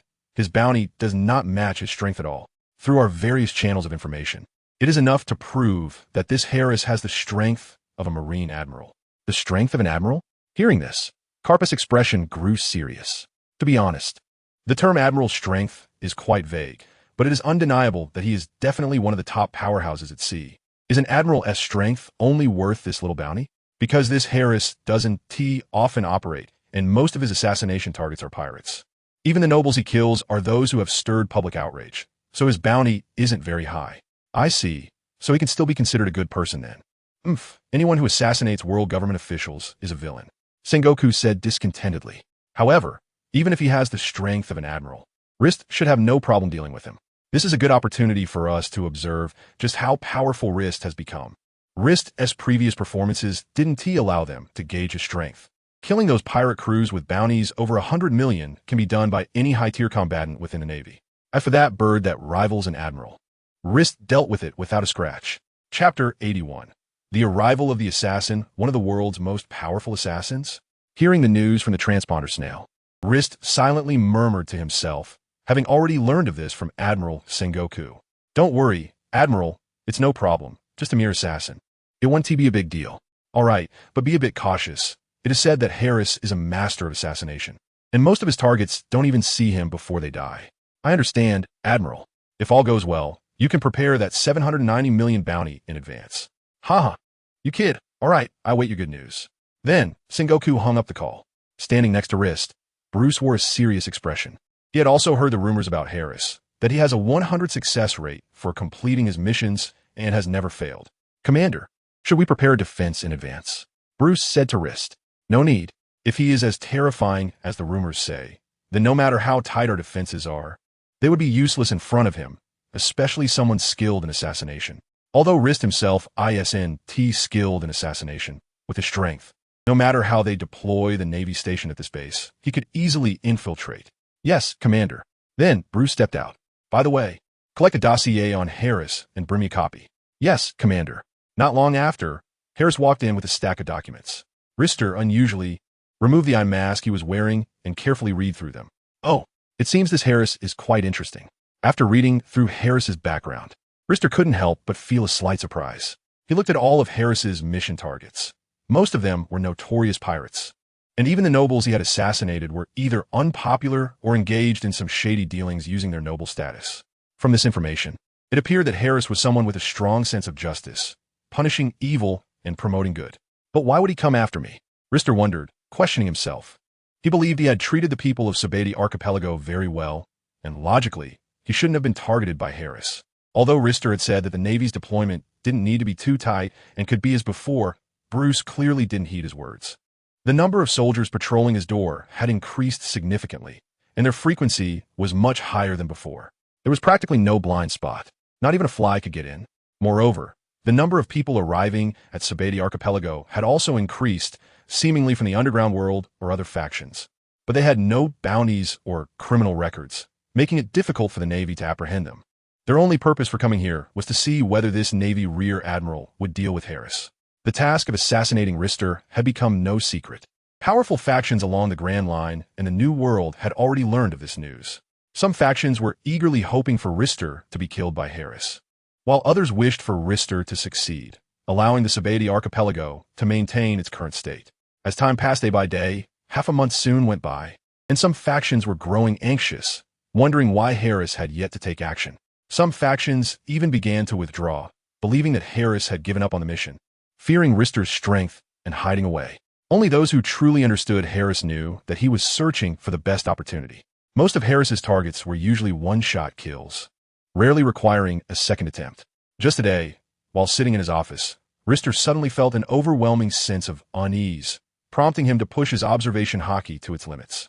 Through training, his observation Haki had developed to the point where he could foresee events 3 seconds into the future. Rister was unsure how his observation Haki ranked among others at sea, but at least within the Navy, it was undoubtedly top tier. Just moments ago, his observation Haki had foreseen that in 3 seconds, he would be shot in the head. 3 seconds passed quickly. As the moment arrived, Rister immediately transformed his body into elemental form and left his office chair. Just as he did so, a bullet pierced through the window behind him, shot through the table, and embedded itself in the floor. Hearing the sound, the Navy soldiers stationed outside rushed in. "Sir, are you okay?" The 2 soldiers asked anxiously, and soon after, others quickly followed suit. "I'm fine." Rister's expression was somewhat grim. He had narrowly escaped death. That bullet had been coated with armament Haki. If he hadn't foreseen the future, even as a light fruit user, it would have been useless. It seems I truly underestimated this Harris. A hint of danger flickered in Rister's eyes. The earlier shot had at least proven that Harris possessed top-notch sniping skills. The gunshot was heard by nearly everyone in the Sabati Archipelago. They couldn't fathom how such a loud noise could come from that bullet. Those from other factions who heard the sound displayed excited expressions. Their 2-week wait had not been in vain. The battle was finally about to begin. "You stay here. I'm going to meet this assassin properly." "Sir, be careful," Bruce said, unsure where the enemy was, unable to assist Rister. "Don't worry. No one in this world can kill me." Rister then directly controlled a rock and flew out. It wasn't the right time to reveal his light fruit abilities in front of the public.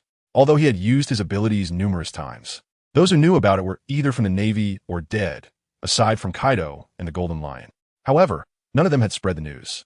There were many fruit users capable of flight, such as the float fruit, gravity fruit, and others that didn't have obvious characteristics. As long as Rister didn't disclose it himself, no one would be able to guess. Chapter 82, Rister versus Harris. As Rister flew towards the direction of the gunfire, several more gunshots rang out. All the bullets aimed at Rister were sliced apart by the wind whisper in his hand, with the split bullets flying past his body. Soon, Rister reached Harris's front. At this moment, Harris was not standing on land or using any other abilities to stabilize himself in the air. Instead, he was being held by the claws of a large white bird. The white bird was constantly flapping its wings, causing Harris's body to bob up and down. Nevertheless, even in this extreme distance, Harris could still aim at Rister's forehead. From this angle, the defense line of Sabeti archipelago could only see a small dot, and from sea level, the archipelago was entirely invisible. "You are Harris?" Rister asked, knowing full well the answer, since he dared to take action against him. Regardless of whether he was Harris or not, Rister had no reason to let him go. "Of course. But I didn't expect that a mere rear admiral like you could dodge my first bullet. Your strength is more than enough to be a vice admiral." In all his assassination missions, very few had been able to block his first bullet. Even those who did were typically individuals with strong defenses using armament Haki. However, Rister was the first to avoid it altogether. "But I'm curious, what made you choose me as your target?" Rister inquired, voicing his confusion. "Very simple. Your bounty is the highest in the underground world, and your strength isn't that formidable." "Is that so? But since you're not being honest, then forget it. I'm not interested in why you chose me anyway. Come on, let me see what you're capable of." Harris didn't waste time talking. He directly controlled the large bird to land on the island beneath him. "It seems you've even chosen a grave for yourself." Lister also fell down, and the two stood facing each other. "No, this is your grave." After saying that, Harris directly fired a shot at Lister. The speed was incredibly fast, and the gun had been specially modified. Not only was Harris's action quick, but even the bullet flew through the air at high speed. However, in front of Lister, a flash of silver light appeared, and the round bullet was instantly split in two, with a very smooth cut in the middle. Then, Lister's body quickly moved forward, and he swung a knife down towards Harris's head. However, Harris's reaction speed was not slow. He directly raised the gun in his hand above his head to block Lister's sword. "Oh, it turns out you could do more than just sniping?" Lister said, somewhat surprised.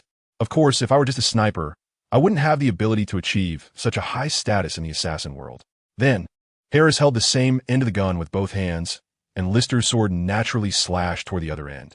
Immediately after, Harris exerted force, and due to the interaction of their strengths, both Lister and Harris were pushed back a certain distance.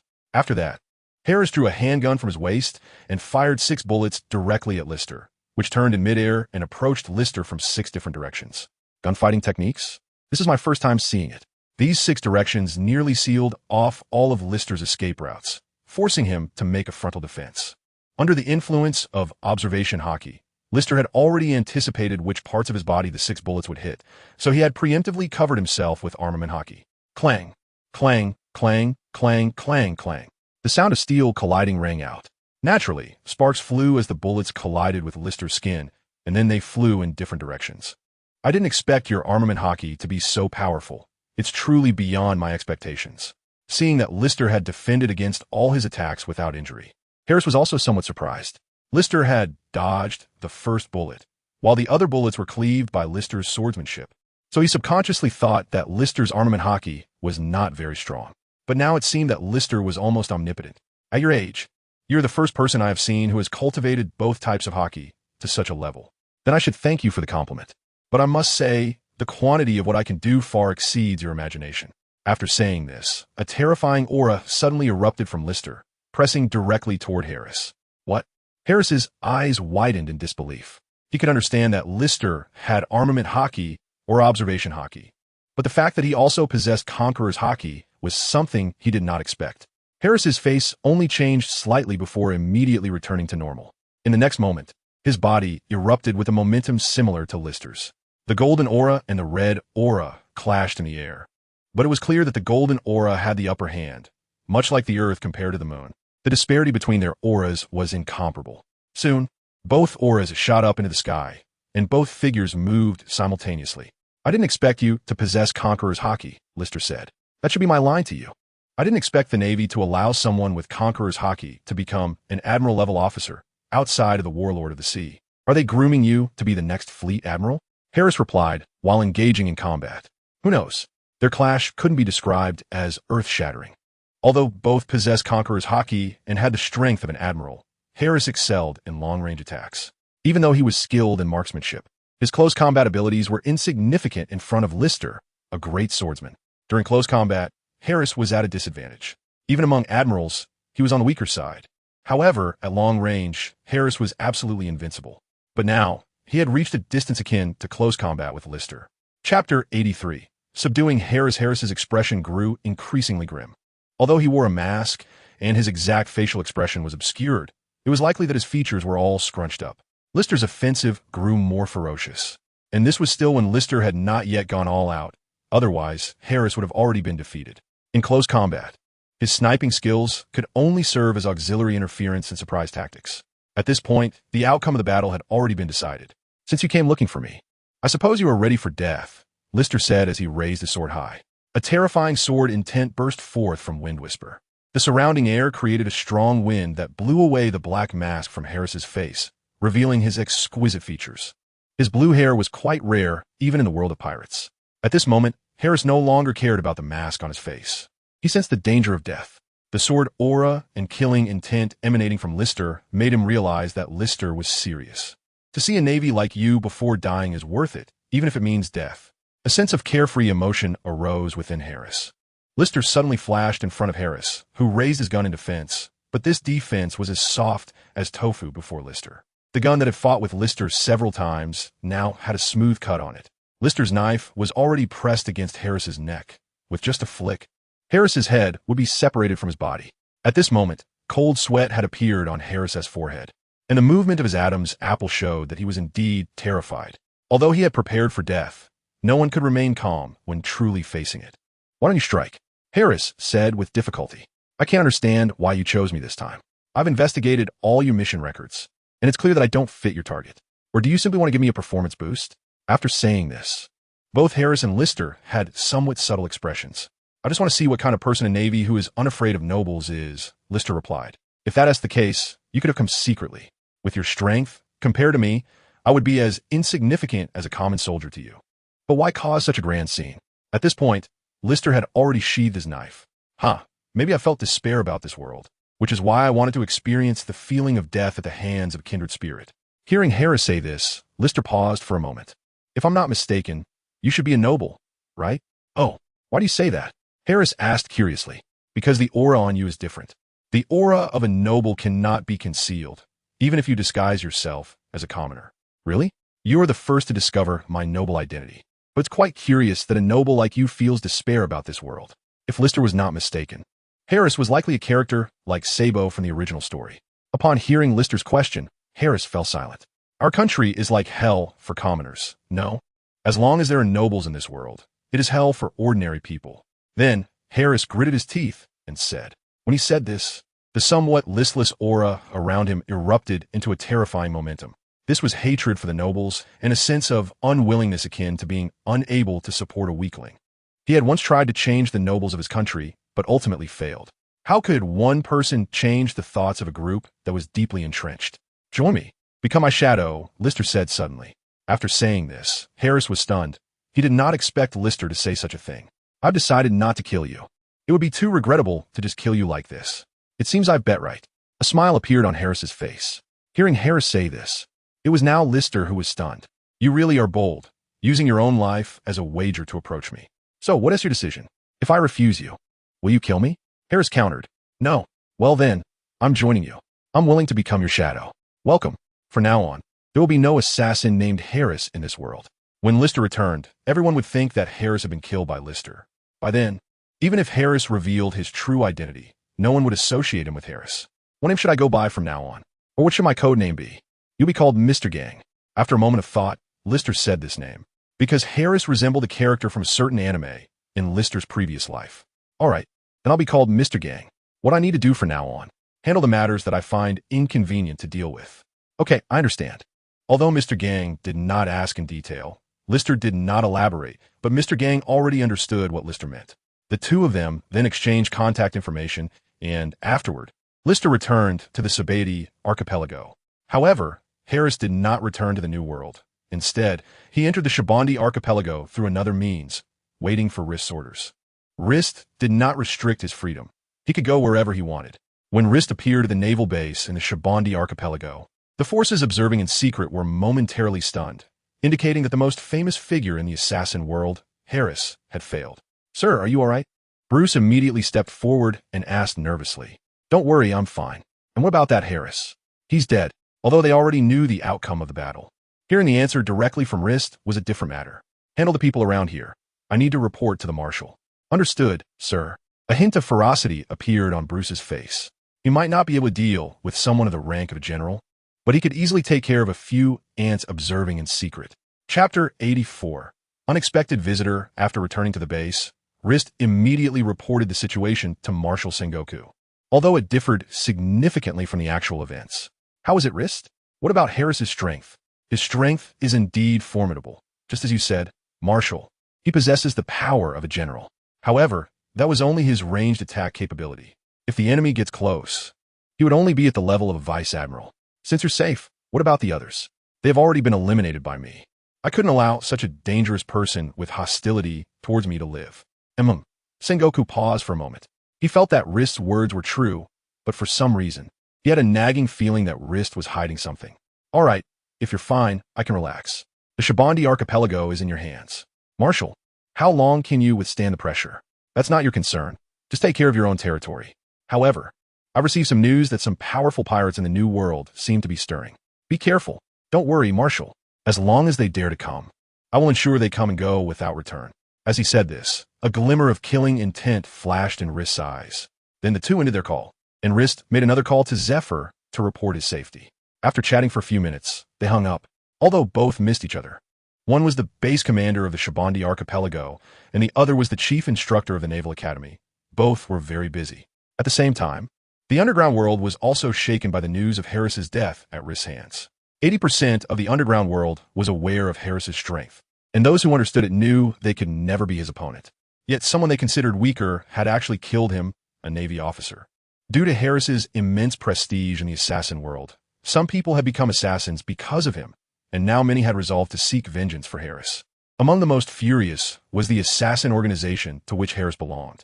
Their organization was considered an upper-middle tier force in the underground world, lacking many capable members, with Harris being their signature figure.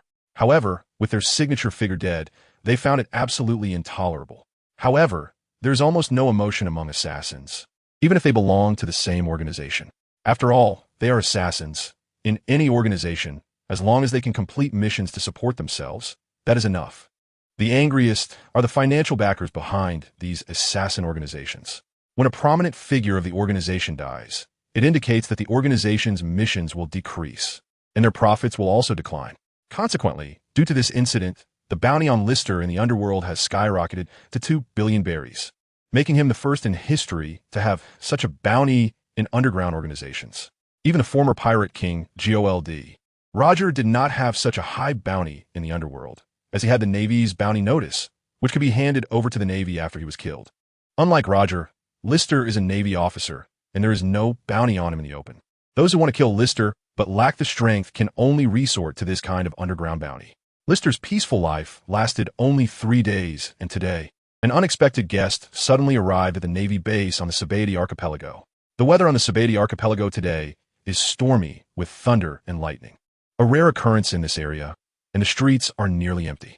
Bruce, who was helping Lister with paperwork, immediately heard Lister's voice asking him to step outside. Bruce, you go out for a moment. I need to receive a special guest. Bruce paused for a moment upon hearing this voice, then replied, Okay, sir. Let me know if you need anything. Once Lister felt Bruce's presence fade away, he spoke, Come out. Just as Lister's words fell, a gentle breeze suddenly swept through his office. Indeed, no wonder this person could kill Harris. Their observation Haki is impressive. A calm, serious, yet somewhat charismatic voice suddenly echoed, as a man appeared out of thin air in Lister's office, draped in a black cloak, with his face completely hidden in the shadows. What a rare visitor. I didn't expect you to come find me, Dragon. I didn't expect you to know my identity. Indeed, the visitor was none other than the leader of the Revolutionary Army. Munki de Dragon. Dragon had only recently founded the Revolutionary Army, and its power was not very large. Even if the world government knew about him, they did not take him seriously. Furthermore, due to his connection as the son of Navy hero Vice Admiral Garp, the Navy only symbolically placed a modest bounty on him, which was not high, and he often vanished without a trace, with almost no news about him at sea. Therefore, the Navy gradually forgot about him. If they knew that this organization they currently looked down upon would become the greatest enemy of their world government in the future, they would probably regret it immensely now. Of course I know, I often hear Vice Admiral Garp mention you, that unworthy son of his. However, even though Rist said that, Dorag's expression did not change at all. He did not believe that Rist would lie to him. After all, Rist was Zephyr's disciple, and Garp had a very good relationship with Zephyr. However, I am very curious. We have never met before. How did you recognize me? That's a secret. Rist smiled mysteriously regarding how he knew the visitor was Dorag. It was entirely based on guesswork. Although everyone has a different aura, there is still a genetic connection between bloodlines. Rist sensed Admiral Garp's aura from the visitor, but it was not as violent as Garp's. Although it was not gentle either, it was still milder than Garp's aura. However, I am very curious. What brings you to find me? You should know that you are currently a wanted criminal by the world government. Even if I were to capture you now, I believe Admiral Garp wouldn't say much about it. Are you very confident? Of course, I've always been confident in my own strength. I came here just to ask you a few things. Go ahead, I'm all ears. Chapter 85. Conversation with Dorag. Is Harris really dead? When he asked this question, Dorag's tone was very serious. Although Rist had already announced to the outside world that Harris was dead, no one had seen Harris's body. Of course. But why would you ask such a stupid question? Would you really leave someone who wants to kill you alive? I was being presumptuous. I thought you were the same kind of person as Harris, or even like me, and I thought you would show mercy to him. I have to say, Dorag's intelligence is quite impressive. He actually deduced Rist's character from his actions in the Shambody archipelago, leading to such bold speculation. The second thing is, I hope to invite you to join our revolutionary army. Oh, this is something I truly did not expect, Rist said with a smile. But there was a playful sense to that smile. If you join the revolutionary army, I can treat you as my equal. I have to say, this condition is really tempting. Although the revolutionary army is not doing well right now, its scale in the future will indeed be quite large. While it may not compare to the world government, it can rival any of the 4 Emperor's pirate crews. The revolutionary army has a presence almost everywhere in the world. The conditions are very enticing, but I'm sorry, I refuse to join your revolutionary army. I think the Navy is doing quite well for now. Hearing this, Dragon narrowed his eyes, seemingly pondering the reason for Rist's refusal. Why? I believe that with your current status, you have encountered many dark aspects. The darkness of the world government, the darkness of the nobility, including the darkness within the Navy itself.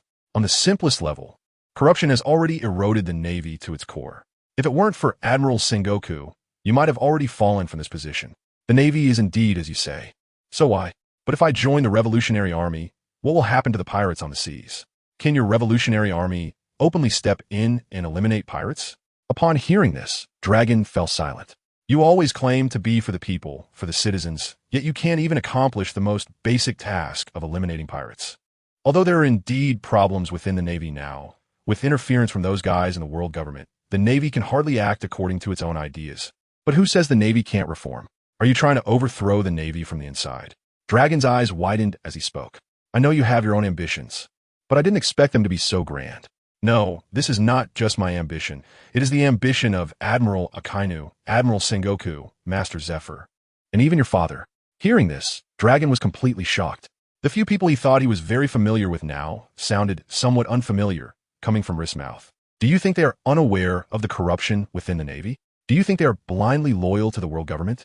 A vice admiral like Garp, who can call the celestial dragons trash, and Admiral Sengoku, who possesses Conqueror's Haki, there's no way they would absolutely obey the world government. As long as a trigger appears, they can ignite it. Is my thinking too one-sided? Dragon spoke. When he left the Navy, he didn't tell anyone. After witnessing the darkness of the world government and the decay of the Navy, he felt that the Navy was beyond saving, which is why he left. If he had informed his father in advance, perhaps he wouldn't have to live a life of hiding now. However, he didn't do anything wrong. It is indeed very difficult to overthrow the world government's rule over the Navy from within. So external forces are needed, and that external force is your revolutionary army. What should I do? Dragon initially clearly intended to recruit Rist, but now he was led astray by Rist. You just need to continue developing your revolutionary army in secret. Only when a trigger appears on the seas can the Navy undergo change. And I hope your revolutionary army can become this triggering force. All right, I understand, Dragon said with a serious expression. Although I cannot join you, we can still cooperate, right? I think Vice Admiral Garp would be very happy to know he could cooperate with his own son. Let us put that aside for now. We can discuss it later. At the mention of Vice Admiral Garp, Dragon's face twitched involuntarily. Clearly, even Dragon had deep psychological scars left by Vice Admiral Garp. All right, if there's nothing else, You can leave. With a bounty on your head in front of me, I can't help but want to take action against you." Then, Dragon directly disappeared from Rist's sight. What a truly remarkable devil fruit ability. Sensing that Dragon had completely vanished from his observation Haki, Rist murmured. When Dragon's figure reappeared, he was already on a ship at a port in the Sabati archipelago. All the people on the ship were wearing dark green cloaks, covering their bodies tightly. "What's wrong, Dragon?" Did he agree? A tall figure with a huge face, unable to tell if they were male or female, approached Dragon and asked him. "No. But that was to be expected. After all, it's rumored that he is being groomed by the Navy as the next admiral. While our revolutionary army is currently like a rat crossing the street, everyone shouts to beat us. It is reasonable for him to refuse us. However, even though he refused us, he didn't completely reject us." "What do you mean?" This sentence puzzled Ivankov. "What we want to do is overthrow the world government, while he wants the Navy to become independent from the world government. In a sense, our goals are probably the same. Is that so? If that's the case, then we can't really be considered enemies." Ivankov let out a sigh of relief. If someone like Rist, who possessed the strength of a general, became their opponent, it would truly be bad news for the revolutionary army. At this moment, apart from Drago, the revolutionary army had no one with the strength of a general.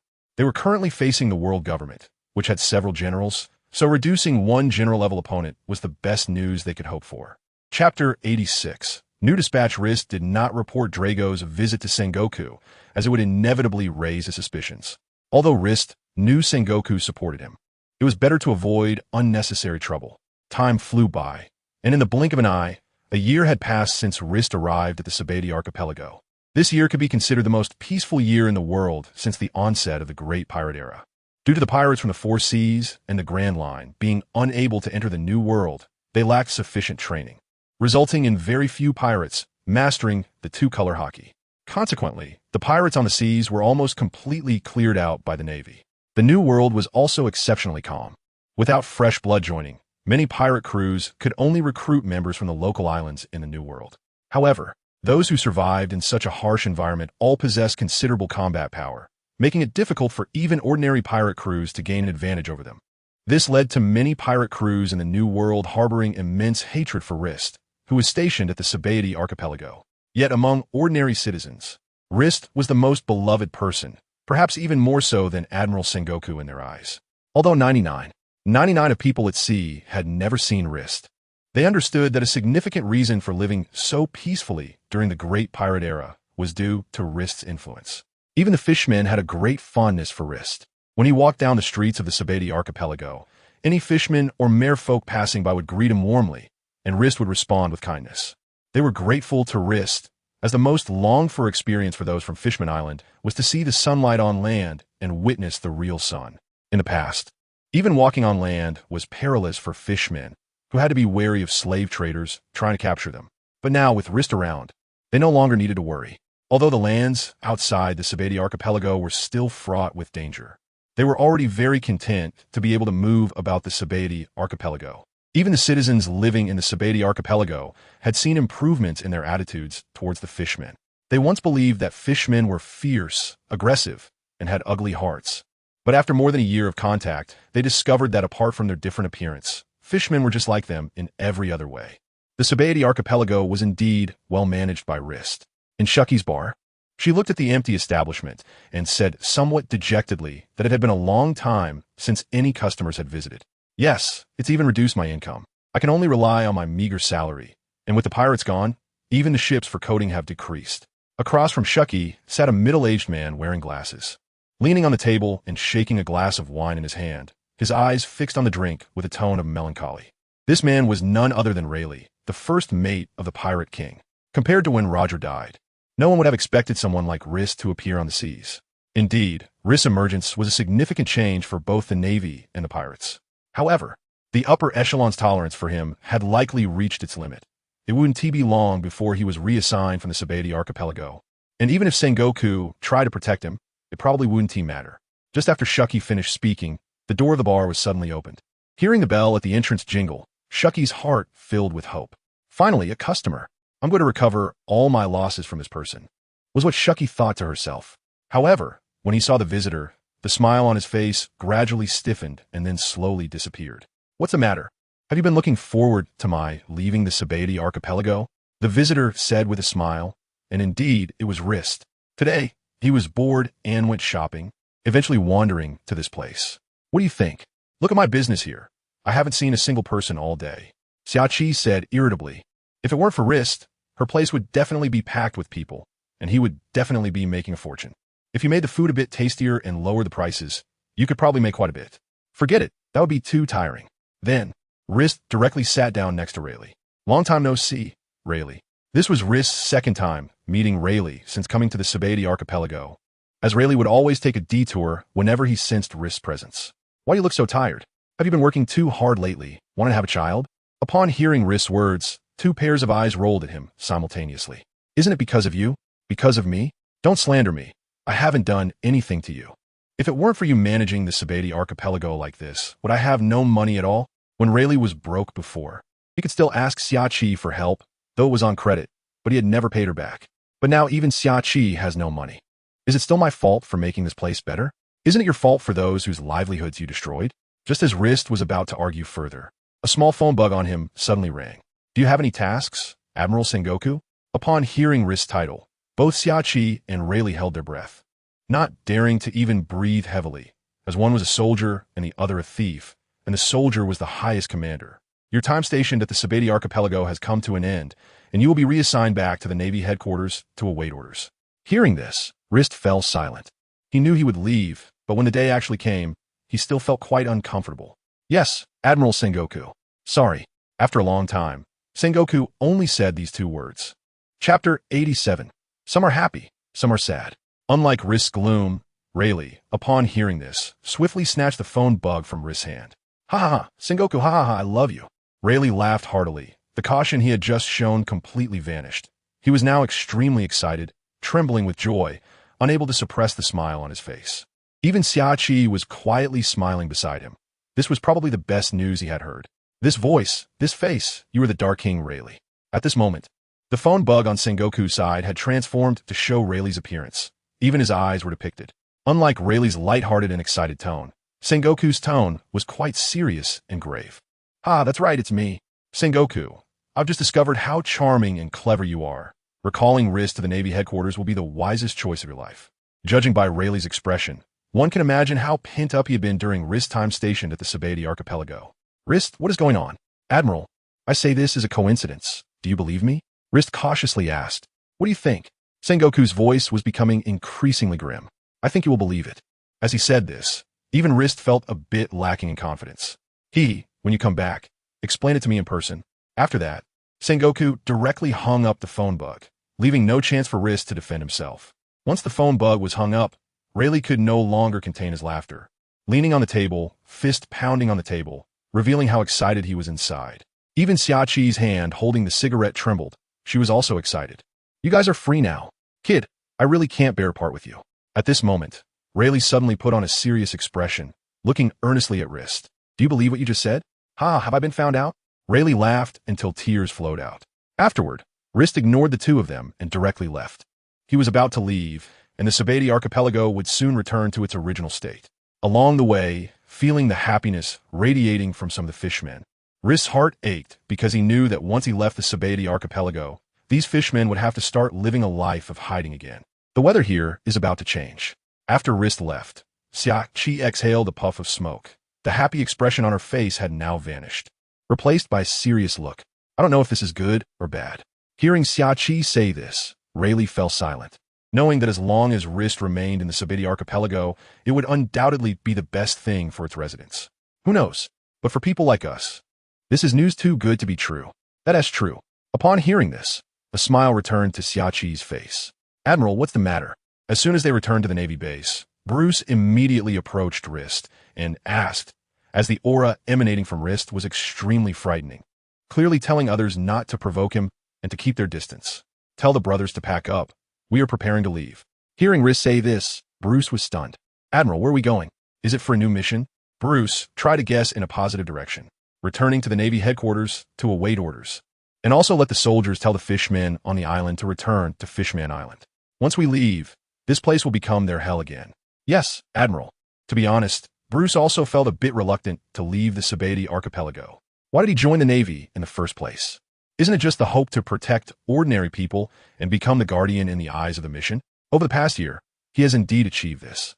Under the leadership of Rist, there have been no malicious incidents in the Sabati archipelago and the surrounding islands. However, now they have to leave this place. Before long, all the forces in the Sabati archipelago received the news that Rist would soon be leaving. Instantly, some were happy while others were worried. The happy ones were naturally the nobles, those engaged in illegal trades, and the pirates, while the worried ones were the commoners and the fishmen. Some even went directly to the naval base's door, pleading for Rist not to leave. It can be said that Rist was the people's choice here. But this was no longer something he could decide, nor could Sengoku decide it. The absence of slave trading in the Sabati archipelago made the activities of the celestial dragons a bit dull. And there was more than one celestial dragon exerting pressure on Sengoku. As for the new commander who would take over, Rist knew without thinking that it wouldn't be long before he would be corrupted by the underworld or the nobles, becoming their shield or even their puppet. Commander, what should we do? Disperse them and tell them to trust the Navy. Yes, Commander. After saying this, the naval officer was about to go out to convey Rist's words. Wait, remove the last sentence. Before the naval officer could walk out the door, Rist changed his mind. He did not have the ability to control people's hearts, so he could not promise them or give them hope. If that hope were to shatter, it would be too cruel for them. 3 days passed, during which Rist continued to explore the Sabati archipelago, and some previously suppressed forces now showed signs of rising. However, as long as Lister is discovered by the others, it would be another devastating blow, and he hasn't left yet. This has also led to those forces becoming obedient again. They have already endured for so many days, so they can hold on a few more days. On the morning of the 4th day, Lister led his navy to the port, waiting for the arrival of the new base commander. Behind Lister and his men followed a group of civilians who were very reluctant to see Lister leave. Soon, a warship arrived at the port, and a rear admiral stepped down with his navy. You've worked hard, Rear Admiral Lister. Well, the Sabati archipelago will be handed over to you from now on. Lister's tone was very cold, chilling even to the bone, making the Rear Admiral opposite him feel a shiver run down his spine. Don't worry, Rear Admiral Lister. Chapter 88. Kidnapped by Garp. On the day Lister left the Sabati archipelago, there were hardly any fishmen left on the island. They had mostly returned to Fishman Island. The Pirate King had long been lurking just offshore, waiting for their chance. As soon as Lister left, they would swiftly come to the Sabati archipelago, plunder, and then head to the New World. When Lister returned to the Navy headquarters, the gates of justice opened just enough for Lister's warship to pass through. When the warship docked, 2 lines of Navy soldiers were already lined up to welcome him, their eyes filled with respect, as they all knew that the year-long peace on the seas was entirely due to Lister's efforts. Welcome back to the Navy headquarters, Rear Admiral Lister, shouted a colonel at the front, and the other Navy soldiers echoed the same words. Amidst the cheers, Lister walked out. This kid is really popular now. In the marshal's office, Garp and Sengoku stood by the window, observing the scene outside. I really don't know what the higher-ups are thinking. If the Sabati archipelago had remained under our Navy's control, this great pirate era would probably be over in no time. It's because the forces on the Sabati archipelago are so complicated. Our Navy is merely one faction under the world government. In the end, we still have to heed the nobles' orders, Sengoku said somewhat helplessly. The changes in the sea over the past 2 years were evident. Although the Navy had been unable to control the New World, they had managed other seas outside of it quite well. Soon, Lister arrived in front of the 2 men. Well done, Lister. You've worked hard these 2 years, Sengoku said with a hint of melancholy in his tone. Report to the marshal, it wasn't hard. But what was going on between you and Rayleigh, the Dark King? At this question, Sengoku's eyes suddenly narrowed, and with the sunlight reflecting off his glasses, it made his expression look somewhat sinister. It was really just a coincidence. Lister scratched his face awkwardly, feeling so embarrassed he could dig a 3-bedroom apartment with his toes, chatting and drinking with pirates, and he got caught red-handed by his superior. Do you think I would believe that? Marshal, I assure you, I absolutely have no relationship with that Dark King Rayleigh. It better be like that. You've worked hard for over a year. I'll give you a month off. Come back to report to me in a month. Yes, Marshal. Hey, Sengoku, why did you approve this kid's leave when you wouldn't even grant me mine? Garp, who had been silent all this time, suddenly protested. He came to ask for leave, but Sengoku was evasive, while this kid didn't even ask for leave. And Sengoku took the initiative to approve it. If you could work as seriously as Lister for a year, I'd give you leave too. Besides, didn't you just take a vacation? Sengoku shouted the last sentence with an angry tone. I don't care. I'm taking leave. I want to go back to the East Blue to see my good grandson. I want to train my grandson to be the strongest Marine in the world. Hearing Garp say this, Lister suddenly felt an indescribable sensation. He didn't expect that time had already come.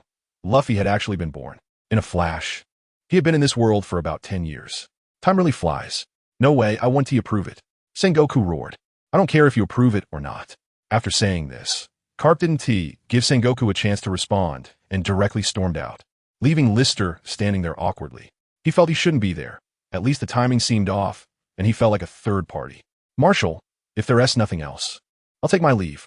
Lister didn't want to be caught in the crossfire. After all, he was innocent. Hearing Sengoku's response, Lister felt a sudden sense of relief and quickly left Sengoku's office. However, in the next moment, a hand suddenly reached out and pulled him back, catching even Lister's observation Haki off guard.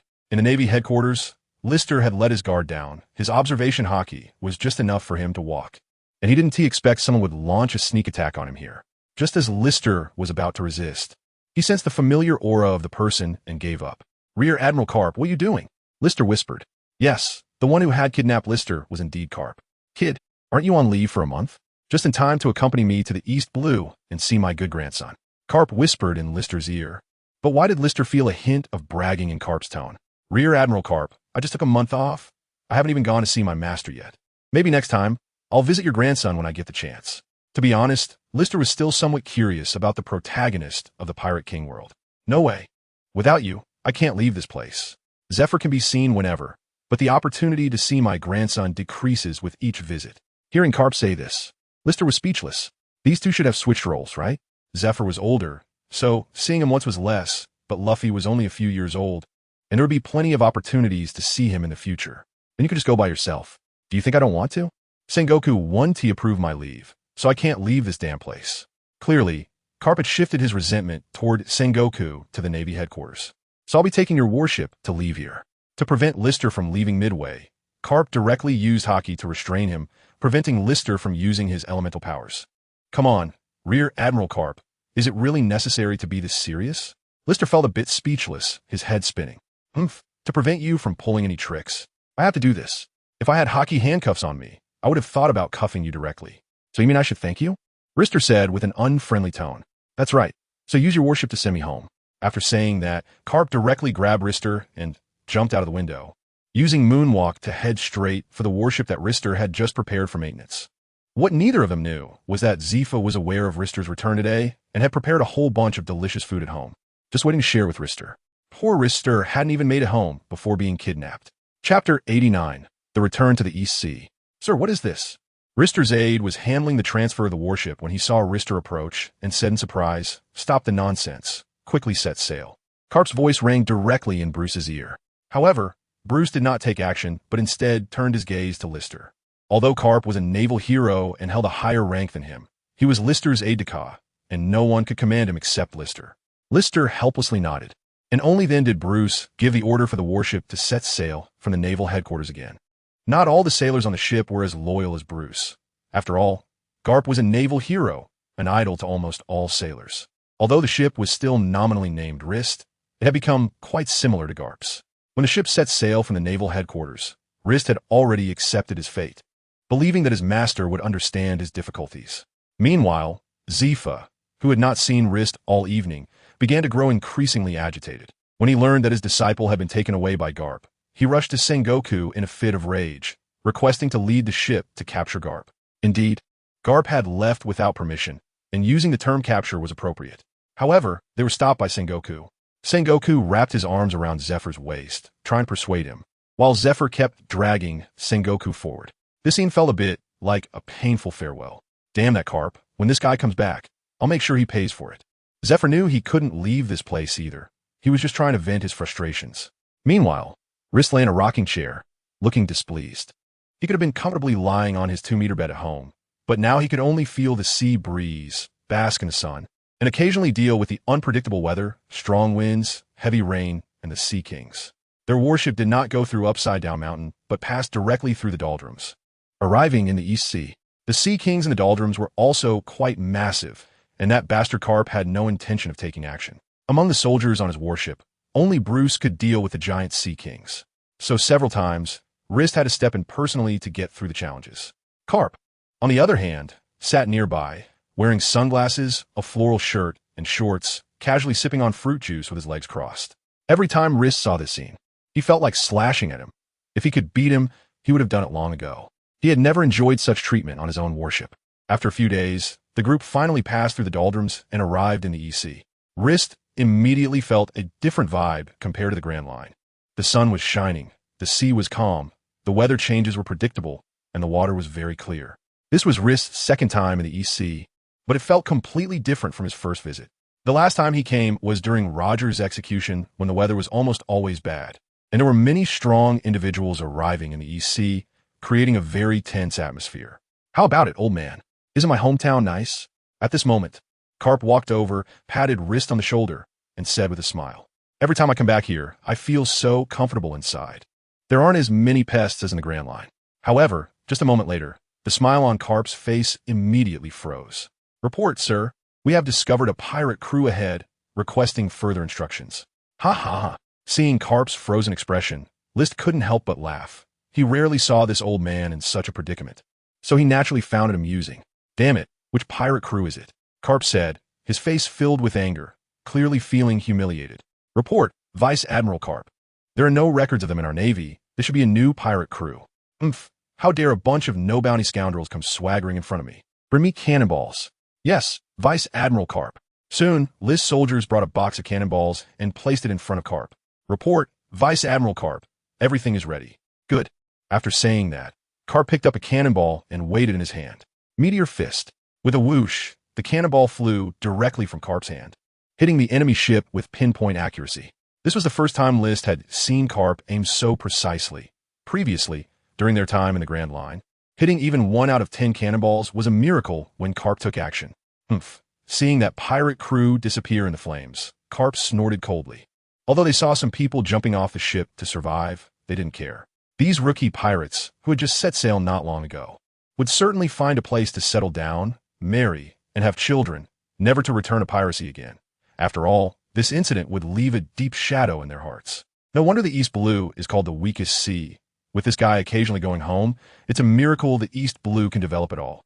Rist silently mourned for the pirates of the East Blue. These pirates probably hadn't even seen the vastness of the world before encountering this old man Garp. In the East Blue, no one can stand against Garp. The East Blue doesn't need the development of these pirates. Although the East Blue is known as the weakest sea, Garp felt very angry. However, as long as the East Blue can remain safe and peaceful, what does it matter if it is called the weakest sea? Garp had already found a chair and sat at the bow of the ship, the box of cannonballs beside him. As long as a pirate crew appeared in his sight, they would definitely be greeted by an incredibly accurate cannonball. This also showed the Navy on the ship another side of Garp, apart from his playful and kind demeanor, his ferocity. In the East Blue, no pirate could escape from Garp's grasp. "Vice Admiral Garp, you should be close to home now, right?" At this moment, Garp had already stood up from his chair, looking at the distance from the bow of the ship. I'm about to see my lovely little grandson." Just thinking of his grandson made Garp smile very gentle, and his aura changed, the hostility disappearing. Chapter 90. The first meeting with Luffy when the warship arrived, a crowd of ordinary citizens had already gathered at the port, all displaying excited expressions, knowing that the people on the warship would surely be Garp. Besides Garp, no other navy would come to such a remote place. Although they had seen Garp several times, he was still a naval hero and the pride of their hometown. So every time Garp returned, there would be a grand welcome ceremony. "Ha ha, you see, I have great popularity," Garp boasted to Rist while looking at the crowd below. "You believe it?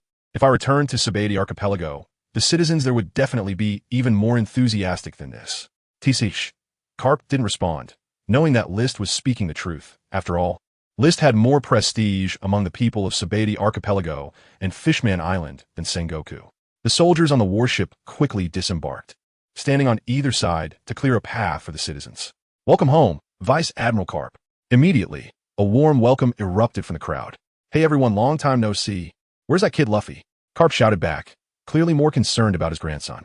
"Vice Admiral Garp, Luffy is at Makino's tavern." "Is that so? I got it, thanks everyone."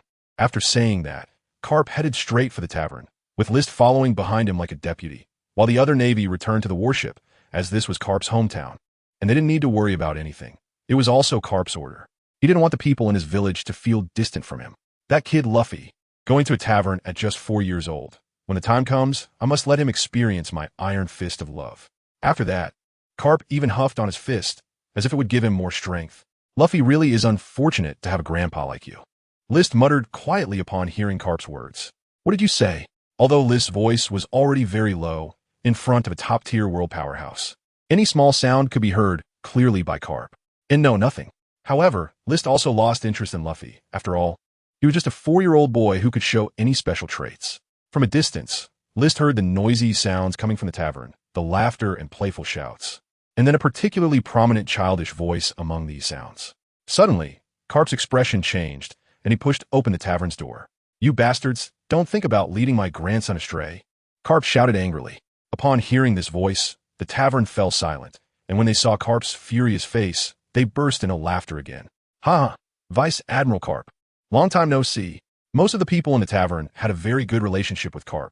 They were either his former neighbors or had a close relationship with little Luffy, and thus had become friends with Garp. Vice Admiral Garp, it's not us leading Luffy astray. But Luffy came with us on his own, a man said innocently. Nonsense. If you didn't come to the tavern often, would Luffy come with you? Grandpa. At this moment, an excited voice rang out, and Luffy stood in front of Garp, his eyes widening and brightening, his expression becoming increasingly excited. Grandpa, I missed you. After saying this, Luffy ran towards Garp and jumped onto him. At this time, Luffy had not yet met Shanks. He was still a little grandson who made his grandfather feel heartache. Luffy, I missed you too. Garp brought his face close to Luffy's, rubbing it vigorously. Hearing this voice, List shook slightly. For some reason, he felt that Luffy's voice was particularly sunny, even capable of changing others' emotions, as if nothing could alter Luffy's positivity. Moreover, in List's perception through observation Haki, Luffy's aura was particularly warm. Everyone emitted different auras, but this warm aura was something List encountered for the first time. Grandpa, who's that blind man behind you? At this moment, Luffy also noticed List standing behind Garp, and with one hand on his nose, he asked innocently, completely unaware of how hurtful his words were. And while List was still feeling Luffy's warm aura, upon hearing this, the warmth instantly vanished. Luffy, you can't be so rude. Just as List was about to teach Luffy a lesson, a gentle voice sounded, instantly making List feel as if he was bathed in a spring breeze. The earlier unhappiness vanished in an instant because of this voice. Mr. Blind Man, please come with me. After saying this, a seemingly soft and delicate little hand grasped List's hand and guided him step by step to a seat in the tavern. Mr. Blind Man, what would you like to have? That gentle voice rang out again. List was eager to take off his eye patch and see the woman's true appearance. But he held back. If he took off the eye patch, it would prove he wasn't blind, and if she found out he had deceived her, she would probably ignore him. If someone else called him blind, he would definitely be angry, but this person was different. Hearing her voice, List simply couldn't bring himself to be angry. With this mindset, he planned to keep up the pretense of being blind in front of her. Just a cup of hot milk, thank you. Okay, please wait a moment. When List felt the footsteps moving further away from him, he felt a bit disappointed inside. However, when that familiar sound of footsteps returned, Lister's expression visibly brightened with joy. Hello, your hot milk? It's a bit hot. Please enjoy. Thank you. After saying this, Lister deliberately swept his hands slowly across the table, as if he really were blind and had just found the milk. Admiral Garp, how could you let a blind person accompany you? Hearing the slightly angry tone from the other party, Lister instantly felt as if his heart had soared. Garp, on the other hand, was stunned by the scene before him. Was this really the Lister he knew? Chapter 91. The Scent of Love Magino. Don't be fooled by him. He is not blind. He's deceiving you. Garp's voice was filled with disbelief, and this disbelief was directed at Lister's current behavior. Magino? Is she the owner of this tavern? Lister remembered that the tavern owner was indeed named Magino, who in the original story was a very beautiful, kind, and gentle woman. However, considering the current timeline, Magino should not be very old, only around 15 or 16 years old. However, when Cap was about to expose him, Rist deliberately used too much force while grabbing the milk, causing it to spill. Seeing this, Magino instantly returned to the counter, took out a towel, and began to wipe Rist. Mr. Blind Man, you weren't burned, were you? Feeling Machino's small hands moving across his body, Rist felt like he was about to ascend. He didn't understand why he felt this way or why his heart was so restless. It should be noted that in the past, his resistance and willpower were very strong. I'm fine, but Miss Machino, I don't like being called blind. My name is Rist.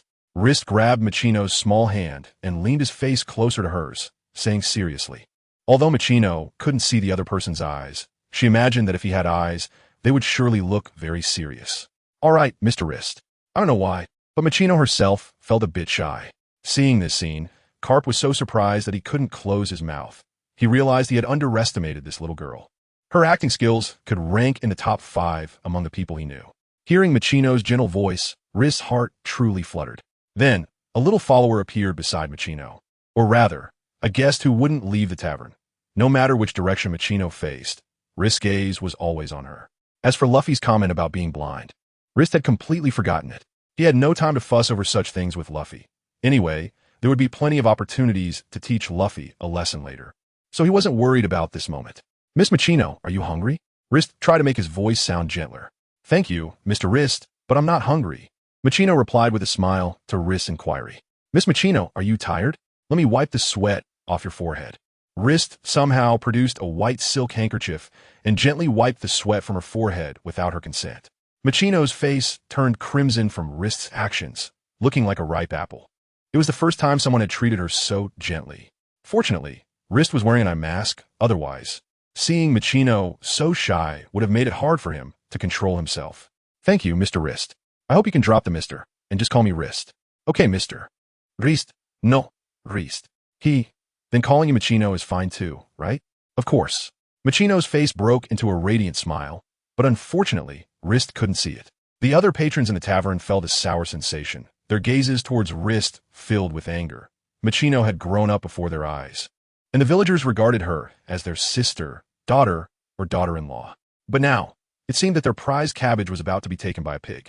At this time, Rist had been in Windmill Village for 10 days. After meeting Luffy on the first day, he hadn't seen him since, not knowing where Garp had taken him for devil training. Rist's daily routine involved staying in the tavern during the day, occasionally helping Machino, and resting on the warship at night, though he would still face the direction of Machino's tavern. It seemed that place had become where his heart was anchored. Commander, if you like her, you should be bold. Miss Machino is so popular. If you don't act soon, someone else might get ahead of you, Bruce advised Rist one evening. Bruce, who was in his 30s and already had a family, was someone Rist felt was far ahead of him in matters of the heart. No, what if I scare her? Besides, Machino is still so young. No, from what I've gathered in the village these past 2 days, Machino is already 18. She just looks younger. In fact, she's a year older than you, Commander. Really? Rist was very happy, and the reason for his joy was that Machino was a year older than him. Absolutely, believe me, Commander, and trust my judgment as a Navy colonel. Haha, okay. Knowing that Machino was of age relieved Rist of his mental burden. But how should I tell her? Rist fell into a moment of melancholy at the thought. What's the big deal? Just confess plainly. I believe with your charm, any woman would be yours, Bruce said. Get out of here. Rist kicked Bruce away. Forget it. I'll think of it myself. Rist's behavior had become a topic of amusement among many Navy personnel, as he was no longer the Rist they knew. Early in the morning, Rist was once again the first customer at Machino's tavern, standing at the door even before it opened. Ah, Mr. Rist, no Rist, you're here so early again. Machino had gotten used to this situation. Ever since their first meeting, Rist had shown up like this every day. Rist was indeed bold, but he still hesitated to take that final step. It's been a long time since I've seen Machino, so I really miss her. Not really. We've only been apart for 10 hours. But since Rist's eyes are inconvenient, he still insists on coming every day. Not at all. As long as I can be by Miss Machino's side, no matter how hard it is, I'll come. Hearing this, Machino's face turned red. Chapter 92. The Pirate King Disturbing Important Matters. Same as usual, a cup of hot milk? As expected of Miss Machino, you really know me. Rist smiled and said, knowing that saying these meaningless sweet words was fine, but when it came to serious matters, he would have to back down. Rist has been coming to me for 10 consecutive days, having a cup of hot milk every morning. How can I not know? Rist smiled shyly. He could drink alcohol, but he just didn't want to leave a bad impression in front of Machino. Not long after, guests had already arrived at the tavern. Although it was a tavern, most people treated it as a restaurant. Hey, Rister, you're back again. Those who frequently visited the tavern in Windmill Village were already very familiar with Rister, so they greeted him when they met. Well, I'm worried that Machino can't handle it all by herself. Don't worry, if it gets too busy, we're here to help. The villager continued to tease Rister. No need, just having me by Machino's side is enough. Rister said solemnly, facing Machino. Oh, upon hearing Rister's words, the crowd began to cheer. Machino blushed amidst the teasing. After all, she was a girl, and a shy one at that. Hey, That's enough. I'll take care of you all. Don't forget, I'm a Navy officer. Rister immediately put on a serious face, though it was just a joke. All right, if this goes on, Officer Rister is going to abuse his power. Isn't that right? Everyone? Yeah. Hearing the continued teasing, Rister was completely helpless and could only let them continue. Suddenly, a sound like knocking echoed in the tavern. A short, old man with a hat, white hair, and glasses was sitting on a chair, angrily tapping his cane on the floor. Everyone be quiet. What kind of talk is this? Machino is not married yet. This person was the village chief of Windmill Village. Ha ha ha. Indeed, the village chief is impressive. His words are stronger than ours. Originally planning to express gratitude, Machino, in anger, slammed her cup in front of the village chief, causing some of the drink to spill. With a huff, Machino turned and walked away. However, Lister enjoyed this atmosphere, as it brought him closer to Machino.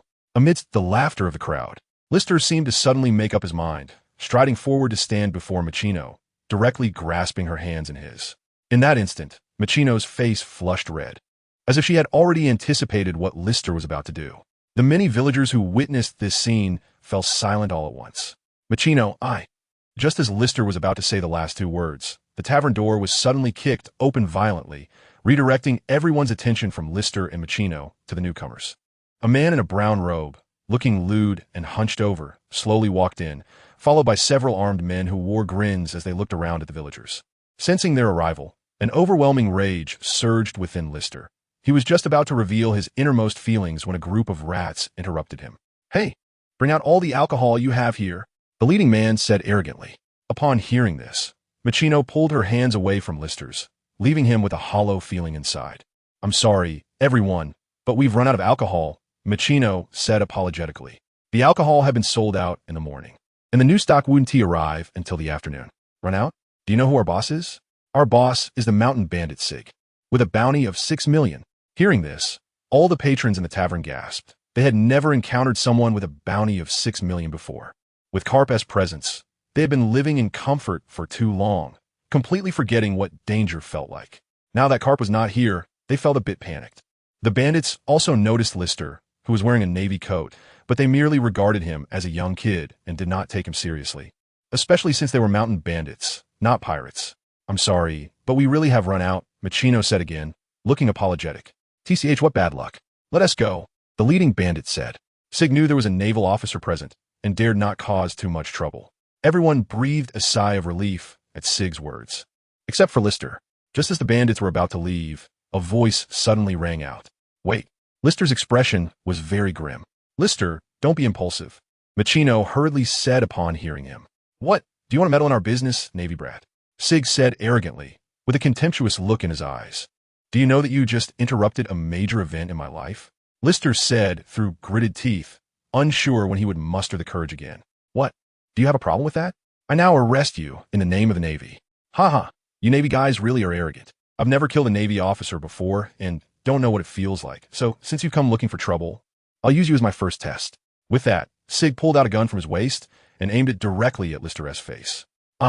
Machino shut her eyes in fright, and the other villagers also closed their eyes in resignation.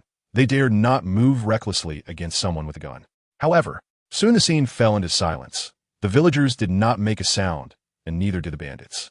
Slowly, Machino opened one eye and found Rister standing right in front of her. For some reason, seeing Rister's back gave Machino a sudden sense of reassurance. Was the bandit with a bounty of 6 million really just like this? Amidst the astonished expressions of the many bandits, Rister's voice rang out. But clearly their attention was not on what Rister was saying, but rather on his face, which remained unharmed despite being shot at. Chapter 93.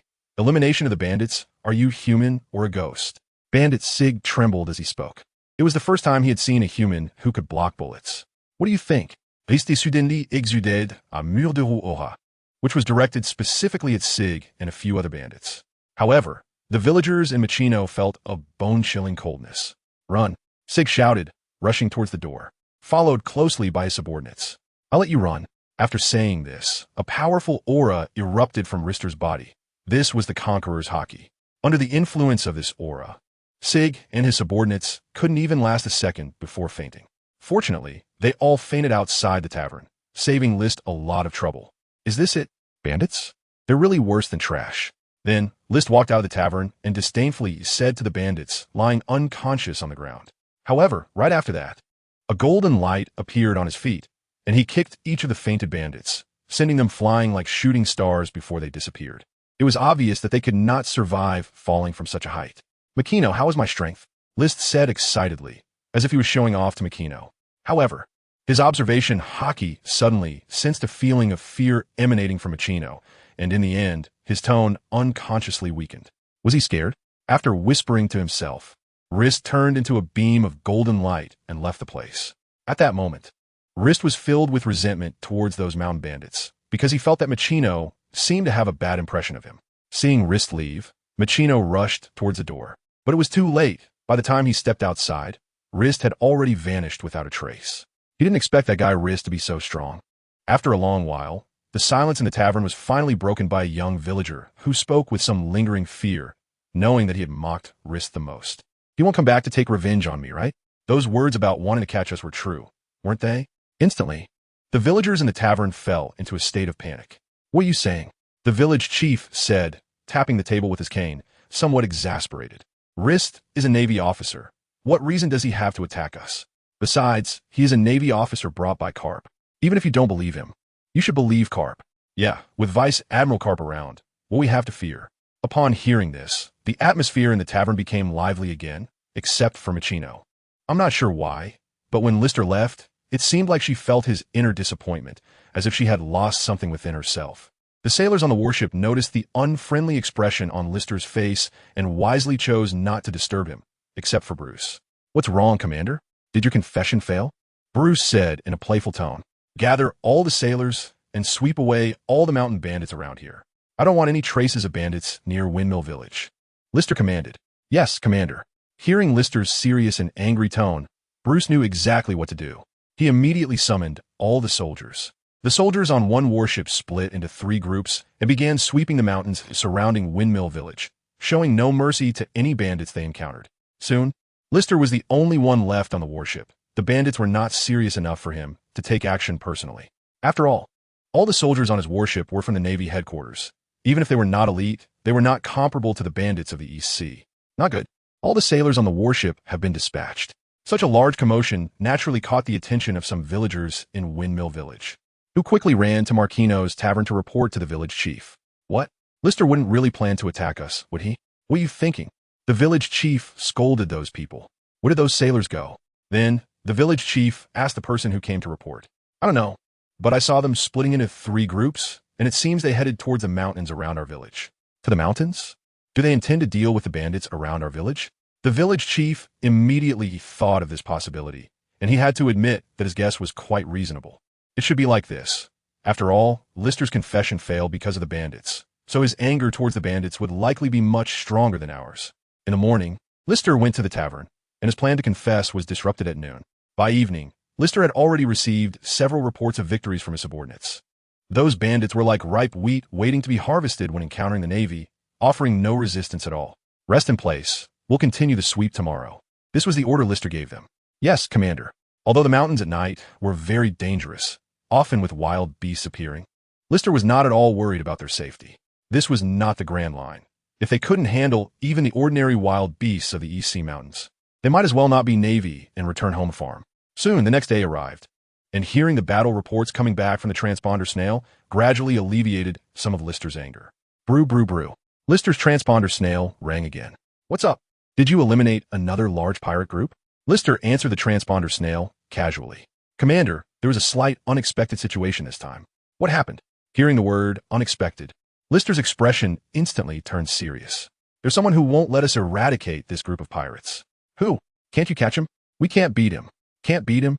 Lister's tone rose a notch. "Lister, what the hell are you doing?" At this moment, the voice in the transponder snail suddenly changed, becoming somewhat deep. "Vice Admiral Garp? I'm just eradicating mountain bandits." Lister suddenly remembered that there was a mountain bandit who had a good relationship with Garp. "You rascal, get over here quickly." Garp was very angry. Fortunately, he arrived a step earlier. If he had arrived any later, the consequences would have been unimaginable. Chapter 94. A person with discretion. Lister immediately activated his observation Haki and quickly located Garp's presence. Then used the powers of the Goro no Mi to fly towards Garp.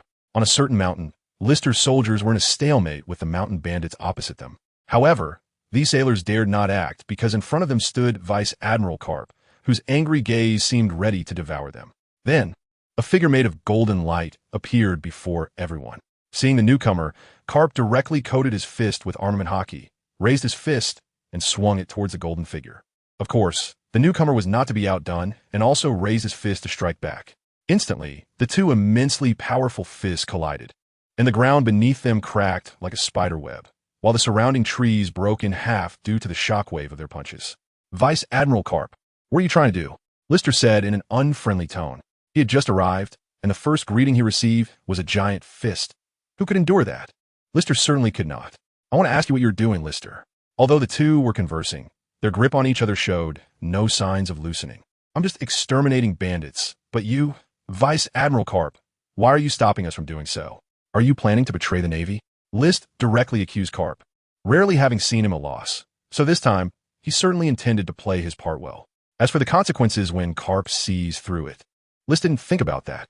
You are the Navy, not the Army. The matter of the bandits is not your concern. Why is Vice Admiral Garp so protective of these bandits? Could it be that they are friends? That's right, they're my friends.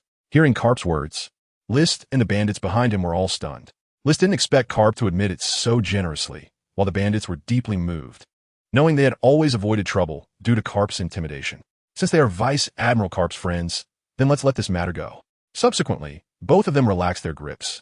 The Navy soldiers behind List were completely startled. One was their superior, and the other was a hero of the Navy, and they didn't know which side to support. But List, what happened? Garp asked, knowing that something must have happened during his absence. Otherwise, List wouldn't act this way. Upon hearing Garp's question, List's expression changed, and he didn't speak, clearly unwilling to answer. Bruce, what about the other bandits? Report, sir. Besides the bandits here, there are no others around. Hearing Bruce say this, it was not List who reacted first, but the group of bandits protected by Garp. Does that mean we're the biggest bandits here? One bandit excitedly exclaimed. Yes, yes, yes. Then, the bandits erupted in cheers, but when they saw List's glare, they immediately fell silent, their eyes filled with a hint of fear, as if they had a fishbone stuck in their throats. List, let me introduce you. This is my friend, Dayton.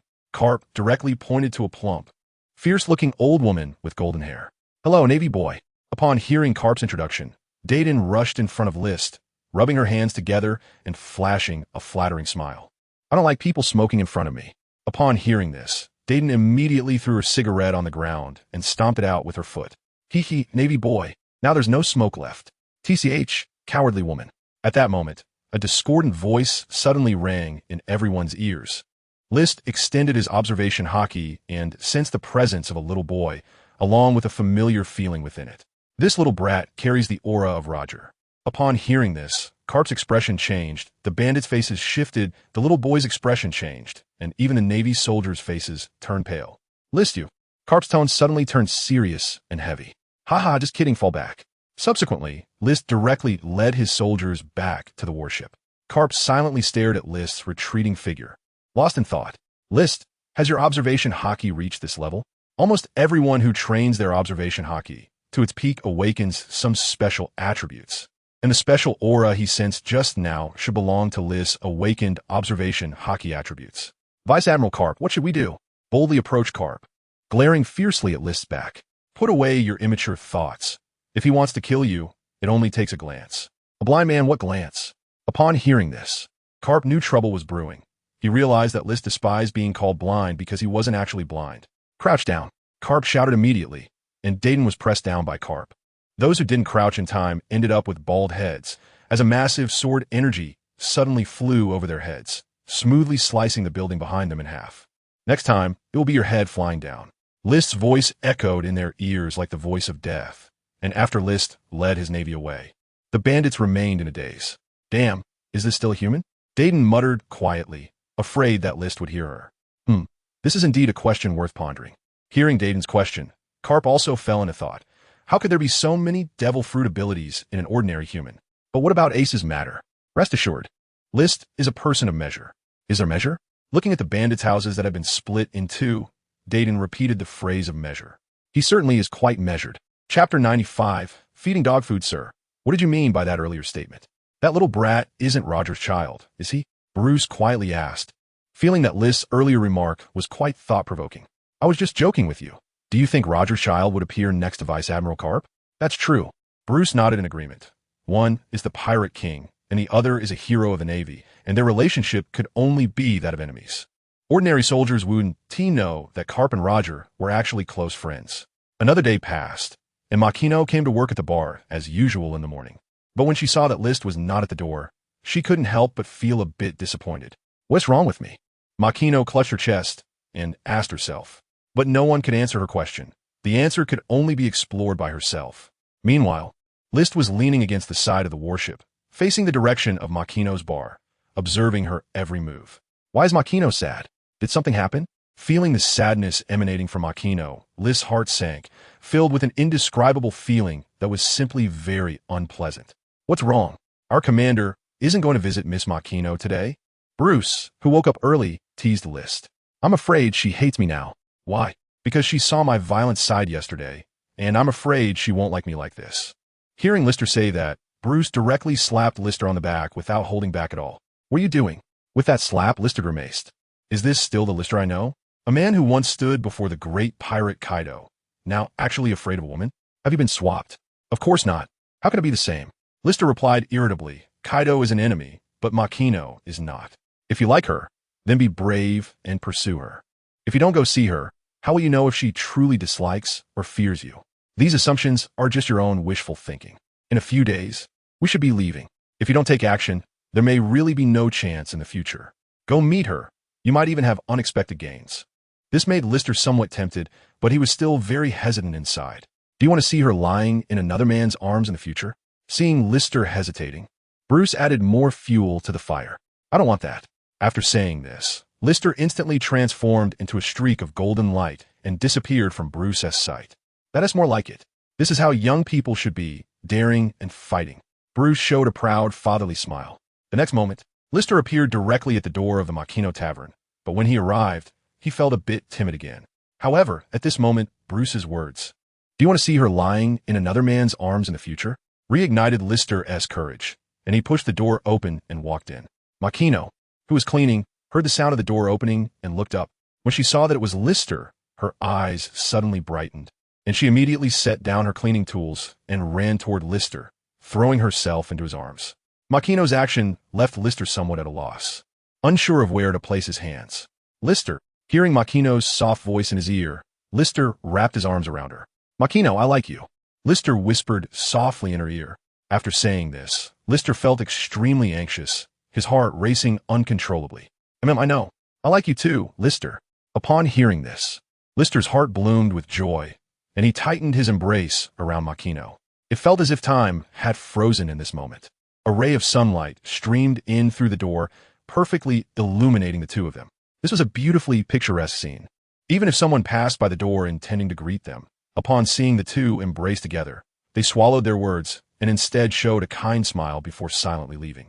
After an unknown amount of time, the two finally parted. "Makino, I'm sorry, I lied to you about something." "What is it?" Hearing Lister say this, Makino felt a bit flustered, as she had no idea what he was going to say next. "Actually, I'm not blind." Hearing Lister's words, Makino let out a slow breath.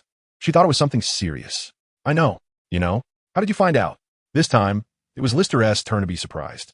"Because I've never seen a blind person walk faster than a normal person, accurately reach the door of my tavern, and even help me serve dishes to the customers." Hee. Lister smiled shyly. Although Makino didn't know that Lister could accurately find everyone's location using his observation Haki, he didn't intend to explain, as she might not understand even if he did. "Lister," Makino suddenly called out to him. "What is it? Can I see your eyes?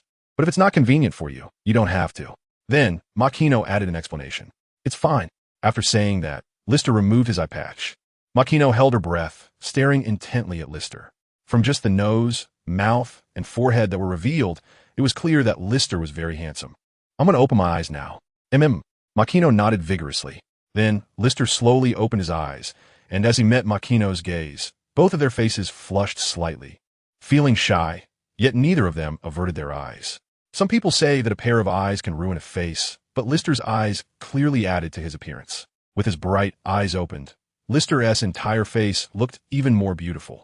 After that, Their faces slowly leaned closer together, and they both gradually closed their eyes. Lister felt his lips touch something smooth and slightly hard. It was her nose. Oh, sorry.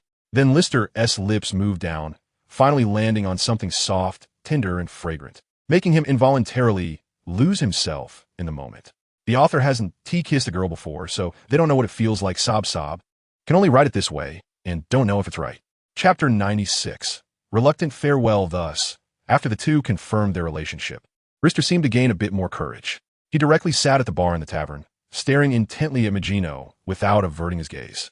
No matter where Magino went, Rister's eyes followed her. This made Magino feel quite shy, and she could only glare at Rister in annoyance. However, Rister responded with his shameless smile, leaving Magino with no way to counter him. She could only let him keep staring. The patrons of the tavern were surprised to discover that Rister was not blind after all. He had been fooling them all along. However, they didn't dare say much to him, given Rister's strength, and he had never actually admitted to being blind. As time passed, the people in the tavern noticed the unusual behavior of Rister and Magino. While they didn't dare tease Rister, they felt free to tease Magino, who had grown up before their eyes, transforming from a little girl into a beautiful woman. They would often make Magino blush, and whenever they teased her, she would retaliate playfully by pinching Rister's waist, twisting it firmly. Although Magino's pinches didn't hurt, Rister would always pretend to be in great pain, scrunching his face in a comical way. Of course, seeing Rister's expression would immediately soften Magino's heart, and she would gently touch the spot she had just pinched. Time passed slowly, and the days filled with happiness were very sweet, at least in Rister's view. However, as reluctant as he was, the day of departure eventually arrived. Sometimes, Rister wondered if he should stay in Windmill Village and live a carefree life with Magino, but Magino didn't want that. Rister was a Navy man, and she hoped he would rescue more civilians from pirates. Kapu had long returned to the warship, waiting for Rister. Soon, in his sight, Rister arrived at the port, surrounded by a crowd, with Magino standing beside him. Besides Magino, who came to see Rister off, everyone else was there to bid farewell to Kapu. Magino, Rister called her name, but he couldn't bring himself to say the words of farewell. Suddenly, Magino stood on her tiptoes and hugged Rister tightly, wrapping her arms around his neck and resting her head on his shoulder. She whispered in his ear, "Be careful on your journey, Rister. I will always be here waiting for you." Magino, wait for me.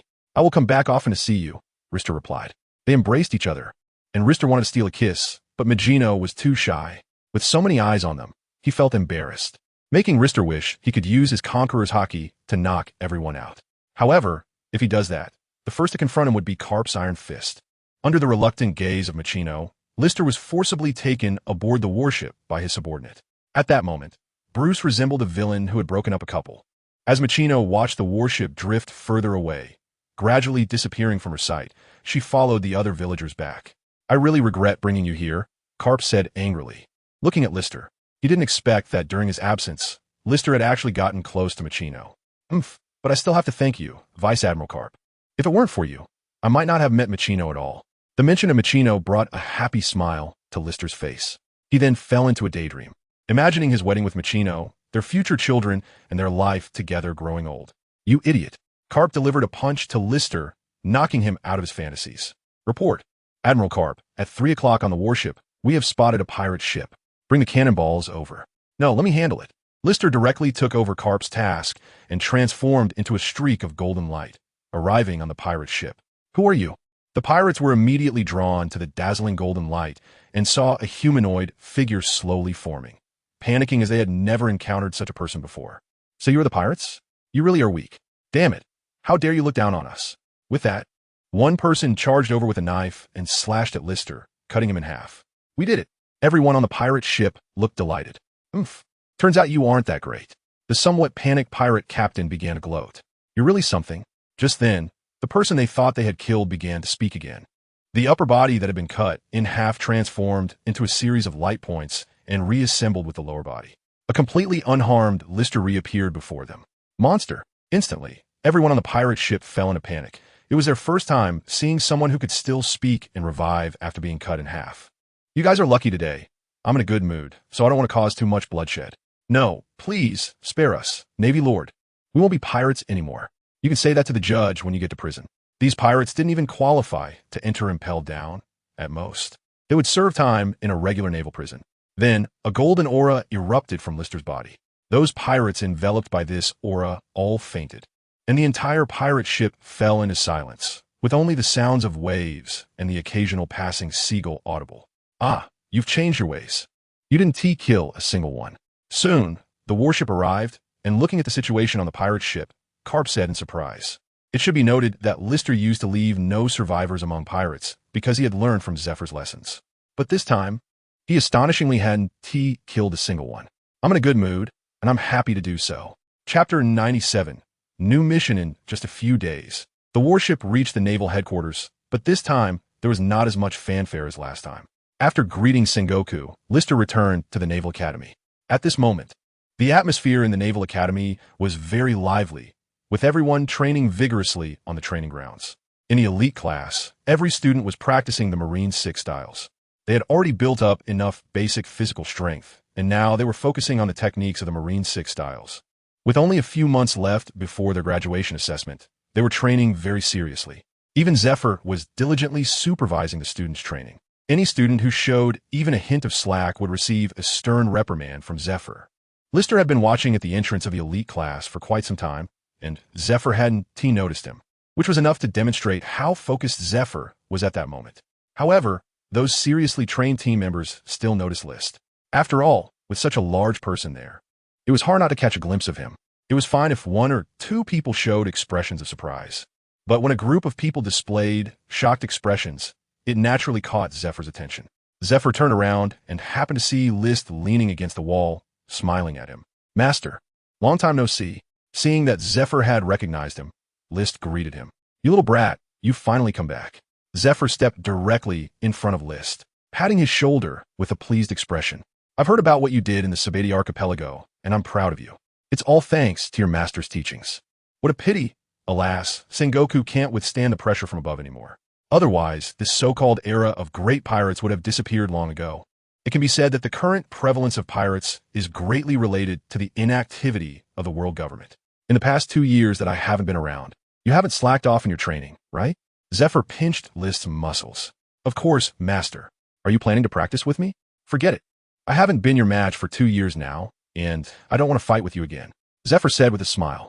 He was very satisfied with List's strength and believed that List had not been lax at all during the more than a year he spent in the Sabeti archipelago. List's current strength was likely known only to himself. "How long can you stay this time?" "I don't know. Admiral Sengoku gave me a month off, and there should be about 5 days left now. But the situation at sea is very complicated, so I don't know if I'll get to enjoy this 5-day leave completely." "It's fine. Take a day of rest whenever you can. After all, we in the Navy don't have much leisure time left. You all can train freely now. I'll come to check your training results tomorrow." "Yes, Teacher Zephyr." After Zephyr and List left, the elite class students began to whisper among themselves. "That person just now was Instructor List, right?" "Yes, that's Instructor List. Instructor List is really handsome," one of the elite female students said dreamily. "I wonder when I can stand next to Instructor List." Now List was practically a textbook figure at the Naval Academy, with his deeds recorded, naturally referring to what he had accomplished in the Sabeti archipelago over the past year. But that will have to wait until you have strong enough strength. Otherwise, you won't even have the qualification to greet Instructor List. Sigh. Everyone sighed helplessly. Although they were elites, in front of List, they were nothing. Serving as an instructor for 4 elite classes, almost 1 in 10 of the well-known generals in the Navy was a student of List. In the evening, Zephyr prepared a big meal for List, with various meats filling the table. "It's been a long time since I've tasted my master's cooking. I really miss it. I heard that bastard Garp found you a niece-in-law." As soon as Zephyr said this, List's face immediately turned slightly red. List responded softly, and thinking of Machino brought a happy smile to his face. "What does she look like?" Zephyr's eyes brightened, and a hint of gossip arose in him. Then, List took out a photo from his clothes, which he had taken from the ship's intelligence officer. It was known that the camera used by the intelligence officer was usually for capturing pirates, so this was the first time he had used such a camera to take pictures of ordinary people. When Zephyr saw the photo in List's hand, a satisfied expression appeared on his face. "Not bad. She looks quite lovely. What's her personality like?" "Her personality is quite good. Well, as long as she's not like that bastard Garp." Zephyr was still quite concerned about Garp forcibly taking List away, but he just hadn't found the time to deal with Garp yet. During the dinner, List and Zephyr drank and chatted. with List recounting all the events of the past year to Zephyr, while Zephyr complained about how disappointing the current elite class students were, saying they were worse than previous classes. As they drank more, both of them gradually became tipsy, and by the end, List didn't even know how he got to bed. For the next few days, List stayed with Zephyr, helping him train some of the elite class students in his spare time. Those students seemed to be invigorated upon seeing List, training particularly enthusiastically. This made Zephyr quite envious, feeling that to these kids, he was the one who came later. It seemed that Sengoku had specially reserved some time for List and Zephyr to reunite, as he hadn't given List any new tasks. However, the quiet days passed quickly. List probably rested for a week before the Marine's admiral summoned him. The report stated that Admiral Sengoku wanted to see him. All right, I understand. It seemed there was another new mission, and who knows when he would be able to return. So, List first found Zephyr to say goodbye, and then went to report to Admiral Sengoku. Admiral Sengoku, you're here, List. There's a mission that I need to assign to you. Take a look at this first. Yes, Admiral. Chapter 98. The Return to the New World, the 10 Birds Pirates. This mission involves the 10 Birds Pirates, who are stationed in the New World. Even among the pirates in the New World, they are considered a powerful crew, only second to the Beast Pirates, Big Mom Pirates, and Whitebeard Pirates. Well, the 10 Birds Pirates recently took control of a government-affiliated nation, which has completely ignited the wrath of the world government.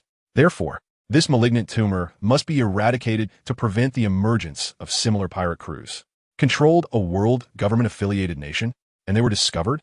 That really is a suicidal act.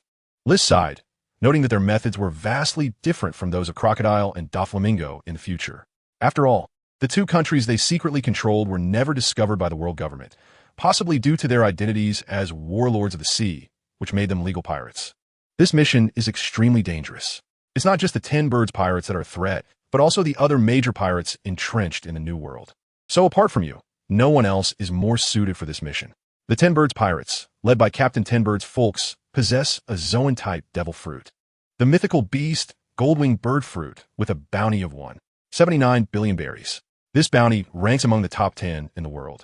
Normally, for a pirate of this caliber, as long as they don't go too far or have any special circumstances, the Navy wouldn't take action against them.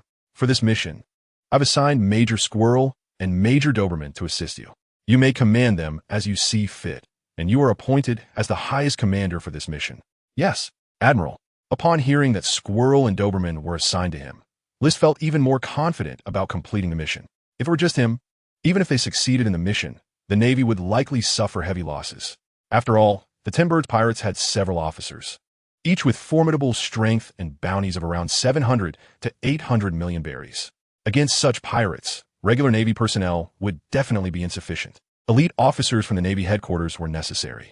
You two can come in now. As soon as Sengoku's words fell, two individuals walked in from the doorway. One had a fierce expression with two X-shaped scars on his face, while the other sported a mohawk hairstyle and a beard.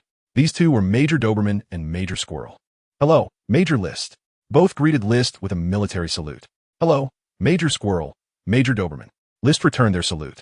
This mission will have Major List as the highest commander, and you two must obey his orders. Yes, Admiral. Though both were majors, their strength was already comparable to the current rear admirals in the Navy headquarters. If they accumulated some military achievements, they could be promoted to rear admirals. The three then boarded the warship and set off. Since they were heading to the New World, they had to pass through Mariehua. Even for the Navy, passing through Mariehua required certain procedures. I've long heard of Instructor List's great reputation. Today, seeing you in person, you truly are remarkable. The three exchanged pleasantries after leaving Sengoku's office. Too kind. I still have much to learn from you, two seniors. Both were disciples of Zephyr.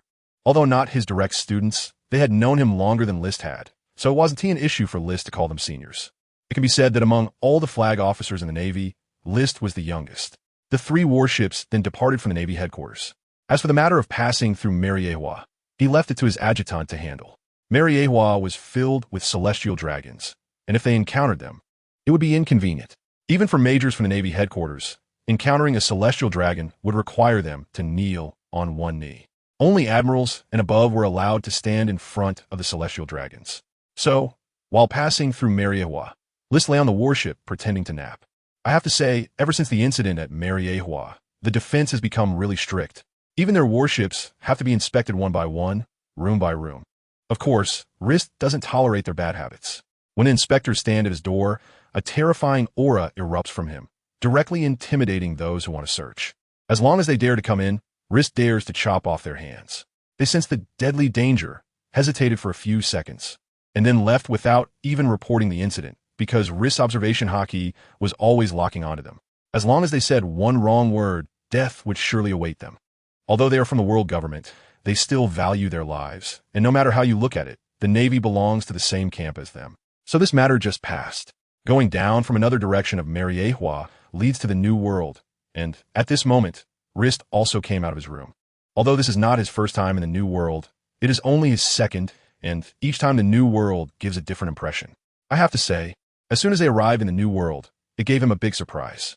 It was clearly noon, yet the sky was incredibly dark, with thunder and lightning, and wind and rain pouring down. The warship swayed precariously in such harsh conditions, making it difficult to maintain direction, except for Lister and Bruce. Most of the soldiers on the warship showed signs of fear. After all, it was their first time in the New World, and they had never encountered such extreme conditions before.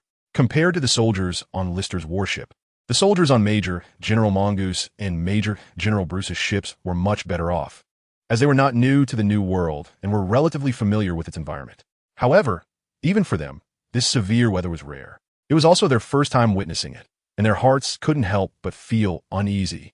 Both Mongoose and Doberman wore serious expressions. Some waves forced them to take action, but they also diverted some attention to Lister, wanting to see how he would handle the situation. Although they had heard rumors about Lister, as the saying goes, seeing is believing, and they wanted to see if Lister's abilities matched the tales they had heard. Lister took a stance as if drawing a sword, his armament colored domineeringly enveloping his hand and sword.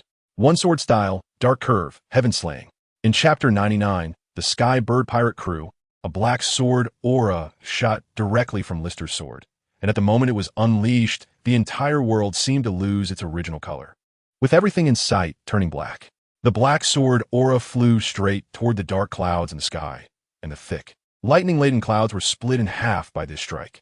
Bright sunlight poured in through the crack in the clouds, creating a strange scene where the sea line of the warship was bathed in sunlight, while the skies on either side remained filled with dark clouds, thunder, and lightning.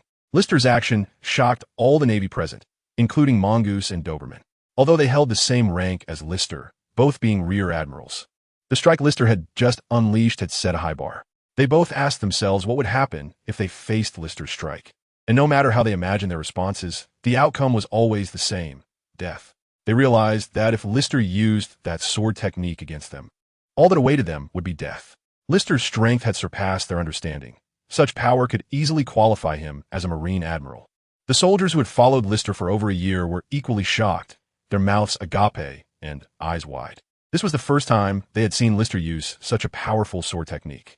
Moreover, they observed that after using such a powerful technique, Lister's expression remained unchanged from before, indicating that this powerful sword move did not exhaust him significantly. This technique was one that Lister had created himself.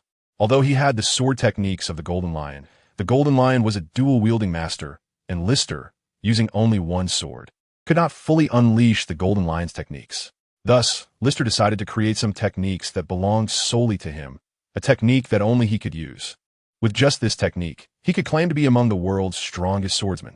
Bruce walked up to Lister, astonished, and said, "Who knows?" Lister is not very interested in the title of the world's greatest swordsman. The former holder of that title is hiding somewhere in the world, while the next candidate, Mihawk, has yet to grow up. Therefore, the title of the world's greatest swordsman has remained vacant. Although some people occasionally declared themselves the world's greatest swordsman, they were soon defeated by challengers. The title of the world's greatest swordsman should not be self-proclaimed, but recognized by all swordsmen in the world. If Lister were to acknowledge himself as the world's greatest swordsman, his future life would likely never be peaceful. Alright, let's see how much longer it will take to reach the Hyrule Kingdom. The Hyrule Kingdom is a member country of the world government in the New World, and it is also the kingdom occupied by the Sky Bird Pirates. Commander, if nothing unexpected happens, we should arrive in about 3 days. But we cannot rule out the possibility of encountering some harsh conditions along the way that could delay our progress. Okay, I understand. Although the Navy is at a disadvantage in the New World, with 3 warships together, no pirate would dare to provoke them. However, They were also intrigued by the sudden arrival of the Navy in the New World and wanted to see what their purpose was for coming. Several pirate crews had already begun to secretly follow them. However, those large pirate crews did not pay any attention to the Navy. As long as it wasn't a large naval force coming to the New World, they had nothing to worry about. On the throne of the kingdom of Shirel, a handsome man with long golden hair, dressed in luxurious clothing, was sitting with his legs crossed and one hand propping up his chin, showing a slightly lazy expression on his face. This man was Fulks, the captain of the Skybird pirate crew. From his appearance alone, one would not suspect he was a notorious pirate.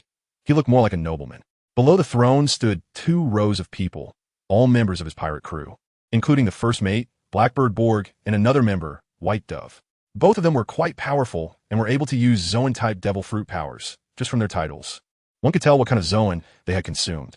Captain, some Navy forces have recently arrived in the New World. Judging by their marching route, their target should be us, Borg said to Fulks, who was sitting on the throne. Oh, they've come so quickly? Even upon hearing that the Navy was targeting him, his tone remained very calm, as if he didn't regard the Navy at all. After all, what we've done this time is indeed quite significant. White Dove also spoke up, but from their tone, there was no hint of fear towards the Navy. What can we do? The king of this country is blind enough to provoke us, thinking that being a member of the world government allows him to act as he pleases.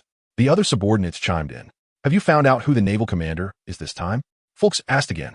It's that Rear Admiral Rist, who was stationed at Sabeti Archipelago, along with 2 other rear admirals from the Navy headquarters, Mongoose and Doberman. Rist from Sabeti Archipelago? The one who defeated the assassin Harris? Yes, that's him. Hearing this, a glimmer of interest appeared in Fulks' eyes. Well, it said that he's being groomed by the Navy to become the next admiral. If it's him, this battle shouldn't be too boring. As he spoke, Fulks' pupils turned golden, as if golden flames were burning within them. Don't worry, Captain. You won't even need to lift a finger. That little brat. I can easily handle him, Blackbird Borg said with a fierce expression. Don't underestimate him, Borg. After all, he is someone who managed to kill Harris. Although Fulks said this, his tone remained casual and composed. That guy Harris is just a coward who doesn't dare to show his face. If it were me, I could also take him down. I have to say, the fact that Lister killed Harris has indeed greatly increased Lister's prestige and reputation in the underground world. Chapter 100. Landing on the island, preparing for battle.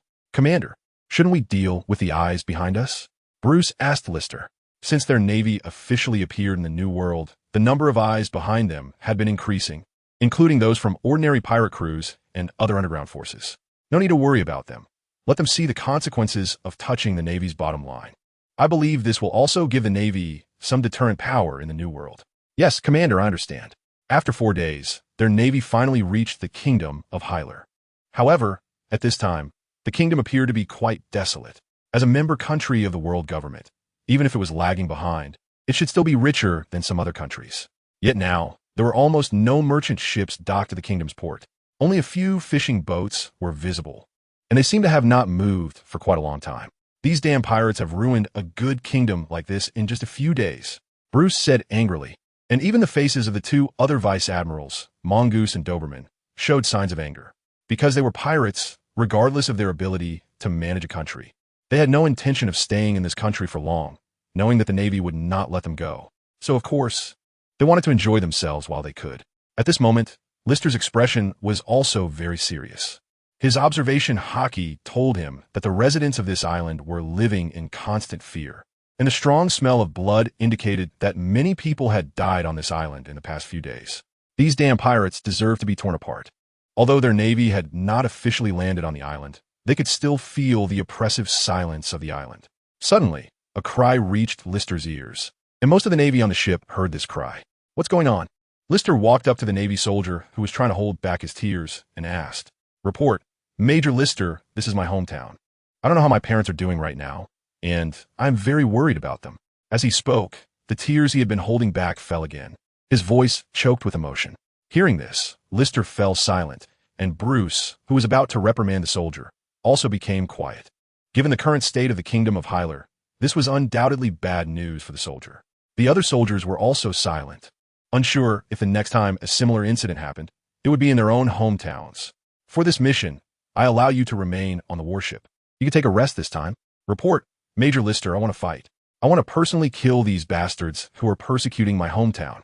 Upon hearing that Lister did not want him to participate in the battle, he immediately wiped away his tears and said firmly, "Are you sure?" "Report, Major Lister." "I'm sure." "All right, then you must pay attention to safety during this mission. Don't act impulsively. Remember, your life is the most important." "Yes, Major Lister." Finally, the warship arrived at the port, and they found the closest port to the capital of the Kingdom of Hyler to disembark. However, there were still not many people on the streets. However, the few people on the street showed a glimmer of hope when they saw Rist and the others. But soon their gazes shifted around, and they quickly ran away into the distance. "Sir, what's going on? Maybe they don't think we can eliminate this group of pirates. After all, people in a new world know how awkward our Navy's position is here." Sighing at Rist's explanation, Bruce helplessly lamented that changing the impression of the Navy in the eyes of the New World residents was not something that could be accomplished overnight. The group headed straight towards the capital, with Rist, Mongoose, and Doberman in the front, followed by several other officers, and then ordinary officers and soldiers. They hadn't walked long when a group of people appeared ahead to block their way, each wearing an arrogant expression, as if they didn't take the Navy seriously at all. The way these pirates looked at Rist and the others was like the way the Navy looked at pirates in the Grand Line, a hunter looking at its prey. "These bastards, they actually think of us as prey." Doberman's tone carried some anger. He was naturally a hot-tempered person. Otherwise, he wouldn't be part of Akainu's faction. A typical hawkish task force. "Calm down, these ants aren't worth our effort," Rist said, as Doberman's strength was a bit overkill for dealing with such small fry. "Hey, if you Navy are smart, you should roll back where you came from. The New World doesn't welcome you," a pirate arrogantly shouted, even though he was facing 3 rear admirals from the Navy headquarters. "Rear Admiral Doberman, leave your subordinate here to lead some Navy to deal with them. Don't let these trash waste our time." "Understood." Although they were of equal rank, Rist was the highest commander on this mission, so Doberman had to follow his orders. Subsequently, Doberman's subordinate led a team of soldiers forward, opening a path for Rist and the others. "You bastards!" The same pirate shouted again, trying to stop the Navy's advance, but was helplessly blocked by a Navy officer in front of him, unable to break through. "You should just stay put," the Navy officer said coldly. "Damn it! Even if you can break through my defense line, what's the use? You trash can't even get close to our captain." Noisy. Rist and the others ignored the pirates' shouts. No matter how many soldiers were blocking their way, or how many difficulties lay ahead, they would definitely cross over because they were the Navy, the justice-seeking Navy, the Navy that protects the people. They needed to live up to the 2 characters of justice behind them, at least for now. They could no longer disappoint the people of the New World. Summary: I accept your power. This sentence had become a nightmare for all pirates and even the Navy. Rist, who traveled to the pirate world, possessed a terrifying ability, learning. Whether it was powerful martial arts, exquisite swordsmanship, or even mysterious devil fruit abilities. As long as he saw it once, Rist could use it all.